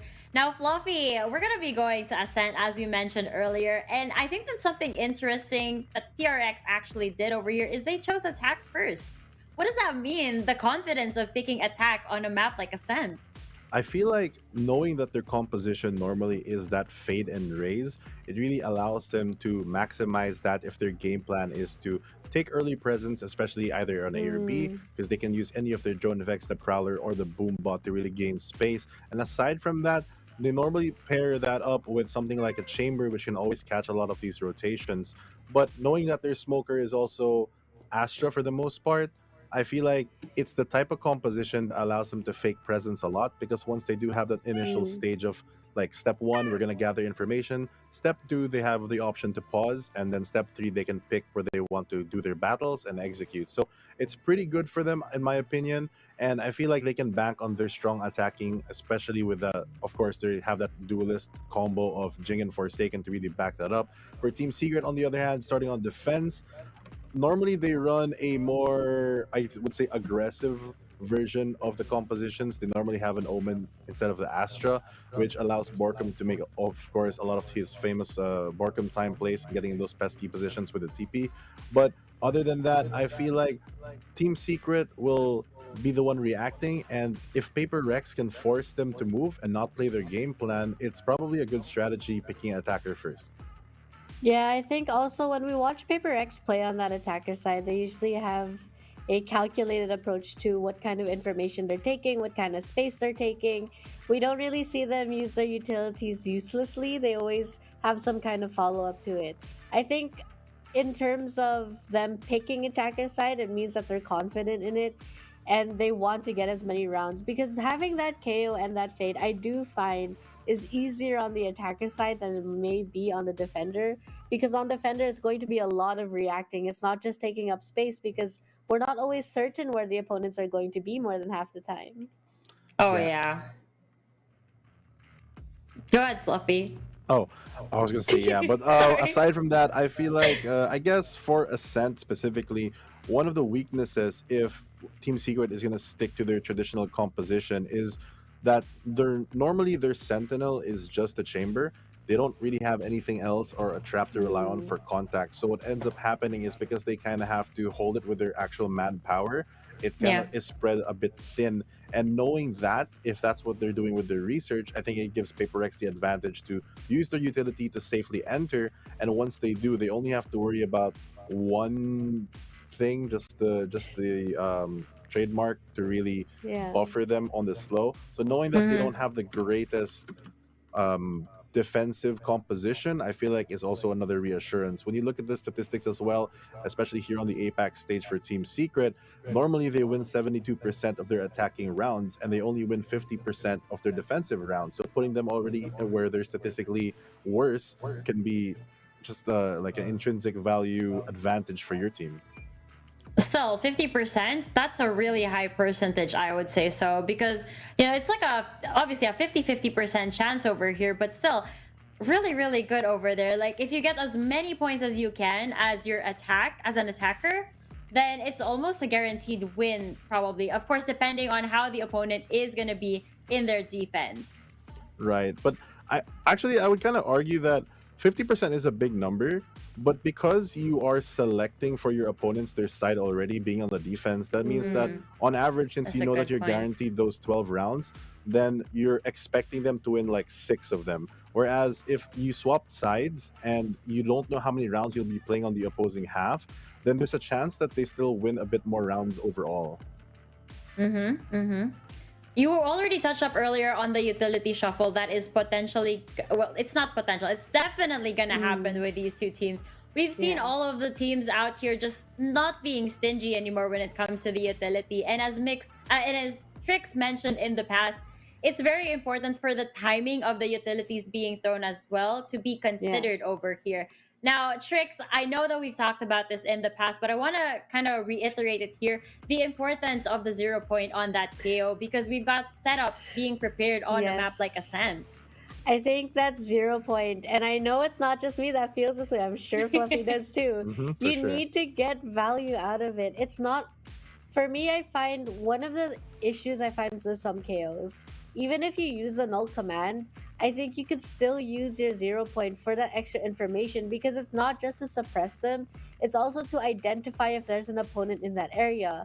I find that's one of the things I wish a few more KOs would do. Because yes, it's great that they're suppressed, but it doesn't mean that there's nobody in the area. It's not like a Killjoy ultimate that really forces them out of the zone, or a Sova ultimate that can also tag them the moment they see them.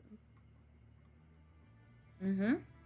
Crazy. Fluffy, who do you think would win in a knife fight? Is it Jesse Vash or Forsaken? I mean, if we're looking at statistics, being the analyst that we are, Jesse Vash has an exceptional amount of knife kills, especially during this APAC stage, even against top players. His team sometimes even setting them up for those like flash plays, as he did on Breeze the other day. So I think the Tondo King has that one in the bag for him.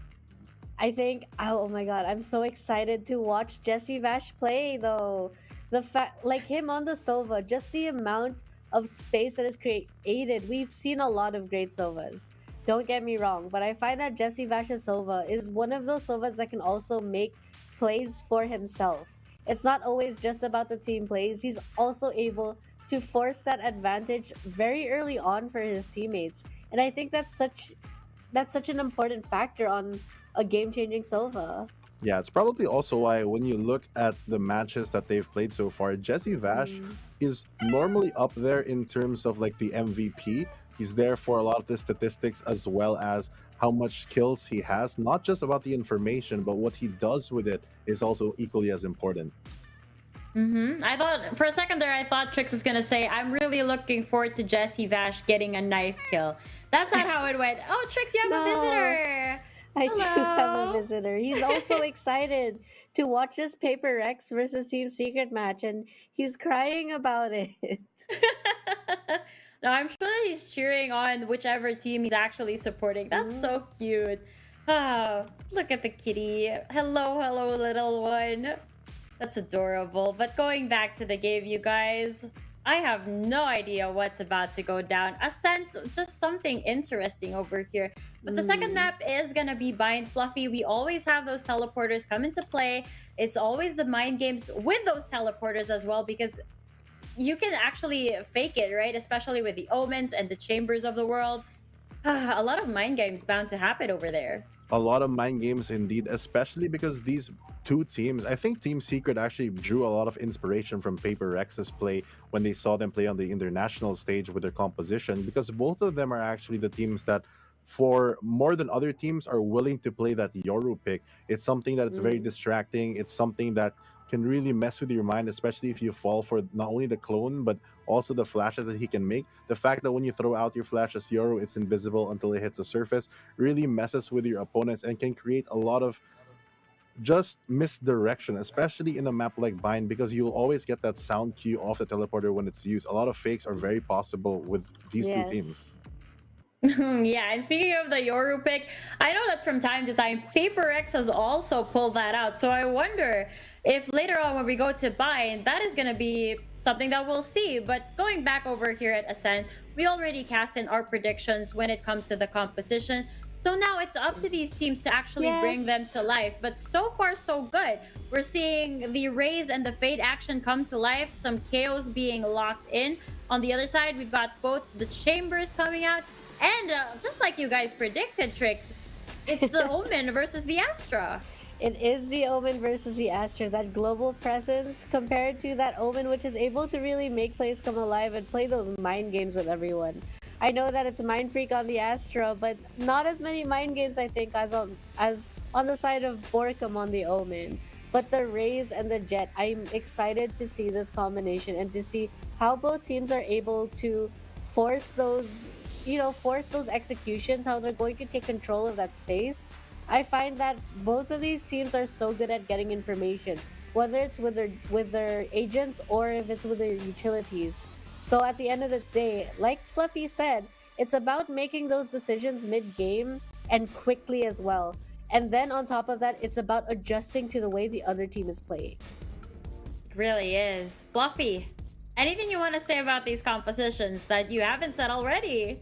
Well, I feel like we've said a lot, especially talking about the differences between the duelists and the importance of playing that KO.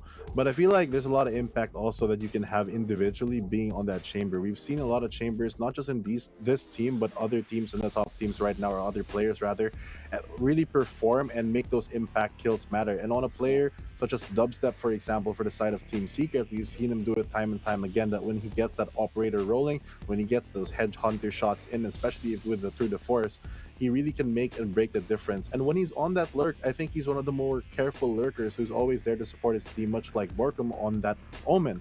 And as we mentioned for the Omen versus Astra, although you don't get that immediate global presence with Omen, you do kind of have a supporting flash with the Paranoia. But also, Borkum is always known for getting into those pesky angles and very weird timings. And I think a big part of it is just the fact that he can traverse the map in such an unconventional way.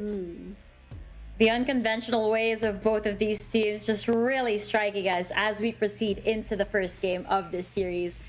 Guys, a lot is about to happen, so make sure that your eyes are wide open. Do not blink because you could just miss the action as it goes through. Here they are, guys. Once again, Team Secret, Paper Rex, and as the great Rays would say it, here comes the party.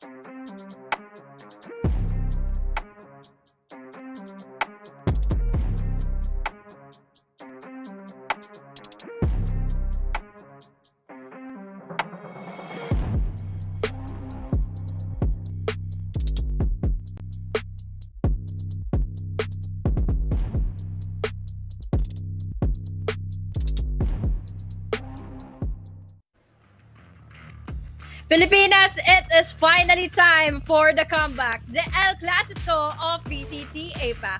Nagbabalik upang muling tumindig the Battle of Philippines and Singapore. Team Secret versus Paper Rex. Ako nga pala si Honey Glaze DW. Kasama ko ngayon si Taylor, your shoutcasters for the main event upang makita kung sino na nga ba ang makakapasok sa Masters. Tunay na hashtag Road to Masters na nga ang meron tayo dito, knowing na nasa upper bracket ang Team Secret at syempre isang formidable opponent ang makakatapat nila dito, Honey Glaze. It's gonna be Paper Rex. Matagal na panahon na nagkatapat itong dalawang teams. The first time, Paper Rex went for a 2-0 against Team Secret, pero binaliktad nila yung laban na yan. Kaya nga nakakapantindig, balahibo lahat ng mga pwede nating makita throughout the next couple of rounds na makikita natin in this game. Asan pa, yung unang mapa na lalaroan ng mga teams natin, pareha sila talagang commendable sa mga laro nila in this game. Pero syempre, Taylor, tingin mo ba talagang magkakaroon ng edge dito ngayon ang Team Secret? Lalo na't ngayon na we have here the battle between Paper Rex. Ang pinagkaiba na lang dito yung difference ng dalawang J eh. Nagsisimula sa pangalang or sa letrang J. Dahil the last time na nagkatapat sila, wala pang Jeremy, wala pang Jing noong mga panahon na yon. At this time around, syempre, this time, magkakatapat sila, of course, with an additional member right here for the side of Team Secret. Depende sa mapa. And aside from that, for Paper Rex, ang isang mainstay nila dito sa 5-man roster nila is of course Jing as well. So dito malalaman, dito na magkakaalaman guys kung sino ang makakapunta sa Masters. Pinost ko na nga eh, pag nanalo ang Team Secret dito, mamimigay na akong pang bundle. Yun oh. Hindi man ako makakasali doon sa giveaway ng mga bundle na yun. Pero ito na guys, ang pagkakataon para manimulan na kaagad ng Team Secret itong pagkakataon. Uy, nakachamba si Forsaken. Pero makakabawi naman din dito si Win. So may exit lang din kaagad. Win the dash. We have here the Paranoia as well para ma-hold yung mga members natin ngayon from Paper Rex to try to get inside of the sideboard kung dito, trying to survive at fight it as well. Pero makakakuha pa rin naman dito ng pangalawang butas si Borkum. One member remaining, Dubstep na lang din ang natitira. Shorty lang din ang gamit niya. Ganda ng pull ni Mind Freak doon, pero si Dubstep na nga lang natitira dito. With a Headhunter, merong taong si Jenny, meron din naman nasa Hell, pero tatlo pa nga ang dapat niyang tapatan.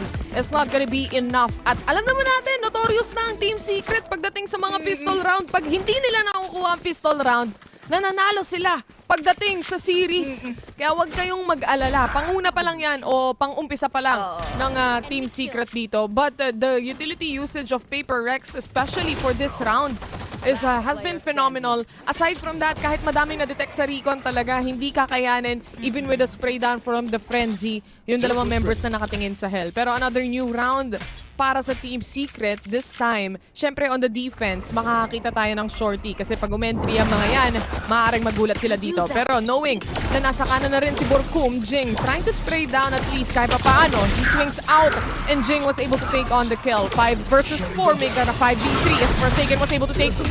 Kaso nga lang napasabog dito. Si Kuya mo Dispenser, may isa pang bubagsak. That is gonna be Wits. The last remaining player now is Jesse Bash to finish and close things off for this second round. Ang bilis maglaro ng dalawang teams.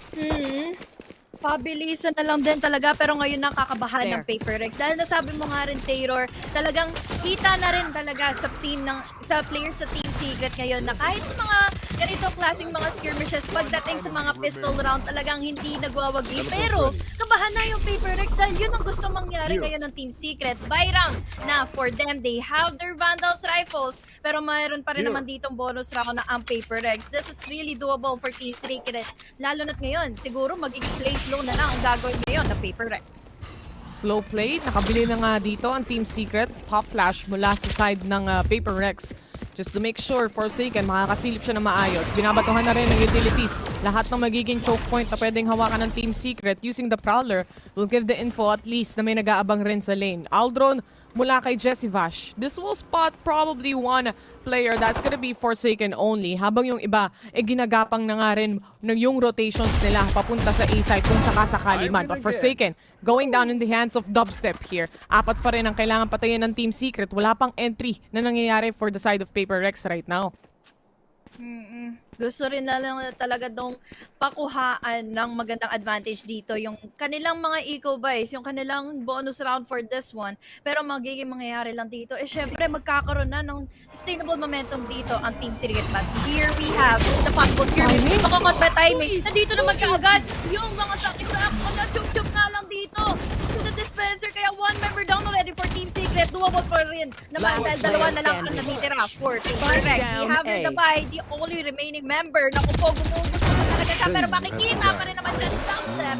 Won a game finally in favor of the side of Team Secret. Isa rin sa mga magagandang nangyari dito, syempre, isa lang yung naging casualty on the side of Team Secret. Knowing that this is their buy round, at least hindi ganun na-punish yung economy nila. But on the side of Paper Rex, ang importante naman para sa team na to, obviously, alam naman nila na hindi sila lamang pagdating sa barrel, but to get as many pick-offs and maybe get around itself. The good or rather bonus round for Paper Rex, but this time, syempre, may mga kaban ng bayan, may laman yan. Kaya naman makakabili dito ang Paper Rex. Is it gonna be fast? That's the question. It seems like forward dito si Dubstep, hindi siya makakapag-TP out, kaya naman kailangan ni spray and pray. Isang nakukuha niya, pero may isang trade-off din na mangyayari. Jesse Bash gets one. The concuss settles in mula sa Astra. Si Wits, tamang spray down lang din, but Jesse Bash will get the kill instead. What a nice mula sa side ng Team Secret. Another clear round for them. Isa lang ang namatay. That's Dubstep dahil lang na-cancel siya. Taylor, hindi na nila kailangan pang makita. Tandaan nyo, kapag nakabili na dito ang Team Secret ng kanilang mga bala, ng kanilang mga barrel, kabahan na ang Paper Rex. Ultimo smoke lang din ang naging reason dito kung bakit wala nga makita dito players sa Paper Rex. Pero look at this. Just goes to show na alam ng Team Secret, alam nila Wits kung saan mismo patatamain yung kanilang mga bala, yung kanilang crosshair dito to eliminate 10 players from Paper Rex. And sayang yun that was a buy for Paper Rex. And ngayon, mapapalit na sila Evo lang ang meron. Uy!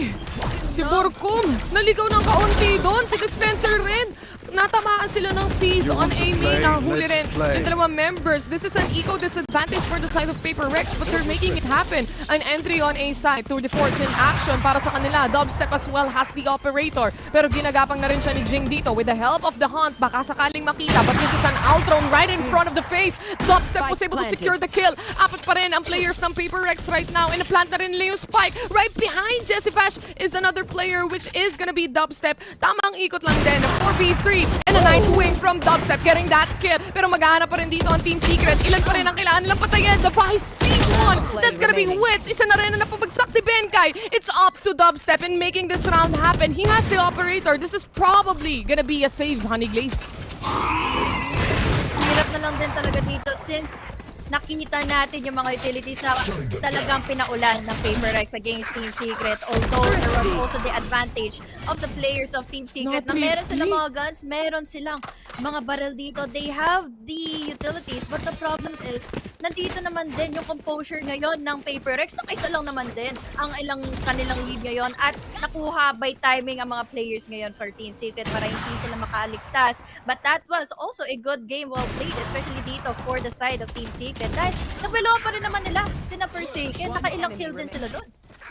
Kahit pa paano, nakailang kill nga rin sila. Ang kaso nga lang, that is still a thrifty round para sa side ng Paper Rex. So still, lugi pa rin ang Team Secret doon. Kitang-kita nyo naman kahit nasa attackers ang Paper Rex, hindi pa rin sila takot dito gumamit ang operator. Especially they have a chamber as well. And itong mga yung banse ng mga players ng Team Secret, lagi kasi yung merong aggression, certain aggression on A main na pinapakita, especially in a map like Ascent. Pero ito na nga ang entry ni Jing. Tatama ba ang showstopper? Buti nilang hindi tumama sa side ng Team Secret. Apat ang mahuhuli at makikita ni Jessie Bash. Tumama ang kanyang shock dart, kaya naman mamamatay din si Davai. Tatlong players pa ng Paper Rex ang hindi nakakapasok, pero napapatay sila dito isa-isa. Dubstep sees one on top mid as well. Benkai sinusubukang mabuhay pero mukhang malapit na rin siyang maging bangkay. Prowler being used right and mid para lang o baka sakali lang na makita niya at mahanap niya kung nasan ba ang mga natitirang players ng Team Secret dito. But this is still a 5v2 situation, Honey Glaze. Hirapan na rin talaga dito makahinga ng maluwag ang Paper Rex dahil kompleto regados pa ang Team Secret na baluhan nila Wits. Buti na lang din talaga at nakapag-dash away dito sa Wits from those casualty na pwede ngang ibigay sa kanya dito ng Paper Rex. Dagdagan mo pa na showstopper yung 30 seconds pero left. Dubstep, mamamataan mo ng Prowler, makakatakas lang din na bahagya. Pero siya for the first recon, though hindi nga lang tatama. Dalawang ito ay kulang na rin din sa oras para makapag-rotate pa nga. But the problem is, saan nila hahanapin dito yung apat pang natitira? Still, Forsaken has the operator. 13 seconds remaining 10 seconds on left. the spike plant. And I think this is gonna be a save for the side of Paper Rex. Gusto talaga nilang ingatan yung operator na yan kahit napakayaman ni Forsaken. At least makakapag-drop siya. At itong eco disadvantage nila ay may iibsan kahit papano with a buy from, or rather with the two remaining players right here na may mga baril pa nga. At for this, syempre, Team Secret takes away the round. Pantay na pantay ang laban dito. At kung hindi ako nagkakamali, ang pumili ng mapa na to is actually Team Secret.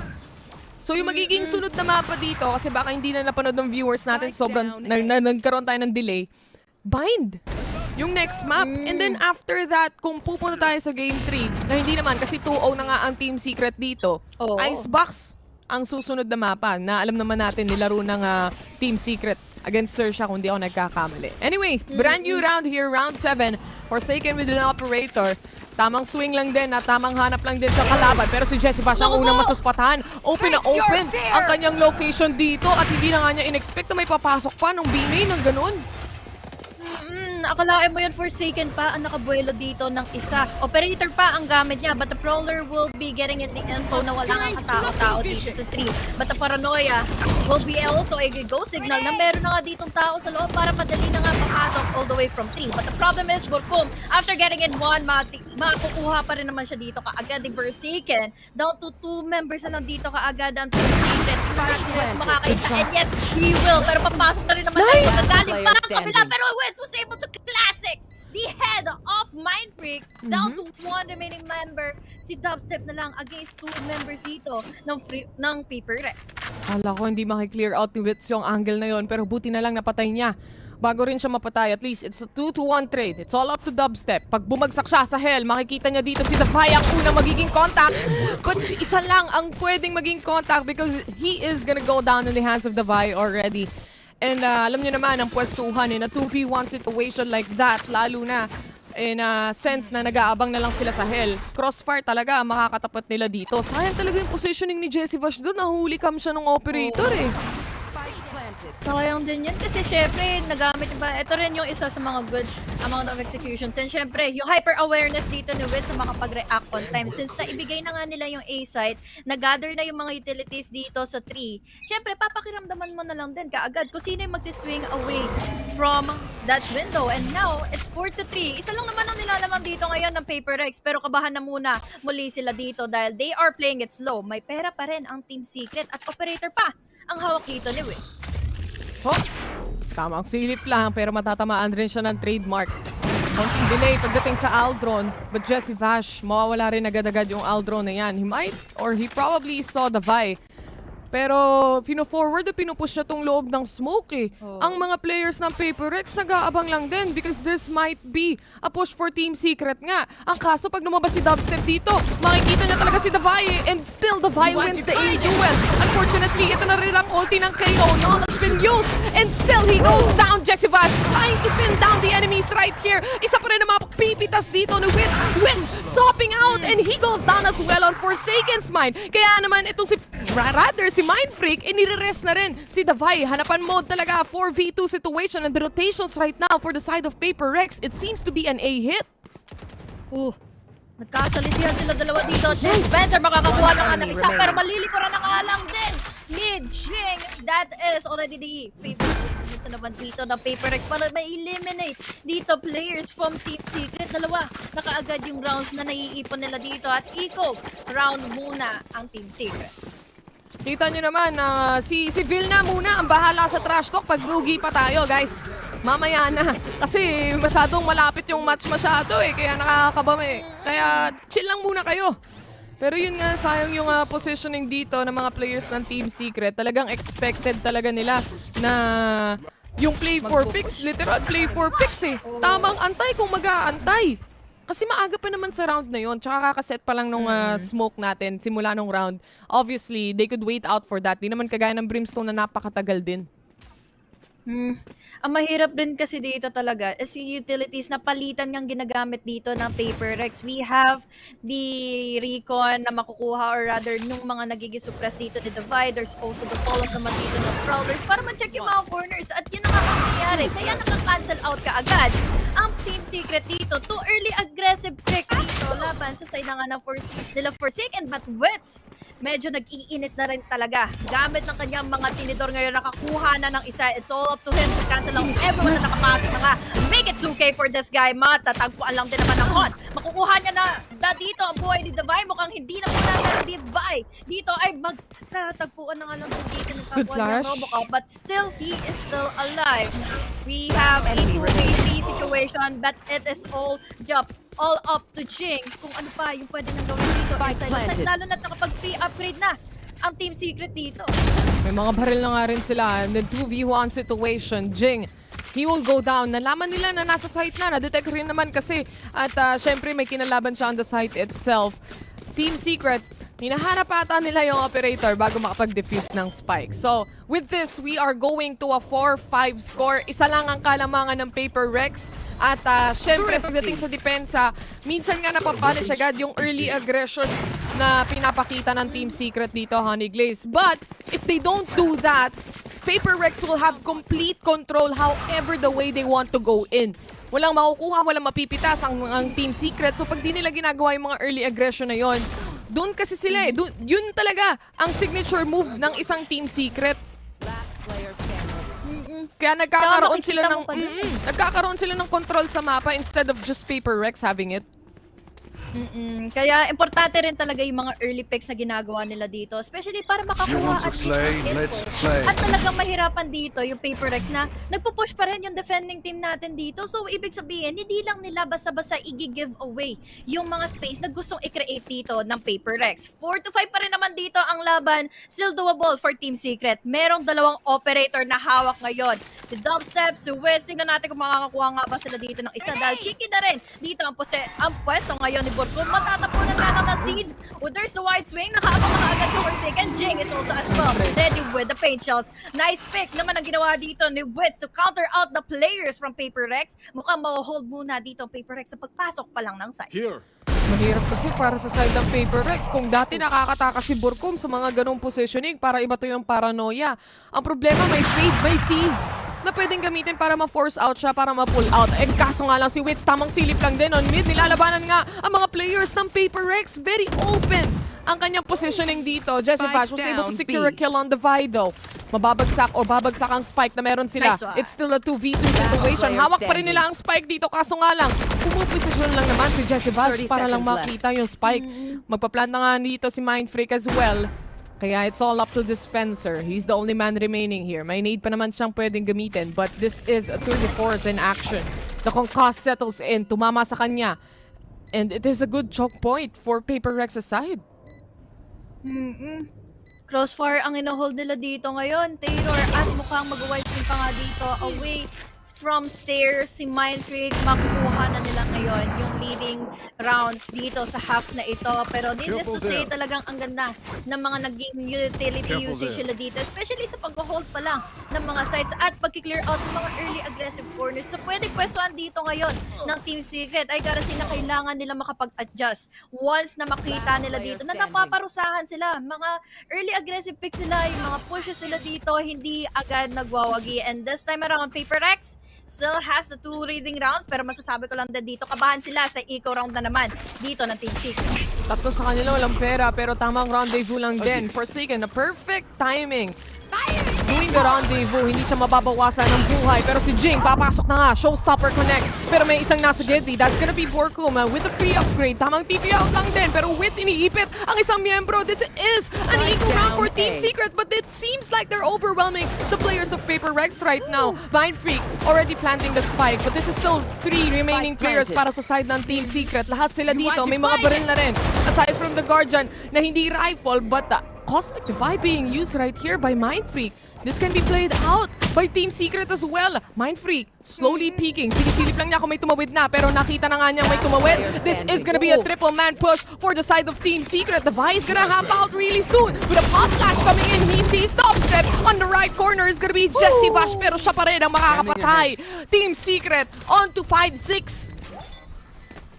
Sa inyo na ang eco, sa inyo na lahat ng mga pera ng kaban ng bayan para makuha na nga yung mga rounds na kailangan nyo. Dahil habulin na tawag Last round before the switch. Agad ng Team Secret. Ganda ng eco. It was just a thrifty round na naman ng Team Secret. Sabi ko nga kanina, kabahan na yung Paper Rex once na napunta sa eco dito. Ang players ng Team Secret. Tingnan mo nga, na-frenzy lang dito ang kanilang race. Si Jing hindi nakabuelo kaagad dito kinabulgom.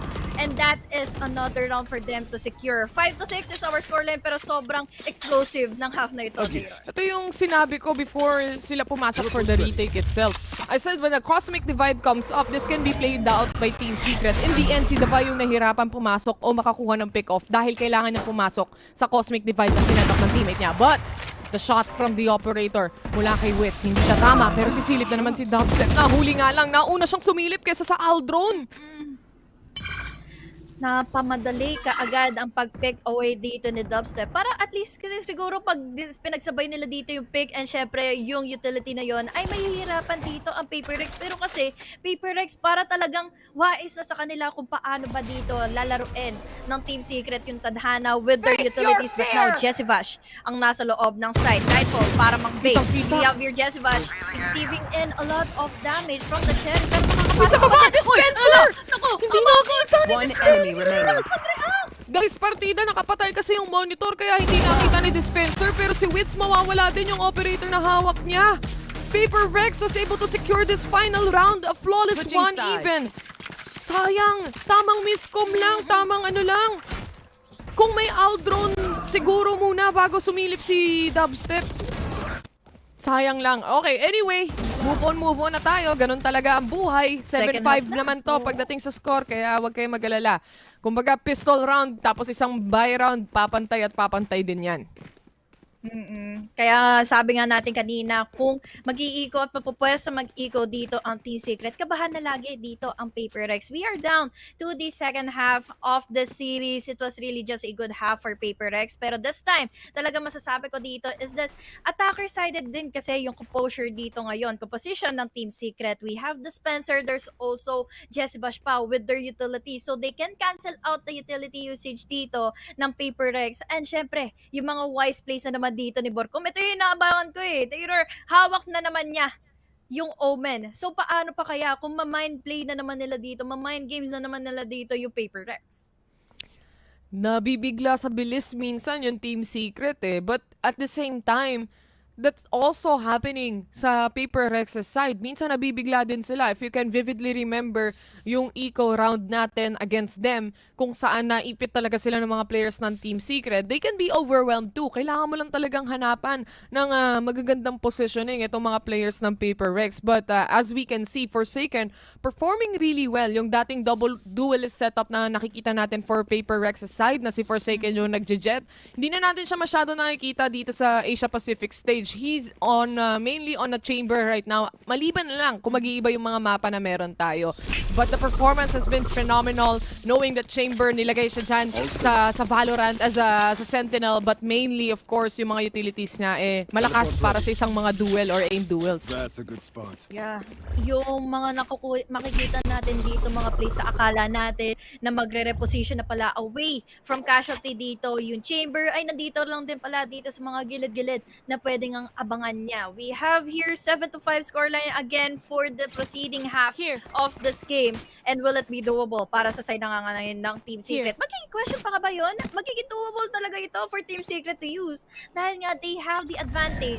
But now, they have the suppress. We also have here the paranoia para ma-reposition na nga dito si Ching. Matatagpuan rin naman dito ng Recon. 3 versus 5 na magiging casualty na magiging mangyayari dito instead of the side. Makakalakas na dito na bagya si Wins. Kaso nahagip pa rin ng frenzy dito ni Ching. Borcom takes away one member down as well. 4v3 still doable for the side of Team Secret. Still doable, pero kailangan nila makahanap ng pitas. Ang kaso nga lang talagang tagu-taguan ang laruan dito ng Paper Rex. Wala talagang pumupush. Maliban na lang sa mga angle na hinahawakan talaga ni na Forsaken. Yun lang yung push na gagawa dito ng Paper Rex. But other than that, talagang tiis pogi pagdating sa mga sites na meron sila. A triple stack on A and just a fade on B side. Kung mapipitas ni Dubstep yung isa, baka magkaroon ng chance ang B-site dito mabuksan. Ang kaso nga lang, syempre yung spike na drop na rin pala sa mid. Inaabangan lang ng mga players ng Paper Rex paano yung magiging rotations nila. Dubstep, he gets one, but Borcom, 1-to-1 trade lang ang meron dito. It's still a 2v1 situation. Dubstep, low on HP. Nagsiset up na ng rendezvous. Alam na alam nila na nandito na nga siya. And Jing was able to secure the kill on the 4K on this round, making it a 5-8. Ibigay nyo na lahat ng enerhiya nyo para sa side ng Team Secret. Ngayon na ang panahon, ladies and gents. Ito na ang pagkakataon para magtulong-tulong. Kailangan ng Team Secret dito para makalaban at matalo na nga ang mga dayuhan. Papasok na sila sana ng site dito talaga. Ang game problema lang din is hindi sila nakasurvive pala dito sa pwesto na kinumit nga ni Jing. There was also the commitment on the utilities para hindi sila makapag-push inside of the sites, and there's also the problem kung paano ba dito mababaluhan maka-counter out kaagad si Jing. We have now here another eco para sa side na nga ngayon ng Team Secret. Little of the utilities lang ang pwede nilang ma-secure, but now Jing talagang gumugusto siya. We have the satchel, not even getting it. Pero wiping dito ni Dispenser, magiging casualty. Jing dito, goes in for 3.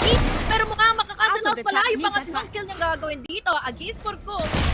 One enemy remaining. On the other hand, still defending in 3 para hindi makapasok dito ang Team Secret. 11 is left for this guy, but unfortunately hindi siya naging ready kay Forsaken. 9-5 is our scoreline.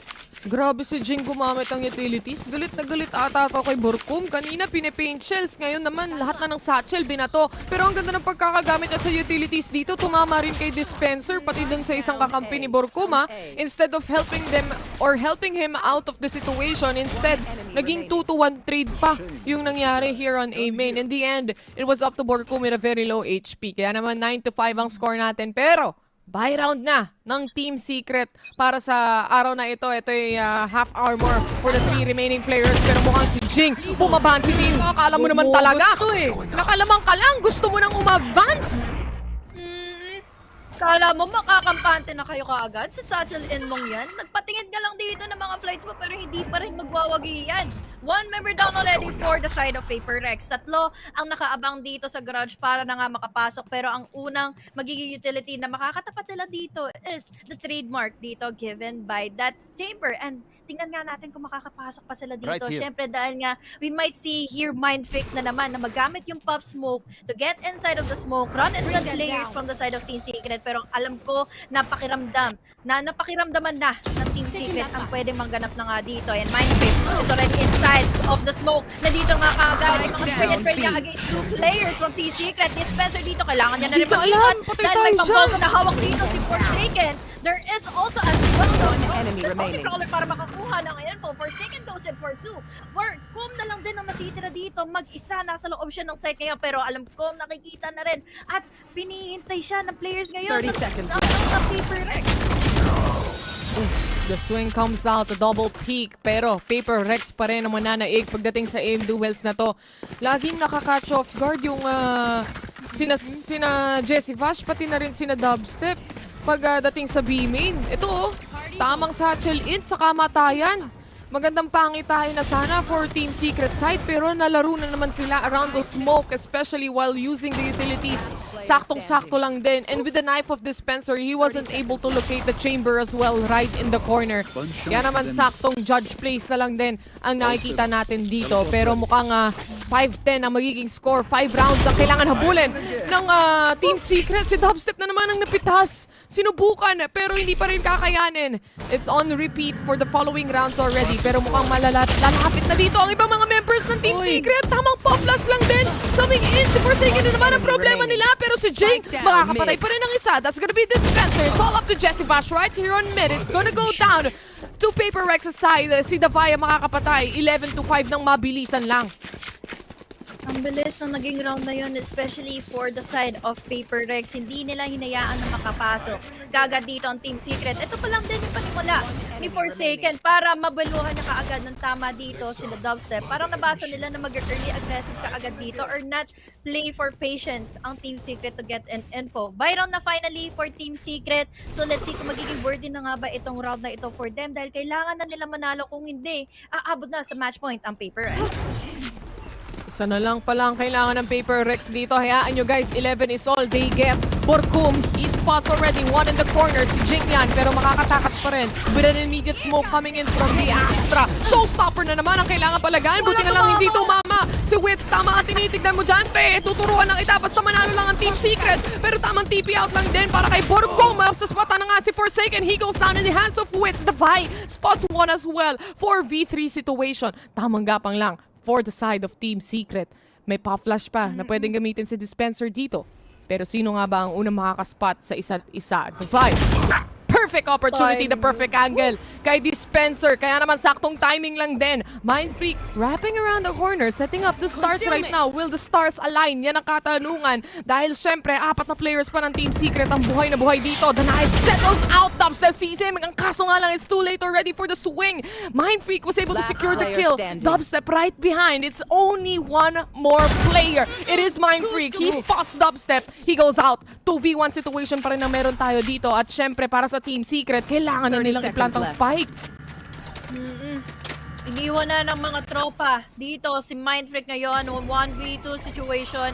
He still has the stars pero hanggang dito na lang din yan. Dahil nga ngayon, talagang inaalam niya parang sa sarili niya na kabahan na siya ngayon sa mga pwedeng maging pwesto dito nila Borkom para ma-cut off yung kanyang rotation. He's waiting all the way from that corner. Meron pang recon dito to hold and further dito sa backside sa ating defender spawn. And now, we have now here, just waiting all the way from midway dito si Jess Bosch. Pero makakauna pa rin pala dito. Si Mind Freak, nabigla tayo sa mga naging pangyayari dito. Pero hindi niya alam kung saan nang gagaling dito si Jess Bosch. Ito na nga ba ang magiging condolences natin maibibigay dito. And it is a round 1 for the side of Jessie Bash para maihabol na nga. Sabi naman sa inyo guys, 11 lang ang kailangan na ditong pagkapangin ngayon ng Team Secret against Paper Rex. Ang hirap hindi huminga. Diyos ko. Pagdating dun sa round na yun, 3v1 situation, muntikan pa nga, mabaliktad. Buti na lang, nauna pa rin mahanap ni Jessie Vash. Nabitawan yung shift, pero baka sinadya para lang marinig na baka pumunta sa right side. Yung tama naman, no? Na-jinx na-debate niya yung Astra. Kala niya sa stairs lalabas eh. So, well played round. Pero lumilipad agad dito si Witz. Pero may isa pang lumilipad na nasa harapan na nila. That's gonna be Jeng. He gets 2. Para sa pangatlo, it's gonna be Forsaken. Tama nga bang lang mga players dito ng Team Secret. Ang kaso wala nang pwedeng maging trade. He goes for the pop flash on mid. Spots the players. Dito may sa may top mid lang. Force out si Jessie Vash. Pero mamamatay din siya. Buti na lang nakuha niya yung kill before he goes down. It's all up to Dubstep yet again. Matatagpuan pa siya dito in a cheeky angle na naman ang pinanghawakan ni Davai. That's already a match point for the side of Paper Rex against Team Secret. Tapos mahihirapan pa sa mga buys dito ang Team Secret, pero makikita natin dito sa replay na nakakagulat ang mga naging executions dito ni Jing. Especially yung mga paglapag nila ng mga utilities, talagang naisama niya din dito sa bangkay ng mga nakita nating mga flash given to us by the players here from Paper Rex. And now, 6-12 is our scoreline. Hati at gipit na gipit ngayon ang Team Secret to get in this win. Pero tingin ko dito hahawak sa patalim. Jing, talagang sumasalo ng mga damage, pero Dispenser was able to take it. Ang kaso nga lang si Forsaken ang tumatanggap ng bala. Dalawang players na lang natitira for the side of Paper Rex. Marerest pa nga dito si Dispenser. This is a big opportunity for Team Secret, overwhelming the side of Paper Rex right now, using the Altron, trying to find the spot. Kung nasan nga ba yung isa pang members dito, they seize one, and that's gonna be Benkai right around the corner as well on Heaven, na nag-iisa na lang. He takes on the RJX dahil mas magandang skin daw yan, pero pag lumabas si Benkai, talagang bangkay ang matitira dito dahil with that shock dart, it would connect perfectly and dubstep shots as well.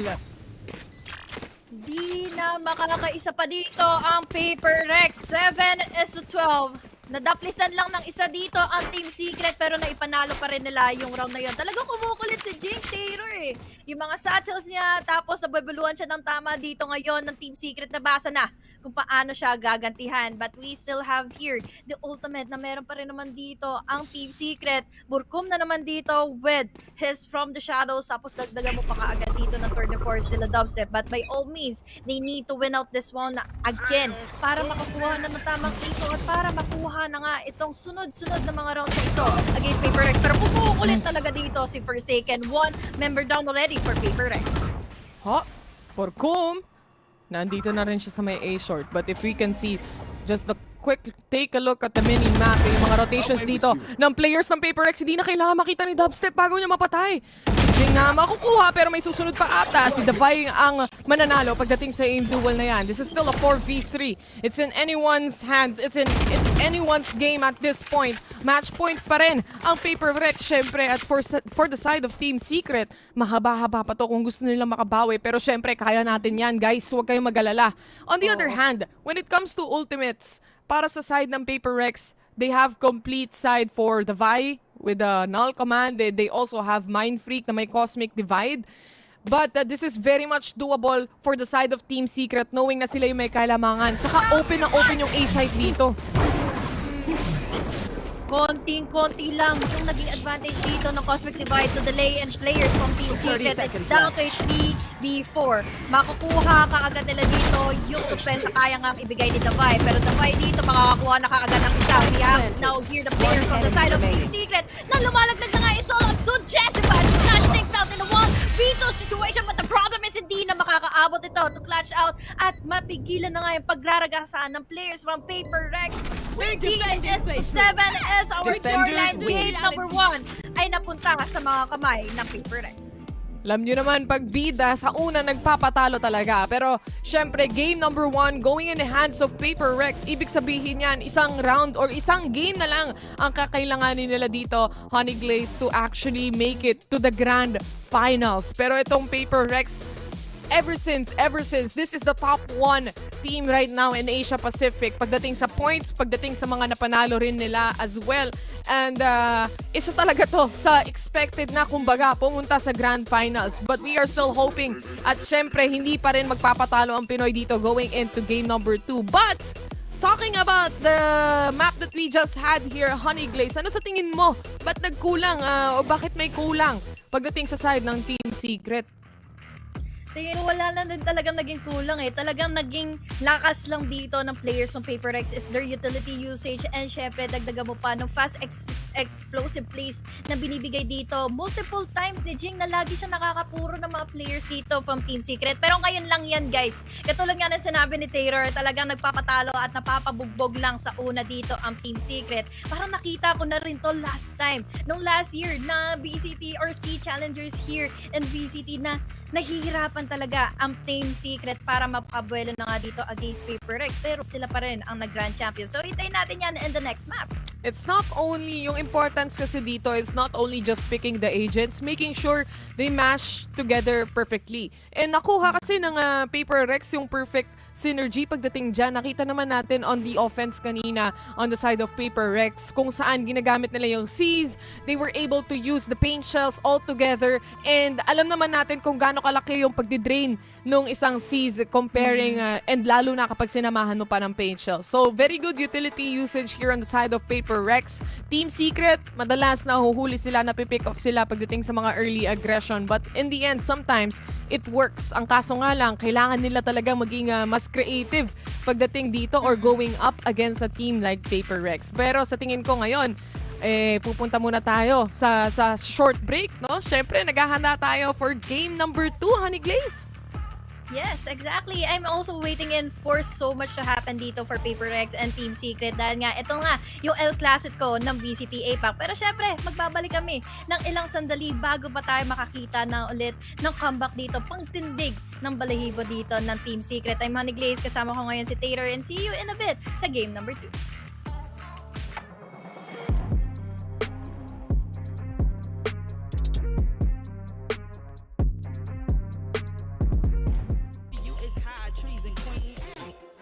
Quick, El Jefe's coming soon. Sit up straight when she enters the room. Be enthused, but don't look too amused. This is her queendom, please respect her rule. Hurry up quick, El Jefe's coming soon. Sit up straight when she enters the room. Be enthused, but don't look too amused. This is her queendom.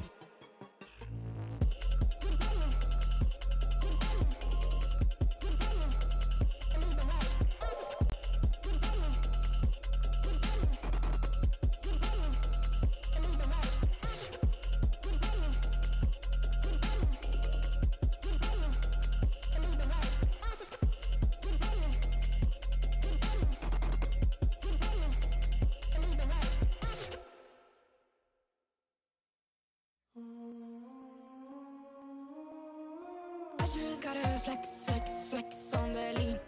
I just wanna rap, rap, rap to the beat. I just wanna back, back, back, cause I'm mean. I just gotta go, go back, I'm a freak.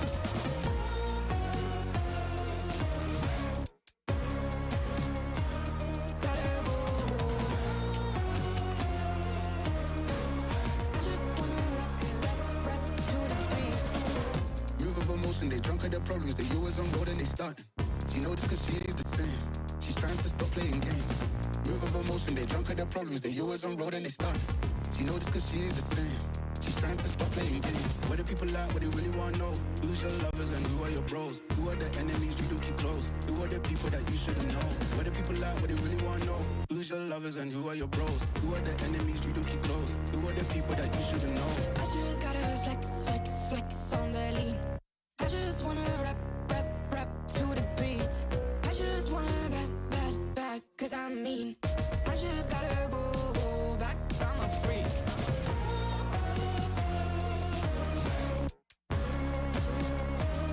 Gotta go, go. I just wanna rap, rap, rap to the beat. The chase.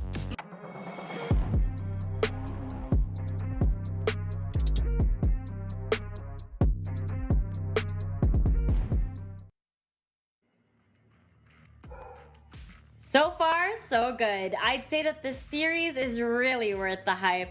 Team Secret and Paper Rex giving us quite the show over here, but alas, it is Paper Rex who ascended. Back here on the panel, it's the likable, Fluffy, and Trix. A joyous day for all Valorant fans out there as we get all of these amazing rounds in. And of course, Paper X is no exception to this, Trix. Definitely, Paper X doing a fantastic job.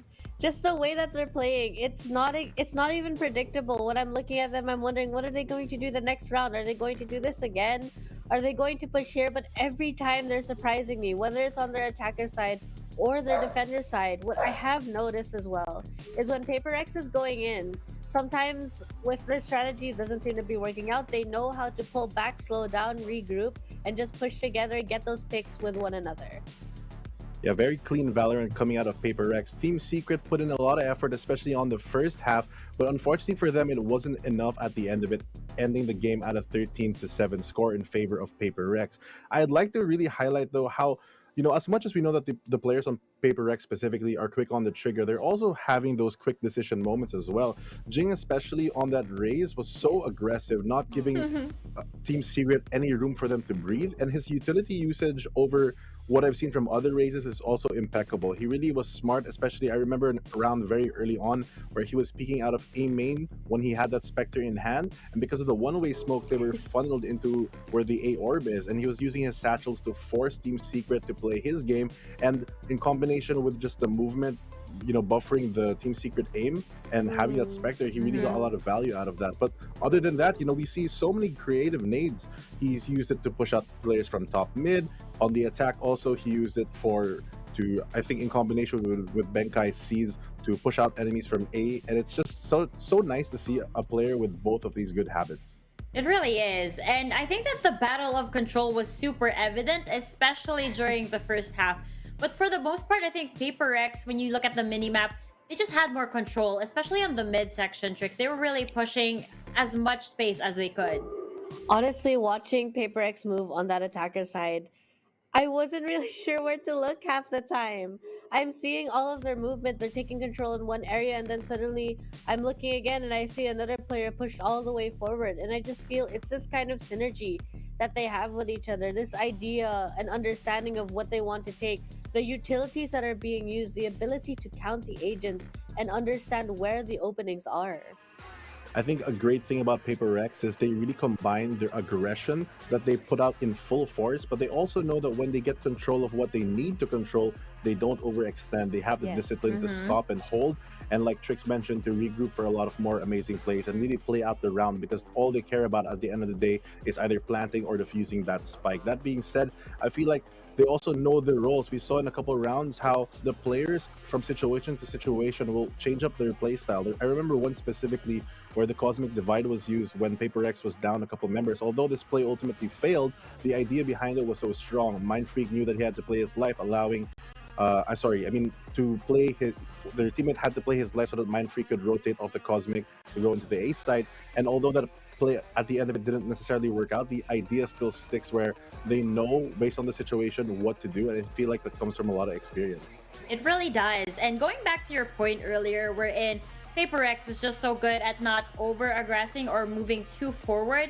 On the other side, there were instances wherein Team Secret was actually doing this. And you know what, Trix? Paper X made sure to punish them every time they'd go over the line. I felt Paper X also understood where their angles were open and giving up space. One of the things about watching Paper X is that, yes, you might find that there's an opening there, but that does not mean that it's a safe opening for you to take on. Because usually, more often than not, they're going to take it back, or it's because they have so much more map control somewhere else. Yeah, map control is a thing that I feel like on the side of Team Secret, unfortunately for them, was a bit lacking. We know that they normally win most of their Ascent maps on the attack, and choosing to be attackers first, Paper X really put them on the back foot from the start, forcing them to play that defensive role, even though their lineup seems to be a more aggressive type. And I feel like it's not the cleanest that we've ever seen Team Secret play so far. There are a lot of times that they got caught out of position. Jesse Vash in particular had a lot of moments where he had his drone out, assuming that his teammate was far forward enough to cover him, but because of the angles, etc., he wasn't fully covered, and he was a free kill for a lot of the time. So it's not the Team Secret that I'm used to seeing that has got here. So hopefully they start putting a lot of these little adjustments, because they really do matter at the end of the round. It really did. On the other side of Team Secret, as you said, wasn't too clean on their end. However, Paper X That was a clean run for them. You gotta admit that. It was really, really clean. I mean, I gotta commend Forsaken here too, Fluffy, because all of those wide swings have... I don't know where he musters the courage to do so, but it was always clean every single time. The crispy aim paired with that bravery, it gets you so far. True. I think that Benkai as well is another player that I'd like to highlight.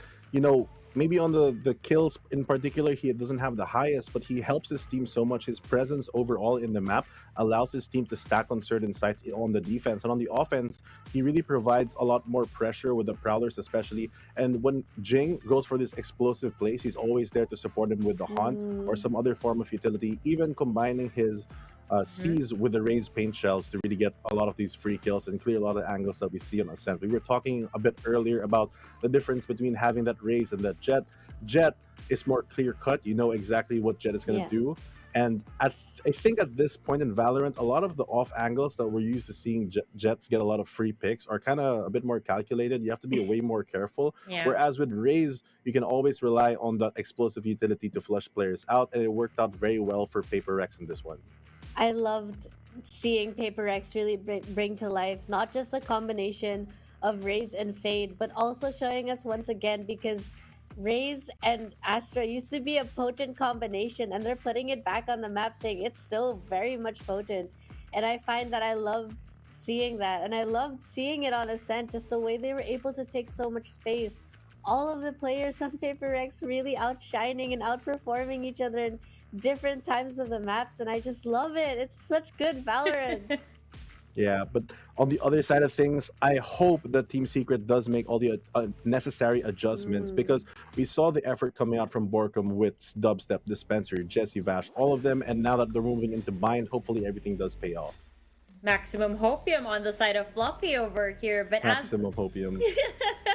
As you mentioned, Trix, we are going to be going over to Bind. We've touched up on the subject a little bit, but we're starting to see the compositions come to life. And right there, just as Raph had hoped, a little bit of Yoru on one side and a Yoru on the other side. Actually, the moment they saw Breach out, I figured that they were going to put the Yoru because they used the Breach with the Yoru as well. So yes, we have that double initiator, double duelist on Paper Rex. We've got a more standard approach with a double duelist, at least on Team Secret side.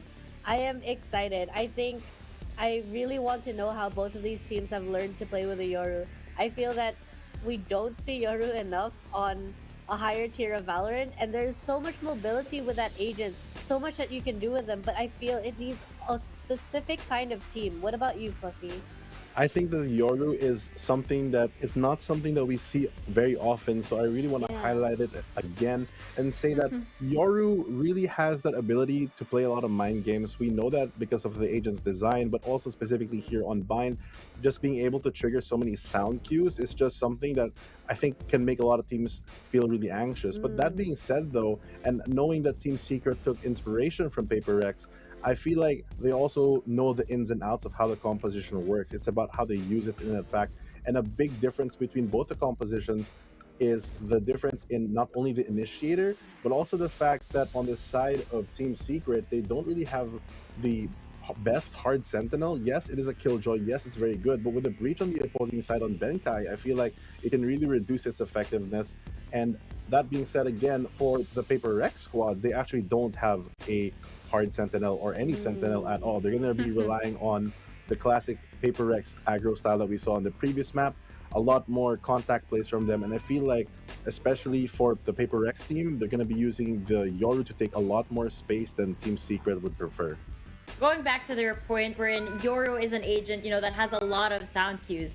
Paper Rex is pairing him up with Fade, which is the anti-sound cue agent over here. So you won't be hearing where Yoru can actually teleport once she puts out the Nightfall and the other abilities that she has. So gotta watch out for that one on the side of Team Secret. But if we get to see the same Paper Rex that we just saw over here on Ascent, then Team Secret is in a world of trouble over here. After all, Ascent was their map pick, and this is kind of like Paper Rex's territory. But yes, folks, game number 2 is on the way, and Team Secret and Paper Rex are all fired up for this. VCT Masters is on the line for this victory, but a lot of mind games is due. So with that said, let's join our casters and teleport to Bind.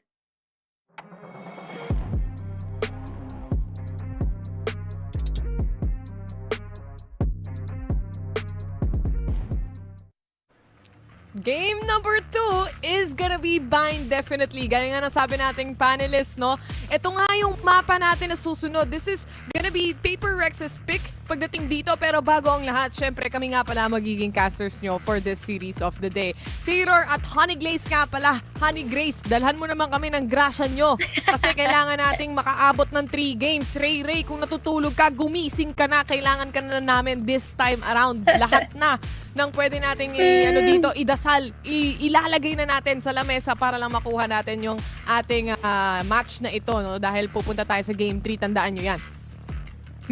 Oroy, ang mga nakita natin mga ages dito na makakapasok in game number 2. So this is really exciting to see dahil nga this is one of those maps na talagang nagiging commendable yung Oroy pick, yung Euro pick dito, especially for dubstep. At lalo na, dadaan natin dito na magkakaroon ng opportunity dito, especially ang players natin from Team Secret dahil they have the commendable playstyle with their synergy. Tapos yung mga timing pa and execution nila dito, reset ang kailangan nila Terror for this game number 2. Dalawang Euro ang nakikita natin, gaya rin ng sabi ng panel, no? Ang daming creative plays na kaya mong gawin sa isang Euro. Ang agent selection na meron dito for the side of Team Secret, medyo standard lang din. Very typical sa nakikita natin sa Bind specifically. And also for the side of Paper Rex, naglabas din sila ng breach dito. So, and especially with the Fade, this can be an aggressive move para sa Paper Rex side. Tingnan natin dahil magsisimula na tayo sa pistol. Isang mabilis ang takbo with Stevie ni Brimy, pero tamang shock dart lang din. Harap-harapan. Nasa harap din si Uroy. Ayun na nga si Dubstep with a double kill. And Jing was able to shut him down, pero isa pa ang nag-aabang sa Geddy. That's gonna be Jessie Bash. Hindi niya makita ang kalaban, pero makakapatay pa rin siya ng isa. The Vi, already low on HP, pero nandito na sila sa B. Tamang TP lang din. Papuntang A, pero meron abang sa kanilang rotation. That's gonna be Jeremy. Makakapasok nga sila kaagad dito ng site, pero magiging problema niya dito is si mga utility syempre natitira pa ni Dispenser. He needs to clutch this out sa end. I think he might be able to dahil dalawang bala na kaagad ang nawawala dito for Benkay. Tatlo na lang ba din? Wala kulang sa kanya, but now magtitipin na naman siya. Ala kaya di makapasok at makakapag-rotate siya going into B, pero ang magiging problema niya dito again is Dispenser na nag-aabang na rin sa kanya. He knows where he is coming from, pero down to 65 HP na rin kasi dito si Dispenser. Kaya naman ngayon, hintay na lang din yung tropa niya dito. Borcom, nasan ka na, tol? Kailangan na natin hanapin dito si Benkay dahil he is slowly pushing all the way from defender spawn naman. Ang rotations ni Benkay dito is yung goal niya makakuha ng isang pitas bago siya mag-plant ng spike. Kaso nga lang, crossfire. May nakaharangan naman siya kahit papano. Lumabas siya. Alam niya yung location ng dalawang remaining players. But play for time ang meron dito for the side of Team Secret. Benkay going down and Team Secret finally gets a pistol round away from Paper Rex's side. Nagpatuloy lang ng paikot-ikot dito ang Paper Rex. Diyan lang sila magaling guys sa paikot-ikot, pero makukuha pa rin ng Team Secret itong round na ito. Ultimong hindi nga makita dito nila Jessbash kung sino ba yung makakalaban at nakakapag-push na all the way from Bilong, at nagdaga mo pa dito ng mga pang-bait tactics na ginawa kanina ni Dubstep para magkaroon ng advantage dun sa mga nagpo-push and Bilong. And now 1-0 na kagad. Next map na tayo, game number 3, Charis. Pero meron na dito mga Vice, Terror, Spectres. Ang mapangawakan niya yan ng Team Secret against Paper Rex. Si Jessbash, tamang ano lang din si Q-Guard ang galawan. Nasa beach siya, nakastack siya kasama ni Dubstep doon. Pero mukhang sisilip na nga dito. Jing was able to get a kill, pero sasagot din naman si Borcom with his kill for himself. Ang kaso nga lang, naikutan na sila ni Forsaken. This can be deadly for the side of Team Secret. Walang may alam na nandito na si Forsaken. Buti na lang, shorty lang ang hawak niyan. Pre, ang kaso nga lang, syempre, baka matagasan na nga. Ito na nga una nakita. That's gonna be Dubstep going down. It's still a 3v2 situation, but Forsaken finally has a gun right now. He has a Vandal na kayang tapatan yung mga baril ng Team Secret. They have to be really careful. Wala pa namang nakakakuha ng spike dito. Hawak-hawak ni Borcom yan. Aside from that, there is still a shock dart and a recon that can be used, but other than that, wala na. Vandal lang ang hawak Last dito ni player Forsaken ngayon. standing. Pero Benkay makukuha na kaagad ang kanyang bangkay. Borkom naman dito for the follow-up. But now it's already 4K for Borkom. Will it be an ace? Wide swing dito. 4 HP na lang ang natitira talaga. Gumugusto ka ba? Borkom dito. Reposition na lang din kaagad. He knows where the spike is. Pero ngayon magra-run and gun siya. 30 seconds left. From Forsaken. What the play? Nakalimutan natin kung saan nakapwesto dito yung TP niya. But now he is down to 4 HP remaining. Let's clutch this one out. Oh no! Nakabuhay doon ng TP si Forsaken. Ang kagandahan naman dito sa round na to, 4 HP remains para sa kanya. Tamang crossfire na naman ang magiging setup ng Team Secret. One is gonna be on hookah and the other is gonna be on the CT side. Forsaken, low na HP na. Si Borkom, back na yan, sir. Hindi na kailangan makita bago barilin. Alam niya na yung magiging positioning with a 4 HP remaining. This can be still doable on the side of Paper Rex. Pero si Jesse Vash, makakagamit nga dito ng recon. Baka sakaling makita. It's still Forsaken's round. He took 4 upon this and Team Secret, naikutan sila. It became deadly terror nung naikutan ka agad dito si Dubdom na siya mismo yung may hawak ng Vandal. Kaya naman ngayon, Forsaken had the advantage to take down players from the side of Team Secret at hindi ka agad sila nakaamba dahil nga may TP pa siyang kasama. Although nakuha nila dito si Benkay, may TP nga ditong biglang lumitaw na lang din going into B, going into hookah at yun ang naging advantage dito ni Forsaken to win out his duels na na-isolate niya. 1-1 is our scoreline. Eco na ngayon ng Team Secret. All because he was able to control lamps nang walang nakapansin. Dahil lang doon, kaya nagbago ang lahat. Pero dito muna tayo sa panibagong round. Maaaring hindi nakuha ng Team Secret yung pangalawa, pero hindi pa naman tapos ang lahat. Jing already getting one here, Forsaken to shut down Jesse Vash as well. Dalawang naka-shorty. That's gonna be Dispenser and Jeremy. Ang kaso nga lang, tatlong players ng Team Secret. Rotations nila all the way from A side. Rinig na rinig sila dito ng players ng Paper Rex. Nag-aabang na rin sila kung kailan sila papasok. Low on HP na rin si Dispenser. Pati na rin si Jeremy with 66 HP remaining. Nasa kaliwa lang pala si Jeremy dito. Ang kaso hindi na kaya. Pagdating sa reload ng kanyang baril. Defy! Right around the corner. Si Dispenser na lang natitira. Oh, tapos shorty lang din ang gamit niya. Pero at least nagantihan niya. Ngayon si Forsaken na na-shorty niya yung tropa niya dito. Ako naman ang bahala. We have now here the number still advantage of the side of Paper Rex. Pero shorty lang din ang hawak dito ni Dispenser. Baka matagpuan pa nga dito ng shorty. Dahamot? Sige, Dinala yung damot baril. ka. Sige. Sige, damot nyo. Wag na lang. Kailangan mamatay ni Dispenser sa round na to. Kaya naman, expected na magsistay siya on the site itself for the spike detonation. Ang round na ito mapupunta sa Paper Rex. But if you can remember, syempre, Team Secret side, this is gonna be their buy round. Kanina, tamang eco sila doon dahil na-counter, sila eh. Na-counter agad yung first 2 rounds nila. Nalikuran na rin, finally, si Forsaken ni Jeremy. Nadali si Forsaken doon. Parang nung ginawa niya lang din kanina dito against Dubstep. But this was really one of a hellish round dito against Paper Rex. But now, pwede na nila maambahan dito ang PRX. Half an armors lang dito ang mapagkukumitan ngayon ng Team Secret. But now, kailangan nilang kabahan sa mga magiging push ngayon ni Jing. There is a pop flash again coming from Forsaken. Pero mahuhold back pa rin naman sila dito with that pain shells. We have also as well controllers. Pero wala naman EPN from Forsaken. Magpupulaga ka agad dito. Manlilikuran.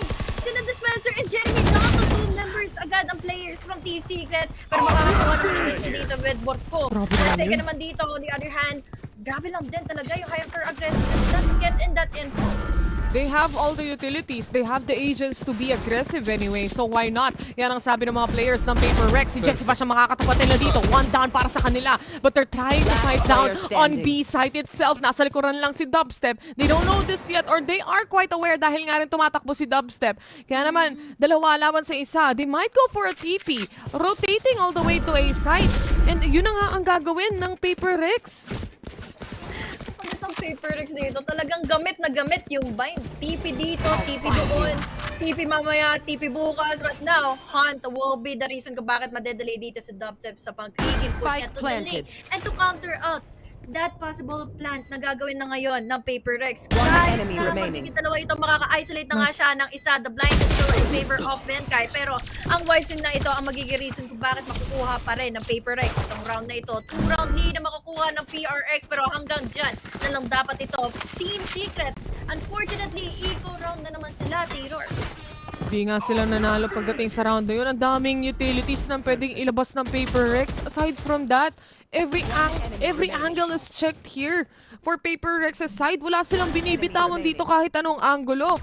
Even on that last moment, syempre, Benkay just waiting patiently kasi nga naka-crossfire na naman yung Fade. And once the Fade goes down, syempre siya rin ang susunod na sisilip. Another round for Team Secret na nasa eco disadvantage nila. This eco will, or rather, this drone recon, makakakita rin ng ibang mga players. Mas-shutdown din naman agad-agad. Dubstep, he goes down already. The satchel in place are already here. Jing already clearing up the site, pero wala pa rin na mas patahan na Team Secret. Tatlo sa kanila ay nasa A, kaya naman tamang rotate lang mula dito sa mga players na to. Borkum, he will be spotting one, and the Vi is finally down para sa kanila. May orbital strike pa na pwedeng gamitin si Borkum, pero hinahanap niya pa rin yung isang pwedeng mapitas. Nakaisa na nga siya, but this pop flash from Benkay will kill him off. Dalawa, laban sa tatlong meron tayo dito. Dahil sinusubukan pa rin ng Team Secret makuha ang kaso nga lang Forsaken. Perfect ang kanyang angle na hinahawakan for the entry of Team Secret. 4-1.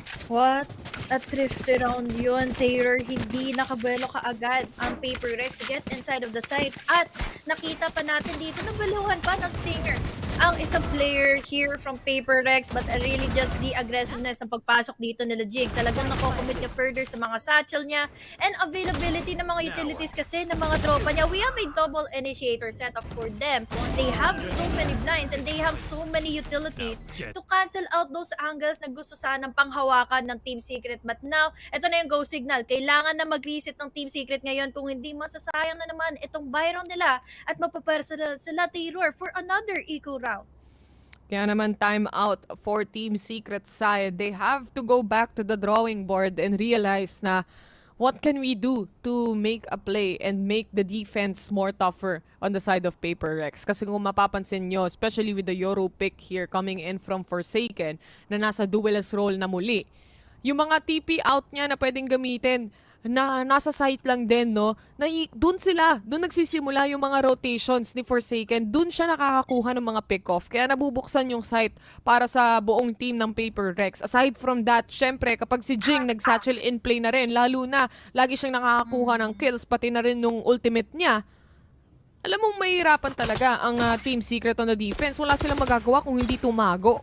Actually. Pag nag-here comes the party na yan, literal lalabas sila sa party. Oh, ay, mahirapan ka talagang makipagduelo. Pero ngayon, Forsaken, medyo madidisrupt na nga yung kanyang angulo. We have here the decoy, blinds, and the TP. Dispenser naman ay makakakuha na finally ng isa. Matatagpuan ng Recon, pero may ultimate kasi rin siyang kasama. So now he's already inside. Face your fear! This time, yung mga players kasi ng Team Secret ngayon, isa lang yung nagde-defend. Inside of Buka dito, it's already taken by the opportunity of the Prowler. Pero Forsaken dito, he did not miss out that shot against Dubstep. 4v4, but still doable for Team Secret to hold on to the members of Paper Rex. Pero ngayon nagkakabaliktaran na Taylor dahil nasa loob ng site. Parang magde-defend na nga dito si Forsaken against the side of Paper Rex. But this time, they are blinded by the lights. But Spencer dito makakakuha na finally ng isa kasi kumukulit na nga siya. PVT ang magiging numbers advantage dito ngayon, but make it a 2v3 dahil ngayon Dabay ang nakakabuenos na rin ng isa. Ginamit na rin yung orbital strike ni Borkum. At dalawang players ang natitira dito. It's up to Jeremy and Borkum to make a play happen right here. Jeremy on City side habang nasa elbow naman yung isa. Left. It's still a 3v2 situation. Habang nagbabantay yung isa dito sa likuran, may showstopper na nga. Ang kaso hindi magkoconnect. Nasa corner pala nagtatago. It's still around for Paper Rex, and hindi lang dahil sa post-plant na meron ang Paper Rex kaya sila nanalo dito, but the usage of a gate crash, the dimensional drift coming in from Forsaken. Tingnan nyo naman tong play na to, napakaganda. Walang kaalam-alam si Dubstep na nasa likuran niya na. Walang may alam literal sa Team Secret. Ganun mag-Yoru. Team Secret dito kung paano gamitin at paano na nga dito nakabuenas ng ikot si Forsaken. Binaypas niya yung mga nag-hold into A. Nakuha niya yung mga attention dito ng mga nag-hold into bats. Pero nung nakita na nga natin yung ultimate ng Nightfall na ginamit ko sa hookah, ayun na ang time ni Forsaken na kaagad. Antayin nyo lang si Dubstep kapag nasa attackers na. Huwag kayong mag-alala. Kaya niya rin yung mga play na yan. Kaso mapipitas na nga dito. Una na mapipitas is of course Jessie Vash. Tama lang din ang positioning dito ng isang Killjoy. Ang kaso nga lang, munti ka nang hindi tumama yung mga bullets na yan. 3 bullets remaining on this Vandal. Pero wala na rin namang masaspatan si Dispenser dito on the corner. It's still a 4v4 situation. At kitang-kita rin naman natin nasa eco disadvantage na naman ng Team Secret. Hindi sila makahanap ng space kung kailan sila makakakuha ng magandang buy round. So, ayan na. We have here the gate crash. We also have here the dimensional dip. Pero may siguro makakakuha na agad ng dalawa. Canceling out those leading potential gagawin na ngayon ng Team Secret. But they just did it all with the spray and pray. Paper Rex still does it with the commanding lead na naman dito against the side of Team Secret. 1-6 is our scoreline. Grabe si Bengay. May kasamang dasal yung pagsispray niya doon na sana tumama. May pick-off na nakuha si Dispenser dito. But other than that, syempre, nakaabang na rin sa post-plant itong mga players ng Paper Rex. Especially, they have the man advantage as well comparing to Team Secret side. Pati na rin yung gun advantage nasa kanila rin during that time. 6-1 ang score natin dito. Ladies and gents, syempre, upper bracket natin to. Kaya tingnan natin kung makakabawi pa rin ang Team Secret. Prowler being used already here on Hookah. Makikita nila at least yung ibang mga players. Ginamit na rin yung Longadok ni Jessie Vash. Tatama ba para sa huling pahapyaw? Hindi nga lang makukuha yung kill. At least leaving them with some of a, or a little bit of a damage. At least na-burst down na nila dito yung HP kaagad ng Team Secret. Pero ito na sila bumabelo. We have the Rolling Thunder to get in the advantage, to get inside of the side. Nandito naman din si Orbital Strike to clear things out. Pero wala naman dito magagawa pa. Si Dispenser naman lang kamalay-malay mapapatay na nga dito ni Benkay. Pero with that being said, with the utility na pinipush nila dito against Paper Rex, ito na ngayon na naman ang go signal ng Paper Rex to at least go in for the TP. Umigit na naman going into A. May dimensional drift na naman dito from Forsaken to Grabe get mag-farm ng orb Pero to. sa ngayon, wala pang nangyayari. Wala pa siya nakikita. Ngayon pa lang, 3. Kaagad laban sa Team Secret. Sinubukan yung fault line pero hindi rin naman magkoconnect kay Forsaken. He got the info already. Tatlo sa city mga kaibigan. Habang nagro-rotate na yung Raze, nasa likuran nila dito si Jing. This is gonna be deadly for the side of Team Secret. One goes down and the rest is history. Jeremy still alive and kicking. Sumusubok pa rin. Pero kailangan niyang mag-retake dito against 4 other people. The Vi hops out and this is still doable. 1v2. Ang kaso nga lang, magsasave na lang ata dito si Jeremy for the next round dahil magiging eco disadvantage na naman. Tito, pasensya na mga tito. Kulang na lang din ang talaga sa lang oras. tito Pero eh. On the Uy, may hunt isa pa. Ngayon si Forsaken. Gumugusto pa siya. Pero unfortunately dito for Jeremy, nabigla na rin siya dito against Forsaken. Hindi niya pinagbigyan. Ang ganda na lang din talaga, Taylor. Mga tito, pasensya na. Nahuli pa tayo ng isa. 7-1 ang nakuha na ngayon ng Paper Rex laban sa kanila. Excited na ako sa swap ng side. Kasi ito mga Euro play talaga pagdating sa attackers. Mainit-init talaga yan kasi nakakaikot talaga, nakakagawa ng space para sa respective teammates. Pero ang ganda talaga ng pinapakita ni Forsaken dito eh. Siya talaga yung main creator of space. Aside from that, the play itself, sa kanya nagre-revolve for the side of Paper Rex. At syempre, for Team Secret, kailangan nilang patatagin yung depensa dito. Lahat ng aim duel, minsan hindi rin sila nananalo, no? So, with this, the shock dart, it connects to Jing kahit pa paano. Ang kaso nga lang, babatuhan rin siya ng pain shells. Mapapaatras ang isang player ng Team Secret dito, which is Jessie Vash. Pero this is a big rotation coming in from Jeremy. He spots 3 players here. Nabagsak na nga ang spike. Kaso 1 is all he gets. Jessie Vash was able to secure 1 2-2 trade for the side of Team Secret. Tamang TP out lang din para kina Forsaken at kay Mindfreak. Makakapag-setup sa nila ng smoke dito. Nilabas na nga ni Brimstone ng kanyang iPad. Nasa kanila ang spike. But this, of course, a molly right upon them. Kailangan nilang pasukin. Forsaken, napakatapang mo naman, sir. Naghahanap na naman dito. Jessie Vash nasa corner lang pero hindi na niya kailangan makita. Another wallbang for Forsaken right here. 3v2 seize upon on Borko. Alam nila ang positioning pero that stinger kill is still gonna connect. Forsaken and the Vi ang natitira for the side of Paper Rex. Makakapag-plant sila ng spike dito completely. Naku, mahuhuli pa nga kaagad dito ng Nightfall si Dispenser at fortunately wala siya maririnig ngayon kaya naman this is nasa kanya pa yung spike. Forsaken na makapag-rotate at mahuli na nga siya dito by the timing na makita na nga niya yung spike. He has the spike already been compromised but the problem is Forsaken pa rin naman ang natitira. With that white wing, makukuha ginagawa pa rin nila. Itong round na ito, Fortes have 8-1 is our scoreline ngayon for PaperX at talagang kumpiyansa na silang ma-secure itong half na ito kaagad. Grabe. Forsaken literally is a guy without fear. Kahit na merong molly na ilalabas yung Brimstone dito, wala siyang pakialam sa nararamdaman ng lahat. Ang importante para sa kanya, pumunta ng site, buksan yon para sa ibang teammates. Actually, pag sinilip niyo yung keyboard ni Forsaken, walang letter S eh. Puro W lang yung keyboard niyan, guys. WAD lang. Kung makikita niya yung trauma niya dito, yung mga teammate niya dito going into B site sa isang angle na sa isang site na hindi niya pala dito kinukuha, hindi na siya aatras, dire-diretso lang siya. Pupunta siya sa defender spawn para doon na lang din tumulong. Meron na Pero naman siyang speaking of ulti, Honey Glaze. Meron na naman siyang May ulti, dimensional Forsaken. drift na naman si Forsaken dito. Kailan ba mawawala ng ultimate yan si Forsaken? Lahat ng kills, lahat ng orb, pinafarm niya. Alam niya kasing siya ang may advantage once na makakuha siya ng info dito with that dimensional drift. At dagdagan mo pa ng mga crazy plays dito, especially nung kanyang mga decoys, yung mga kanyang mga TP gate crash. And speaking of, eto na naman siya. Papasok na naman siya ng site. May makukuha nga ba siyang info? Lamps agad ang iniikot niya. We have the flashes already ready para at least pagpasok na lang dito ng players from PaperX.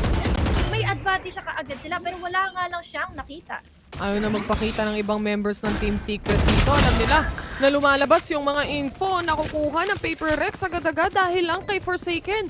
It's a 5v2 situation right now. Dubstep and Dispenser. Ako ay tunay na Dubstep Dispenser supporter. Kaya itong duo na to, naniniwala ako dito. Pero nga lang, syempre, pagdating sa positioning nila, mukhang it's gonna be just a save right now. On the next round though, magkakaroon ng ultimate si Dispenser at kaya nilang mag-play for retake dito. Maybe they're doing a play for retake, lalo na nang unang napita si Borkum, habang yung ibang mga members nag-aantay na lang talaga ng rotations. Kaso hindi talaga kaya. Numbers advantage lang din kasi talaga ang meron dito for PaperX. They're not doing any much further things to do to cancel out or to have those exit frags. Pero ang nakita lang din talaga natin dito is yung explosiveness ni Forsaken na dagdagan mo pa ng pang-disrupt dito ng attention ni Jing. We have here the dimensional drift na nagiging reason nga dito for Forsaken to get in a lot of info. Tapos alam pa ng PaperX dito kung ano yung kailangan na tulong dito ni Forsaken once na pumasok siya ng site. Tingnan mo naman, sobrang jumpy dito si Forsaken to get in those advantage with their duels at tapos pa dito yung pagpasok ng sila Jing to secure in heaven. But that is again, the attacker composure dito kasi na meron dito ang lineup din ng PaperX. Kasi kung iisipin mo, kailangan mo i-shutdown si Forsaken. Yoru yan. Ito na naman, pasok na naman siya sa site. Pero this time, mauhuli na siya ni Borkum. Here comes the party. Ang sabi ng Raze, tatama ba ang showstopper? That is the showstopper of Jeremy connecting to Jing. Mindfreak on the other hand was able to take a kill on Dubstep. Mabilis ang rotation on the side of PaperX. Mukhang it's gonna be a B hit. Ang nag-aabang naman dyan is gonna be Jesse Vash kahit papaano. Itong tatlong stack sa A, syempre kailangan na rin mag-rotate really soon. Ang kaso nga lang, pagdating dito sa mga playstyle ng PaperX, mainit na mainit pa rin. At least wala na yung dalawang duelist. Mababaga na sila. One down! Pauuluhan naman din ni Jessica. One member down. Make it a 2v3 at the very moment. Orbital strike pa. Baka kapag-cancel out dito sa PaperX ngayon na makapag-plant. Mindfreak nga lang dito ang nakapag-abang nakaagad sa hookah. Pero hindi niya alam na meron na nga makakapaglikod sa kanya. Jeremy, saksakin mo! Ibawi mo ang Pilipinas! PaperX ngayon. But now it's all up to the Vi. And Jeremy dito, bumaba na nga dito. And that is a clutch! Finally for Team Secret to make it at 2-9 scoreline. Todo lenses! Kita nyo naman, 9-2 lamang ang Team Secret pagdating sa saksak. Huwag kayong mag-alala, ka-comeback tayo, lalo na pag nag-swap ng side. Kapag pwede na ring iikot yung Yoru ni Dubstep, huwag kayong mag-alala. Hindi na makakaikot yan si Forsaken. Exactly. Ang hirap kasi talaga yung mga setup dito ng players ng PaperX. Isipin mo, hahanapin ka ng feed, tapos meron ka pang mga fault line, hindi guiding light, pero flashpoint na pwedeng paglaruan. Pero ginripuhan. Alam nyo na kung sino nagturo, si Tito Vash. Sabi niya, Tito, nakita mo yung ginawa ko? Ginaya lang kita. Tito! At least nakasaksak tayo, guys! Oo. Dagdag Yun ang moral na rin importante. yan, guys. Maabot lang natin ito to a 9-3 at talagang gising na rin si Raiden. Nakita ko na siya comments. Sure. Ito na ang 9 triggers na pwedeng ibigay ng Team Secret, pero this time kailangan muna nilang mabaluhan kaagad dito ang Paper Rex. Forsaken dito, kumukulit na nga rin kaagad dito yung Bilong. You will be getting in, no info, pero bulaga na lang din sa'yo, serve. Tapos dito malilikuran na nga siya. We have here 2 members down already for the side of Paper Rex, pero unfortunately dito kay Jess Bash, hindi siya naging ready kay Jing. 3v3 at the very moment, pero this time Jing is already inside of the site. Tapos dito pa yung follow-up na binigay ni Benkai. Slowly but surely, nalalaman na ng Team Secret yung mga rotations dito. Now that the lockdown has been set and has been placed, meron pa pwedeng gamiting aftershock ata dito si Benkai, pero malayo-layo siya. Kailangan umatras ng Paper Rex right now. This can give the opportunity for Team Secret side, pero nakahanda na rin ang langit-ngit ng papag dito para sa Paper Rex. Alam nilang may ultimate to, kaya medyo masakit yan. Ito na nga, inabangan. At syempre, masastuck sa loob ng tube si Jeremy, habang yung isang player natin syempre si Dispenser, kailangan niya makahanap ng pick-off, pero wala talagang sumisilip. Tiis pogi pagdating sa pagdadefuse ng spike, pero hindi pa rin tumama yung shots na yan. Pagdating sa aim duel, 2-10 ang score natin. 2-10. Galit na galit natin yung paninindigan na makakabawi ngayon ng Team Secret. 2-10 lang yan. Kayang-kayang habulin ngayon ng Team Secret, lalo na nakabuelo. At ito na ang pagpasok na natin into the attacker side of this half.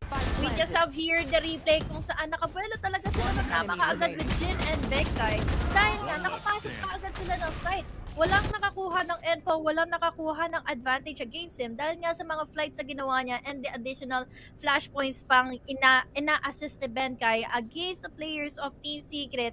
Kaya naman hindi nila ngayon alam ang uunahin. Tingnan natin ngayon kung Gucci-licious ba ang ganitong klaseng lineup composition ngayon ng Paper Rex na 3 or dalawa yung kanilang ngayon, initiator at 2 duelist. Actually, during the latter part of the rounds na nakita natin, especially the rounds that they were able to take for the side of Team Secret, na-figure out na nila kung paano ma-shutdown to si Forsaken. Nakikita kasi nila kung saan yung TP pumupunta Like what Dubstep did a while ago. Nakita nila yung TP on the Octa. Walang reaction. Walang reaction at all from Dubstep because he knows. He is 100% sure na magti-TP doon si Forsaken and he was able to take on the kill. Ang kaso nga lang, for the last one on the B-Long, hindi niya rin nakuha yung kill na yan, no? But, the important part here, magsaswap na tayo ng side. Aside from that, syempre yung second half pistol round natin. Yun ang kailangan ngayong ipagpatuloy ng Team Secret para maiabutan nila kaagad ngayon ng mga rounds, ng mga lead dito ang Paper Rex. We can still hope for the best here for Jeremy and Dubstep dahil nga syempre, katulad na lang din ng mga ginagawa ng Paper Rex kanina, makikita natin yung wise and yung mga crazy plays na pwedeng execute dito nila Dubstep. Getting an info with this, with his dimensional drift. There's also Jeremy naman dito with the flights na makapasok na lang din sa site at makakuha ng info. So, with that being said, they can ultimately destroy the players from Paper Rex once na makuha nila yung footing nila dito against Paper Rex. At syempre, back to the drawing board naman. Paano na naman natin siya-shutdown dito? Sobrang pop-off na si Forsaken at mag-iiba na naman ang mga strat play dito. Pero syempre, sana di mawala ang mental fortitude pagdating sa Team Secret side. Nasakmal si Jeremy nung Prowler. Pero si Jing, nahuli na rin si Jessie Vash. Ang bahan. It's gonna be Jeremy going down. It's still a 5v3. And Dubstep, Dispenser, Borkum. Maaari pa sila makapag-setup ng smoke dito. May mga utilities din na pwede pang laruin. Kaso nga lang mapapabagsak na rin si Dispenser. Rotations coming in for the side of Team Secret here with the last 2 remaining players. But 5 more para sa side ng Paper Rex? This is gonna be really difficult. Kailangan makahanap ng isa dito si Dubstep pero mabibiluan kaagad siya ng timing dito ni Forsaken. They were able to compromise in the position of the spike and it's all up to Borkum time to make things happen, to clutch this one out. Alam niya kung saan manggagaling dito si Forsaken kaya yun ang inaabangan niya pero yung utility na umuulan sa kanya magiging disadvantage against the remaining players from Paper Rex. 11-2 is our scoreline ngayon at by na ang gagawin ngayon dito na Paper Rex. So win out continues yet hindi na palamangin ng kahit anong rounds pa dito ang Team Secret. Sabi nga ni Georgie, okay lang daw na 0-2 basta nagripuhan itong mga Paper Rex. Pero wag kayong mawalan ng pag-asa dahil syempre, nakita na natin tong storya na to. Bren Esports pa lang ang Team Secret. Natalo din tayo pagdating sa upper bracket pero tayo ang nagwagi sa Grand Finals. Tandaan nyo yan, hindi pa tapos ang lahat. Pinoga sa mukha. Yun nga lang si Jeremy ang unang mapapabagsak. Tamang puro flash lang ang nakita dito. Naubos lahat. Masakit sa ulo. Kamutulo tayo muna ng saglit. Pigilin niya nga ang ginawa dito ni Kuya mo Forsaken. Makapangdali, makapamboga ng Team Secret. Hindi naka-react. Wala silang kamalay-malay. Dahil dalawa yung flashes naging ready sa kanya. Fortunately dito kay Jeremy, alam na agad ni Forsaken kung paano siya dadalihin. At kaya naman ngayon, ang sakit sa damdamin, sa isipan, sa lahat-lahat na. Forsaken! Secret ngayon, nadadali sila doon. Anong pinakain nyo dito? Parang adik na adik sa Valorant to Tipong ultimo, paggising niya hanggang panaginip, Valorant yung nilalaro niya. Diyos ko Lord, di mo mapigilan. That's the fake. And syempre, ito na naman siya. Pinoga na naman ang mga players ng Team Secret sa may dimensional drift para hanapin ang lahat. Meron pa siyang pwedeng gamiting flash dito. At syempre, si Borkum na nga. At ito na naman ang Boga mode. Pero sasagutin ni Borkum. Mindfreak was able to take on the trade. Kaso nga lang, dalawang players na lang natitira for Team Secret side. It's Dubstep and Jesse Vash. Dubstep dito, meron pa naman siyang Vandal na kasama. But the problem is the numbers are just in favor. Mag-tiktok ka pa dyan. Huli ka boy! But unfortunately, hindi nag-connect yung mga Spain na walang S! Dito against players of Paper Rex. 19 HP na lang ang natitira ngayon for Jesse Bash to make things happen. Tatlo pa ang buhay sa kabila. Paano na ito, Taylor? Lalo na magbubulaga. Siya na mga players Defenders win. Mindbreak needs it with 4K. Pero worry not, my friends and everyone na nanonood ngayon. Taylor, nabasa at napanood na natin ito.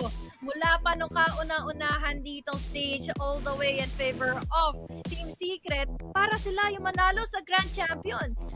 Please lang, jowain nyo na si Forsaken tas pagbawalan nyo mag-Valorant, utang na loob. Pigilan nyo tong taong to, napakainit para sa ating first o para sa series nila against Team Secret right here. No wonder they haven't been losing in the upper bracket right now dahil din sa pinapakita nila. But nevertheless, it was Forsaken's game. It was Forsaken's map altogether. He did everything for the entirety of the team. Kumbaga, yung 4 na players naging support role. Ultimo yung mga naging dimensional drift niya, Terror. Talagang gamit na gamit yung tipis dito ng Vine. Alam nila kung paano nila aabusuin. At ito daw kung paano maglaro ng Vine. Isipin mo sa first half na yon, Terror, talagang nakailang TPN sila dito. Going into A, going into B. Kaya naman hirap na going hirap dito into base. Ano bang Oo, base. Diba? Yung mga ginagawa ni Forsaken, lahat na. Kaya naman nakakapangkamot ng ulo kung paano mo ba pipigilan dito si Forsaken. Pero ito ang naisusulat. 2-0 daw ang kailangan ng Team Secret para makakomeback in the lower bracket at umabot ng Grand Finals. Nakita na natin tong storya na to. Babawi ang naapi. Tandaan niyo yan, Team Secret. Hindi pa tapos ang lahat. They're going to lower brackets, but of course, that's still not yet the end. Kumbaga, ito na yung sneak peek nyo pagdating sa Grand Finals, ladies and gents, dahil baka sila na naman yung magkatapat kung sakasakali. But ibig sabihin yan, meron na tayong magiging isang representatives for Masters. It's actually gonna be Paper Rex. So congratulations, Paper Rex. But right now, pupunta muna tayo sa short break. Syempre, after that, it's gonna be the panel in another series para sa lahat at pwede nyo pang mapanood. Don't go away because VCT Asia Pacific will be right back.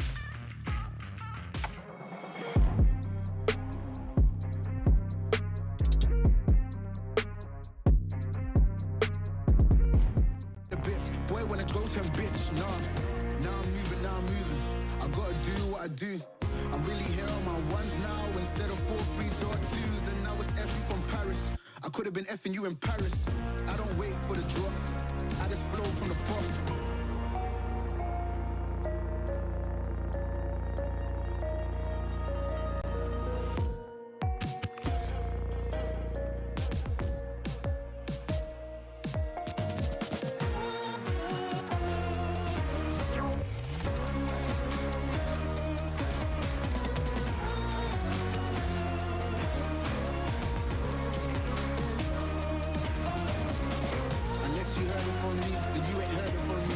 better for me. All the energy extra. You don't wanna see me with the hip list. Generations cope up. Look how things will switch. People they're quick. Now they wanna move on the bits. Boy wanna go to him, bitch. Nah.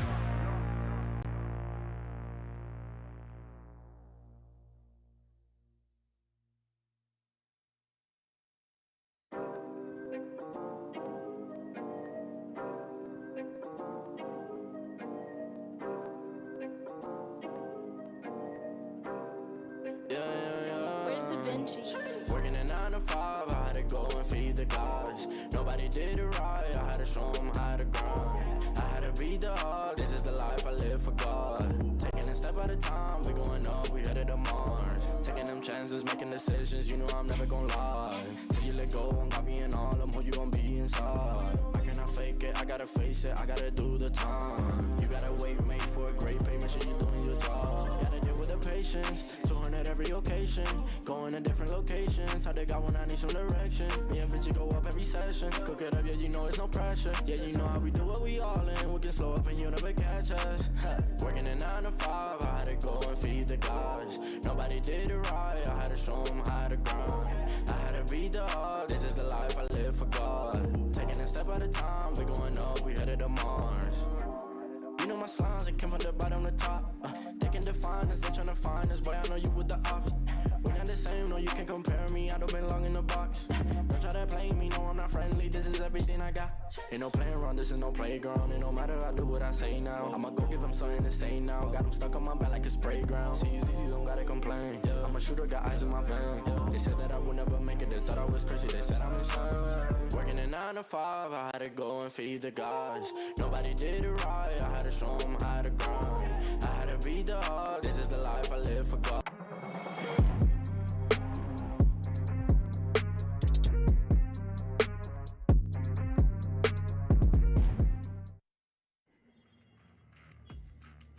Welcome back to VCT APAC Stage 2 Challengers. Paper Rex, just an absolute behemoth of a team. They're insane, they're fantastic, they are explosive. Paper Rex is looking so convincing right now, and Fluffy, they're going to Masters, and it feels like even there, they'll be an unstoppable force. Not just that, it feels like a repeat of what happened the last time that these two teams met. And I just want to highlight a lot of the little micro decisions that especially Paper Rex really brought into this game. Individually, they made so many correct small decisions that were so high impact, like when they choose to TP, when they used to use util for each other, how they clear all the corners regardless of what's happening. Just such good, careful, clean Valorant coming out from Paper Rex. And I feel like the disruption coming out from that Euro pick on Forsaken really was the game changer against Team Secret. You know, Team Secret is used to playing a lot of these contact teams. I'm sure they're prepared for the Euro as well after doing the research, but having that Killjoy really was devalued a lot, because when the Euro TP is floating around the map, it can't be spotted by that turret, and in combination with all the supporting utility coming out from Paper Rex, it just felt very unstoppable at times. I do also want to highlight that those Yoru plays, it was phenomenal. I did not know that that's how Yoru could be played. And I am glad that Paper X went into that server and just showed me exactly how impactful and powerful a Yoru pick can be. Just the amount of space that he was able to create, the amount of times he was able to go back to the opponents. Forsaken was so creative with his abilities, but that's not the entire thing. We also had Jing being able to just go onto these angles alongside Forsaken. Bankai and Mind Freak as well, just being able to control areas, help get that pick and advantage that both of these duelists need, and Davai constantly getting that information. Yeah, the team itself really supporting Yor to be able to get that amazing 4.0 KDA for Forsaken. It seemed like they were such a big unit together, even on the pistol round, as we see here on the highlights for Benkai. He made so many small micro decisions when he chose not to use his flash, how he used his utility, and a lot of these things really mattered at the end of it. It really did. Oh my goodness, the trust that these guys have with each other to be able to allow Forsaken to just kind of do whatever he wanted around the map, because this guy was all over the place. I gotta ask you, Trix, did you keep count of how many times he was able to use his ultimate? I did not. Sometimes I'm looking at the match going on, I'm looking at the duels, and Forsaken's on the other side of the map. So I just started keeping track of where he would keep his teleport, and the amount of the utility that would come in, right? He would force the duels. He'd get all of the players on A side. There was one round that it was him, Brimstone, and one other player, and he just got everyone onto A and then TP'd to B and flanked the players that were going into A. And I just thought, how do you make that decision so quickly? I guess that comes from experience, but being in the top teams that always played at the top level here. One of the very greatest teams that I've ever seen here on the APAC stage. Paper Rex really proving why they're currently at the top. And Paper Rex also, it's the entire team, you know, it's not just the Yoru flanks coming in. Yeah. He provides so much space for the team. I remember one round when he was using his ultimate, as we see here on the screen for the Yoru player himself, Forsaken, he was able to go all the way. I think they rotated from one side to the A side, and when they were in the A side, he used his ultimate to push back because they actually left Jing on that raise for the flank. So the pincer maneuver coming out from Paper Rex in multiple occasions, and always being careful for their flanks. Yeah. Even their Brimstone holding all the way back in the attacker's spawn just to make sure that there will be no gaps in the gameplay of Paper Rex. Definitely no gaps over there. I mean, round per round per round, Paper Rex just showing absolute dominance. Now, I do have to mention on the other side, of course, Team Secret, a lot of adjustments that they have to do. This was something that I guess they did not expect going up against Paper X. But again, this team is just something else. We talked about the unpredictability factor when it comes to Paper X, and they just showed it today. I don't think that any of the teams out here could have expected that this is the absolute explosion that they would be releasing. Now, you know, when it comes to this team, when they decide that they'll push aside, they just press W tricks, and their execution is so good that I don't even know what Team Secret should have done in those cases. If there's anything that Team Secret could have improved on, I think it would be being a little more mobile on that Yoru, similar to the mobility that Forsaken was showing us on his Yoru. It just felt that you need to be a little more creative when you go against a team like Paper Rex and in their ability to open up the sites. The disadvantage that was on Team Secret side as well is that they didn't have the flash potential. Yes, there are the Yoru flashes, but Paper Rex was playing alongside that breach and alongside the fade. There was a lot of potential there, and I think when you create a roster with Yoru, you want to optimize and get the most value. And I feel that the lineup, the agent selection from Paper Rex definitely showed that they were optimizing it.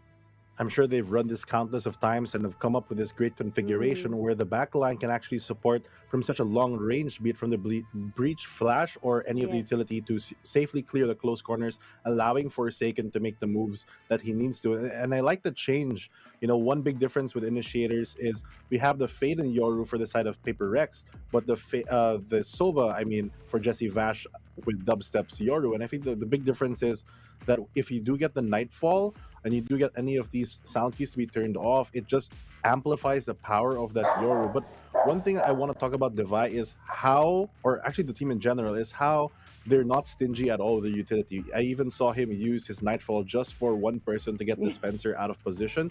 They just need the momentum to win the round because they know that at the end of it, it's not a marathon, it's the race to 13, and every round they get counts. Oh my god, and the race to 13 was like a speed run for these guys. Absolutely crazy. Now in the end, Paper X, something to look forward to. Every single team out here always says that they're looking out for this team, and after that performance, I can see why.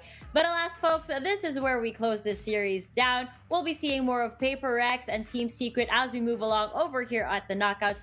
But for today, we're gonna be moving to our final series of the day, and once again, this is another elimination match. Do or die, make or break for these teams.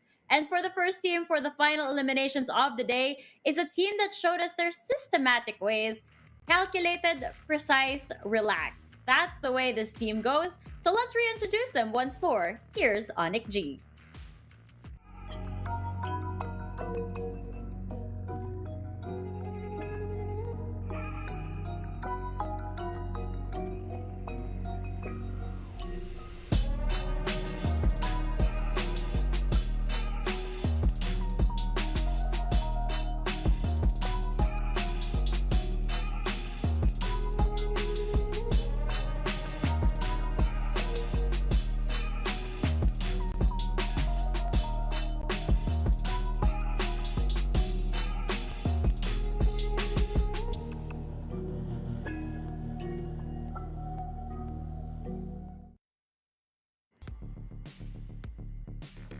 I don't think that we were expecting to reintroduce any of the teams today, but I think it's a must. After all, the way they were earlier in their series, it just reflects on how much improvement they've made. And going up into another series, what it's again, Fluffy, what can we expect from ONIC G?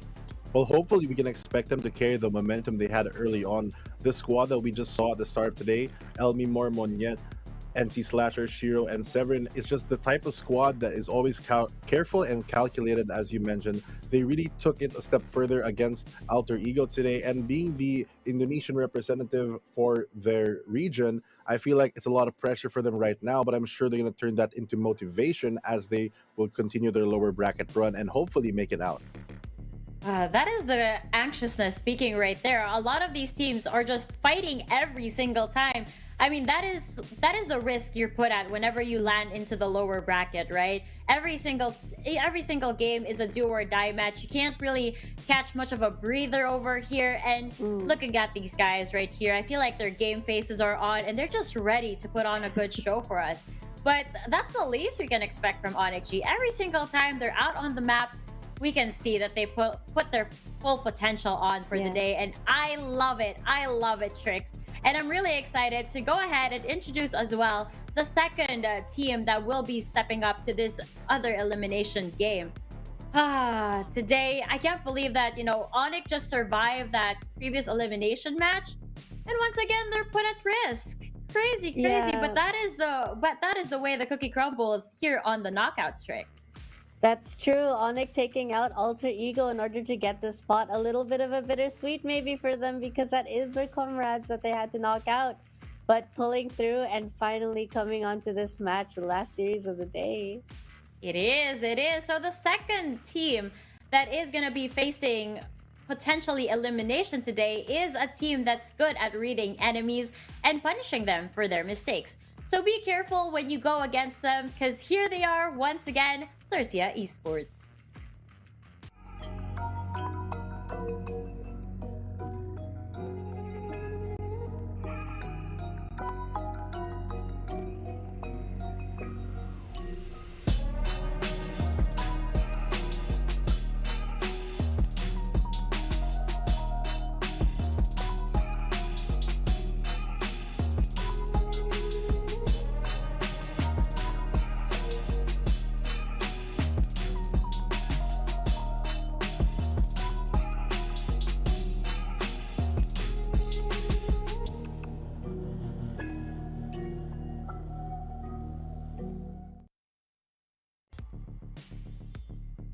Trix, I know that our cameras may not be seen right now, but I can feel like you're smiling already just because you get to see another Xerxia Esports match. Yes, it's true. I am. I'm always excited to watch Xerxia play.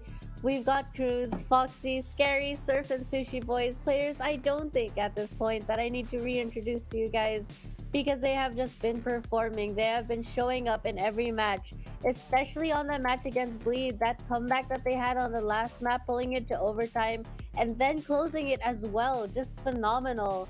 I feel that Xerxia coming in a little bit, sometimes it looks like they're uncertain, they're playing a little bit safe.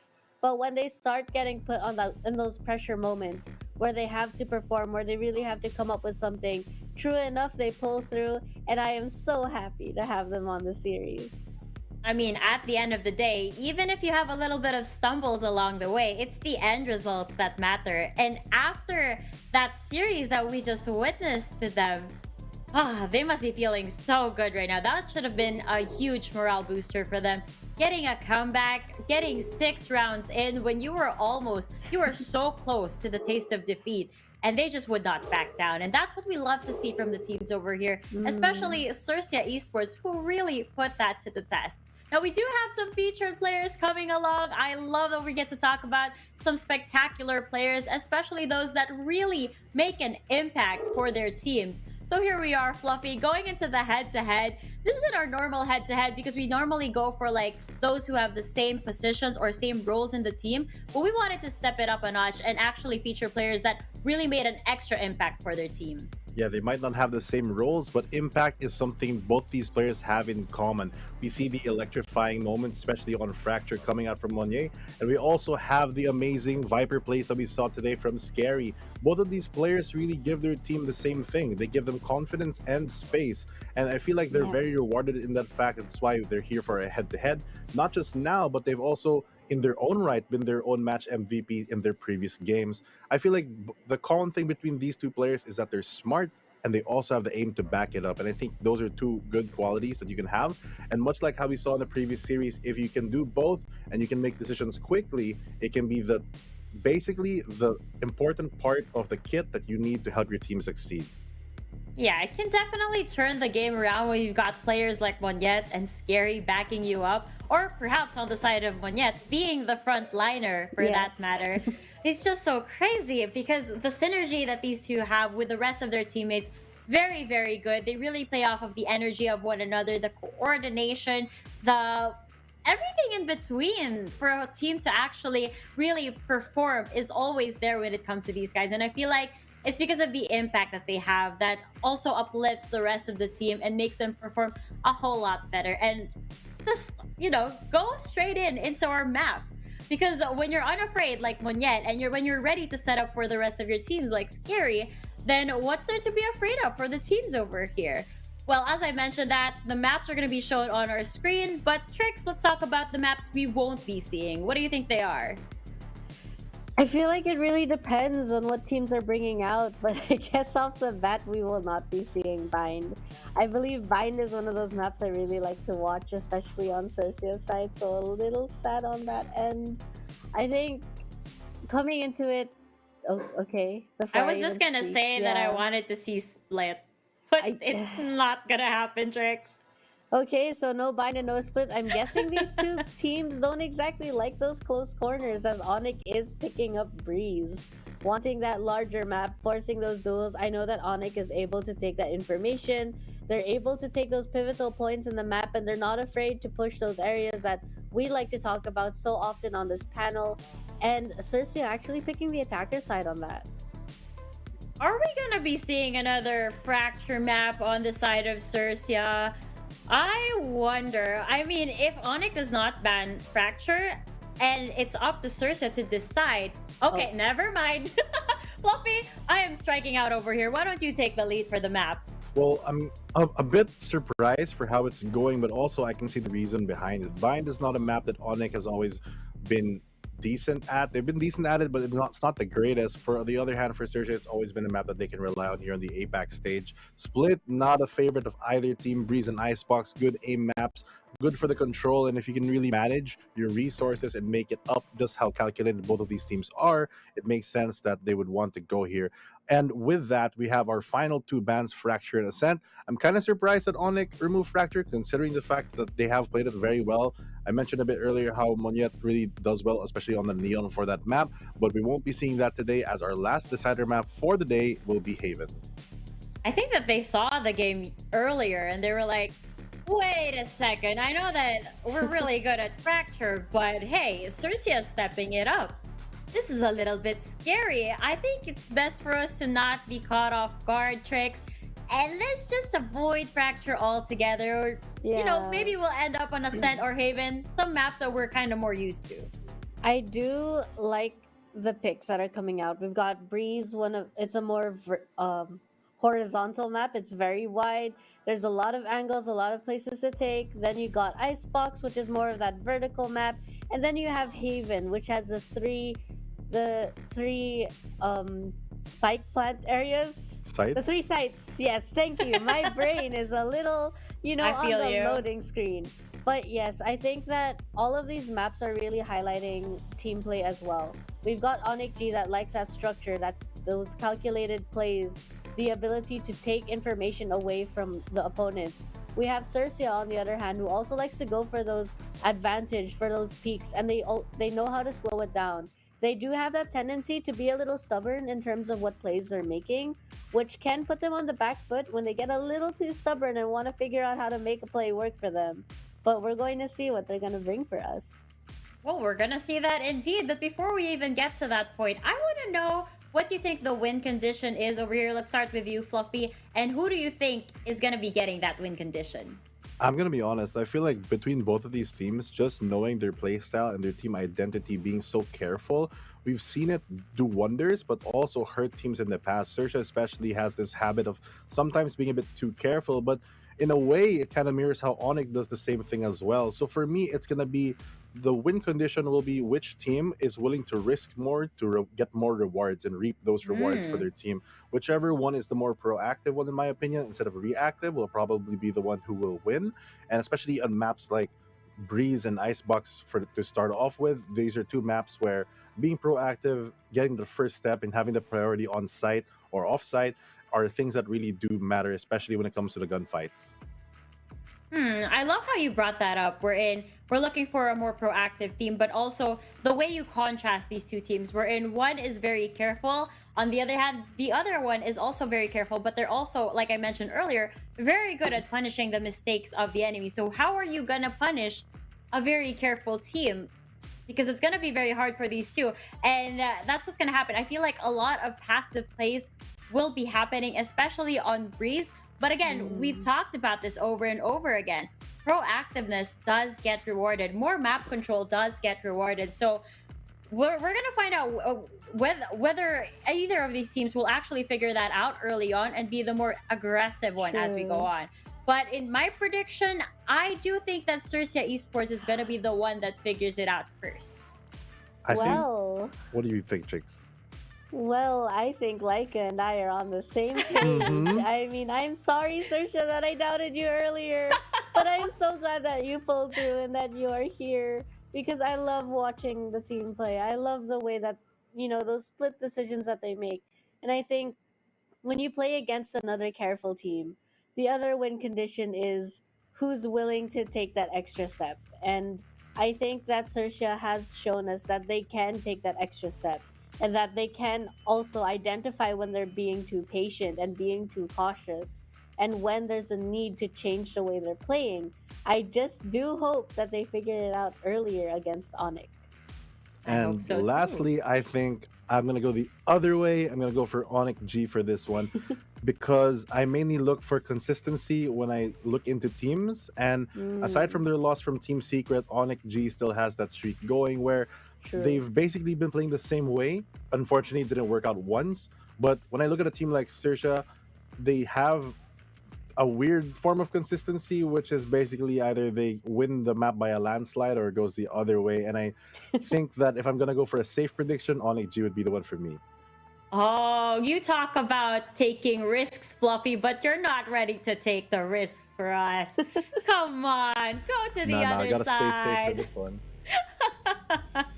Well, that's probably because your predictions aren't exactly stellar so far in terms of the record. True. But going into Breeze, I'm not exactly sure which of these teams has the more stellar record. All I know is that both of these teams have had good compositions over here on Breeze. But I guess in your eyes, there is no such thing as a bad composition after all. It's all in the way these players put these agents and these lineups to life.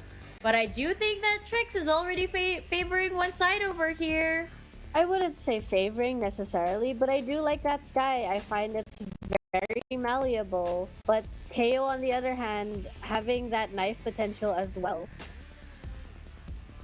Yes, the KO knife potential over here, Fluffy. I know that you have your own opinions over here at Breeze, so let's hear it. Well, I mean, we always talk about the value of the 0 point, and I have to agree with Trix in saying that if it does get value, especially on a map like Breeze where the controller is a Viper, when you get suppressed, unlike other controllers, your smokes and vision denial abilities are actually going to go down with it, so it can stop an entire push on its own, mindful that Viper will be the only controller for both sides. So that's one big advantage that I feel like is easily usable with a team with KO. But for the other hand, we have seen a lot of success with teams who play Sky.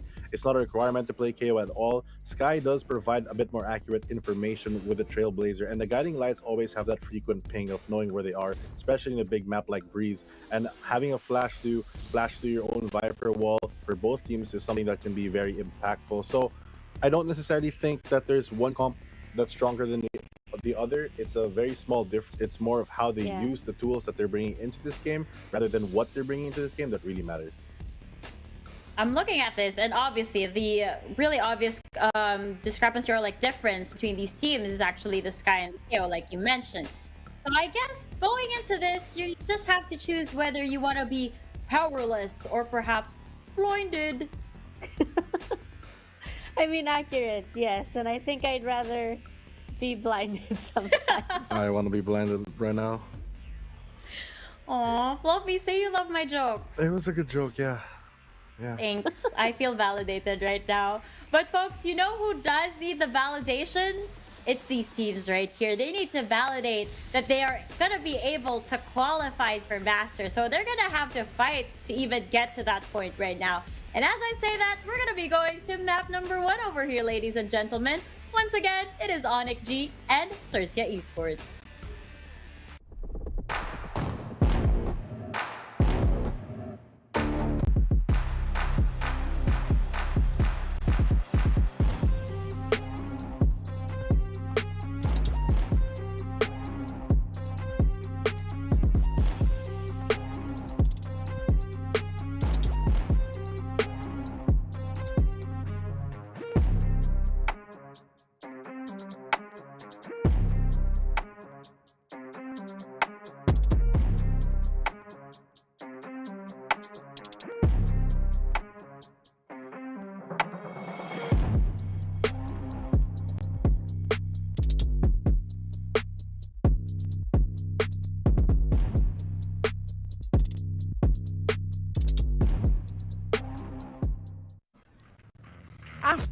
After grueling match a while ago mula sa side ng Xerxia, lalaban na naman sila muli para sa kanilang buhay pagdating dito sa ating lower bracket. Sino nga ba ang makakalaban at makakatapat ng Team Secret bukas? Malalaman natin yan with the final series right now. Taylor at Honeyglaze nga pala ang magiging casters nyo for this final series of the day.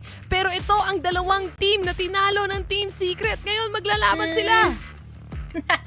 Parang talaga nangyayari na lang talaga dito, Taylor, is mag-audition yung mga following teams natin. Makatapat lang muli ang Team Secret. Again, this is ONIC G and Xerxia. ONIC G and Xerxia kanina talagang nakakapanibago yung mga plays na ginawa nila. Sobrang gipit ng mga nakita nating mga rounds. At talagang naging crucial yung do or die matches kasi nakatapat nila kanina.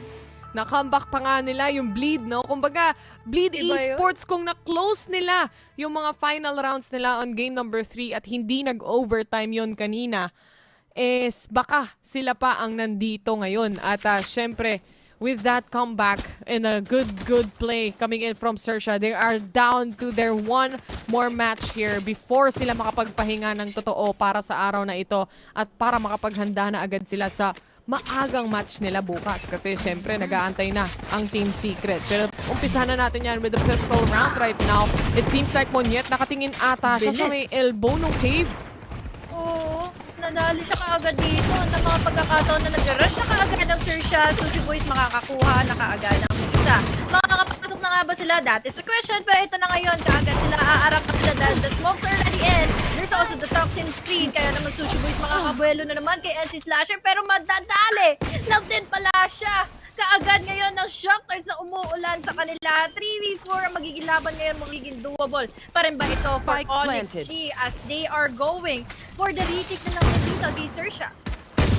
Kita na nga rin nila yung positioning ni Shiro. Nahuli pa nga even with a very low HP si Fox Z.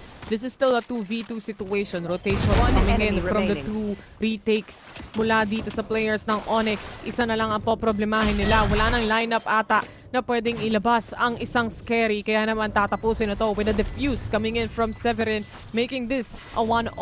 It is gonna be on the side of ONIC after this defuse of the spike. At talagang ultimate farm orb.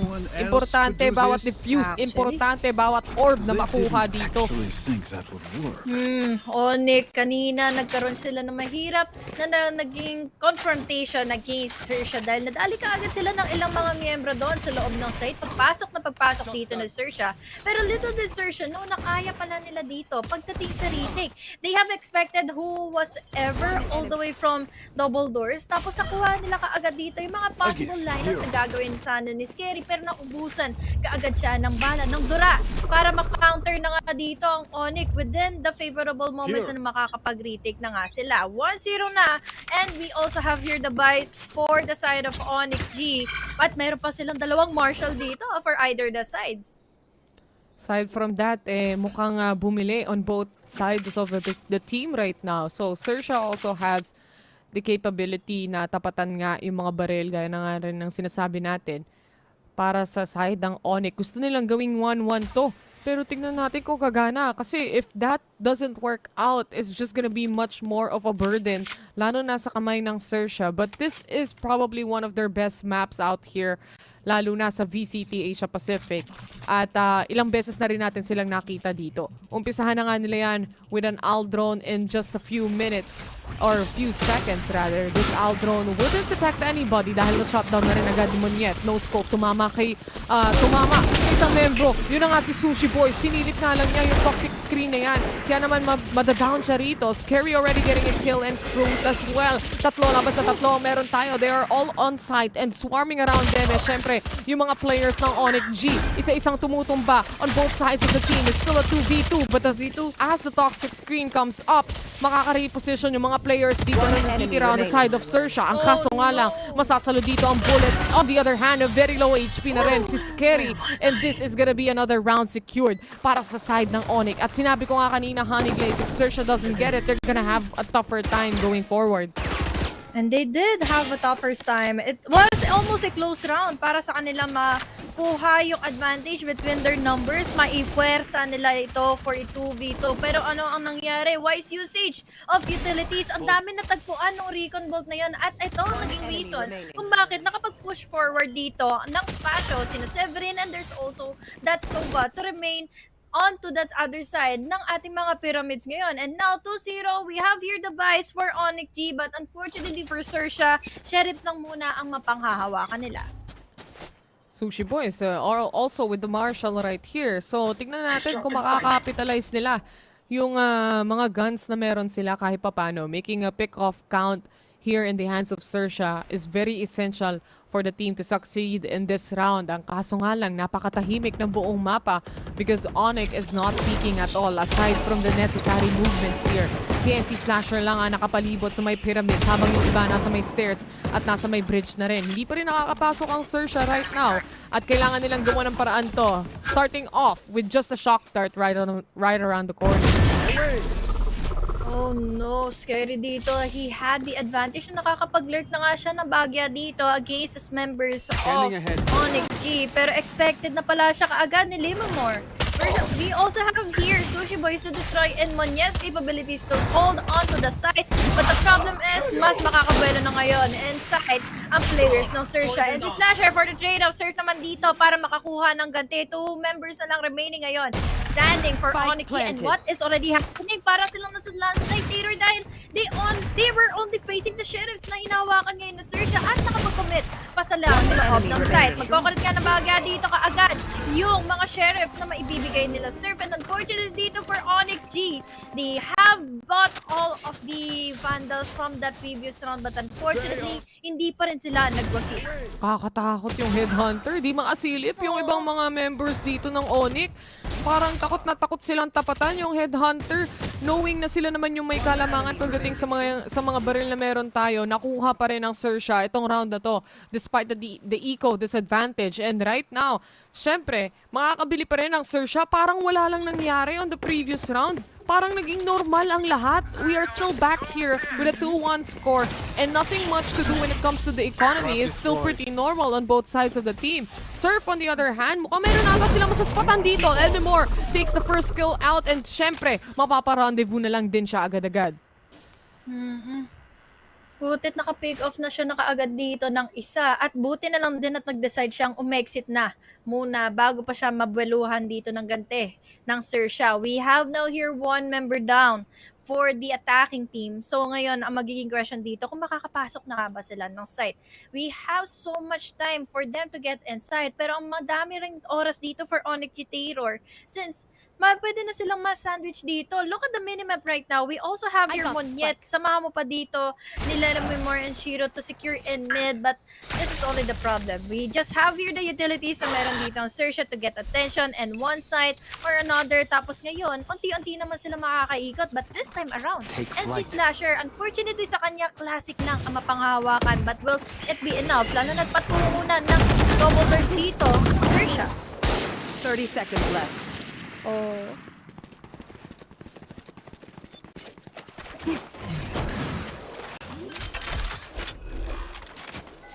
Revealing value.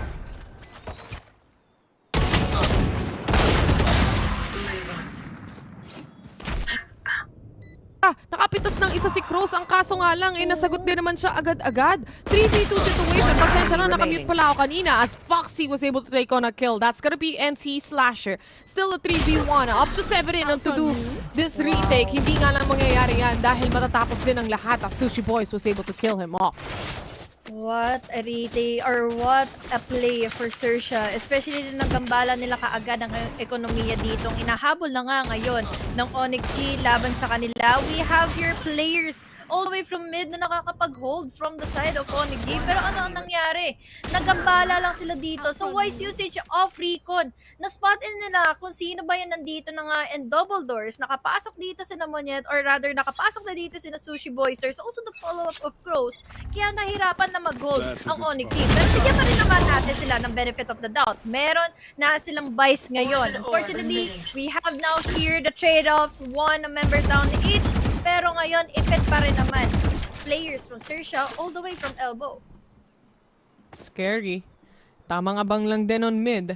Habang ganun din naman yung ibang positioning ng ONIC players dito. Saktong defend lang din ng mga entry points. Lalo na itong mga movement ni Cross. It just gives the info around on the side of Xerxia that there probably might be someone on mid. Pero may nakaset up na trap dyan, kaya bukas na bukas. Aside from that, nakahawak na rin ang angle dito. Yung dalawa na nasa B. Ginamit ang Seekers on the side of Xerxia. There's no one here on mid to accept any utilities at all. But this Seekers will find one na nasa mid lang din. That's gonna be NC Slasher na pinaulanan ng bala. That's gonna be a wall bang as well. And this would be another A hit on the side of Xerxia. Cut by timing siya dun, Terror. Lalabasan na sana yung molly niya dito to hold off members from Xerxia from trying to get inside of double doors, so trying to get inside of A. But unfortunately, one tap to the head lang kailangan dito na Scary. Scary at he is. One member down already for ONIC G. Make it 2 kung makakakuha ba ng magandang duelo dito si Fox. But unfortunately, hindi naman si Shiro, pero bulaga naman sa'yo.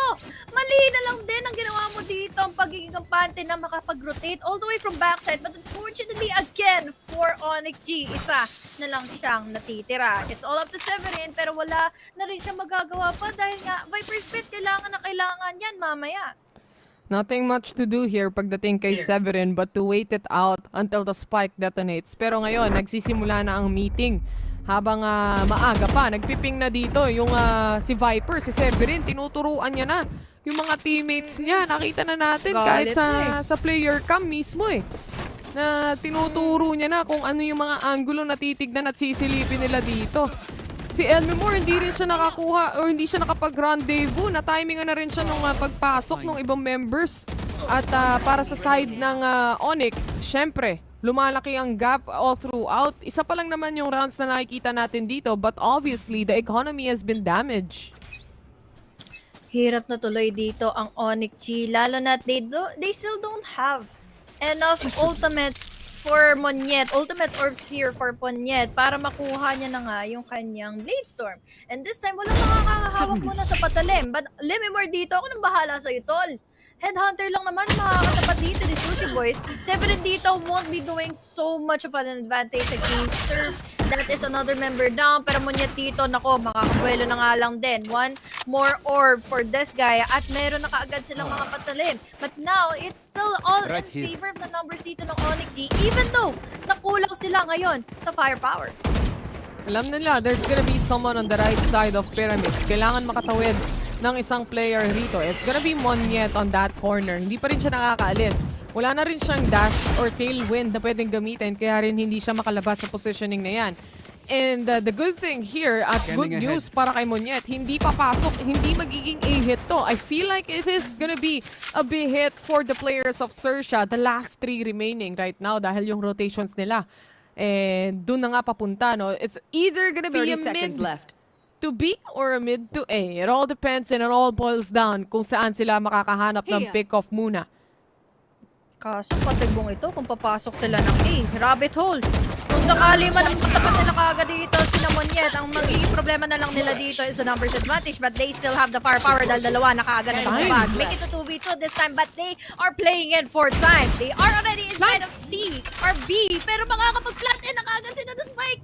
Oh my gosh, this is a good play, especially for the side of Xerxia, dahil sobrang nail-biter yung pagpasok nila inside of the site. At ngayon, hanapan portion ang gagawin ngayon nila Shiro and NC Slasher, but will they be able to do it so? Dahil crossfire ang pwedeng i-secure dito ng Xerxia. Serve dito, makakakuha na nga ng isa Hunter Fury at Fortune na nga siya, makakabuelo pa. Pero makakasang tintero na nga dito, ang isa pang natitira pa doon. Fortunately, pareha silang nagkatirahan na. What a game! What a trade-off with the Hunter Fury at nagtaga mo pa ng Shock Dart. Isang cancel lang sa ultimate nun. Literal, tatama yung shock dart at hindi mamamatay yung isa. It was anyone's game, but in the end, the Hunter's Fury connected on the side here of Foxy. Kung naiwasan yun, manalagot siya dito eh, kahit pa paano, pero umamba ng shock dart.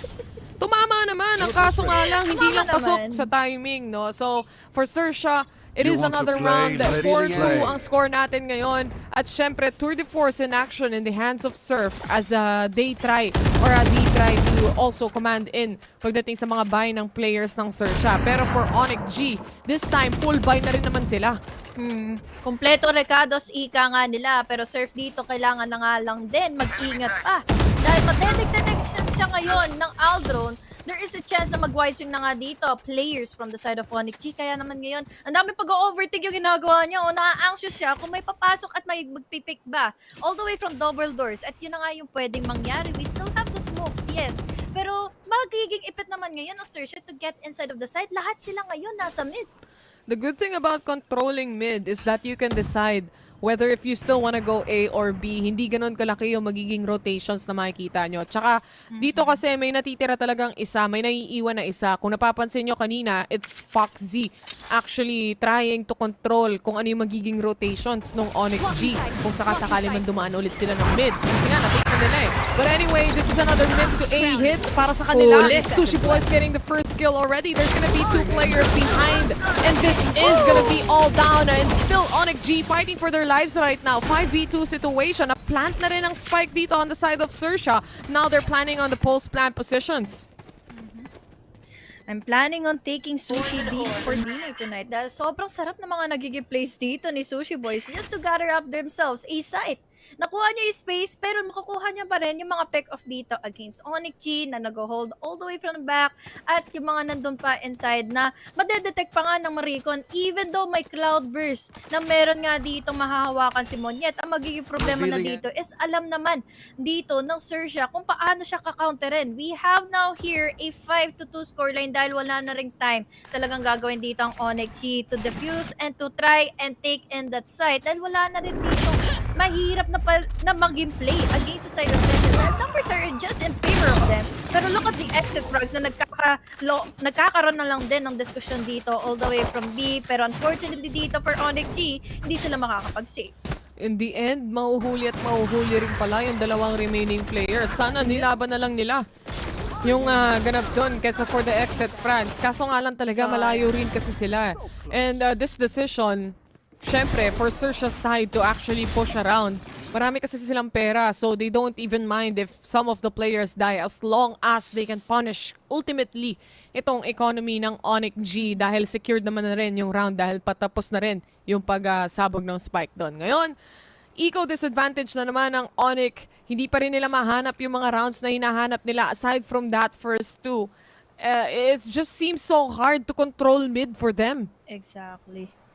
Eto na lang, doon na lang lagi din nagwawagi dito ang Xerxia. Nung natagpuan nila yung reason kung bakit hindi makapag-hold dito ng maigi ONIC G and mid, doon na nila patuloy na pinipenetrate through. May it be mid to B, may it be going into A naman dito from double doors. Hindi naman nakakabuelo dito ng maayos ang ONIC dahil may isa rin na ditong nakapag-lurk na inside of cave. So, very unfortunate dito for ONIC G. Na-punish na naman sila for an eco. And I think ang magiging hero buy dito is gonna be El Memor. Knowing na isang orb na lang naman din kapag namatay siya, he's gonna have the ultimate later on for the next round. Kaya nothing to worry for the side of El Memor. Basta sa kanya, meron siyang Vandal. Tignan natin kung makapitalize niya. Yan ang magiging problema dito for Onyx side. Dahil alam nyo naman, pagipit sa patalim kumakapit. Kaya rin naman naka-Blade Storm na rin ang isang player nila dito, which is Monyet. X10 opens up the site completely. They were able to plant the spike. Outrun muna para sa side ng Onyx para silipin kung sino ang nagdoon. Pero si Scary pa rin ang makakakuha ng kill. Foxy doing that crossfire, the double peek. Wala naman si Xerxia, ang gagana pa rin. But Severin was right around the corner to secure the kill for himself. 2v2 situation right now. Na-plant na ang spike. It's up to the pressure on Onyx G side kung paano nila i-take ito. As we see, El Memor going down already. It's up to one more player. Severin na nasa B main. Alam na rin nila ang positioning dito with the jump peaks that the Xerxia guys are doing. One down para sa kanila. 1v1. Pwede bang mangyari? And kaso nga lang, kailangan niyang hanapin dito ang last remaining player. It's gonna be Crows. Still around for Xerxia. What a round incredibly plain here for Xerxia. Dahil hindi man lang dito makakuha ng magandang footing ang Onyx G. But they were able to close it out to a 2v2 situation na hindi na dapat nangyari pa yung mga naging confrontation nila all the way from elbow dahil nga meron dong toxic screen. There's also the snake bite. Naging vulnerable dito sobra-sobra si Monyet kaya hindi siya nakakuha ng kill. With his over-aggressiveness, napapaan siya ngayon na Xerxia kaya hindi natin siya nakikita na nakakapag-pop off na, nakakakuha pa ng magandang kill scores dahil ngayon ang KDA niya, unfortunately, is 1-8 and now, this just gives a lot of morale for Xerxia to get inside of the site, dominate in the players of ONIC G. But will they be able to? Dahil ngayon, medyo bahagya silang naiipit dito all the way from cave. Ginamit na rin pala yung Viper Spit on the side of ONIC G. So, an A hit right now may be less probable but Monyet not connecting the shots can be a problem para sa side ng ONIC G. Pero hawak pa rin naman nila ang mid. Ang kaso nga lang, si Crows gumagapang na rin pala on elbow. Isang pwede niya maspatan dito. That's gonna be Shiro going down. But they are not quite aware kung nasan nga ba nakapwesto si Monyet right now. Pwede pa niya mahuli yung mga nag-rotate, especially dito sa elbow. Ang kaso nga lang, syempre, utility usage for Xerxia just to make sure. This is why you want to have Crows na naglo-lurk na nga lang din dito in the composition na meron tayo ngayon in Xerxia. Dahil once na makakuha siya ng early pick-off against the defender-sided team, makakakuha naman siya ng info with just the guiding lights. At yun mismo yung ginawa niya para mag-reposition immediately si Monyet at hindi na makapag-commit pa further. Now, Sushi Boys goes in for one. Ngayon, magagambala na ngayon si Lemimor na makakuha ng... Pero one bullet lang din ang kailangan niya dito to make it a 2. Overwhelming impact against Xerxia. They are already inside the side, but will they be able to commit any much further? And they will certainly makakakuha ng isa. Will they be having enough time para makapag-plant? And they will, I think. Dahil may isa pang segundo dito para makapag-plant na nga ng spike dito. Sushi Boy is still alive. 7 na lang dito ang natitira. Magagalit pa siya sa bandang gitna. Severin is just gonna save the operator instead.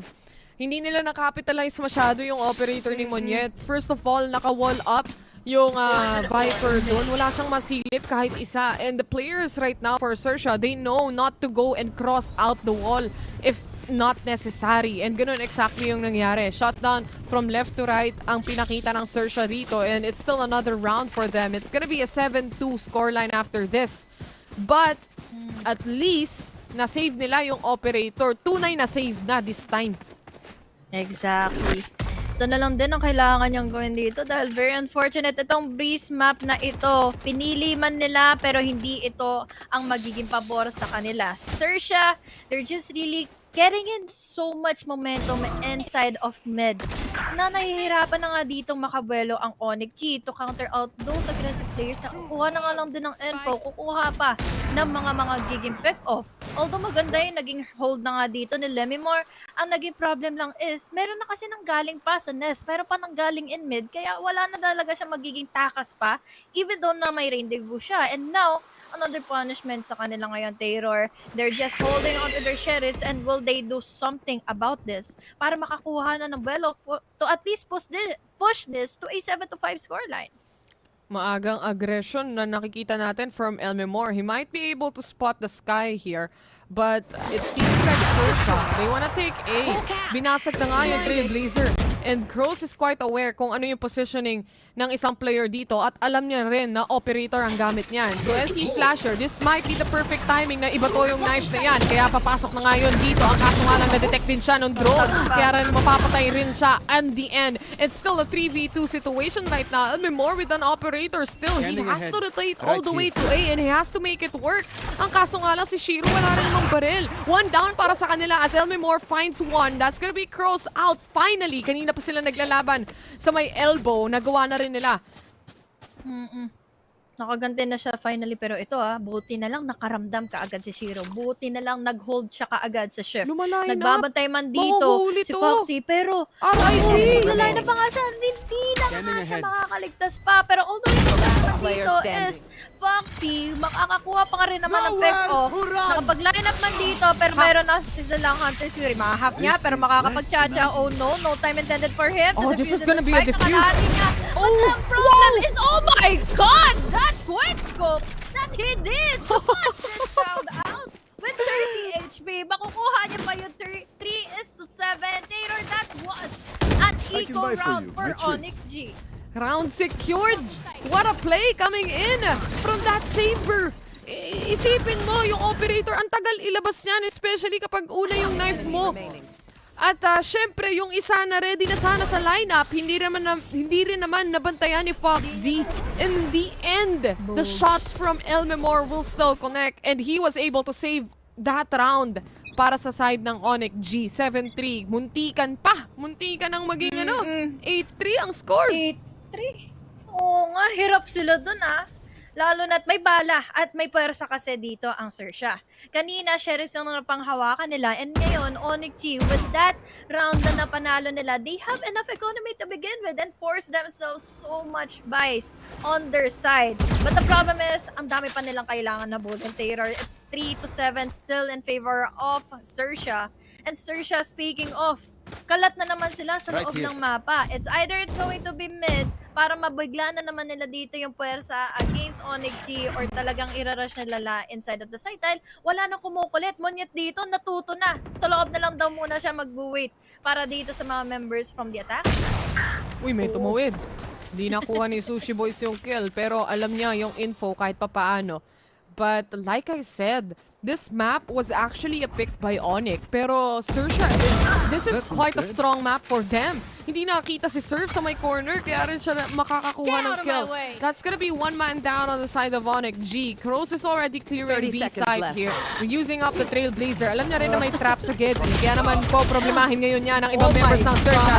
Si Sushi Boys papasok lang din with a Blade Storm, wide swing. Severin was able to take one kill out. This is still a 3v2 situation. Tamang blind lang din mula kay Kroos, knowing that info from that one player from ONIC G. But on the other end, si NC Slasher nasa loob lang din ng site, nagtatago lang sa may B-wall. Baka sakaling makatama, pero ito nga, ang wall na kailangan niyang problemahin. He was planning a pop flash, but obviously wala siyang magiging katulong. On the left side, it's gonna be the last player right here. And it's Carry's kill. 8-3 ang magiging score. Last round before the switch. Pinabantayan ko nga lang din dito yung minimap kanina pa. Na umikot pa talaga ang layo na nilakbay dito ng sky nila para makakuha ng pantatalikod, ng pang-atake sa mga nakatalikod na players dito from the side of ONIC. Pero hindi na pala nila kailangan ito. It's all up to Scary to deny all those odds, trying to be in favor of ONIC even though na meron silang mga buys. Talaga yung mga nagiging slow plays dito ng Xerxia, yung patibong ng ginagawa nila against ONIC G para mahirapan kung ano bang pwersa ang gagamitin nila. But now, mukhang ito na naman ang patibong. tanong ng Xerxia. Sige, mag-push kayo mula sa site. Surf gets in one. At ang problema pa nito, Taylor, is controller pa nila ang wala sa mapa. They're quite aware na kapag ang isang team ay naka-eco disadvantage, they might go aggressively.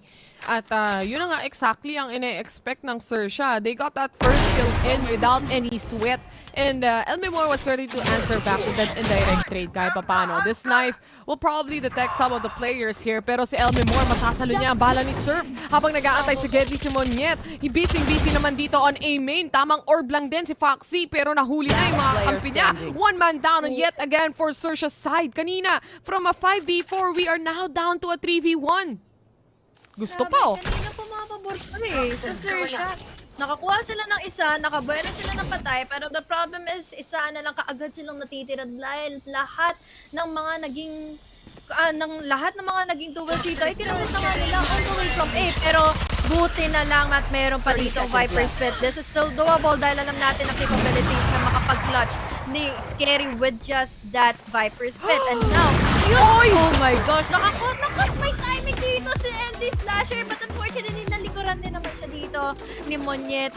Grabe yung round na yun, especially for Scary. Dahil muntikan pa eh, pwede pa yun sa kanya. I mean, it was a good plan. It was a good round still for Xerxia's side. Kahit ganun yung nangyari, it's still an 8-4. So sila pa rin naman yung lamang dito. But, on another note, sayang yung space created na. They really used up the Viper's Pit, knowing na last round naman na rin. So why not? The space was created, it was there. Ang kaso nga lang, hindi rin talaga nakuha yung nasa likuran. It was inevitable for the side of Xerxia to make a play right around the corner there. Kaya halftime pause muna tayo dito. Para sa ONIC G, hindi na ganun kasama tong half na to.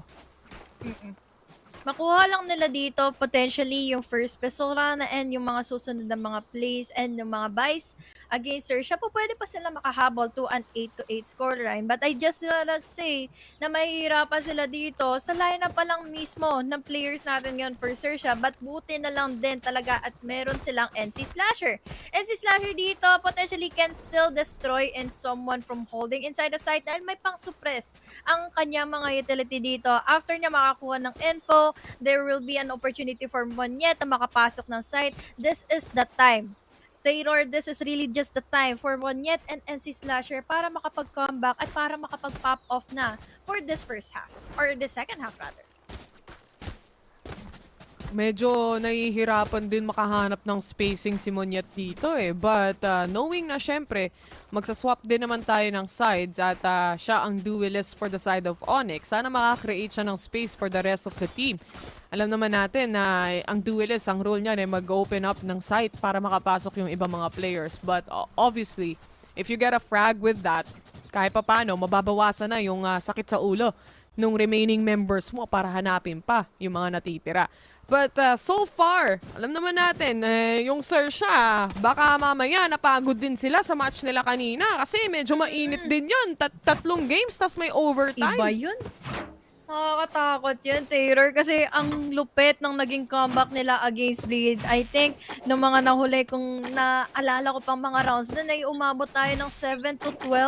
Tapos continuous na nanalo yung yung Xerxia against Bleed at City just overwhelming. Kaya ngayon, palalangin ng ONIC G na napagod na ang Xerxia. They have the potential dito sa second half natin ngayon since they are the ones attacking. They can go rampage inside the sides, take advantage of their suppress with NC Slasher, pero they need to be wise kung ano ba yung pupuntahan nila ngayon. Tatahakin na ruta against the side of Xerxia dahil nakapoint mo dito sa cross para makakuha ng puwersa.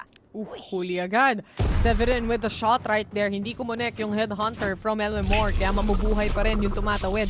May isang nag-aabang, buti na lang na rendezvous na rin naman para sa positioning na yan. Ang kaso nga lang Monyet, creating space here. He gets one, but he knows right around the corner on the back end. Nag-aantay si Sushi Boys. Ang ganda ng positioning niya dito. Ang kaso nga lang naubusan ng bala. Sushi Boys still making his play right here on B site right now. Hindi pa rin nakakapag-plant ng spike ang ONIC. 5 HP na lang si Sushi Boys laban sa dalawang players na natitira on ONIC side. Kailangan niya munang hanapin kung saan ba yung isa. Alam niya na nagplant si Severin dito, pero nasan nga ba yung isa pa? Ayun na nga ang nahuli. Si Elmimore ang makakapatay. It's still a round for ONIC at syempre, makakabili sila for this. Good round, especially for ONIC na kailangan nila ito. We have here the replay kung saan nahirapan nga dito ang Xerxia. Tagal bago ma-shutdown. Nakatatlo pa siya doon. Ilan din yun? Sushi Boys, grabe yun. Basta't makuha niya lang yung advantage na nandun pa rin siya sa site, nakakapag-hold pa siya at hindi siya mapweluhan kaagad dito ng ONIC G. Talagang makakakuha siya ng pwersa. It was the numbers in favor of them, pero unfortunately, yung final moment ay nag-ipabot pa nga for ONIC G. Magbabaluan dito ng free fire si Sushi Boys though. He needs to back away, pero nakapag-push na pala dito si Scary din. So, this is a rabbit hole kung sakaling i-push man ito ng ONIC G going into halls. Medyo masakit yung damage na natanggap doon. Kaya naman mapapaatras ng yung mga players sa halls kanina. But heading here, Surf just waiting for that perfect opportunity to connect the shot. Pagdating sa kanyang headhunter, 2 pops na lang ang natitira dito. Pero para sa Marshall, marami-rami pa yan. Sushi Boys misses the shot again.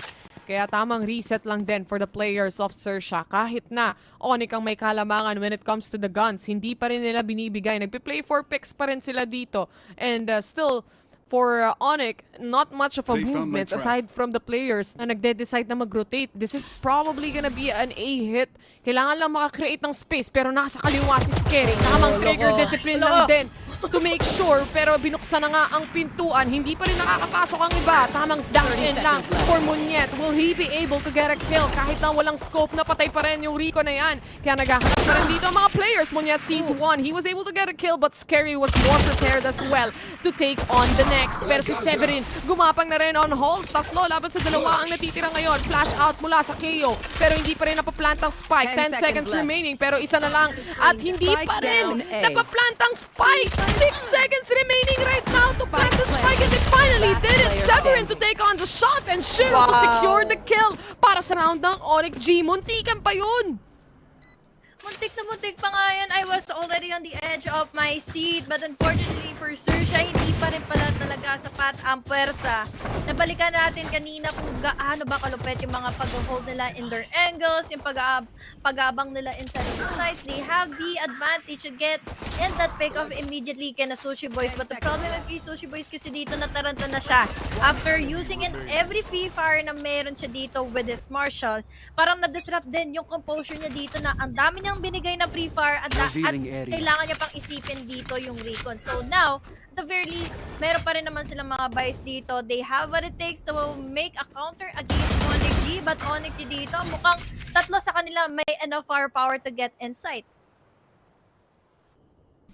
5 players pa rin ang buhay sa kabilang team na meron tayo dito. Foxy receiving a little bit of damage when it comes to the Vandal pagdating sa may halls. But obviously, they have to shut down this Aldron. Na-detect sila more. Papaatras lang siya saglit on the corner itself. But still, it's just a play for picks for ONIC G. Yun na nga ang hinahanap nilang pitas. That's gonna be Foxy out. Pero may iba pa silang problema. Bumukas ang pinto and they are quite aware na may lalabas at lalabas dyan. That's gonna be Crows going down as well. 5v3 situation para sa side ng ONIC. Malaki ang space nila to actually make a take happen here. Boy na boy pa naman din dito si Munyet. Again, this is an eco round for ONIC G. They only have their Spectres. Yes, medyo gipit sila dito. Pero maganda yung 30 seconds left. Naging buys pa dito ng Xerxia. Ang nangyari lang is, nakabuelo lang din yung mga gumapang na nga dito inside of A. But now, this is a B-take. Makikita natin ngayon in our minimum that they're already inside of the site at wala sila ka-ID. And this is Scary is still alive! Nandito naman din yung pag-push ni Severin laban sa kanya. But Scary is just still kicking. 15 HP left behind. Pero at least meron pa rin namang seconds remaining dito for Shiro to make things happen. It's down to a 2v1 situation. But it's all up to Sushi Boys to counter things out in favor of the momentum na binabase na natin dito again for ONIC G. And ang naging problema lang dito is nandun na rin naman na si Sushi Boys to clean things up against ONIC. 6 nice ang magiging scoreline dito, pero Xerxia pa rin talaga ang lumalamang. Ang ganda ng angle na hinawakan ni Scary dahil lang din dun sa wall na sinetup niya, hindi siya napansin ng ibang players ng ONIC rito. And now, mahihirapan sila knowing na syempre, papunta na sa double digits yan. Elmemore, he needs one more orb to make the tour de force online para sa kanya. Madali lang naman kuhanin yan. Probably gonna be on A-main. At ito na nga ang tour de force. Nakuha niya na rin. Sushi Boys has the ultimate ready as well. So kahit papano, for Xerxia's side, na susolve pa rin nila yung problema when it comes to the money, if ever na magkaroon ng problema man. But so far, so good. So far, so good. Para makakuha na nga ng advantage pa rin dito against Xerxia. But the only problem lang din is the Viper Spit. Nandito pa rin nakapwesto sina Monyet. But this time, will they be able to have the advantage against Sushi Boys? Dahil Sushi Boys dito makakabelo ka agad ng isa. Sabi niya dito, Jet Tip Boy! Makakataka siya, makakaligtas. One member down already for ONIC and will they be still be getting inside of the site. Si Lemimore dito, he is holding on to hold. Wala siya makikita pero makatatagpuan lang din naman dito is yung trademark. But on the other hand, meron na rin naman ng gumagapang ditong players from ONIC pero expected na rin yata ito ni Foxy. We still have here the blinds. We have info already gathered pero nagapang sa kanila dito. Foxy na hindi makakakuha ng isa. Pros naman dito for the trade. But unfortunately, hindi na ito makakalamang pa. There is also a wide opening for Sir to clean things out against NC Slasher. We're down to a 2v2 and they have already gathered in themselves some space created para sa ating retake. Player standing dito for Xerxia. But now, with the quick scope na ginawa dito ni Lemimore, he expected na meron na nga dito mag-crawl all the way from mid and now it's all up to Scary para takutin ang mga natitira pang players ngayon from ONIC team. But Shiro says no, 3K for this guy, 7 is to 9. Unfortunately, hindi niya na naantay yung rotations ni Scary rin as well. Thanks. Nauna na nga rin siyang mapitas and mapapabay-bye na lang din talaga yung mga players ng Xerxia dito. Pati na rin na ito nga game naman na to. Kumbaga, kung sino manalo dito, natalo naman na rin ang Team Secret. Never not worried. Never na, not pa. Never not worry, guys. But of course, for this, syempre nakasalalay dito ang kanilang dream na pumunta ng Masters. Lalo na yung Xerxia, halos laging present din yan. At lalo na dito sa lower bracket run nila, mas naging seryoso lang ang mga bagay-bagay. Do or die matchup that we are witnessing right here. At time out muna mula sa side ng Xerxia. Para naman sa mga viewers natin, paalala ko lang, we also have an English broadcast available na pwede nyong silipin sa Valorant Esports 3, pati sa YouTube channel ng PPGL. Filipino and English broadcasts are both available there. At sa Facebook naman, Valorant Esports Philippines kung hindi ako nagkakamali. But heading in sa game na to, mukhang eco-disadvantage yung Xerxia, Honey Glaze. Gusto ko lang din batiin yung mga nanonood din in the Filipino broadcast in YouTube and also in Twitch. So, sa araw sa inyo guys, alam kong mahaba-haba ang naging araw natin ngayon. Pero this time, sabi nga ni Taylor, napuwersa na ang Xerxia for an eco rob.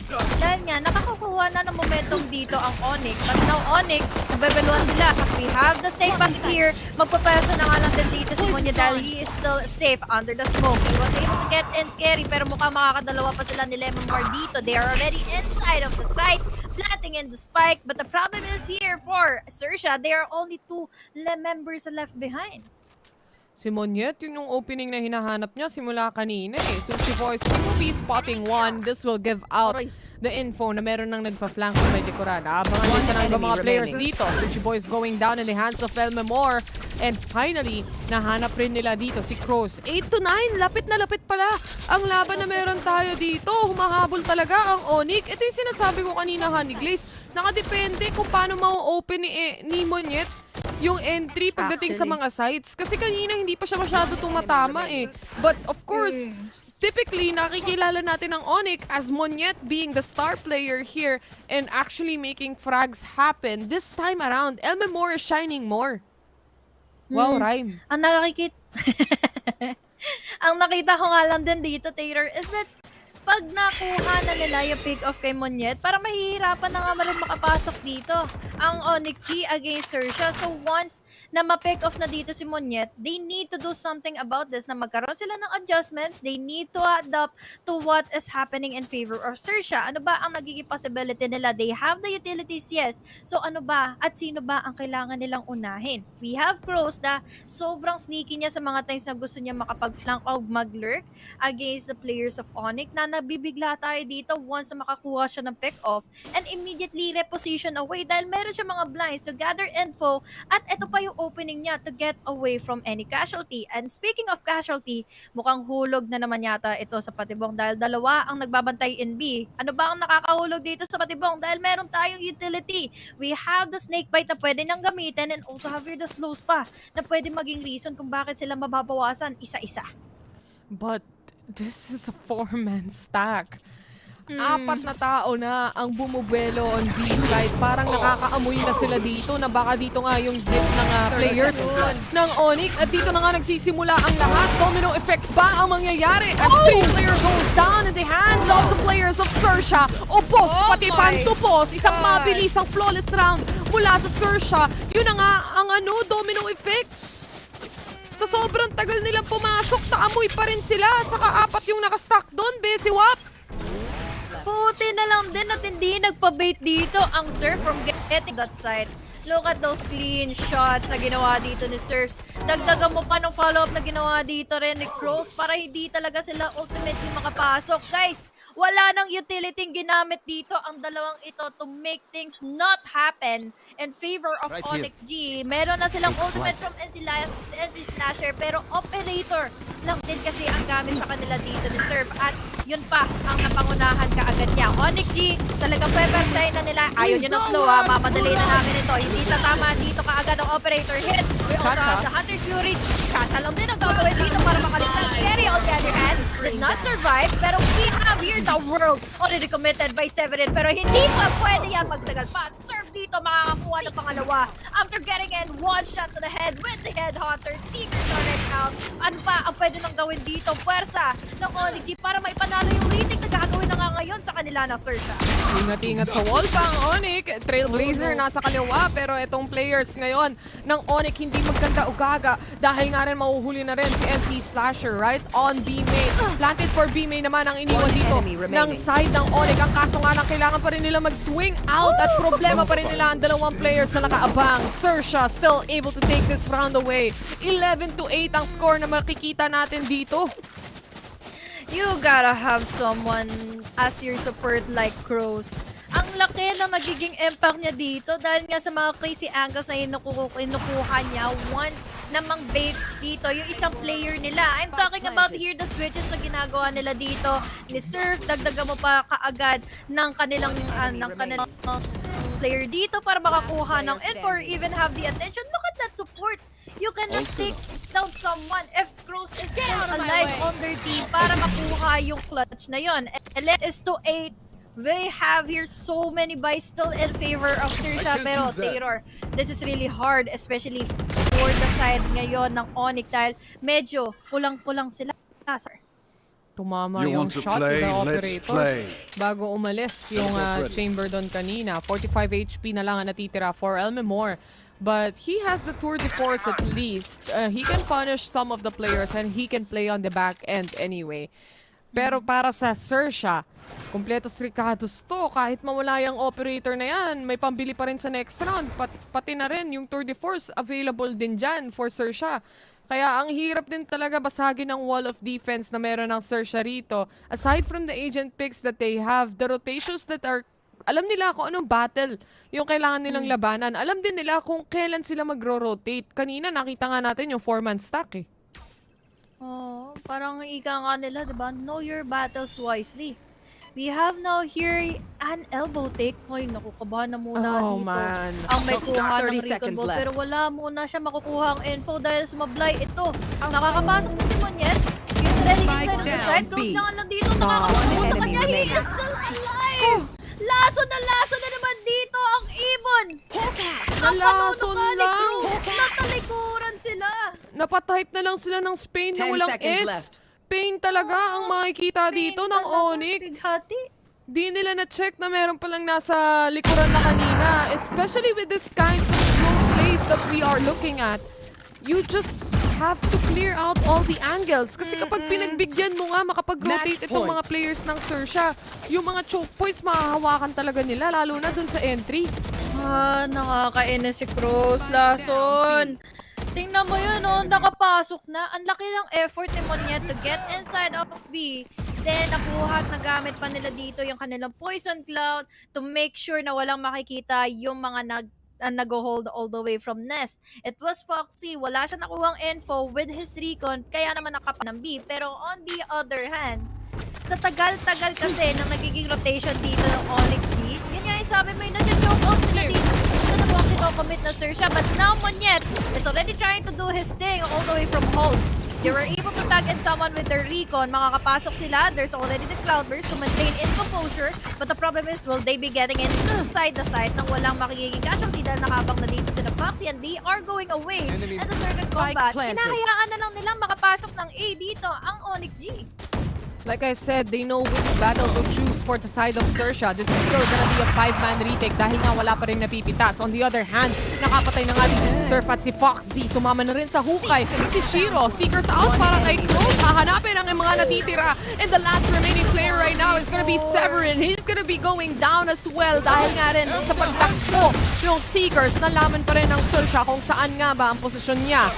This is a map going in the hands of Xerxia. 13-8 ang finale score natin dito. And finally, on game number 2, susubukan bumawi ng ONIC G.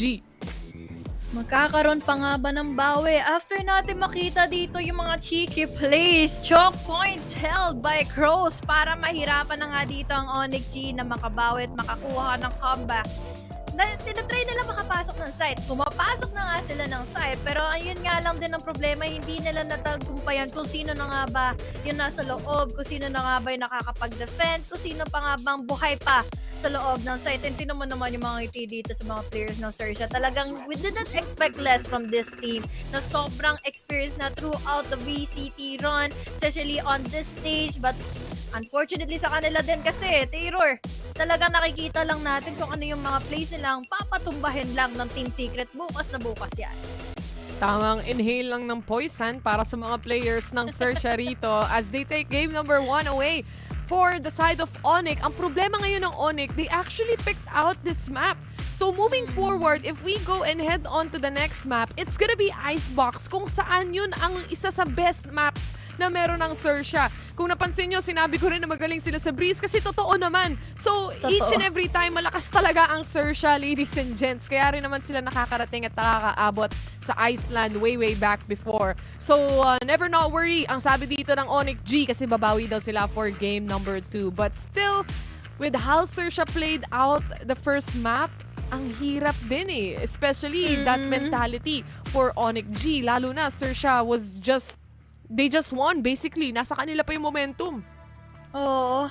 Ultimately, yung first half ay nakuha lang din talaga ng momentum nila, ng aggression, and especially yung mga nagiging trade-off sila dito once na pumapasok na sila Sushi Boys ng site. Ang sarap niya nga sa mga points na hindi niya hinahayaan na may makaligtas once na may makuha yung recon bolt ng kanilang Sova. So once na makatamaan ka dito at ma-detect, talagang tansyahin mo, mahihirapan na ka talaga kaagad makapag-hold ng site. And yun ang nangyari multiple times no first half when they were the ones attacking. Tapos ng second half pa, consistency lang is their key. And unfortunately, game number 1 for ONIC ay hindi na nga nasa pakamay nila. Lalo na't pinili nila yung mapa. But we're going into the game number 2 para makita natin yung puwersa nila. Imahanigay si The Double, kasama ko ngayon si Taylor. Huwag kayong mawawala dahil babalikan natin kung magka-comeback pa sila.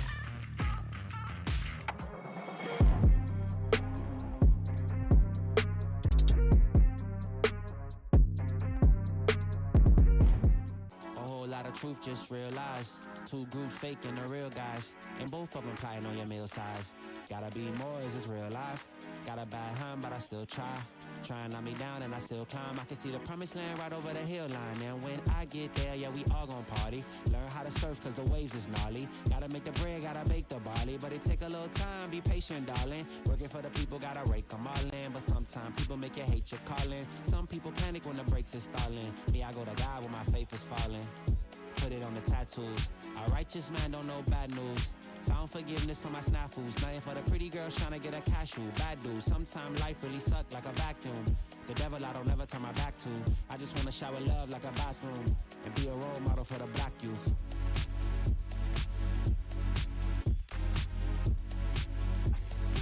Ah, here you go. Here you go again. Talking all that. What? What is you talking about, man? Wasn't too long before I realized a whole lot of truth just realized. Two groups faking the real guys, and both of them plotting on your meal size. Gotta be more, is this real life? Got a bad hand, but I still try.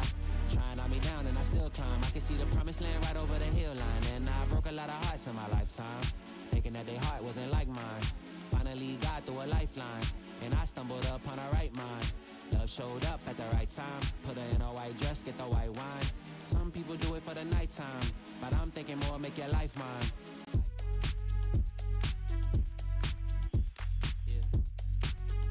Is it possible we could last forever and ever and ever?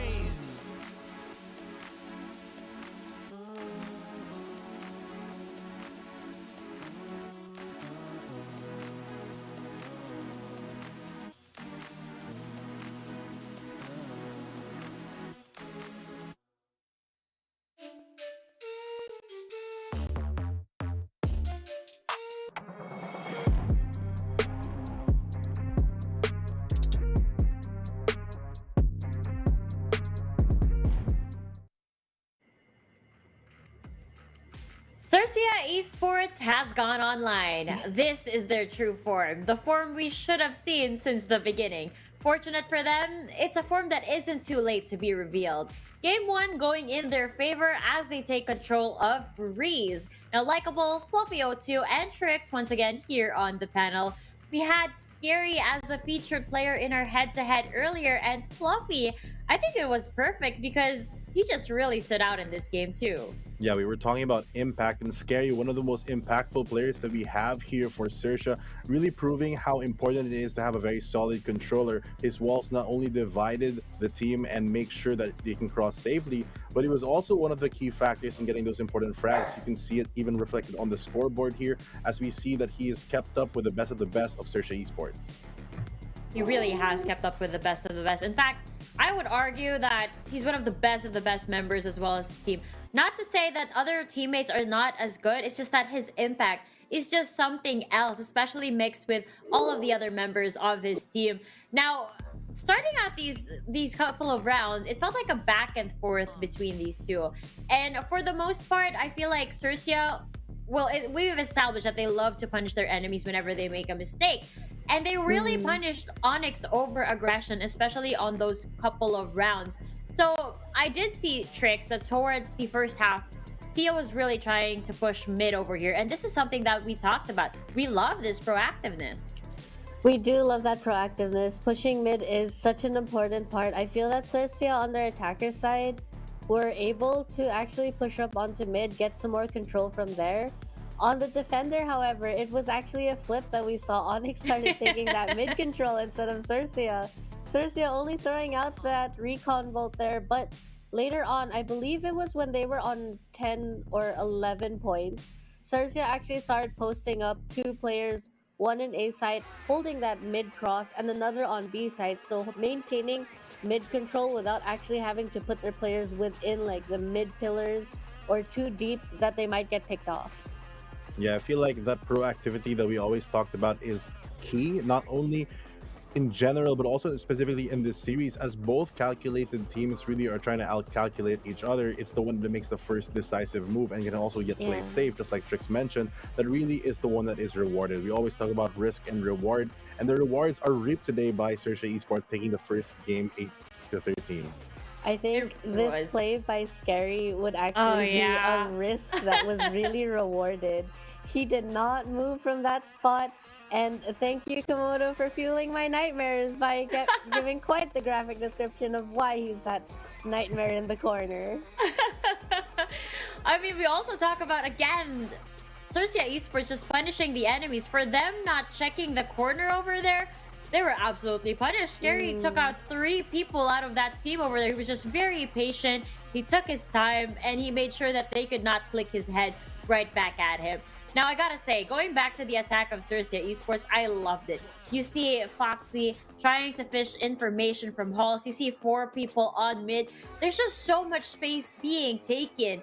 And when Monyet on the other side actually pushed mid, you know, he tried to take control as the defender. Xerxia pushed halls. What an I don't even know. I think it was a Chamber who got the information that Monyet was actually opping outside mid doors, and they're like, okay, he's watching mid, we can't push mid, respect the operator, we always say here. And they pushed halls, and they kind of sandwiched the entire map over there because they were able to take out the one who was the nest. And I can't believe that this is what's happening. Xerxia Esports just good on the rotation over there. So Fluffy ending that first half 8-4 really deserved on the side of Xerxia Esports. Yeah, for sure. It was such a commanding lead as well, because the amount of rounds that they were able to string together was insane. The consistency that I thought Xerxia kind of lost recently seems to be back in form coming into the last series and today. But going on the other end of it, talking about ONIC Esports, I think that ONIC G is one of the teams that has really shined. And unfortunately, they kind of fell short for this one, but a lot of notable members for me, like Elmi Moore and Shiro, really proved their point, especially Elmi Moore on that chamber, really getting so many frags for ONIC. You know, almost isn't enough, but it's almost, and hopefully going into the next map that it can like go into fruition.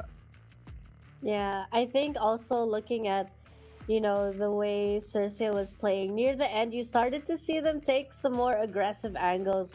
They started to get into those cheeky angles. They were pressured. They wanted more control.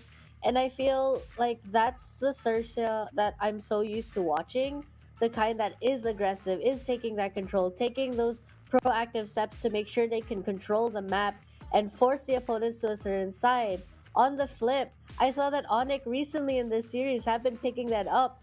But it seemed that today they were the ones that went in there a little too cautious, a little too uncertain about how they really wanted to push Xerxia back, as well as Xerxia just really being able to come on top and making those decisions so quickly. I mean, it goes back to what we were discussing from the earlier panel, right? Whoever takes the risk is also able to get the reward. I mean, if it goes in your favor, it's gonna pay off. It really is. And for this specific game, it was really Xerxia Esports who was willing to risk it all. And I feel like it had something to do with how they were able to play against Bleed Esports once again. Coming back from that game, I'm sure that you realize that, hey, we were able to do that. We're able to do anything. If we can get 6 straight rounds, despite the enemy team being at match point, then I believe that we can conquer Breeze too. Yeah, it's definitely not over till it's over. And I always say that every chance that I get. Until somebody wins, even if they're at 12, does not mean the game is over. It's when whoever first gives up. True. It's whoever gets the winning point. I mean, for that specific game, it was not 13. But for this one, it was the first to 13. And Xerxia Esports just really proving that. And I know Fluffy kind of pointed this out earlier. Almost is never enough. Maybe for the next map, Elmi Moore is enough. I'm trying to think of a pun here. I think it's not working out. Oh dear. Whoops. Oh, no. Whoops. I think you guys are satisfied though that it did not work out. I tried my best. Maybe the casters later on will think of something better than I will. But I want to talk about that clutch Elmi Moore moment that actually made my eyes open really wide because I thought that he was not gonna clutch with that specific round where he defused the spike and there was 0.77 seconds on the clock. Guys, when you see Elmi Moore on that operator, please step back. That's all I'm Yeah. saying. Elmi Moore That's is all I'm saying. vicious. I think, you know, every player on the server right now is really stepping up to the. I think at the end of the day, it's going to be a team game. And moving on to the next map, which is Icebox, I'm really hoping that ONIC G is going to find their strides and really get into it because it's about hitting that execution. It's about denying information. It's about understanding the movement of your own team and the opponent. And I feel that Xerxia in Breeze was able to show that they can understand that and that they're willing to push forward and take those risks and understanding when it's too far for them. I'm hoping ONIC G coming into Icebox is going to start taking more risks because there is nothing to lose. I mean, that's where the problem lies. We're gonna be going to Icebox. And Fluffy, I don't know if you can remember this, but Icebox was a Xerxia pick. Yeah, Icebox, one of Search's. I think that they're pretty good on the map. They don't have the perfect record, but they were able to Yeah. take out teams and play against teams like Bleed Boom as well as Alter Ego on this map. They are a fan of bunkering down with that Sentinel gameplay, going for the hard Sentinel in the form of KJ. And I think for ONIC, they really have to start working around being more proactive, especially in a map like Icebox, which is very a map that you kind of tend to have to commit once you do make a decision because it's very hard to rotate between sites. A lot of the long angles also kind of force you into winning a lot of the duels. Obviously, you want to win your duels, but winning those initial duels really gives you the momentum to carry through whenever you're on the attack or the defense. Mm-hmm. So we're gonna be revealing the compositions in just a bit, but I do have to point out that this was the exact map that we were talking about earlier. Their match versus Bleed Esports. This is where they got that 6th straight win. So I'm assuming that they're going to be bringing the same exact lineup over here, Trix. Which they are. We see that Sushi Boy is on the Killjoy again, Cruz on the Sage. On the side of ONIC G, we also have that Sage going in, but they do replace the Killjoy with a KO, which means that we're going to need to see a lot of value from Severine's KO knife. We have seen, however, Severine on that KO is very powerful, and they're able to shut them down, and I think they can shut down a team like Xerxia, which will be reliant on those setups. But for a team like ONIC, with their lineup, I'm kind of worried a bit because although they have all the tools they need to win the rounds if they play it correctly, without a hard anti-flank to detect anyone who's going to be pushing around, as long as it's recognized already here on the agent selection, Xerxia might take advantage of this and exploit it to great effect here on Icebox. Because if ONIC is not very careful, they can easily be pinched and overwhelmed. And we've seen Xerxia do that in the past, even in the previous map with Breeze for the mid control. And giving them so much more map control is kind of scary when you think about it. But also, I'm sure that ONIC G is coming in with a great plan to solve that. I love how you pointed that out, Fluffy, because we know Icebox, especially on A side, to be filled with these post-plant scenarios. You kind of want to plant the spike a little bit open so that you can hang out over at Belt or at Nest, and you just really take a peek over there. But if you're not sure whether an enemy is going to be right behind you, then you'll always need that extra pair of eyes watching the flank, watching behind the other opponents or the other players, or else you'll have to stay on site. That's the condition over here. So that is something that ONIC G should have considered going into this composition. I'm sure that they have thought of it, but hopefully it all works out on their end. Once again, this is an elimination game, you guys. So a lot is on the line. Better watch your back or else you could get flanked or potentially stabbed.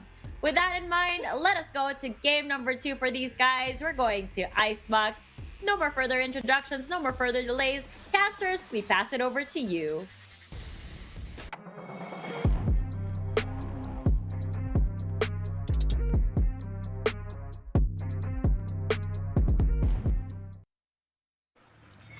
The comeback was cancelled by the players of Xerxia dito laban sa mga ONIC G boys para hindi na nga sila makakuha ng puwersa sa game number 1. Dito naman sa game number 2, ano pa kaya yung pwede nilang ilabas? I'm Honey Gay, si Dudley, kasama ko ngayon si Taylor, and finally, this is potentially the last game for Xerxia na laruin ngayong araw. Exactly. It can be the potential last game para sa ating lahat, or it can go to game number 3. You never know. The panel talked about it already. At ang sabi nga nila dito is, syempre kapag ang ONIC G, if there is such thing as overwhelming factor, yun ang kayang dalhin ng Xerxia dito sa laban na ito. Xerxia is such a strong, formidable team na kaya nilang makapag-pressure ng kabilang team kahit na sila na minsan ang nasa kulang o kumbaga sila yung hindi lamang dito. Kaya pa rin nilang labanan at tapatan without any fear at all yung makakatapat nila o yung makakalaban nila. So, with ONIC G, they really need this map or else bye-bye na talaga pagdating sa VCT APAC. Yan na nga eh. Nadalo sila kanina from the first 2 series na meron tayo in this game, in this day. Pero ang mangyayari lang din is talagang do or die match. This is the neck-to-neck battle between Xerxia and ONIC G. Kung saan 1 game ahead na dito ang Xerxia. We saw earlier kung gaano ba sila ka-scattered kanina. Pero meron pa rin naman silang composure para mabigyan ng hesitations dito ang ONIC G to get inside of the site. Pero ngayon, Terror, isa na naman malawak na mapa ang pwede nilang laruin ngayon. And this might be a potential hurt for the side of ONIC G. Dahil ang hirap nito, lalo na't attacking na naman ang Xerxia. Paano nila ito kaagad na mapipigilan? Tsaka naka-double initiator din pala ang ONIC G right now. So, it can be a factor. At para sa Xerxia side, this is a very basic composition that we are seeing here in Icebox. Nothing new, kumbaga, para sa mga players na ito. Another or an immediate shutdown mula sa Rico na yan, just to make sure no one is detected on mid. At para sa ibang players ng Xerxia, 3 ata silang gumagapang dito sa may kitchen. There's no chamber, there's no traps out here. Shiro is already the first casualties. At syempre, isasara nila to using up the wall from the Sage itself. And si Slasher going down in the hands of Surf as Severin was able to catch 2. 3 laban sa 3 pa rin ang meron dito, Honey Glaze. Still doable for our attacking team. Lalo na't ngayon, na-expect natin yung mga capabilities nila to get inside of the site. But that was really sneaky. Foxy naman pala dito, manggagaling na nga ng B-main. But the problem is, natamaan lang din siya ng Molly na ang sakit-sakit nun. Ang half day nun sa mga napakakataon na makapasok sila ng site. Pero it is a rotation na lang din na i-commit ngayon na Xerxia. Dahil naipit sila sa kitchen. Exactly. Walled off pa yan. Kaya mapapalipad na lang talaga si Monyet. He probably will take mid para gawin to. Kaso nga lang may turret pa dyan. And this is gonna be his first contact. Immediately, players from Xerxia, alam na agad nila dito yung pwestuhan ni Monyet. Alam nila kung saan sila mag-aabang. Aside from the turret, he also has the alarm bot. Ang daming kailangan tapatan muna ni Monyet bago siya makapasok. But already, giving out the info yet again na nakapasok na siya. Hindi kailangan sumilip ng Xerxia until itap yung spike na yan. On the corner is Crows. Kaso nakita siya ni Monyet. Siya pa rin ang makakuha ng kill na yan. But still on the left corner is Sushi Boys na nag-aabang lang din. Xerxia takes the first round. Nagmadali ka agad dito si Sushi Boys na makapagpwesto na kaagad for the postland or rather for the lineup. So pwede niyang i-commit dito. Sayang itong gapang nila all the way from kitchen. Ito pala yung magiging problema talagang sobrang laki ng ONIC na pwede silang gapangin dito anytime and anywhere na Xerxia dahil wala silang mga pang anti-flank. They have gathering info of players na mga utility sila pero wala sila yung talagang player na makakapagbigay ng mga info kung nasaan dito gumagapang na kagad yung Xerxia dahil kanina it was a slow and steady push and ngayon mukhang ito pa rin naman yung i-commit nila against ONIC G. Unbreakable knife ang binato agad dito for ONIC side, but one is detected as well as 4 na yung players ng ONIC na nakastack on A. So if Xerxia decides to hit A, it can be deadly for the rest of the team. Right now, they're just playing for pickoffs. Surf? Nasa may likod lang ng yellow, pero wala silang makikita on B dahil lahat na pala ng players dito, 5-man stack ang makikita natin on A site. It can be a good decision for ONIC to actually give out the entirety of one site dahil mas malaki ang tsansa nila kung walang na-pick off sila o walang na-pick off sa kanila ni isa. But still, a big problem here is of course, makakapag-set up ang Xerxia ng post-plan position without any knowledge of ONIC. ONIC, they're just playing it slow pagdating sa retake pero the time is already ticking at si Cross pa dito talagang sneaky and steady lang gumagapang na nga sa kanilang mga likuran. Pero sama-sama lang daw sila dito, Taylor. Magkakasama sila sa mid pero ang magiging problema nila is wala lang silang firepower. Yet, still not getting an info but Cross makakadali na kaagad ang isa kaya ang dami tuloy iisipin na ng players ngayon from the side of ONIC. Kung ano ba yung uunahin ko? We have now here Cross already taken down by Monyet. There's also the follow-up on Lemimore but on the other hand, this goes down to a 2v3 One enemy remaining. na meron dito si Severin pero ano pa ba ang pwede niyang gawin? May isa siya dito against Zero up trap. Hindi siya makakuha ng following kill but that is another 2-0 for Xerxia to make against ONIC G. Malinis na malinis. Although may dalawang casualties on the side of Xerxia.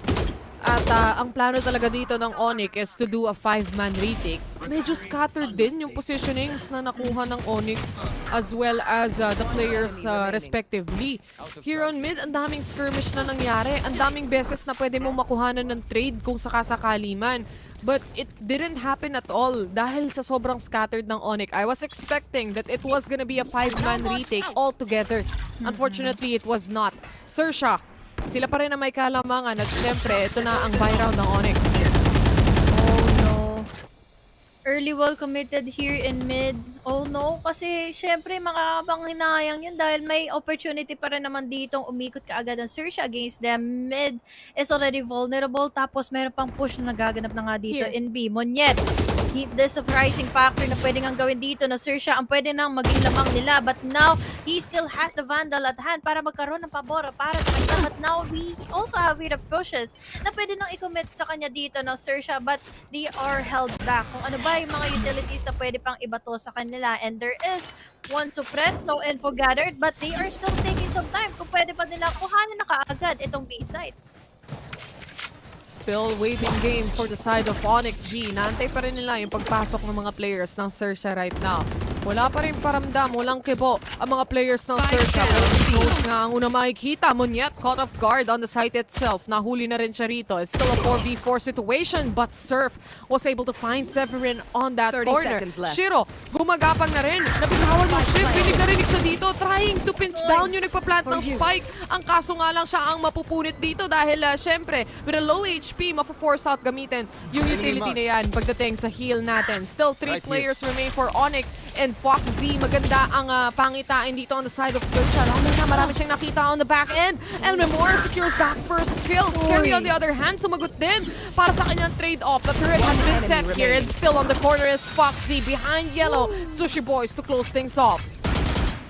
3 upgrades ang naganap na dito ngayon and Xerxia's favor 3-0 na kaagad. Binabasag nila kaagad yung mga holes dito ng ONIC G even though na meron silang mga utilities dito to hold them off. We have the toxic screens, there also is the walls pero ang naging problema lang is na early commit na nila ito for another site. Ano pa yung pwede nilang i-hold na utility dito against Xerxia once they decide na itong kabilang site ang kukuhanin nila. So it is really a big problem kung ano yung mga pwedeng mag-iparsa dito ng ONIC G kasi mostly parang nakikita ko Taylor is mga duels na lang yung kaya nilang panindigan dito against Xerxia.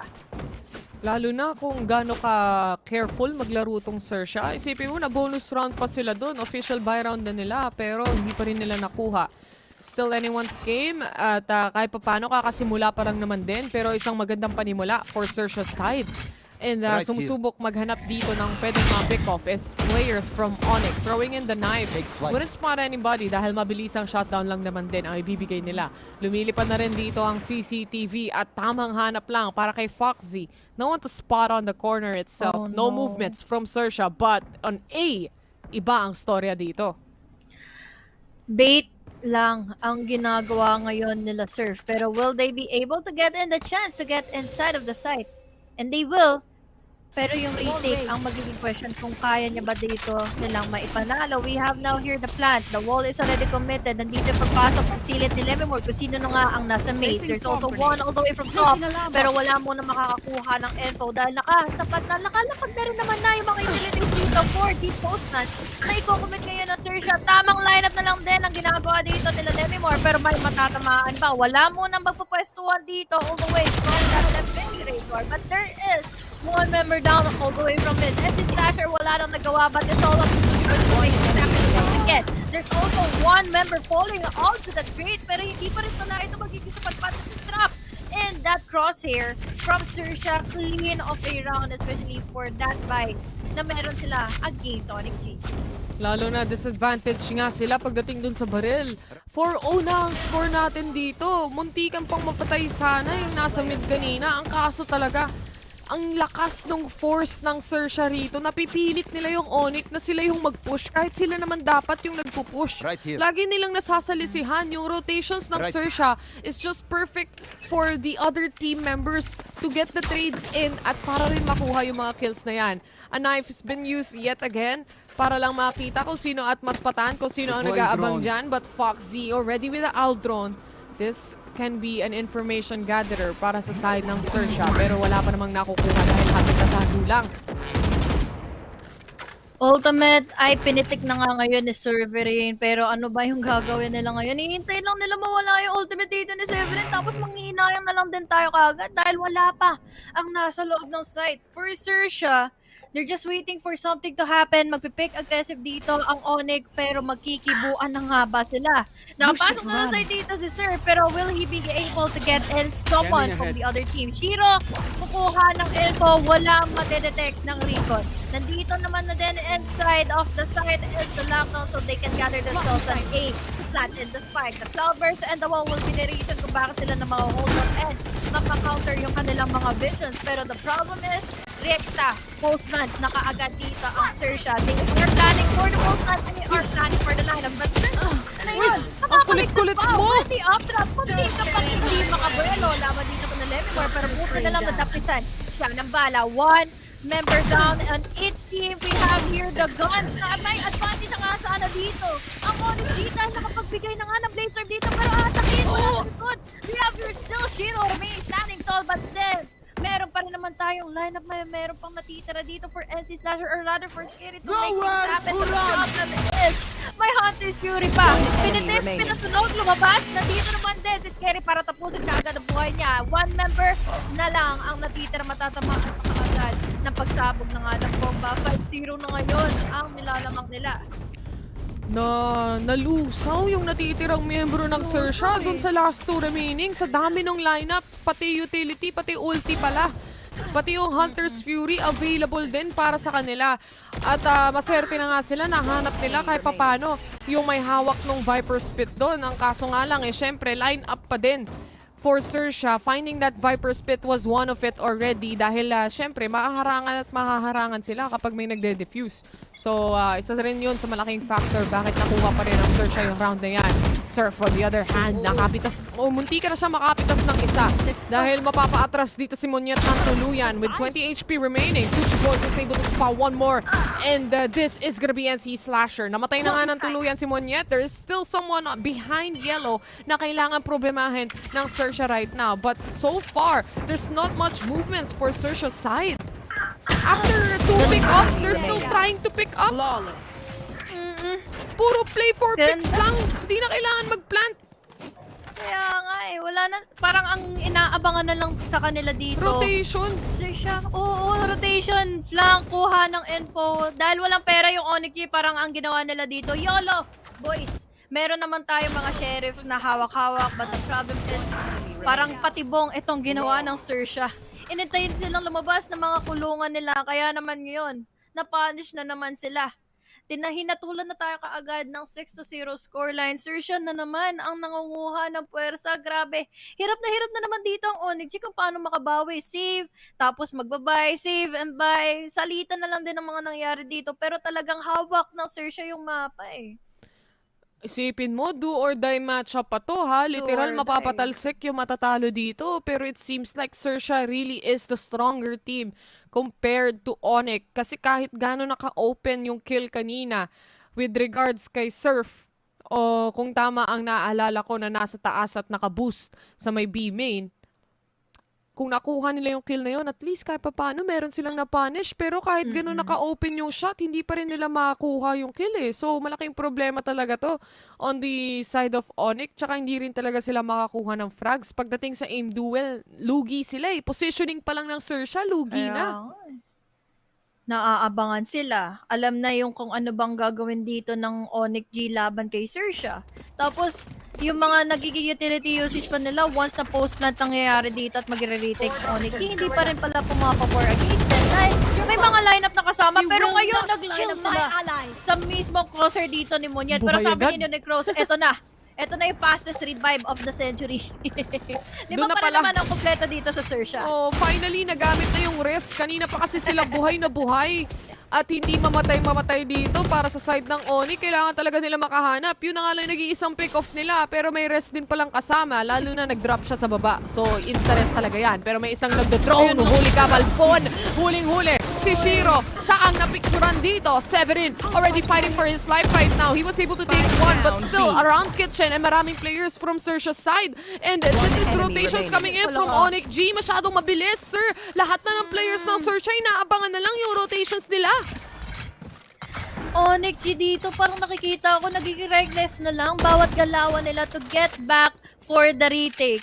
They went inside of kitchen nang hindi sila nag-aabang kung sino, or rather, hindi sila nagbabantay kung sino ba yung mga nandito sa mga corners. And ngayon, jumping man si Severin, makukuha naman na yung info kung saan siya manggagaling. At sigurang yata nandito sa dalawa. Naku, pababueloan na nga ng mga bala. Deserve. Meron pa dito papangalawa pa dahil si Sushi po yung manggagaling na nga dito sa bandang gitna. 7-0. Tatapusin nyo na ba? Hindi nyo pa pinapaisa dito ang ONIC G. The thing is, ang pacing ng Xerxia right now, play for picks, nakakuha tayo ng magandang opening, sige, pasok tayo, plant tayo, or rather, pasok muna tayo, pero hindi muna tayo magpa-plant. Kasi mag-aantay tayo ng rotations. Malamang sa malamang, mabilis mag-rotate parate ang ONIC G. Kanina pa sila nababasa ng Xerxia rito. Kasi nga, ang bilis nila mag-rotate at mag-react sa ginagawa ng Xerxia, not knowingly na nag-aabang lang pala. Revealing area. Kung kanina nga, mas maganda yung naging place nila against Xerxia. Ngayon, this time, mas gamay na sana nila dito yung Icebox, no? Dahil most technically, on paper, mas nauna pang lumabas ito kaysa sa Kiss. Pero ngayon, mas una pang lalabas sila dito against Scary. Nahuli ba timing dito si Shiro? Ilalabas na sana yung kanyang shock card dito, pero manggagaling pa nga ng B. Dito si Severin, na ano ba yung pwede niyang panggawin dito to take on the members of Xerxia that are playing for the post-land, that are playing for the lineups. Pero ngayon, kailangan niya na mag-ingat dahil si Sushi Boy Zito, he's surely making sure na walang magpa-flank na nga dito manggagaling all the way from mid. Pero ngayon, ang magiging problem niya is dalawa na pwede makaabang. Oh, one up to the head against Sushi Boys. It could have been that time for him to gather themselves the momentum, but unfortunately 8-0, nakaabang din yung pangalawa dito. Sushi Boys is still doing it top on our food chain with 12-3 KDA throughout 8 rounds. Terror, 3 beses pa lang siya napapatay. Mukhang pinagpapawisan, sweaty games ang nakatapat dito ng ONIC G, lalo na sa final match nila, nalaglagan pa. Malakas talaga ang Xerxia, lalo na sa Icebox, mga kapatid. Lalo na pinili nila to. At sila ang pumili ng mapa na to. So obviously, they're very much comfortable on this. The first map, or rather the first opportunity for ONIC to take it away, hindi nila nakuha on Breeze. Exactly. Kaya sayang lang din eh. Kasi it could have been a good play for them, pero kasi mapaglaro ng tadhana dito ang Xerxia. Alam nila kung paano lulunggain kagad dito ang ONIC G, kung paano sila maiikutan, kung paano sila mag-iintay na lang muna for the next following rounds. And ngayon na may narinig silang warning shot from Munyet, hindi na nila i-pursue further dito yung mid, kundi kukuha na lang sila ng any kind of info from the other team kung sino yung magiging aggressive na nga to get an info. And ngayon, may pang-bait pa sila. Yung lockdown na yun dito na nga naibuga tuloy dito yung Headhunter, or rather yung Hunter's Fury, para maka-cancel out na nga ito. Pero narinig na natin ngayon, mawak sa patalim, sister. Makukuha niya kaagad si SS Lasser, pero bulaga sa'yo, boy. Surprise! Surprise! Alam so yung boys is still nandito sa world. Di man lang naputok yung operator. Parang nagsiscreams ang Xerxia ngayon. Post-plant position na naman para sa kanila. Naiikutan at napapalibutan na ang ONIC G. But they still have the chance to make this happen. Crows is low in HP. Ganon din naman si Surf. Pero nakakatanggap na rin siya ng kill coming in from that Sage. Shotgun sa mukha ang natanggap ni Elmemore. Pero si Surf naman, tamang sway lang din with the ultimate and Foxy to secure the kill. This is a clean 9-0 for the side of Xerxia right now. You don't want to end your game and your VCT APAC run like this, Taylor. Walang ni isa pang round na nakukuha dito ang ONIC. Magsisave sila, hindi magiging safe. Magsisave na naman sila, magiging problema na naman nila dito. And yung pag-pump up na nga dito ni Surf, you went in for a clean 3K. Tapos, kalat pa talaga yung players dito na Xerxia to get in another plant to happen and even have those post-plant positionings against the members here of ONIC G. They went in for slow, they went in for the aggressive push, but this time, magiging sapat ba yung aggressiveness dito ni Severin and it will make it worth it. And may magiging pump dito makakatakas nga ba siya? Hindi, dahil sinaglit na lang din ang buhay niya dito ni Surf. It's just down to the sheriff na hawak-hawak na lang nila. Pero ngayon, hindi nila wala silang idea. Hindi na nandito naman si Jerry. Sagad na, makakakuha ng dalawa. Make it 3 for this guy to make it 7 and to make a side clean. And now for them to take 1 member remaining for ONIC G. On Monyet dito, isa na lang ang hawak-hawak niya. Spike planted. Diyos ko, minama sila ng Xerxia rito. Walang nagbantay ng mid. Nakatawid lang yung Viper ng ganun-ganun lang. Holy cam lahat. The trigger discipline on Xerxia. It's just phenomenal right here. Alam na rin nila kung saan located ang last remaining player for the side of ONIC G. And that is gonna be Monyet going down. Malinis na 10-0 para sa kanila. Mukhang balak ata nilang mag 13-0 dito sa mapa na to. Gusto na nilang matulog kasi pagod na daw sila. Kanina pa sila naglalaro, mga besi. Kailangan nila ng pahinga, Taylor, kasi bukas pa naman Team Secret ang pwede nila makalaban dito kung hindi na talaga makakuha ng comeback dito ang ONIC G. 10-0, everyone. Sa mga nanonood ngayon, very just unfortunate. Sabi nga dito ni Meralco, Taylor, imagine nilaglag ng ONIC yung Aridio nila. Tapos, malalaglag na din sila ngayon. So ngayon, makikita natin na ipit na naman ang ONIC G. We hear already the players from Xerxia trying to penetrate through the wall. At na-penetrate na nga nila, makakapasok pa ba sila dito ng blue. Dahil magkakaroon na agad nila yung pag-flank. Flank pa, Severin! Flank pa more, yan ang sabi dito ng Xerxia. Bantay sarado, bawat corner para sa Xerxia. Ultimo, every corner na pasukan dito ng Xerxia, nililinis talaga nila. And knowing ONIC G as a team, literal, binibigay din nila dito yung site. 3 laban sa 5. Ewan ko na lang kung manalo pa o Xerxia dito kung sakasakali. Pero posible yan. 2 pick-off na nga pero 3 ang lumabas. Alam lahat to ng Xerxia. The utilities is there. Still, suppress ang mga members dito. There comes the slow but Sushi Boys is ready to take on the action kung sino man ang tatawid. Merong nasa taas. NC Slasher going down in the hands of Sushi Boys. Pero ubos, pati pantubos in a 5v3. It all fall down in a 2 versus 0 dahil 11-0 ang score natin ngayon. Ayoko na makita yung mga susunod na round dahil save na naman ang gagawin ng ONIC. Sa round game, ine-FF na namin tong ganito eh. Tatanggapin mo na 6-0 pa lang tinanggap na namin eh. Ang kati ng Xerxia. Walang timeout. Laban kung laban. Dire-diretso. Tanggap na daw ng ONIC G. Meron naman silang timeout na pwedeng gamitin. Ang kaso nga lang, wala eh. Ayaw nilang gamitin. Choice nila yan. Bahala sila sa buhay nila. Basta ang importante, ang mananalo dito, syempre, makakalaban ng Team Secret. Monyet at Severin combination. Gagana ba? Tingnan natin. Mukhang na-flash. At gumana naman yan sa Aldron. Isa ang napitas niya. But going for the second here. Crows ang mamamatay. Si Severin pa lang nakapatay nung una na yan. But 3 players remain on the side of Xerxia. Ito na ang tsansa ng ONIC na hindi maitlog.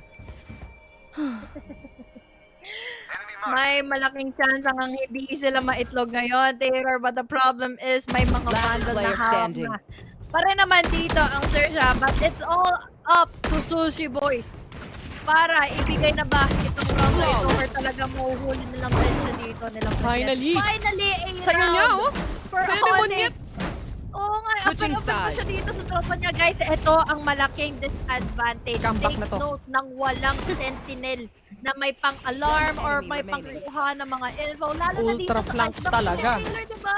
Nagpa-flank lang sila dito ni Sushi Boy sa kinocommit niya once na nangyari na nga dito yung postman in favor of them. Pusuan nyo lang, ONIC. Kakambak din tayo.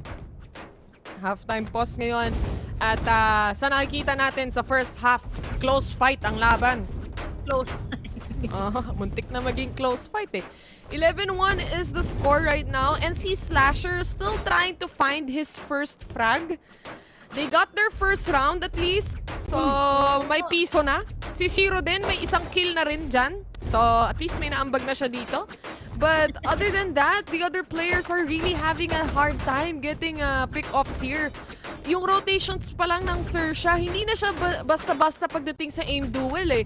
But a lot of the times that these players died is because of the rotations of Xerxia na hindi naman nila nakikita. Namamatay sila nang hindi lumalaban. Ito pa ang hirap dyan Dalawa pa yung sentinel dito na Xerxia. Tapos, may alarm bot, may pang-hold pa sila ng isa dahil mayroon dito Sushi Boy na kanina pa nagpa-pop off. So, paano na ngayon ang gagawin ng ONIC G? May pang-cancel sila, yes, with the suppress of Severin.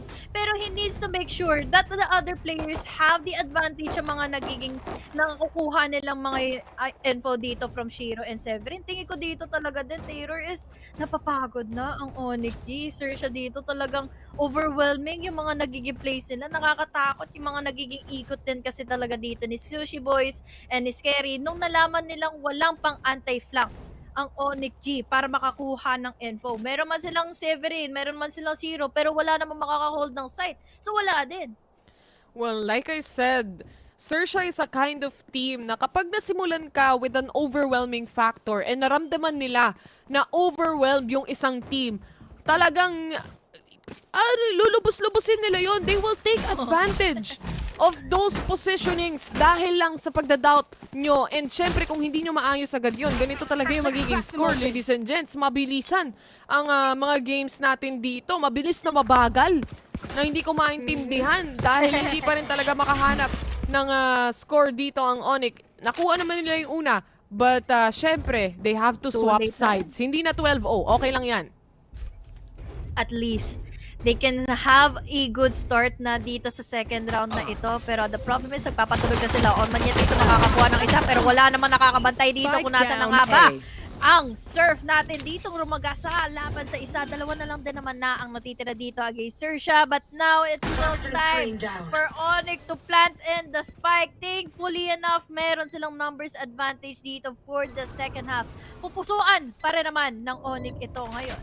Puso lang para talaga sa kanila. But this recon, would it detect anyone? There's no one on screens right now. Pero may tao sa Raptors. That is Sushi Boy. Is the last person remaining. Kaya kailangan niya pa rin itong labasin. Kasi kung hindi, wala rin naman siyang dadaanan sa kabilang dulo. At alam niya yan. Severin to secure the kill. And finally, another round for ONIC side. Isang magandang panimula para sa kanila. Dahil syempre, isa na lang ang kailangan dito ng Xerxia to make a match point. Yeah.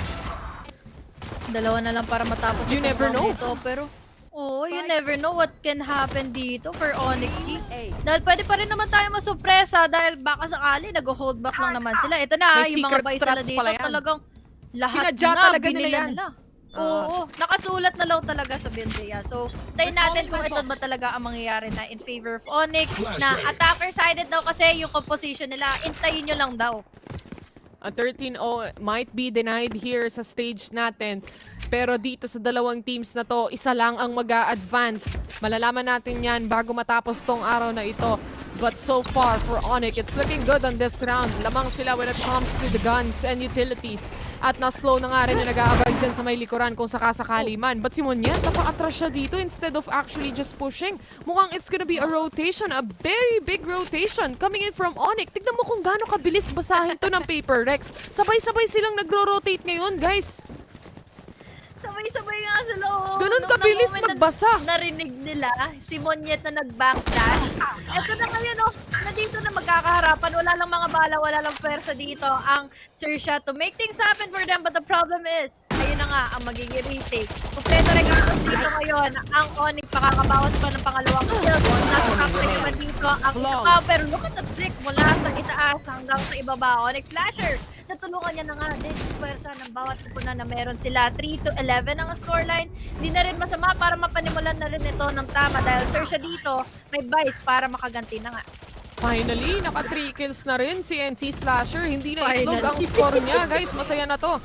Pero hirap na hirap pa rin talaga sila. At least they were able to take this first 2 rounds. But knowing Xerxia, this is finally a buy round for them. Let's see if ONIC can make things work in their part. Dahil alam naman natin, the certain upgrades, di na muna kakailanganin. It was a flawless round against Xerxia anyway. Crows, just farming in the orb. Tamang atras lang din just to make sure. Ganun siya ka-confident na walang pipik dahil si Surf naka-advance na. Oo.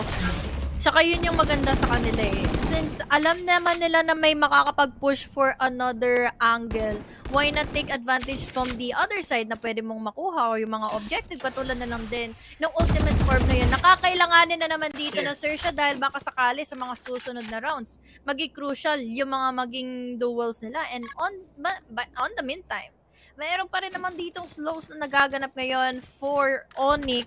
Ang makakatapat lang talaga nila dito, unfortunately, is sina Surf and sina Crows. Alam natin kung gaano kalupit ng mga duo-wombo combo sila dito para makapag-hold ng sites. Pero ngayon, makaramdam ang ONIC. Alis na tayo, boy! Nandito kasi sina Surf, meron na rin nakakuha pa ng ultimate orb. Baka yun lang din sakali ang gusto nila mangyari. Pero Sushi Boys, aray! Sige, pinasok push yung pa. smoke. Sige, push nyo pa.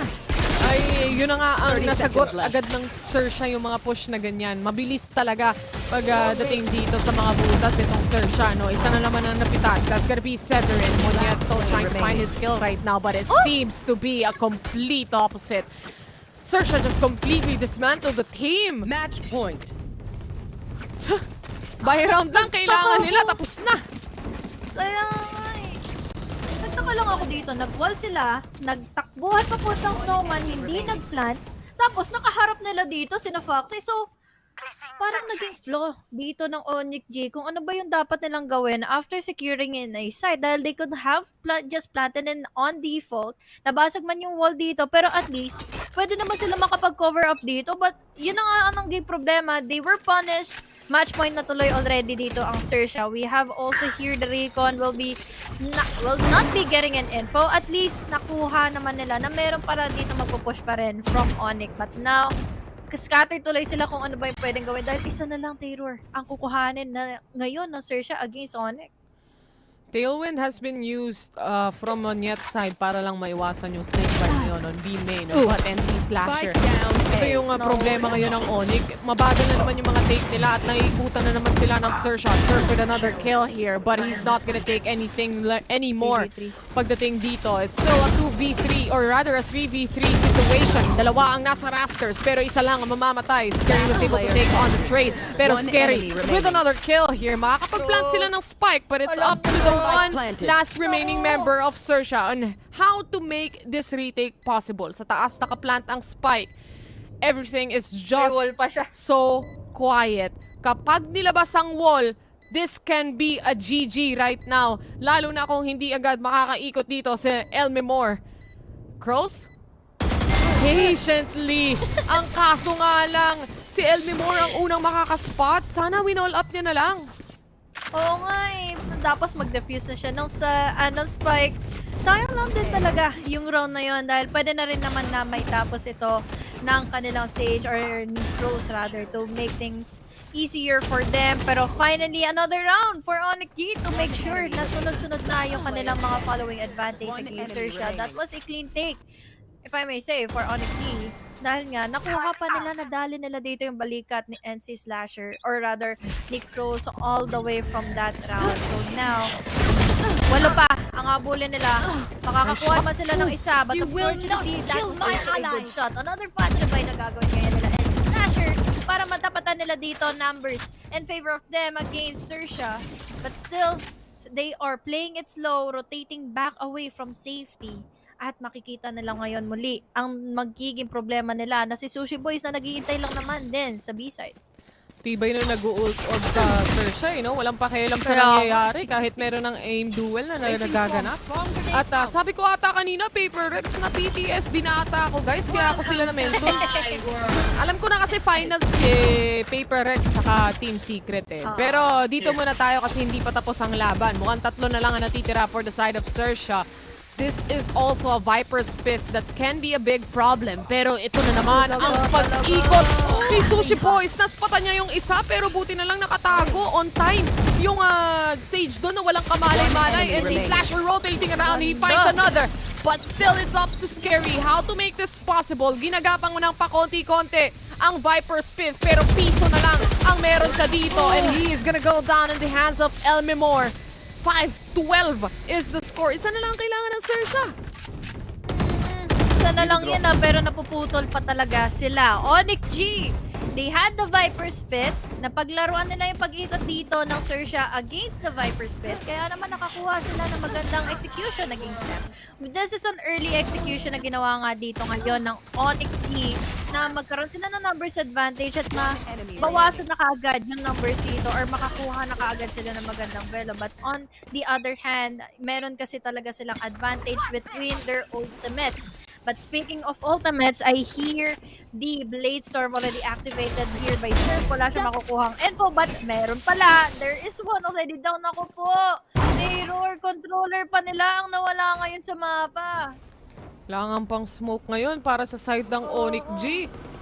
No walls can be pulled up here from a Viper. But the good news para sa side ng ONIC, this is still an eco disadvantage on Xerxia's side. Kailangan lang nila mag-ingat ng tuluyan pagdating sa Blade Storm. But I think ubus na yung blades na natitira for Surf right now. This is an entry coming in on the side of ONIC. A good placement when it comes to the crosshair just to clear out the angle and pre-fire it.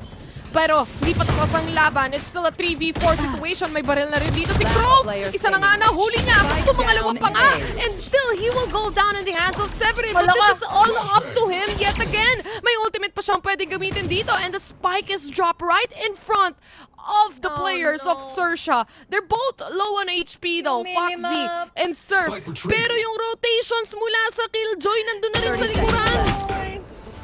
There you go. There you go. Thrifty round even for Xerxia to close things off. Kumbaga, nakita na natin ang future and the future is bright para sa Xerxia side at pasok pa rin sila para sa laban nila bukas against Team Secret. Parang deja vu.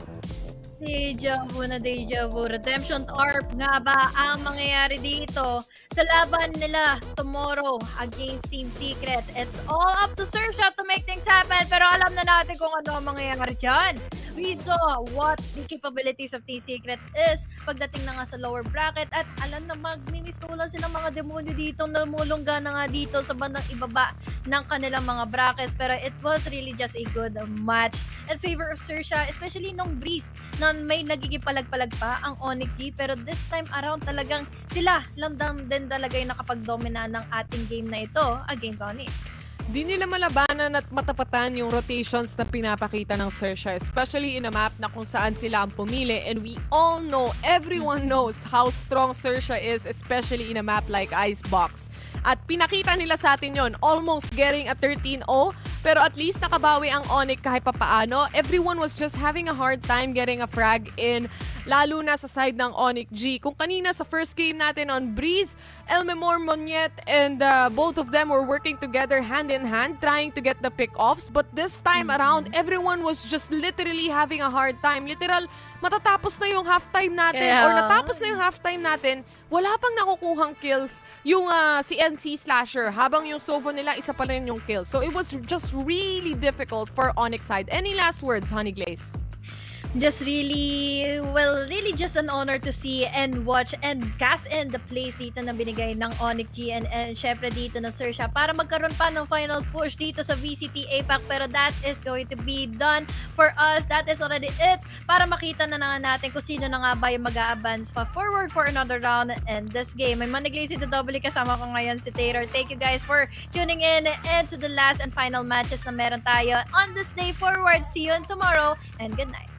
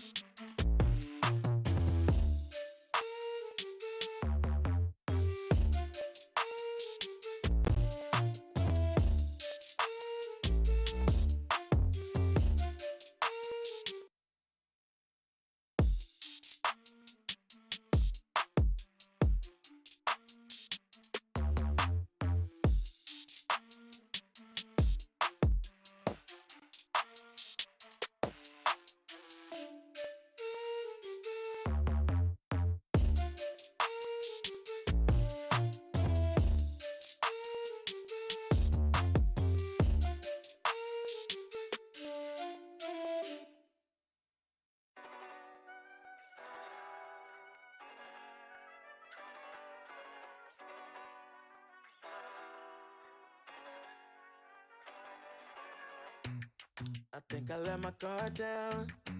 Certain things ain't the same now.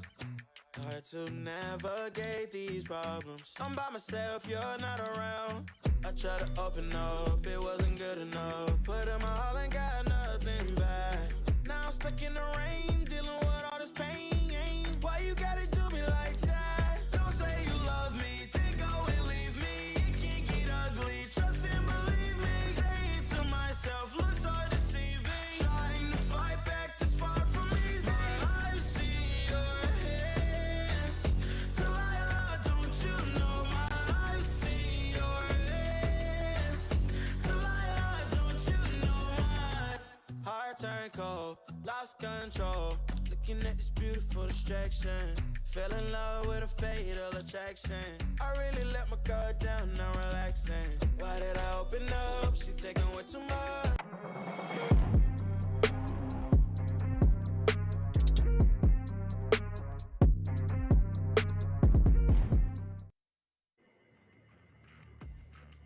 Xerxia Esports is incredibly scary. No pun intended. Just facts for this team. For them to have such a dominating performance like this one, I don't think there's another word that actually has a better description for them. So back here on the panel, it's the likable Fluffy02 and Trix with the 1. Now, despite the lack of water and the abundance of ice on this map, Fluffy, I gotta say, I have no idea how, but surf is still surfing. It was just a relentless winter coming here on Icebox for Xerxia. They had such a dominating performance. I have no idea what overcame them, because I feel like for a lot of people, on one hand, this is kind of the Xerxia that a lot of people expected. But the dominating first half really was so convincing. ONIC barely able to scrap something out of that before the tide turned to the second half. And just the aggression that you normally find from this team, that you see in flashes, as they are that normal calculated team. It seems like they calculated really fast, because on entry, this team seemed very unstoppable. It really was. I just want to say, Xerxia, welcome back. This is a Xerxia I fell in love with. The team that I loved watching so much. How aggressive they are, how dominating they can be on their half, whether it's attacker or defender. I do feel that Xerxia tends to be a team that leans towards that attacking side. We've seen the way that they play. They're very decisive. They can make those decisions even in pressure situations. Even if they only have 10 seconds left, they already know what to do, how quickly they can rotate. On the other hand, their defending side, I think it's a bit lacking sometimes, and we've seen it in a lot of maps where they're just not able, for some reason, to get that information. Yeah, for some reason, even though they have the Sova available for the side of Xerxia, it was kind of hard for them. They lost a couple gunfights early, especially in the second half, and it really hindered a lot of their progression. You think that coming off of that dominating first half that they would just seal the deal quickly, but instead, a great fight coming out from ONIC to reel it back on their attacking half, really attacking back. While on Xerxia's side, I see a lot of players, especially our MVP for today for this match, scary indeed. We saw him early this morning on this exact same map when they went on overtime, being one of, if not the most impactful player for the team today. And he really comes up again on that Viper, spitting out all the poison that he needs on the opponents, controlling so much space, especially with that Viper spit in hand, and landing the shots to follow. A real round secure and great piece to have, especially in a composition like this for Xerxia. Now, I do gotta point out that, sometimes we talk about how the control of the space over here, and we saw Xerxia Esports just have so much control, especially with the 5-man executions that they were trying to pull off. And I gotta mention that ONIC G did try to aggress. They tried to take up so much space, but the thing is, the refrags weren't there. And the sad reality is they ended up losing a lot of the gunfights over here. I mean, you can see that on the highlights as well. A lot of these are towards the side of Xerxia Esports, and I just gotta say, Trix, that I think that Surf really woke up on the right side of the bed. I think all of them woke up on the right side of the bed in terms of Xerxia, just being able to really get all of their shots, but Surf doing an exceptional job as well, being able to open up that space, no fear going in there, taking the duels. Even if he's sent alone sometimes, he's still gonna go in, and he opens up so much space, gets into a better position, and tends to just wait for his teammates to come in. I mean, look at the scene right here. He was able to take down 2. I don't know how he was able to do that. I was screaming right here as I was watching. I'm like, what? How is that possible? How did he not get punished instantly? Just so good. The timing, the angle isolations that we like to talk about. He was just able to do it all. And look at this team right here. Shining bright like a diamond. And among the bunch, here is our MVP for this series. Fluffy, you already touched up on this guy a little bit earlier. Why don't you continue with Scary? I mean, Scary, I don't know what's left to mention. He's just an amazing player all around. He has that combination of high game sense as well as mechanical skill to back it up. He doesn't need anyone else to really help him make the decisions and really move. I'm sure that his team, though, does play a big part of it, but especially on the Viper specifically, out of all the controllers, I feel like him this morning up until right now, tonight, is really proven to be kind of seal the deal kind of agent, because Viper always has that utility that's very scary. Once you do get set up and once you get rolling, especially if you have that Viper spit available, it's very hard to push through. And if you can survive and if you can take out enemies with it along with your decay, it's such an impactful thing to have in a team like Xerxia. I personally have never actually mastered the Viper, but I've seen these guys play, and I think that, you know, with the decay and everything, it's just so easy to spray down your enemies. And Scary had no problem being that smoke criminal right there, especially with his own mastery of Viper. But I do have to mention that ONIC G, you guys put up a good fight. However, your journey here on APAC ends here. And as I mentioned that, we put this series to a close. What a fantastic day we've had so far, you guys. I mean, Xerxia Esports really waking up. You'd think that all hope was lost when they were on the brink of failure during that Bleed Esports match, but they came back stronger than that, and they really pulled that momentum into this series as well. So let's go ahead and take a look at the end of day today, take a look at all of the results from the matches, and kind of relive all of the highlights over here. Look at what's been going on today. ONIC G taking out Alter Ego, Bleed Esports losing to Xerxia Esports, and of course Paper X being the first team to qualify for Masters, while Team Secret awaited this previous matchup to find out who they're going to be facing off against tomorrow. So those are the scores on our boards. Again, we bid goodbye to Alter Ego as well as Bleed Esports, and of course the last one is ONIC G. Unfortunately, no Indonesian representatives will be moving forward. But hey, Trix, let's look at the brackets. How is it looking right now? It's looking intense. We got Xerxia seeming to be back on form. The Xerxia I fell in love with, and Team Secret also really showing up and stepping up with what they're bringing to the plate on terms of the APAC stage. I think it's going to be a fantastic match. I'm hoping to see it come pretty close. And awaiting whoever wins is Paper Rex, a very dominating team, showing us just how dominating they can be after playing Team Secret today. I agree with you there. Now, we do have to remember that this Team Secret versus Xerxia Esports is actually a rematch from the group stage. Please correct me if I'm wrong. I know that my memory can, you know, do not serve me properly from time to time, but that is what I recall from these two teams. Now, back then, Team Secret did win. However, we're seeing a brand new version of Xerxia Esports, the version that's really awake. So I am not sure. I don't think that this is going to be the same thing that we're going to be seeing over here. So that's kind of crazy. But Paper X sitting really relaxed over there, just waiting. Who is going to be my next opponent? Who is going to be the next challenger? Are you the one that's going to take the undefeated